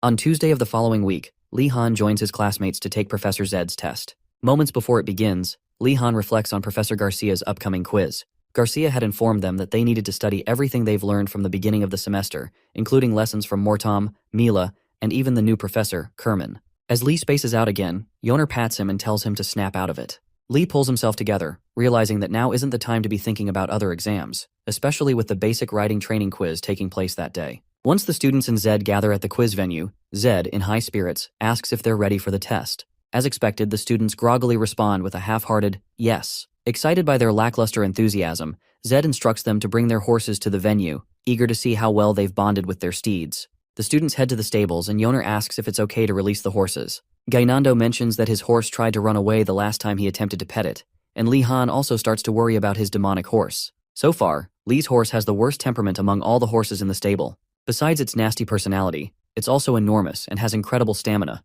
often leaving Lee to wonder if it's even a horse at all. Regardless, he's relieved he found a way to control it before the test day, or things would have gone horribly wrong. After retrieving his horse, Lee Han orders the beast to follow him back to the test venue. Along the way, the other students are astonished to see Lee Han's horse behaving quietly for the first time. One student even calls the others to check out the wild horse that Wardenus has supposedly tamed.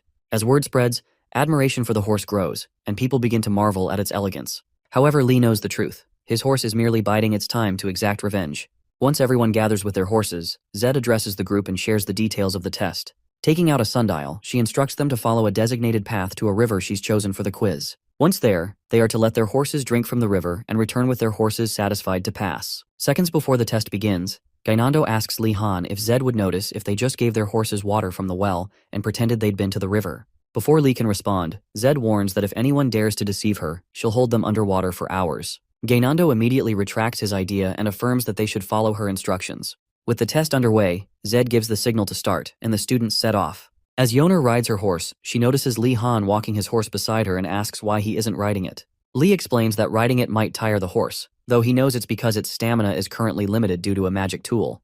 Hearing this, Yoner decides to dismount and walk alongside him. Lee urges her to continue riding, but she insists that her horse, Bami, might also get tired, so she'd rather walk. Lee watches, a little envious, as Yoner and her horse display such affection for each other. Just as he's lamenting his cursed horse, Gainando's horse suddenly speeds past them, with Gainando frantically yelling for help as the horse bolts back to the venue. Lee realizes he isn't the only one cursed with a troublesome steed. Once Gainando is out of sight, Lee demands some cooperation from his horse, reminding it of the care he's given. He offers the horse a sugar cube, knowing it's something the beast loves, hoping to bribe it into behaving. As the horse eats the cube, Slako Tutantha, the elven dwarf, and 2 turtle students approach, calling out to Wardanus. They ask what he's feeding his horse. Lihan responds that it's a sugar cube, prompting one of the turtle students to question why he would waste such a valuable item. He suggests Lee could have sold the sugar cube on the black market instead.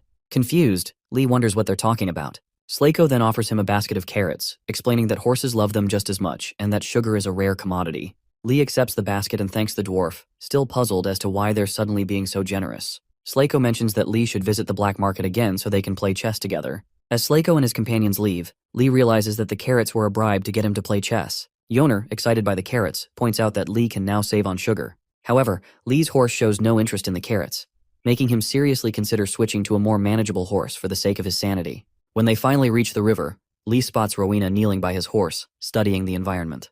Rowena warns Lee to be cautious as there's something unusual about the river. Lee asks what the issue is, and Rowena directs his attention to the green-haired student, who is trying to give her horse water. As her horse attempts to drink, the water level mysteriously begins to recede, raising the student's suspicions. Lee recalls the mischievous look on Zed's face earlier, and wonders if the water truly lowered when the horse tried to drink. Feeling overwhelmed by the complexity of the test, Lee asks Rowena if he has found a solution. Unfortunately, Rowena explains that they tried to get closer to the water, but it retreated too quickly for them to do anything. As Ardenart passes by, Rowena notes that the princess seems happy to see Lee. Lee, however, realizes she's eyeing the basket of carrots, not him. Figuring she wants one for her horse, Lee offers her a carrot, but instead, Ardenart takes a bite of the unripe vegetable.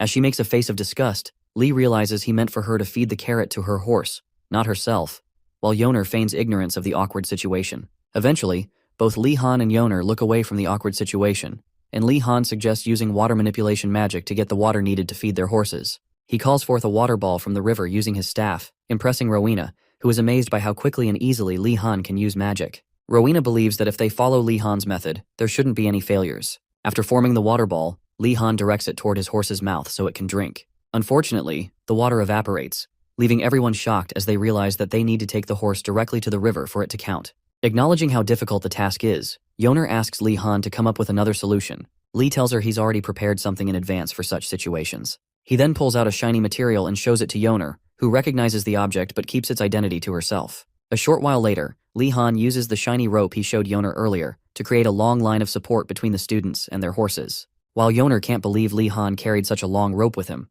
Lihan suggests they use each other as anchors to withstand the tides, no matter how fast they are. Soon after sending Rowena to test the theory, Lihan calls out to ask if the rope system works. Fortunately, it does, as Rowena reports that they don't need to go too far down, since the water level doesn't drop any lower. This news relieves Lihan, who immediately believes they'll be able to complete the task. When Lihan finally manages to drag his horse down to the river, the horse resists drinking, but when Lihan bribes it with sugar cubes, it finally relents. Just when Lihan is about to relax, he gets a strange feeling that something isn't right. He senses the professor's scheme and suspects that there's more to this test than meets the eye. Suddenly, a roaring sound echoes in the distance. Soon enough, Lihan and his classmates, still standing in the river with their horses, see a flood rushing toward them. Furious at the professor for pulling such a dangerous stunt, Lihan yells for everyone to escape while they still can. As his colleagues flee the river, Lihan casts a water shield to buy them time. Amid the chaos, Yoner thanks Lihan for keeping them safe, but reminds him that he and his horse are still in the river. Lihan tries to maintain the spell and escape, but as he holds the shield up, the flood catches his horse's leg, pulling it out of the shield. Seeing his beloved horse in danger, Lihan decides to take drastic measures to save it. He allows the flood to sweep him away, alarming his friends. Rowena suggests they go in to help, but as Yoner is about to follow, Nilia stops her, warning that she'll be swept away too. Nilia tries to untie the rope Lihan had used to secure everyone, but it's stuck. She urges Yoner to pull on the rope, but unfortunately, the rushing current has broken it. In the dire situation, Rowena calls out to Lihan, urging him to abandon the horse and save himself. Worried that Lihan might have been swept away, Rowena panics until, suddenly, Lihan's horse surfaces. It becomes clear that Lihan pulled the horse out of the water by himself, shocking everyone. His water shield, though thin, is still in place, protecting him and his horse. The horse, confused, seems unsure of what's happening, but Li Han warns it not to resist. If it does, he threatens to throw it to the bottom of the river. The horse seems to question why Li Han is trying to save it when he's clearly struggling himself, but Li Han remains focused, using all his mana to keep the shield intact and prevent himself from getting swept away. Eventually, he climbs out of the ravine with the horse and places it on the ground when they reach the riverbank. As soon as he catches his breath, he angrily yells out Professor Zed's name, leaving his classmates confused about why he keeps calling for her. Unaware of Li Han's frustration, the foolish students still don't understand the reason behind his outcry. Once the horse is back to normal, it checks on Li Han, ensuring he's unharmed. Li Han warns the horse that no matter how kind it acts now, he will never remove the cursed items it's wearing. Upon realizing this, the horse panics and tries to bite him. Li Han grabs its mouth, admitting that he always knew the horse was trouble and wondering if the animal thought it could fool him. To Rowena and Yoner, Li Han's struggle with his horse seems strange, but they're just relieved that he's okay and unharmed. While Li is settling scores with his troublesome horse, the other students complain about how endangered their lives and their horses' lives are because of the test. One student even mentions how disappointed she is to have looked up to Professor Zed and read about her expeditions, only to realize she's not as admirable as she thought. If she had known Zed was like this, she wouldn't have bothered admiring her. While they're busy voicing their complaints, a gigantic black crow appears in the sky and lands at the scene. Nilia and Professor Zed are on it, with Zed looking surprised to see that Nilia wasn't exaggerating the situation. Thankfully, Zed isn't too late. One of the students informs her that they don't want to continue the test, explaining that they'd rather fail than put their friend's life at risk. Zed replies that she didn't expect the river spirit to throw a tantrum and try to harm them, but after hearing the students complain about their horses nearly dying, she tells them to wait as she has come to stop the test. After a brief pause, Zed asks the students to explain what happened. When no one responds, Zed ignores them and continues with her task. Meanwhile, Nilia notices how affectionate Li Han's horse is toward him and asks if he's grown closer to it. Still angry at his horse, Li Han tells Nilia that it's just tricking him and its behavior shouldn't deceive her. Nilia insists that she can clearly see the horse expressing affection, but Li Han refuses to believe her. At that moment, Zed overhears the conversation and asks if Nilia really just said that the white horse, actually a griffin in disguise, has accepted Li Han as its owner. To understand Zed's shock and frustration, you need to know that griffins are incredibly prideful creatures, with the traits of both an eagle and a lion. A griffin would rather die than submit to someone unqualified or evil. Even Zed, as a professor, couldn't guarantee the griffin's loyalty despite years of trying to bond with it. Puzzled by what's unfolding, Zed asks Li Han to explain. Equally confused, Li Han asks what the problem is. Yoner steps in and tells Zed that the horse fell into the river when the river spirit got angry, but Li Han carried it on his back and rescued it from drowning. To make things worse, Li Han downplays his bravery, claiming it was no big deal. This infuriates Zed further, as she realizes that the horse, or rather the griffin, does not see it as nothing. She now understands why the griffin accepts Li Han as its owner. Li's act of selflessness and courage in risking his life to save the griffin earned its respect. While arrogant mages might think that exceptional knowledge or magic is the key to taming magical creatures, it turns out that self-sacrifice and bravery are what truly win them over. As Zed reflects on this revelation, Li Han keeps telling the horse to go away, prompting Zed to intervene, calling him a frustrating idiot. After that, Li asks Zed what the horse's name is, but Zed explains that it rejected all the names they tried to give it. After some thought, Zed rearranges the letters in Griffin and names the horse Finferg. Li Han finds the name unique and asks the horse if it's happy to have its name back. Unfortunately, the horse clearly dislikes the name, and it shows. Li, tired of the horse's attitude, sighs and continues on. Meanwhile, as the other students feed their horses water from the river, Li calls out to the professor. Thinking he wants to ask about his score, Zed is surprised when he instead asks her about the monster called Sarkhan. Zed tells him there's not much to say, other than that Sarkhan is the king of leopards. Legend has it that Sarkhan was born from a rocky mountain and a leopard.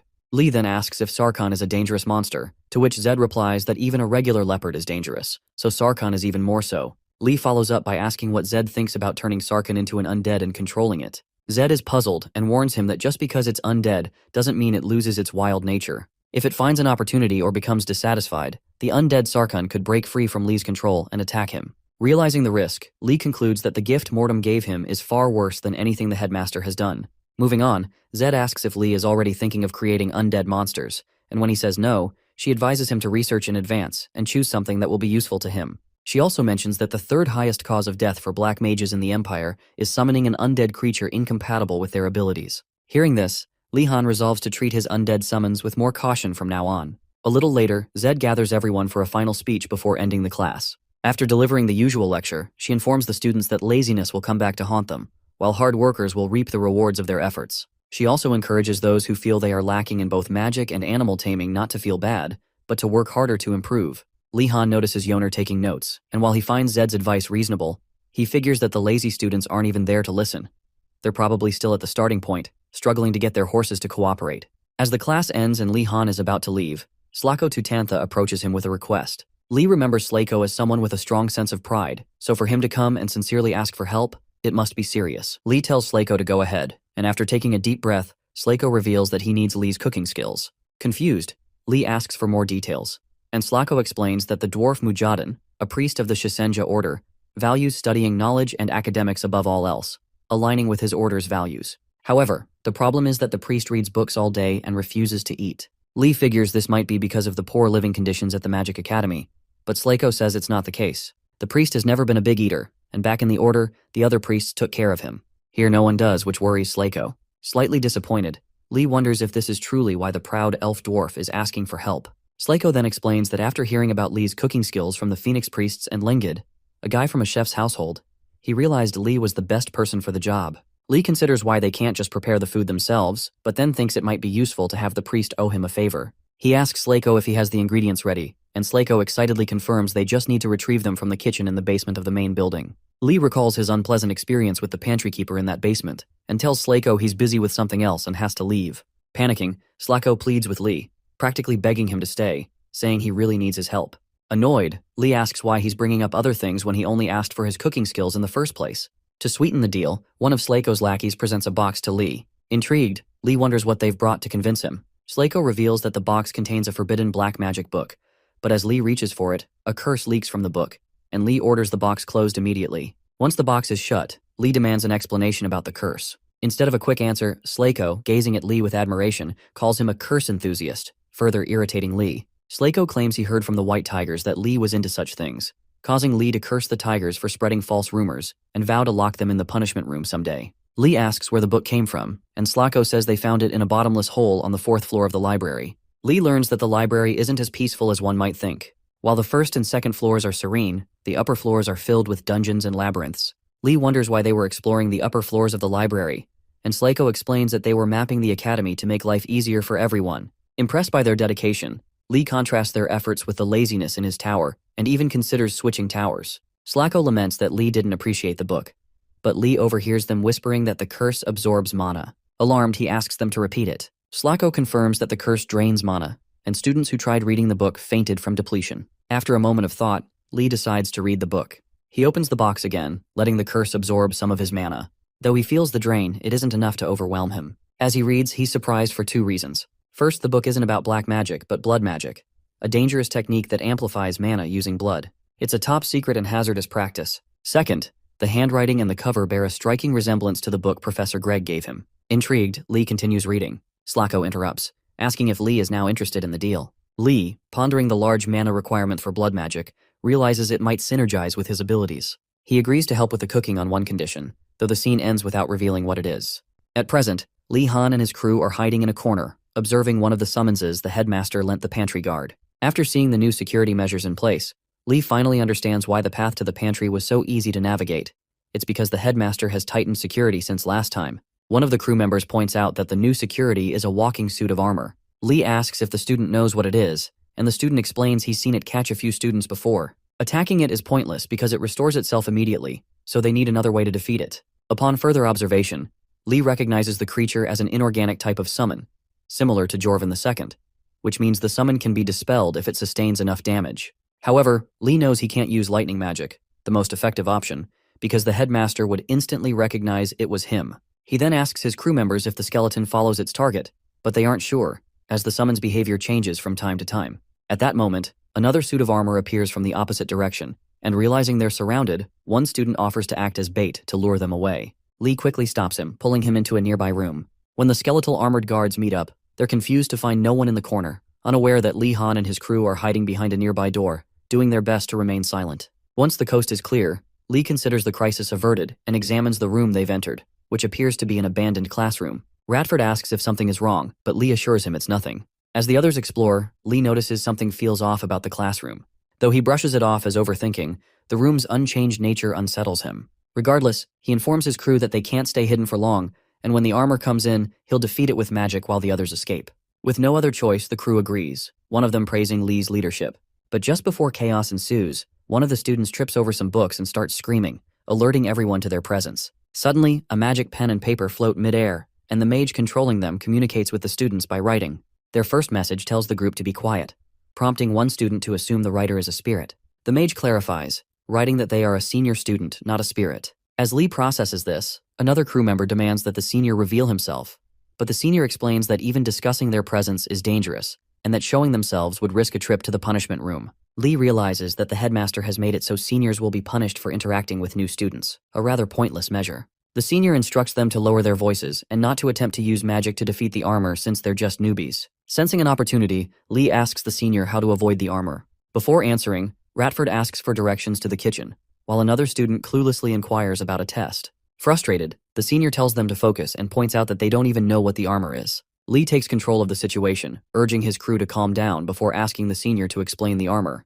The senior reveals that the walking armor is a summon of the headmaster, capable of moving all day and detecting heat, making it notorious among students. Lee concludes that running from the armor isn't an option. Fortunately, the senior informs them that students have learned to fight back by confusing the armor with fire magic or deceiving it with illusions that generate heat. If they can conceal their heat signatures, they can trick the armor.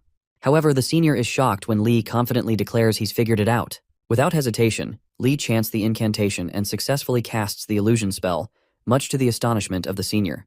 Right after casting the illusion spell, Lee Han asks the senior to rate his performance, but the senior starts stuttering, making Lee and the others wonder why the senior is nitpicking over nothing. Eventually, the senior admits that Lee is talented in using the fire element, and even asks him if Professor Garcia has told him anything similar in her classes. When Lee Han tells the senior that Garcia forbade him from using fire magic, the invisible senior starts wondering who Lee Han is to warrant such attention from a feared professor like Garcia. Regardless, the senior tells the students that there's no telling when the armored skeleton guards will return, so they need to head to the kitchen quickly while the coast is clear. Lee and his colleagues make their way to the kitchen as quickly as possible. Once there, the senior ushers Lee Han to check a specific cabinet, warning him not to scream. When Lee Han opens the cabinet, he finds some meat sausages and remains composed. Expecting the poor new students to drool at the sight of fresh food, the senior is shocked when Lee calmly thanks him, and even compliments the sausages.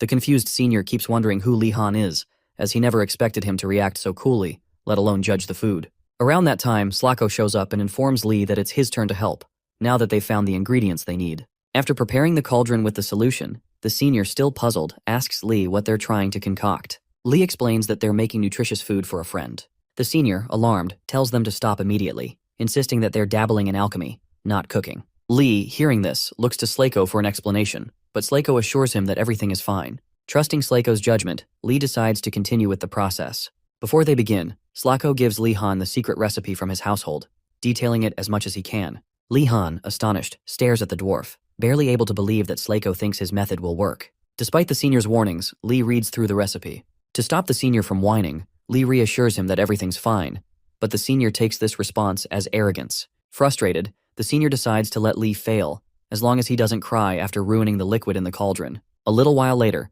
Lee and his crew follow the recipe and successfully concoct something both delicious and nutritious. Shocked by their success, the senior confronts Lee, demanding to know whether he's really a new student. Lee confirms that he is, but the senior can't believe that someone like him could be so capable. Ignoring the senior's disbelief, Lee asks Slacko if they've finished the task. While stirring the mixture, Slacko says yes, and proudly announces that the solution is the secret technique of his household, called beer candy. Confused, Lee Han asks what beer candy is. Slacko explains that beer candy is a nutritious, preserved food with great effects.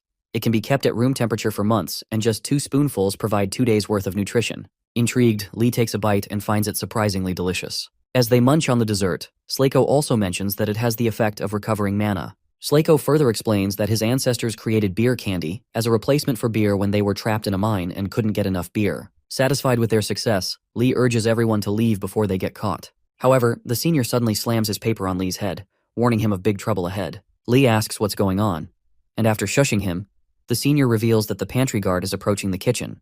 This news sends the group into a mini panic. The senior instructs them to hide in a corner while he casts an illusion spell. Lee silently questions whether the spell will work, but the senior insists on silence, uncertain himself. As the pantry guard arrives at the kitchen door, he pauses, fiddling with something. Hidden safely, Lee wonders why the guard isn't entering the kitchen despite being right at the entrance. Soon the pantry guard begins casting a spell on the door, which Lee immediately notices. When Lee asks the senior about it, the senior is surprised that Lee could detect the magic. While the senior affirms that the guard is indeed using magic, he is baffled by how Lee could sense it, given that the senior only knew because of an earlier setup outside the kitchen. When Lee reveals he can detect the guard's mana, the senior is shocked by Lee's ability to sense mana from such a distance. The group quickly realizes that the pantry guard is determined to catch them, and they don't understand why the usually indifferent guard is now behaving so cautiously. Upon further observation, the senior discovers that the guard is not just casting a spell on the kitchen, but also on the door, and it's dimensional magic. This type of magic is known to be extremely difficult to use. Realizing this, the senior panics, dropping his pen and paper before disappearing. Confused, Lee and the others ask the senior what's wrong. Suddenly, both kitchen doors fly open, leaving Lee's group in a state of shock. For a moment, Lee wonders if the senior caused the doors to open, but thankfully, the senior reappears and urges them to escape through the back door. While Lee continues talking, Slacko decides to check out the situation first. However, when he opens what should be the back door, he finds himself back inside the kitchen. Confused, Slacko asks what's going on, knowing he just walked through the door. The senior explains that the pantry guard used magic to twist the dimensions of the room. When Lee asks if there's a way to fix it, the senior sadly admits there isn't any solution he can think of. With no other options, Lee takes a deep breath and tells his friends that they might be headed for the punishment room after all, as they have no choice but to surrender. While the other students whine like brats, Lee Han reminds them that they have prepared for an outcome like this from the start. As long as they keep their promise to him, he won't put them into more trouble than they're already in. Meanwhile, the senior notices that Lee Han doesn't seem nervous or scared, even though he's likely headed for the punishment room soon. This realization makes the senior feel embarrassed for trying to prank Lee Han, hoping to see him show fear just to feel good about himself. In an attempt to right his wrong, the senior tells everyone that there's a way out of their dire situation, but before doing anything, he needs them to help him replenish his mana. To do this, the senior has the new students give him some beer candy so he can munch on them and recover. After munching on a few candy sticks, the senior admits he feels better. Slacko, now holding his beer candy bag, asks the senior if this plan of his will work. The senior confidently responds, telling him to watch as he, a third year who carries the symbol of pure silver, shows them what he's capable of. With that, the invisible senior chants 3 incantations. 1 to enhance his senses, 1 to create a flame arrow, and 1 to increase his spatial awareness. Lee Han watches in shock as the senior effortlessly casts all 3 incantations at once. When the senior finishes, he commands the flame arrow to destroy the magic on the kitchen door. Ratford, seeing the impressive display of magic, compares it to Lee Han's skills and hopes it all works out for them. However, as Lee Han analyzes the senior's flame arrow, he notices that the form is incomplete and that the senior lost control when the arrow flew. As Lee reflects on the senior's need for more training, he scolds himself for thinking the same way Professor Velati would if he were there. Eventually, the senior's flame arrow hits the kitchen door, causing a huge explosion, but nothing happens. The senior, now out of mana, begs the juniors for help, making them realize he's failed miserably. He munches on more beer candy and apologizes for showing such a pathetic side. It turns out the pantry guard's spell was stronger and covered a wider range than the senior expected, and he used too much mana. Annoyed, Slacko asks if the senior just wasted his precious beer candy to fail. The senior, feeling defensive, tries to explain how difficult the spell was. At this point, Lee Han steps closer to the door, assesses it, and asks the senior to teach him the spell so he can try it. The senior initially warns him that the spell isn't something one can learn easily, but recalling that Lee Han succeeded with basic illusion of payhite earlier and made beer candy, the senior sighs and agrees, writing down as many details as he can. A few minutes later, the senior outlines the spells, starting with the second circle spell, Senses Enhancement, which enhances reflexes. The second spell is the one circle spell, Space Recognition, which, though difficult, helps identify spatial distortions. Finally, an attack spell with enough destructive power is needed to find a weak spot in the distorted space and break through. After reading the details, Lee Han takes notes, but decides to substitute Senses Enhancement with Gonadaltus's Swift Steps, since he can't learn the second circle spell immediately. For the attack spell, he uses Gonadaltus's Sharp Hand. With his replacements in mind, Lee Han prepares to try the spell. As he does, the senior mutters about Lee Han's arrogance, secretly hoping he fails, just to understand the senior's struggle. An hour later, Lee Han and his crew, along with their now humbled senior, waltz out of the back door, free. On the way home, Ratford praises Lee Han for succeeding on his first try, but Lee gives credit to the senior for teaching him better than some of the academy's lousy professors. Worried about the senior's silence, Lee Han asks why he isn't responding. It turns out the senior is sulking, realizing he, once exceptional among the third years, has been outdone by a first year. The senior finally speaks, assuring them he's still with the group. Puzzled, Lee Han asks how he maintains his invisibility despite running out of mana, wondering if he too uses a cursed artifact. After a pause, the senior admits that the invisibility spell wasn't his doing. The headmaster must have cast it to ensure the seniors remained invisible to first years. Mumbling to himself in defeat, the senior thanks Lee Han for helping him that night. Typically, students at Inrogard don't ask for each other's names or family backgrounds during nighttime meetings, but the senior asks for Lee Han's name. Lee Han, realizing the senior isn't paying much attention, as he missed hearing his name earlier, is about to respond but stops when the senior introduces himself as Valfantan Marathi, aka Jijel's older sibling. At the mention of the Marathi family, Lee Han has flashbacks of his dreadful experiences with Jijel, so to avoid any further complications with the Marathi family, he lies and says his name is Gainando. The next day, when Lee Han attends his basic swordsmanship test, Engeldel starts the session by introducing some guests, knights from outside the academy, who will be observing the students' progress. These knights, still on duty, are set to be the students' opponents for that day. For context, it's revealed that the White Cavalry Knights are among the most reputable knights of the Empire. They roam the land with only a horse and armor, defeating the forces of evil conspiring against the Empire. In other words, they are the Navy SEALs of the Empire. Because of their expertise, Engeldel thought it beneficial to bring some of them in to spar with his young students for their test, believing they could teach them a great deal. Right before the test begins, the largest knight among them, White Cavalry Knight Bickelins, Bick for short, expresses concern about Engeldel's intentions. He doesn't think this test is appropriate. While these students may have trained in swordsmanship within their households, he believes trainee knights would have been more suitable opponents. With that in mind, Bick asks Engeldel if they are to proceed as previously discussed, or if there are any changes to the regimen. Engeldel simply tells him to make sure the students are still alive by the end of the test, and Bick affirms the instructions. Hearing this conversation, Lee Han stares in disgust, wondering if Engeldel is just as ruthless as Velati. To start the test, Engeldel instructs the students to gather in their previous groups, with each trio facing one knight. As expected, Jijel, Lee, and Darugu are placed on the same team again. However, after seeing the expressions on Jijel and Darugu's faces, Lee suspects things might not go well. Regardless, he tells Jijel that he will follow her lead during the test. Suspicious, Jijel immediately questions his motives, asking what he's scheming. Lee assures her that he's not plotting anything and reminds her that they won't be able to earn any points if they don't work together. Jijel, however, refuses to believe his sincerity and calls him a coward who might backstab her at any given moment. Lee insults her momentarily but quickly switches gears, explaining that he acted that way in previous training because he wasn't convinced her methods were the best.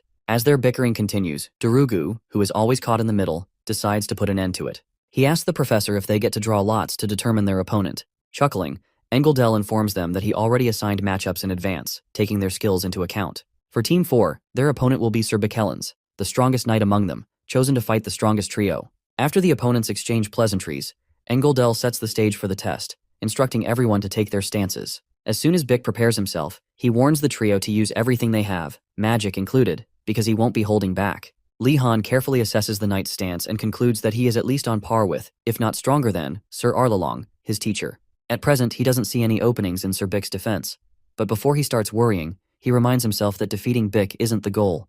Earning high marks is. With this in mind, he resolves to use every tool at his disposal. Lee activates Gonadaltes's arrogant steps and transfers part of the power to his teammates, Darugu and Jijel, immediately enhancing their senses. Though they thank him, Lee ignores them, knowing there are side effects they don't need to be aware of just yet. Following this, he shocks everyone, his teammates included, by casting space recognition and the illusion magic spell he learned from the senior in the school's kitchen. As if that wasn't enough, he tops it off by casting a fourth spell, Gonadaltes's Sharp Hands, to enhance the speed of his attacks. He isn't sure how effective these spells will be against an experienced knight, but he's determined to give it his all. On the other side of the arena, Sir Bick, having witnessed Lee's rapid spellcasting, worries that if Lee Han exhausts his mana too quickly, the test could become too dangerous for him. More concerning, however, is the fact that Engeldel isn't stopping him, even after seeing what the boy is capable of. Just as Bick gets distracted, Lee attacks him with a flash of lightning, catching the knight off guard. Jijel and Darugu seize the opportunity, launching attacks from both sides and putting Bick in a tight spot. Midair and about to land a strike, Jijel suddenly realizes her movements feel much lighter than usual. To her surprise, she admits that Lee Han's spell is benefiting them. Sir Bick, realizing the danger he's in, vanishes into thin air and reappears behind Darugu, who looks utterly confused. Before Darugu can react, Bick lands a heavy strike on his back, causing him to collapse onto Jijel and pin her to the ground. Just as Bick moves to finish them off, Lee counters with Surge. Bick dismisses the water spell as basic and effortlessly dodges it before returning to finish off Darugu and Jijel. However, just as he's about to land another strike, the water spell ricochets and hurtles back toward him. Noticing this in time, Bick halts his attack and blocks the returning water with his armor. Now genuinely impressed, he acknowledges Lee Han's abilities. But Lee Han is relentless. Without hesitation, he summons more water orbs and directs them at Sir Bick. In his mind, he silently thanks space recognition, which makes it significantly easier to control multiple water attacks. Bick, growing more astonished by the second, wonders if all first-year mages at the academy possess such talent. Then again, he realizes that's unlikely. It's rare to find someone with this level of skill. A skill that, without a doubt, belongs solely to Lee Han Wardenus. Engeldel, meanwhile, realizes he needs to speak with Professor Velati, as the level of training Velati is providing Li Han is far beyond what a first-year student should be learning. Engeldel believes Li Han's techniques are the result of Professor Velati's overly harsh and dangerous lessons. However, Engeldel is mistaken, as Professor Velati's class has only made Li stronger than ever. In the meantime, the battle between Sir Bick and Team 4 continues, with Darugu, Jijel, and Li Han doing their best to bring the formidable knight down. Despite bombarding Bick with dozens of water balls and attacks from his teammates, Li Han quickly realizes they aren't even scratching Sir Bick. He watches in frustration as Bick slams Jijel into Darugu, who is already down on the floor. Even with his teammates incapacitated, Li Han still can't find any openings in Bick's defense. This frustrates him to no end as he wonders what he needs to do to defeat this powerhouse of a knight. As he racks his brain in the heat of battle, an idea finally clicks. Li Han suddenly remembers a technique he can use to take Bick down. Now that it's a one-on-one fight, Bick watches Li Han and wonders why the boy has been casting the same spells from the same location. With no answer from Li, Bick concludes that despite the rumors surrounding the wardeness household, Li is still just a first-year student. Just as Bick underestimates him, a flash of lightning appears behind the knight. In an instant, Li Han is right behind him, gathering lightning before unleashing Furkuntra's lightning toward Bick's exposed back. For a moment, Bick wonders how Li Han managed to get behind him. After quickly analyzing the situation, Bick realizes that Li had created a clone using the basic illusion of Pahite and used invisibility to escape unnoticed. Delighted that his plan has worked, Li places all his trust in Furkuntra, hoping the lightning strike will deal significant damage to Bick. Bick, however, recognizes the spell as a fourth circle level attack. He marvels at Li's instincts in combat, realizing that perhaps the rumors about the wardeness household had even underestimated their power. As the lightning nears, Bick deflects it with his sword's aura, rendering it useless. Disheartened that his special lightning attack failed, Li vows never to trust Furkuntra again. Bick, impressed by Li's combat style and prowess, calls out to him. He praises Li for his skills and tells him that standing still while his opponent is fighting so seriously is disrespectful. Bick then declares that he will fight Li seriously until the test ends. Understandably, Li is dumbfounded. Before he can respond, Bick charges at him with incredible speed. Remaining calm, Li quickly decides on his next spell before Bick can close the distance. Without wasting a second, Li chants, "Gather, condense, and explode." Engeldel, hearing this, recognizes the incantation as one for a dangerous spell that is strictly forbidden for students and wonders who could have taught Li such a spell. But the truth is that no one taught him. Thanks to Li Han's obsession with reading books like Basic Blood Magic and its applications, he managed to figure out the spell, the majestic and powerful magic missile of Vivlicus, on his own. Unlike the standard magic missile, which is a one-circle spell, this version gathers a far larger amount of mana and condenses it into an explosive attack. This spell is perfect for someone like Li, who has an abundance of mana, and he knows it. As he activates the spell, Li Han remembers that this is his first time using it in real combat, and he's never practiced it before. As the spell nears completion, Li feels a strange sensation and wonders if the spell has already failed before he even cast it. After analyzing it, he realizes that while it's forming correctly, the spell's vibrations are unstable, as if it's going to explode in his face. At this point, Bick is already behind him, ready to strike the seemingly defenseless student. Li knows his grades are riding on the success of this spell. With time running out, Li finally understands the nature of the magic missile. It's not meant to be fired, but to explode at close range. Armed with this knowledge, Li stays put and allows the forbidden technique to detonate in front of him, catching the unsuspecting Sir Bick in the blast. Shortly after the explosion, Darugu and Jijel, who have recovered, worry about Li Han's safety. Though annoyed that the book didn't explain the full details of the spell, Li Han, who remains unharmed, is simply relieved that he managed to control the blast radius at the last second.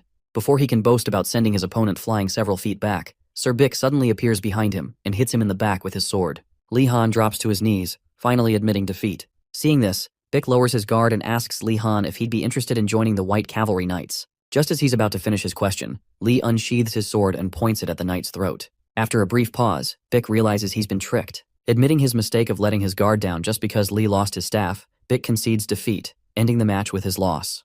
The instructor, Sir Bickelins, praises the students for putting on an impressive display against him, noting that 3 of them earn full marks. He specifically highlights Li Han, whose instincts stand out consistently throughout the entire battle. He also informs the students that the knights, who have scheduled duties and have already departed, promise to share today's sparring match with their comrades. Before leaving, the knights ask if another opportunity will arise so they can be invited again, which clearly shows that their interest isn't merely out of courtesy, they are completely satisfied with what they witness. After delivering these remarks, the instructor dismisses the students. As they walk back, Li Han begins to feel unusual, wondering whether midterms will require them to battle against a knight. Amidst these thoughts, his stomach churns, accompanied by nausea that blurs his vision. His steps become unsteady, and Drugu, observing his condition, immediately senses that something is wrong with the protagonist. Out of concern, Drugu places a hand on Li Han's shoulder, but the sudden support throws him off balance, and he collapses to the ground with a thud. The students around them are shaken, anxiously wondering what has happened. Drugu quickly lifts Li Han, supporting his body, as Li Han whispers to him to keep his voice low, not wanting the tigers to discover his condition. Drugu, however, remains calm, reminding him that they are not on a battlefield, and begins to carry him toward the infirmary. While still nauseated, our boy reflects on the spell he uses earlier. His body feels strange ever since, leading him to question how such a powerful spell can be classified merely as a first circle incantation. The spell is dangerously strong, with no safety mechanisms at all, prompting him to insist that its name be changed to Vivlicus's insane mana explosion. Despite his efforts, consciousness begins slipping away from him, no matter how hard he tries to resist. Later, Li Han wakes to a familiar voice questioning whether some professor detonated a mana explosion near first-year cadets. Drugu has no answer, leaving our boy perplexed about the situation. He opens his eyes and realizes he is in the infirmary, wondering if Drugu carried him there. Rising, he follows the voice, which is inquiring of Drugu about the earlier incident. Moving the curtain, he sees the owner of the infirmary, a figure he has never met before. The individual concludes that Li Han experienced a mana explosion while already fatigued, and might actually have a concussion. However, the surprising twist is that the owner is a literal book, which casts a healing spell on him. Drugu expresses his gratitude toward the book, while our boy struggles to comprehend the fact that it is a talking book. The book, seemingly accustomed to such reactions, appears slightly annoyed, but also impressed that our boy can function properly even after the explosion, a testament to his extraordinarily strong willpower. The book warns him not to repeat such recklessness. Awkwardly, our boy thanks the book for its healing, while Drugu is overjoyed to see him awake. Noticing that the protagonist does not recognize it, the book introduces itself as the demon of the infirmary. Our boy realizes that this scenario mirrors the situation with the statue of the forgotten beast. The book expresses mild disappointment, noting that new cadets usually react with fear, but Li Han's calm response is unexpected. The hero explains that he has grown accustomed to the academy after spending some time there. The book inquires whether it is because of Gondal Tess that the cadets have a difficult life, revealing that it was indeed summoned by Gondal Tess, which is why it now serves in the infirmary in the form of a book. Drugu comments that its voice is pleasing, which seems to annoy the book, clarifying that this does not imply it has no complaints. It mentions that the headmaster would punish it if it acts carelessly. The book is also surprised by the mana reserves of our boy, speculating whether he might be Gondaltus himself. This remark makes our boy cautious, prompting him to excuse himself, stating that he has another class and that, feeling better than before, he will be taking his leave. The book urges him to visit again sometime and presents a gift, meant to help him manage his mana more efficiently in the future. It even offers to introduce him to a few demons skilled in mana absorption. Li Han, though a little weirded out, is still grateful for the gesture, recognizing it as the expected care of a demon chosen by the headmaster. He decides it would be wise to maintain some distance. Later, in a class on geometry and arithmetic, the students appear annoyed, an understandable reaction given the circumstances. Our boy wonders whether the professor cast a sleep spell on everyone, as all seem unusually drowsy. He offers a cup of coffee to Yoner, who thanks him, asking if he himself feels sleepy. Devoted to the lectures, he assures her that he is wide awake. Internally, he resolves to impress Professor Alphen Knighton, an Imperial Senior Administrator. Alphen has cut the research budget for numerous mages, many of whom still harbor grudges against him. Since our hero aims to become a civil servant, building strong connections is crucial. Eventually, Professor Alphen dismisses the class, instructing the students to memorize the equation. Just as they begin to relax, thinking the class has ended, he announces a short quiz, instantly snatching away their happiness. Our boy, however, views this as an opportunity, knowing that performing well could earn the professor's recognition. When the quiz begins, the professor casts a cheating prevention spell and informs the class that no one can leave until all answers are correct, creating a tense, almost prison-like atmosphere. The moment the test papers are handed out, our boy's mind races as he absorbs the content, fully aware of the challenge ahead. As the exam ends, the professor praises our boy and another student who finished the quiz in first and second place. Li Han thinks to himself that he definitely didn't expect the answer to the last question to be nonsense. But it seems like it worked out only for Li Han, because he orders the other student, Dalkard, to follow him. Hearing that, Dalkard loses his mind, while our bro is mad that the professor didn't pick him, because he wants to be in his good books desperately. So, he asks the professor about it, to which Alphen reveals that an old mate is paying a visit to the academy in a week. Further, he informs him that the guy is someone he got close with when he was working as an Imperial Administrator. The purpose of his friend's visit is to see the skills of the cadets the professor teaches. This is why he wants Dalkard to make a simple magic circle for him, and it's apparent that Dalkard doesn't want any other hassles in his life. So, he protests that Li Han should be in charge instead. But the professor knows that Li Han has quite a bit of private lessons. Hence, he doesn't want to throw any more burden on him. Unwillingly, Dalkard agrees. But our guy doesn't want this opportunity to slip from his hands, so he forces himself to be a part of the extra assignment given. The professor wonders if our hero is sure about it. Meanwhile, Dalkard feels a little happy that someone is willing to go that far for him. Our guy explains that whatever the teacher asks personally is more of a priority for him,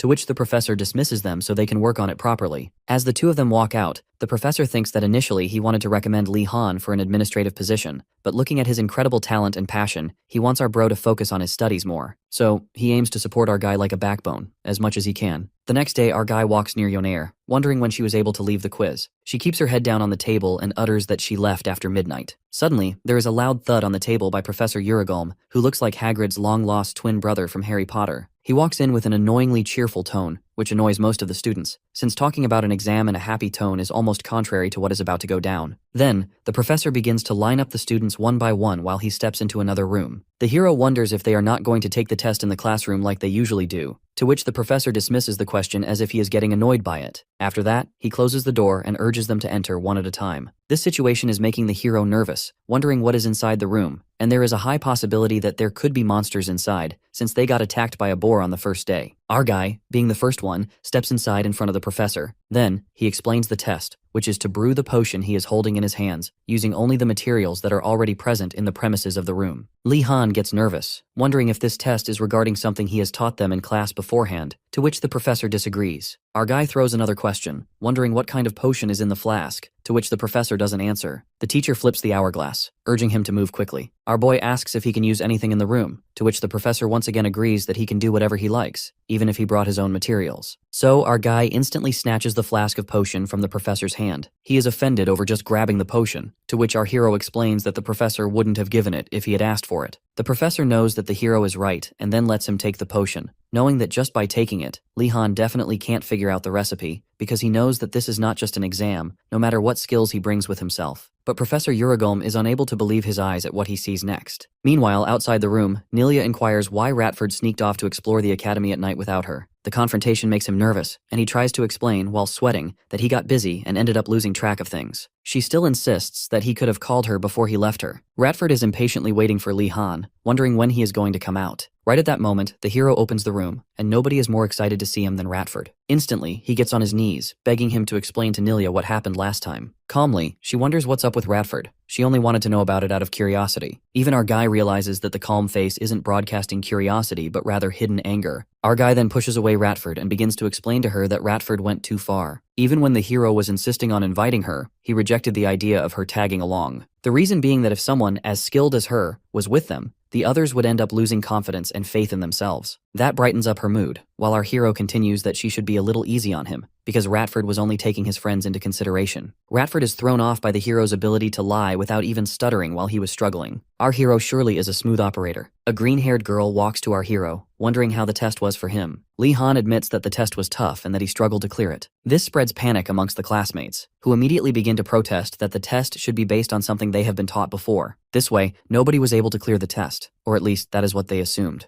The professor breaks it to them that Lee Han was able to clear the test, which shocks the students completely. The professor calls them naive for taking the word of a bright cadet. It becomes a memorable lesson for the young cadets that they should never trust anyone in Enrogard. As the students sob over failing, the professor wonders where and how our guy learned this kind of magic. During the test, Lee Han used the component separation spell, which shocked the professor because it is a spell that all alchemists should know. Previously, the professor did not teach it on purpose, so it could help develop a passion to study and learn on their own. That was the first thing that surprised Uragulm. The second was about to come. Lee Han looks inside the flask and inquires if this is the potion of confidence. Surely the professor's reaction was enough to tell that Uragulm wasn't expecting this question, because our boy was even able to identify the potion's type with just a mere look, sending a chill down his spine. Later, the students walk off, and Nilia is happy because they all gathered together. Yoner affirms that it feels like decades since they have moved together like this, including Kainando. Our guy realizes that Kainando dragged them along because he didn't want to study, and at that confrontation, Kainando gets nervous and denies it straight away, but our guy wasn't wrong. The purpose of them gathering together was to find the location of the tower stable, which is supposed to appear this weekend, making the protagonist hope that they will be able to meet him then. Later, the protagonist stands in front of the staircase, knowing that it leads to the third floor. He turns to Ratford, saying that they are going to the third floor, which Ratford discovered earlier. They had previously visited the third floor with him before, but this path was drastically altered,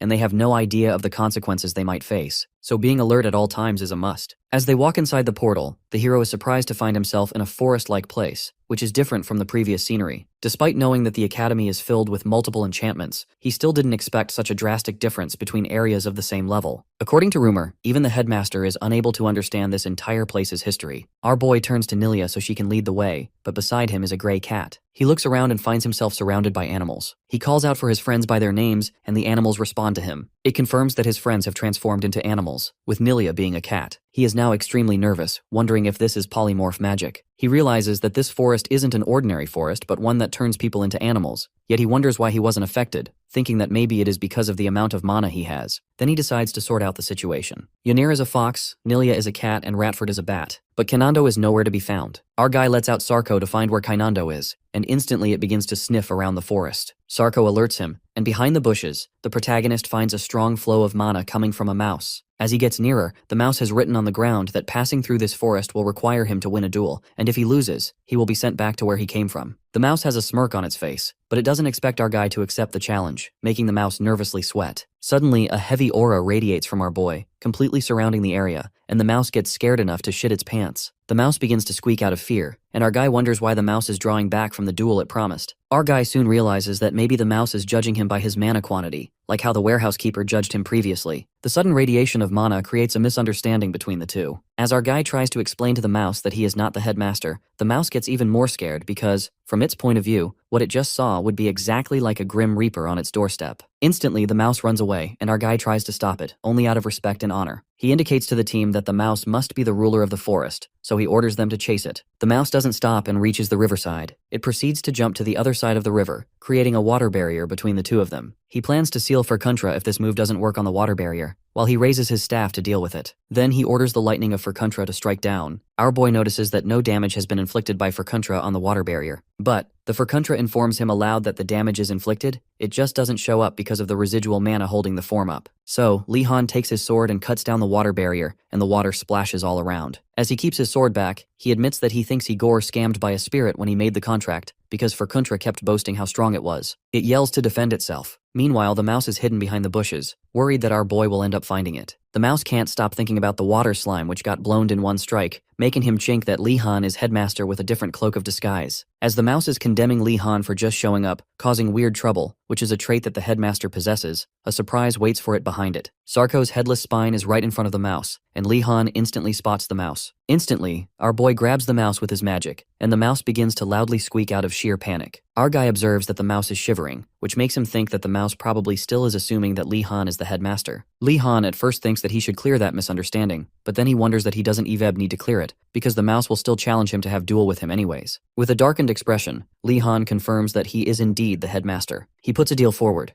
If the mouse lets him and his friends go back, he will let the mouse be and shrug off this situation. While squeaking, the mouse agrees and opens the portal to go back instantly. When the portal opens, it confirms the school hallway. Suddenly they hear a loud squeak as if a cry was let out. It is a brown mouse, who cries while getting on Li-Han's shoulder, making our boy realize that this mouse is nobody other than Kainando. Then our boy bids farewell to the forest mouse. Despite our boy's goodbye interpretation being just a casual farewell, the mouse thought of it as a death threat, thinking the mouse is going to be seeing God in a while. The poor mouse gets so scared it squeaks out of fear, and begins to dig the ground, to offer our boy something in return to spare its life. It takes out some bones from under the ground, which is filled with heavy mana. Li-Han tries to explain that he doesn't understand the motive behind offering these bones because he is not much interested in it. But Sarkhan walks up to the bones, and suddenly all the bones begin to attach to its body, as if it belonged to it. Our boy's eyes glimmer as he realizes that all the bones of Sarkhan's body have been completed, and he sits in front of our boy. Li-Han instantly thinks of what Professor Von J. Gulm said about Sarkhan. It is extremely hazardous. He wonders if Professor Mortom prepares a gift for a freshman, or he just completely forgot about safety protocols. Li-Han calls out for Sarkhan, but it moves its head in another direction, which implies that Sarkhan is ignoring our protagonist. He can't understand what's up with Sarkhan suddenly, and Nilia thinks it looks defiant. So he directly asks Sarkhan if there is something he wants to tell our boy. Sarkhan points at our hero, which makes him realize that he wants him to craft its body. But the protagonist doesn't have those skills yet. Yoner, who is a fox right now, suggests using elemental essence in the form of material to shape a body. The protagonist takes the suggestion and decides to give it a try, making Sarkhan excited. Our boy holds his staff, while he raises the water with his magic. After a while, the night falls, and the animals turn back to their original form,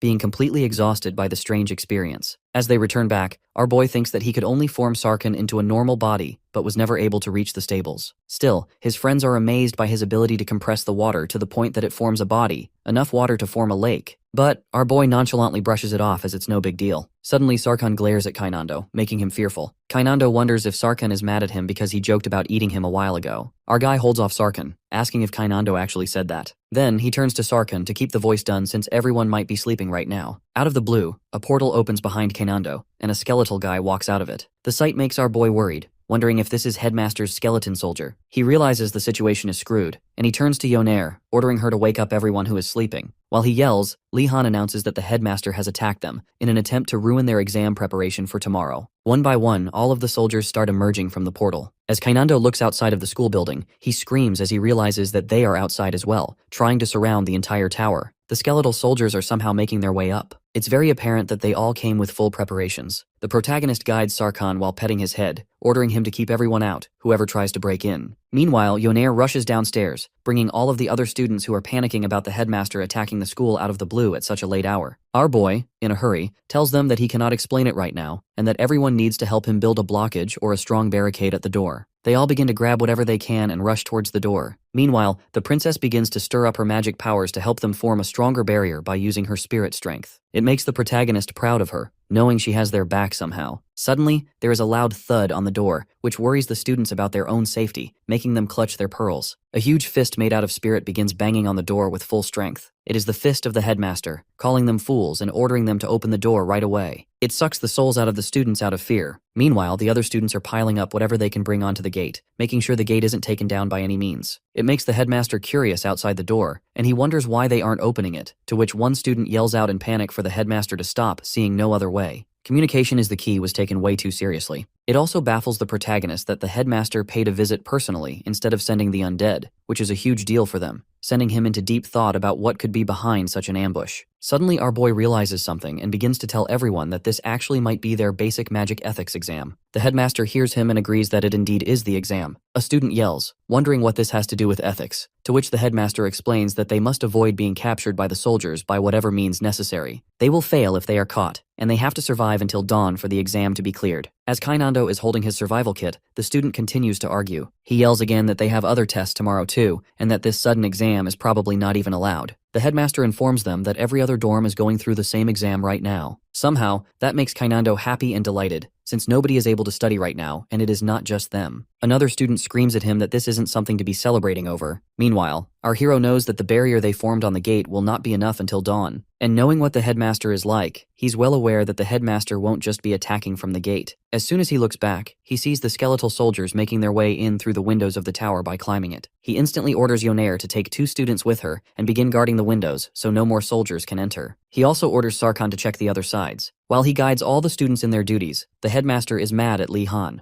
knowing he will be coming for him first in the next test. Because of him, the students are calmer than usual, and that makes the headmaster pissed at him. Still, he frames it as a chance for them to actually work on their growth. Then, a skeletal soldier takes its fist and punches through the barricade. It goes straight for Kainando, grabbing his hair. The other students panic, knowing they can't save Kainando. But our hero has a plan. He tells Kainando to immediately duck as he slashes his blade and cuts down the skeletal soldier. After that, our guy warns everyone not to get too close to the door. A student with glasses calls for our boy to look outside the window. As our boy looks out, they think that another wave of undead is coming for them from behind. It makes the students panic. But as our boy looks more closely, it turns out to be students running toward them from the Phoenix Tower, begging and crying for help. Lihan knows that the students chose to flee out of the tower. The students with Lihan wonder what they should do. At first, they decide not to let them in, because opening the gates means putting themselves at risk. Mid-discussion, our guy cuts them off, ordering them to let the others in. It impresses the students that Lihan is still choosing to help others in a situation like this. Four Eyes realizes that he was wrong for being selfish. So, out of guilt and for his family's name, he and another student rush to get those students by themselves. It confuses the protagonist that such a sudden change in attitude is strange, but it is probably because if they don't help the other students, they will end up failing the ethics exam. Our boy chooses to stay silent for a while, since the situation is already pretty chaotic to deal with. Meanwhile, the headmaster looks at our boy, wondering what is going on in his head. It is strange to the headmaster that our guy is choosing to help other students from different dorms purely out of selflessness. Helping students from other dorms wasn't supposed to happen initially, according to the headmaster, but it is undeniable that Lihan reminds him of his younger self, though he remains completely unreadable. As our guy fights the skeletal soldiers, he urges the students to quickly get inside the tower, making the way clear since they can't afford a penalty. The students thank him for letting them in. As Lihan and Four Eyes begin to step inside, Four Eyes suddenly trips and cramps his leg, making him unable to move. He yells that he has probably been cursed, making our boy panic as the soldiers rush in their direction. Li Han instantly grabs Asan by his waist, urging everyone else to go inside. Meanwhile, Four Eyes feels like a baby girl in his arms. Suddenly, a curse is thrown at our boy, but he uses Asan as his human shield to dodge the curse and puts him back on his shoulder. Four Eyes begins to laugh uncontrollably, to which our guy realizes that he probably got struck by a tickling curse. He is able to track the culprit due to Asan, so he thanks him while he turns back and attacks the raging skeletal soldiers. But the attack makes him observe that they have endured many distractions. As he is standing in the middle of the attacks, figuring out his next step,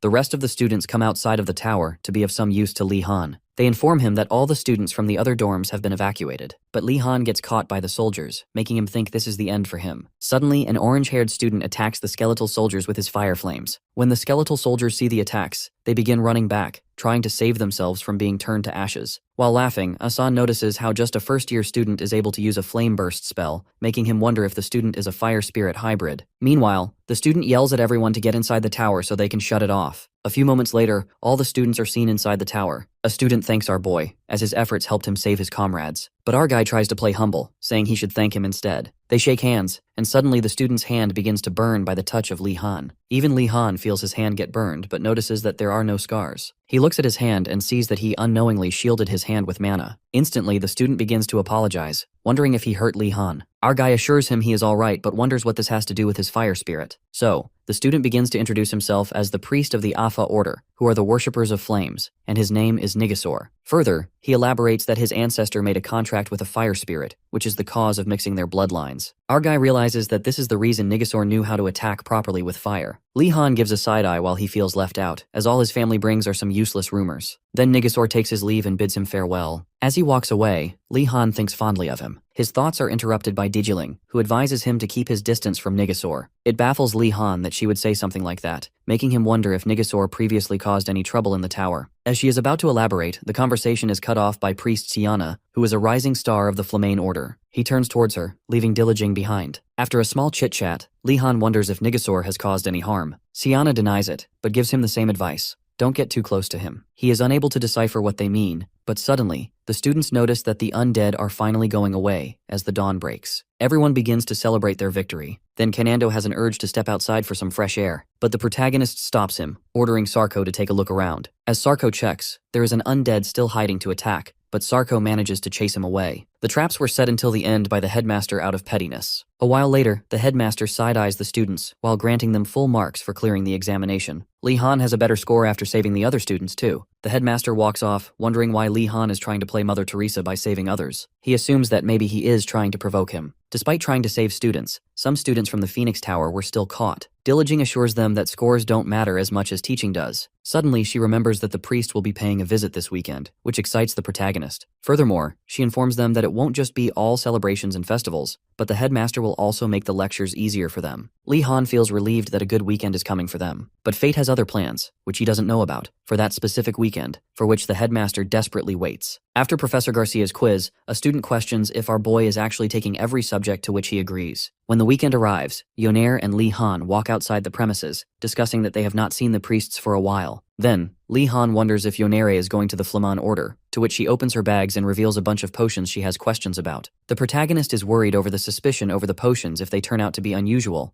but she assures them that she will insist that she picked them by accident, and since they are all soft-spoken people, they won't be confiscating them. The potion in the hero's hand makes Sarkhan growl, and he wonders why is Sarkhan acting so strange out of a sudden. Keeping the potion back, he firmly tells Sarkhan that these potions aren't supposed to be eaten. She wonders if he is going to meet the Prasinga priests, to which he adds that it is one of the things he should do. She thinks of the rest of the things he wants to do, to which he elaborates that he wants to meet priests from other orders as well, and if it is possible, he would join all of them. Then, they bid farewell to each other, while Yoner wishes him luck, having no clue what he is plotting on. The subordinate leads him to the priest's tent and greets the man inside. The priest Nigasor returns the greeting calmly. The hero stands back, watching them, thinking about how little he truly knows about this order. All he knows is that they worship fire. The subordinate introduces him as Li Han of House Wardeness. Nigasor raises his brows in clear surprise. A mage from House Wardeness, he says, would normally have no interest in their faith. Li Han answers that this is only a false rumor. Nigasor accepts the reply and begins to explain their beliefs. He starts with the foundation of their faith, the flame of Afa,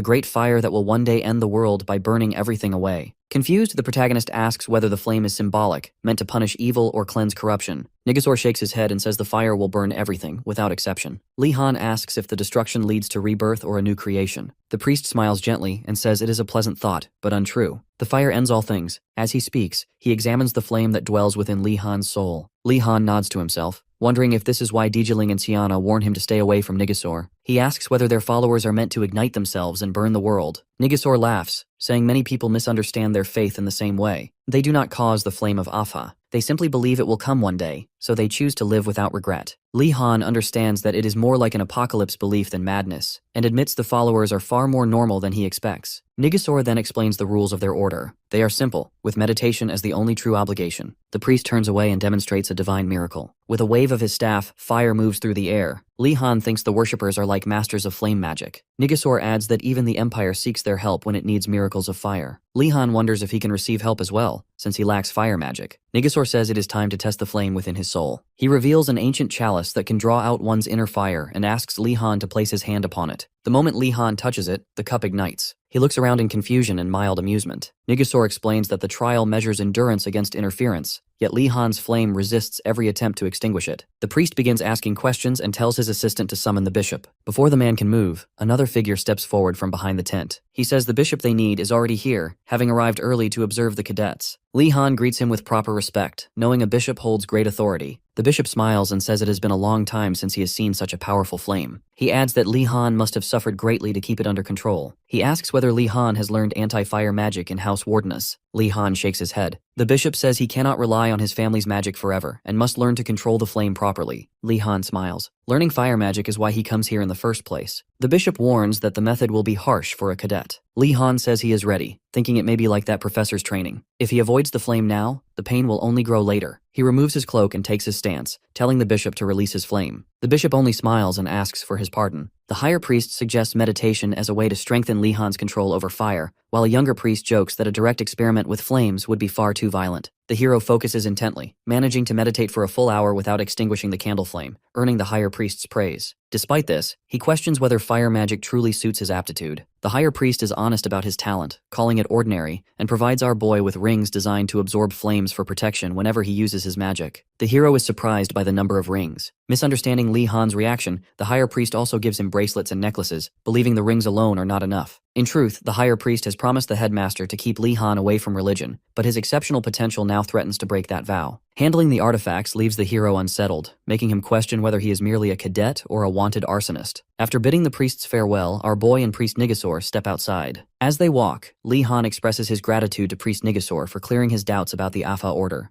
Nigasor smiles softly, explaining that the priests are kind and good-hearted, and remarks that if they had ever rejected him, he would never have survived to reach this point. Li-Han reflects on the prejudice half-elementals often face as unnatural and dangerous beings, realizing that Nigasor, a half-fire spirit, has endured that stigma more than most. Li-Han speaks against the rumors that priests aim to burn the world, condemning those who spread such lies. Nigasor nods, noting that no one in the order truly holds such thoughts, except perhaps himself. The hero pauses at the remark, sensing the faint implication of fire behind Nigasor's words. Nigasor explains that the more he uses fire magic, the more he feels Afa's presence drawing near, whispering during every meditation session. In that sense, he comments on how remarkable it is that our boy was born with such strong flames and wishes him success. Li-Han understands why Digiling and Tiana warned him to avoid Nigasor. He leaves respectfully, though a sense of unease lingers as encouragement from someone unsettles him for the first time. Later, at the Prasinga booth, a priest thanks Li-Han for his efforts in helping Digiling, but he shrugs it off, insisting he only did what was necessary. The priest inquires about a belt, and the hero confirms there were no issues, even noting he almost wanted to carry more. He is offered a mana-absorbing artifact and carefully examines it, discovering that it grants the ability to breathe underwater. He reflects on how unpredictable the academy is, and knows that even walking through a hallway can be dangerous, so preparation is essential. He wears the ring and notes that it barely absorbs mana, a reassurance in the midst of constant vigilance. The priest observes the number of artifacts Li-Han carries, warning that interactions could lead to unexpected reactions,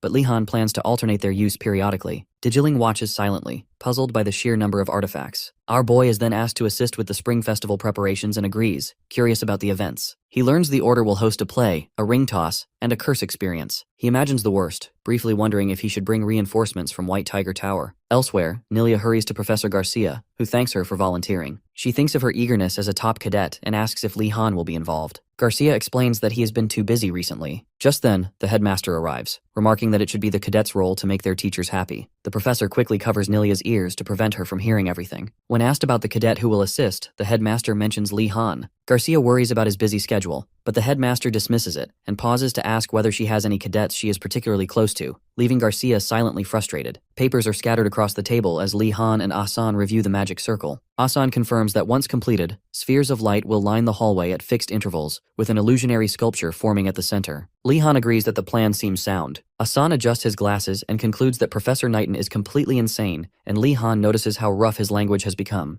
The princess and her followers approach the table, greeting Li Han as he immediately recognizes them. They explain that they came to study together and question why he is working on the weekend. Our boy explains that he is fulfilling a task assigned by the professor, preparing a magic circle for an upcoming guest. One of the followers praises him, clearly impressed, while the princess quietly suggests helping with the work. The hero is startled by the offer and refuses politely. He knows the true reason he cannot accept. The weight of the princess's name would eclipse his own efforts, a thought he keeps to himself as he searches for a safer explanation. At that moment, Professor Knighton arrives to check their progress and inquires about the situation. The hero clarifies that the group offered help, expecting the professor to dismiss them. Instead, the professor approves and instructs Li Han to complete the project with the other cadets, emphasizing the value of leadership before leaving. Asan cautiously suggests that working together may be fine, but our boy agrees with clear irritation and declares that he will involve every cadet in the dormitory. Asan is stunned by the extent of his decision, while the hero steels himself and resolves to aim for an even higher evaluation. Before long, the Blue Dragon Tower cadets fill the area with noise. Li Han's plan to gather manpower works, but a problem quickly becomes clear. Examining the magic circle, he realizes that more people do not mean greater efficiency. The circle is less than a third complete, and many cadets sit idle due to insufficient mana. The hero understands the cause. He has been too demanding. A man and his assistant appear behind the protagonist, commenting that the work is not bad. Startled, Li Han turns and wonders who the stranger is. When the man speaks ambiguously, Li Han immediately understands the implication. Respectfully, Li Han bows, assuming the man is one of the professor's direct apprentices, similar to a graduate cadet. The man denies this and calmly introduces himself as Kendry Baku, explaining that mentioning Professor Alpin clarifies his position. Although he was scheduled to visit next week, circumstances forced him to arrive early. Our boy notes the unexpected timing and quickly concludes that if this man is a friend of Professor Alpin, he must be an Imperial official. He explains that the magic circle is being prepared for the professor's guest. Baku observes that such preparation is typical of Alpin and apologizes for causing extra work. The assistant quietly remarks that they arrived too early and nothing was meant to be ready yet. Baku replies that arriving on the promised day would make proper inspection impossible, as crafty mages hide flaws. That is why he always comes early. He had heard that cadets were starved and subjected to harsh training, but their healthy appearance proves otherwise. Now he understands why studying at the academy costs so much gold. His gaze lingers on Li Han,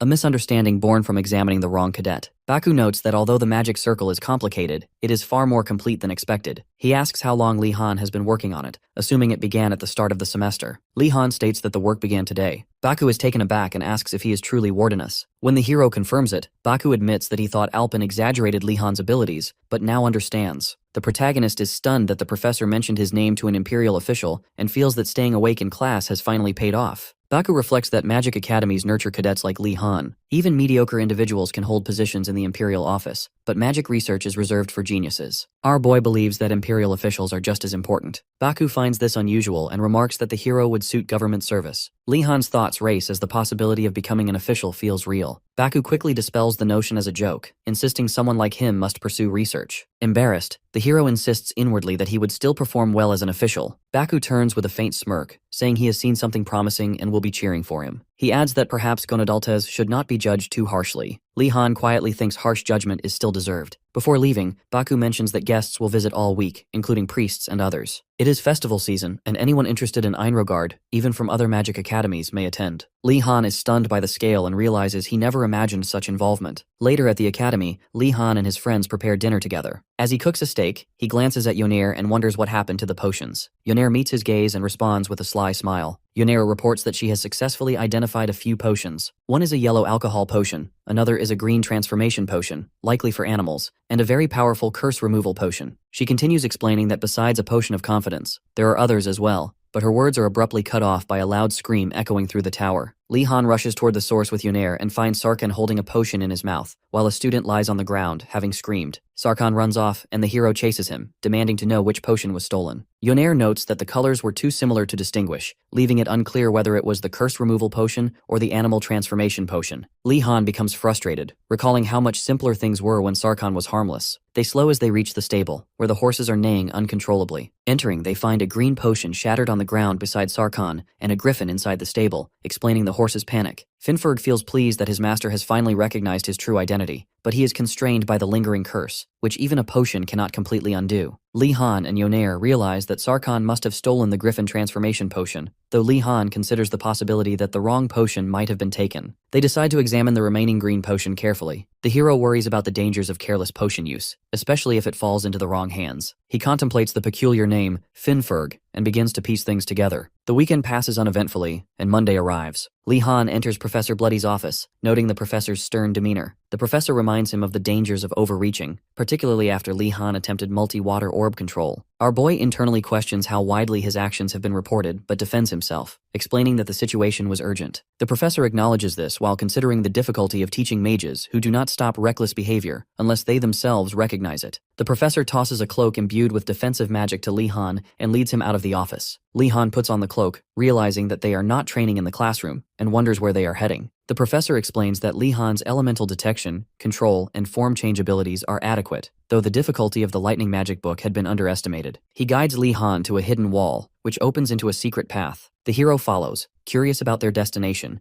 and learns that they are entering a dungeon. He reflects on the nature of dungeons, distorted spaces with their own rules, possibly ancient ruins or towers built by powerful mages, often containing monsters. The hero feels no desire to enter such a place. He wonders if the professor has any armor besides the cloak, but learns that armor interferes with magic. He questions how they are supposed to defend themselves, and considers whether magic-based defense might be used instead. The professor explains that it would interfere with other spells, and that they must rely on dodging. Li Han resolves that no matter what the professor says, he will use defensive magic, knowing he cannot predict what awaits inside. As they venture deeper into the dungeon, the presence of waiting zombies becomes apparent, and Li Han steels himself for what lies ahead. At the academy, Professor Garcia greets an old woman, Eumedigus, a mage once famous across the empire for her mastery of water elemental magic. Her spells were widely used by Imperial mages, and even Professor Garcia had studied under her during her school days. Eumedigus tells Garcia not to be so formal with an old lady, while Garcia feels amused. No one would imagine that behind this gentle-looking woman stood a fearless battle mage who had fought countless battles. The old lady praises the academy and its students, but her words are not meant for the professors. Though they are all hardworking, she believes their biggest flaw lies in their personalities. According to her, the root of this problem is the presence of gonadaltes in the academy. Then she wonders if there are any interesting students. Raising a good student brings her true happiness, yet fate never allowed her to enjoy such joy in her life. Suddenly, the old lady expresses her wish to meet Volody Vegrek before leaving. At that moment, Volodi's basic magic theory class is supposed to be in session, so Professor Garcia leads Eumedigus to him, believing she would surely be upset after seeing his teaching methods. However, when they arrive at Volodi's classroom, it is completely empty. Eumedigus uses her magic and quickly discovers that the lecture is being held elsewhere, most likely in the dungeon. She supports his decision, believing that the fastest way to strengthen students is through one-on-one combat once they reach a certain level. Based on her judgment, Volody must be teaching third-year students or finalists. Garcia does not waste a moment and rushes toward the dungeon, concerned at the thought of freshmen being brought there. When the old lady hears the word freshman, she realizes that these students must be exceptionally talented. Still, this is not enough to convince Garcia. In the past, dungeons were the perfect place to teach magic due to their lack of mana, which allowed mages to cast stronger spells. The strange phenomena within them served as valuable learning material. However, this method was no longer followed in the current age. The old lady remains confident that Volody would maintain proper balance and tries to ease Garcia's worries. Instead, this only deepens Garcia's curiosity about whether the two share a deeper connection. She suspects that Eumedigus might be Volodi's teacher. The old lady admits that she did teach him briefly under a teacher-apprentice relationship. Their personalities, however, did not match. She believes that if they had stayed together any longer, one of them might have ended up dead. Meanwhile, inside the dungeon, a lesser ghoul appears before Professor Volody and the hero. The professor ignites a flame, improving their visibility. Li Han suspects that Volodi's guidance might end here, and realizes that there is no such thing as a Professor Ghoul among these lesser undead. The ghoul is an undead creature born from the sins and wrongdoings accumulated during one's lifetime. The hero raises his weapon and releases a powerful spell, blasting the monster away. Velati is clearly impressed by the boy's sharp reflexes and the qualities only a true battle mage possesses. Still, he shows no visible surprise, as such talent is nothing unusual to him. Velati instructs Li Han to move forward. Li Han hesitates for a moment, considering why the professor brought him to a dungeon filled with traps that force mages to cast multiple spells at once. He knows he must stay alert. Soon, Li Han forms a spell and summons a bone hand, while Velati's silent presence makes the atmosphere even more tense. Suddenly, a ghoul appears near the bone hand. Li Han is startled, as nothing had been there moments ago. He quickly strikes it down and asks Velati if he knew about the ghoul's ability to hide itself.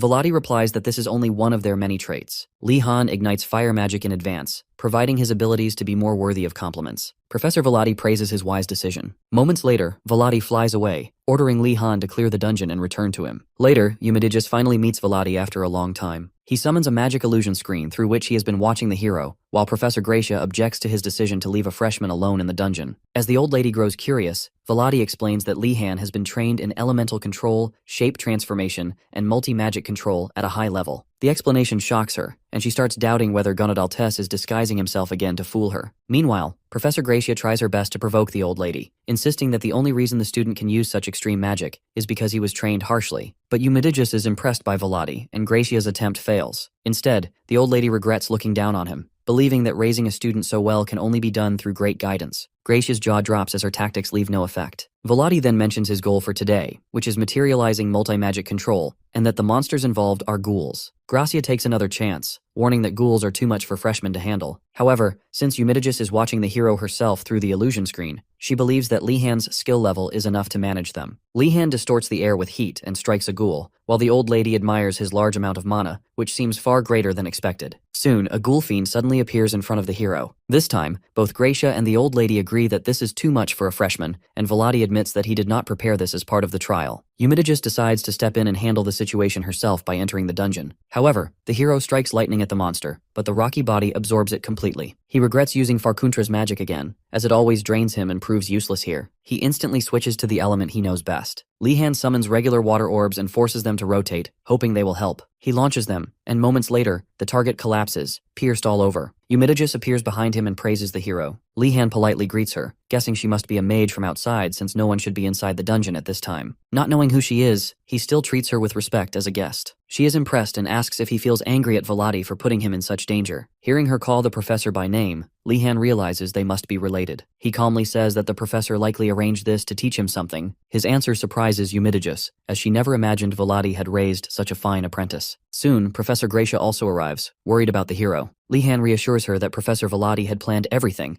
but then learns that the ghoul fiend was unplanned. Now it makes sense why his spells did not work properly, yet he holds no resentment. Instead, he sees it as a better chance to learn. Gracia then introduces the old lady, and Li Han recognizes her as the famous water elemental mage of the Empire. He feels honored to meet her. Eumedigis mentions his earlier attempt at rotating the water orbs, noting that it was not perfect. Still, she praises his effort, saying that mastering full rotation control would be unbelievable for many mages. Since she will be staying for a few more days, the old lady offers to teach the hero some simple techniques.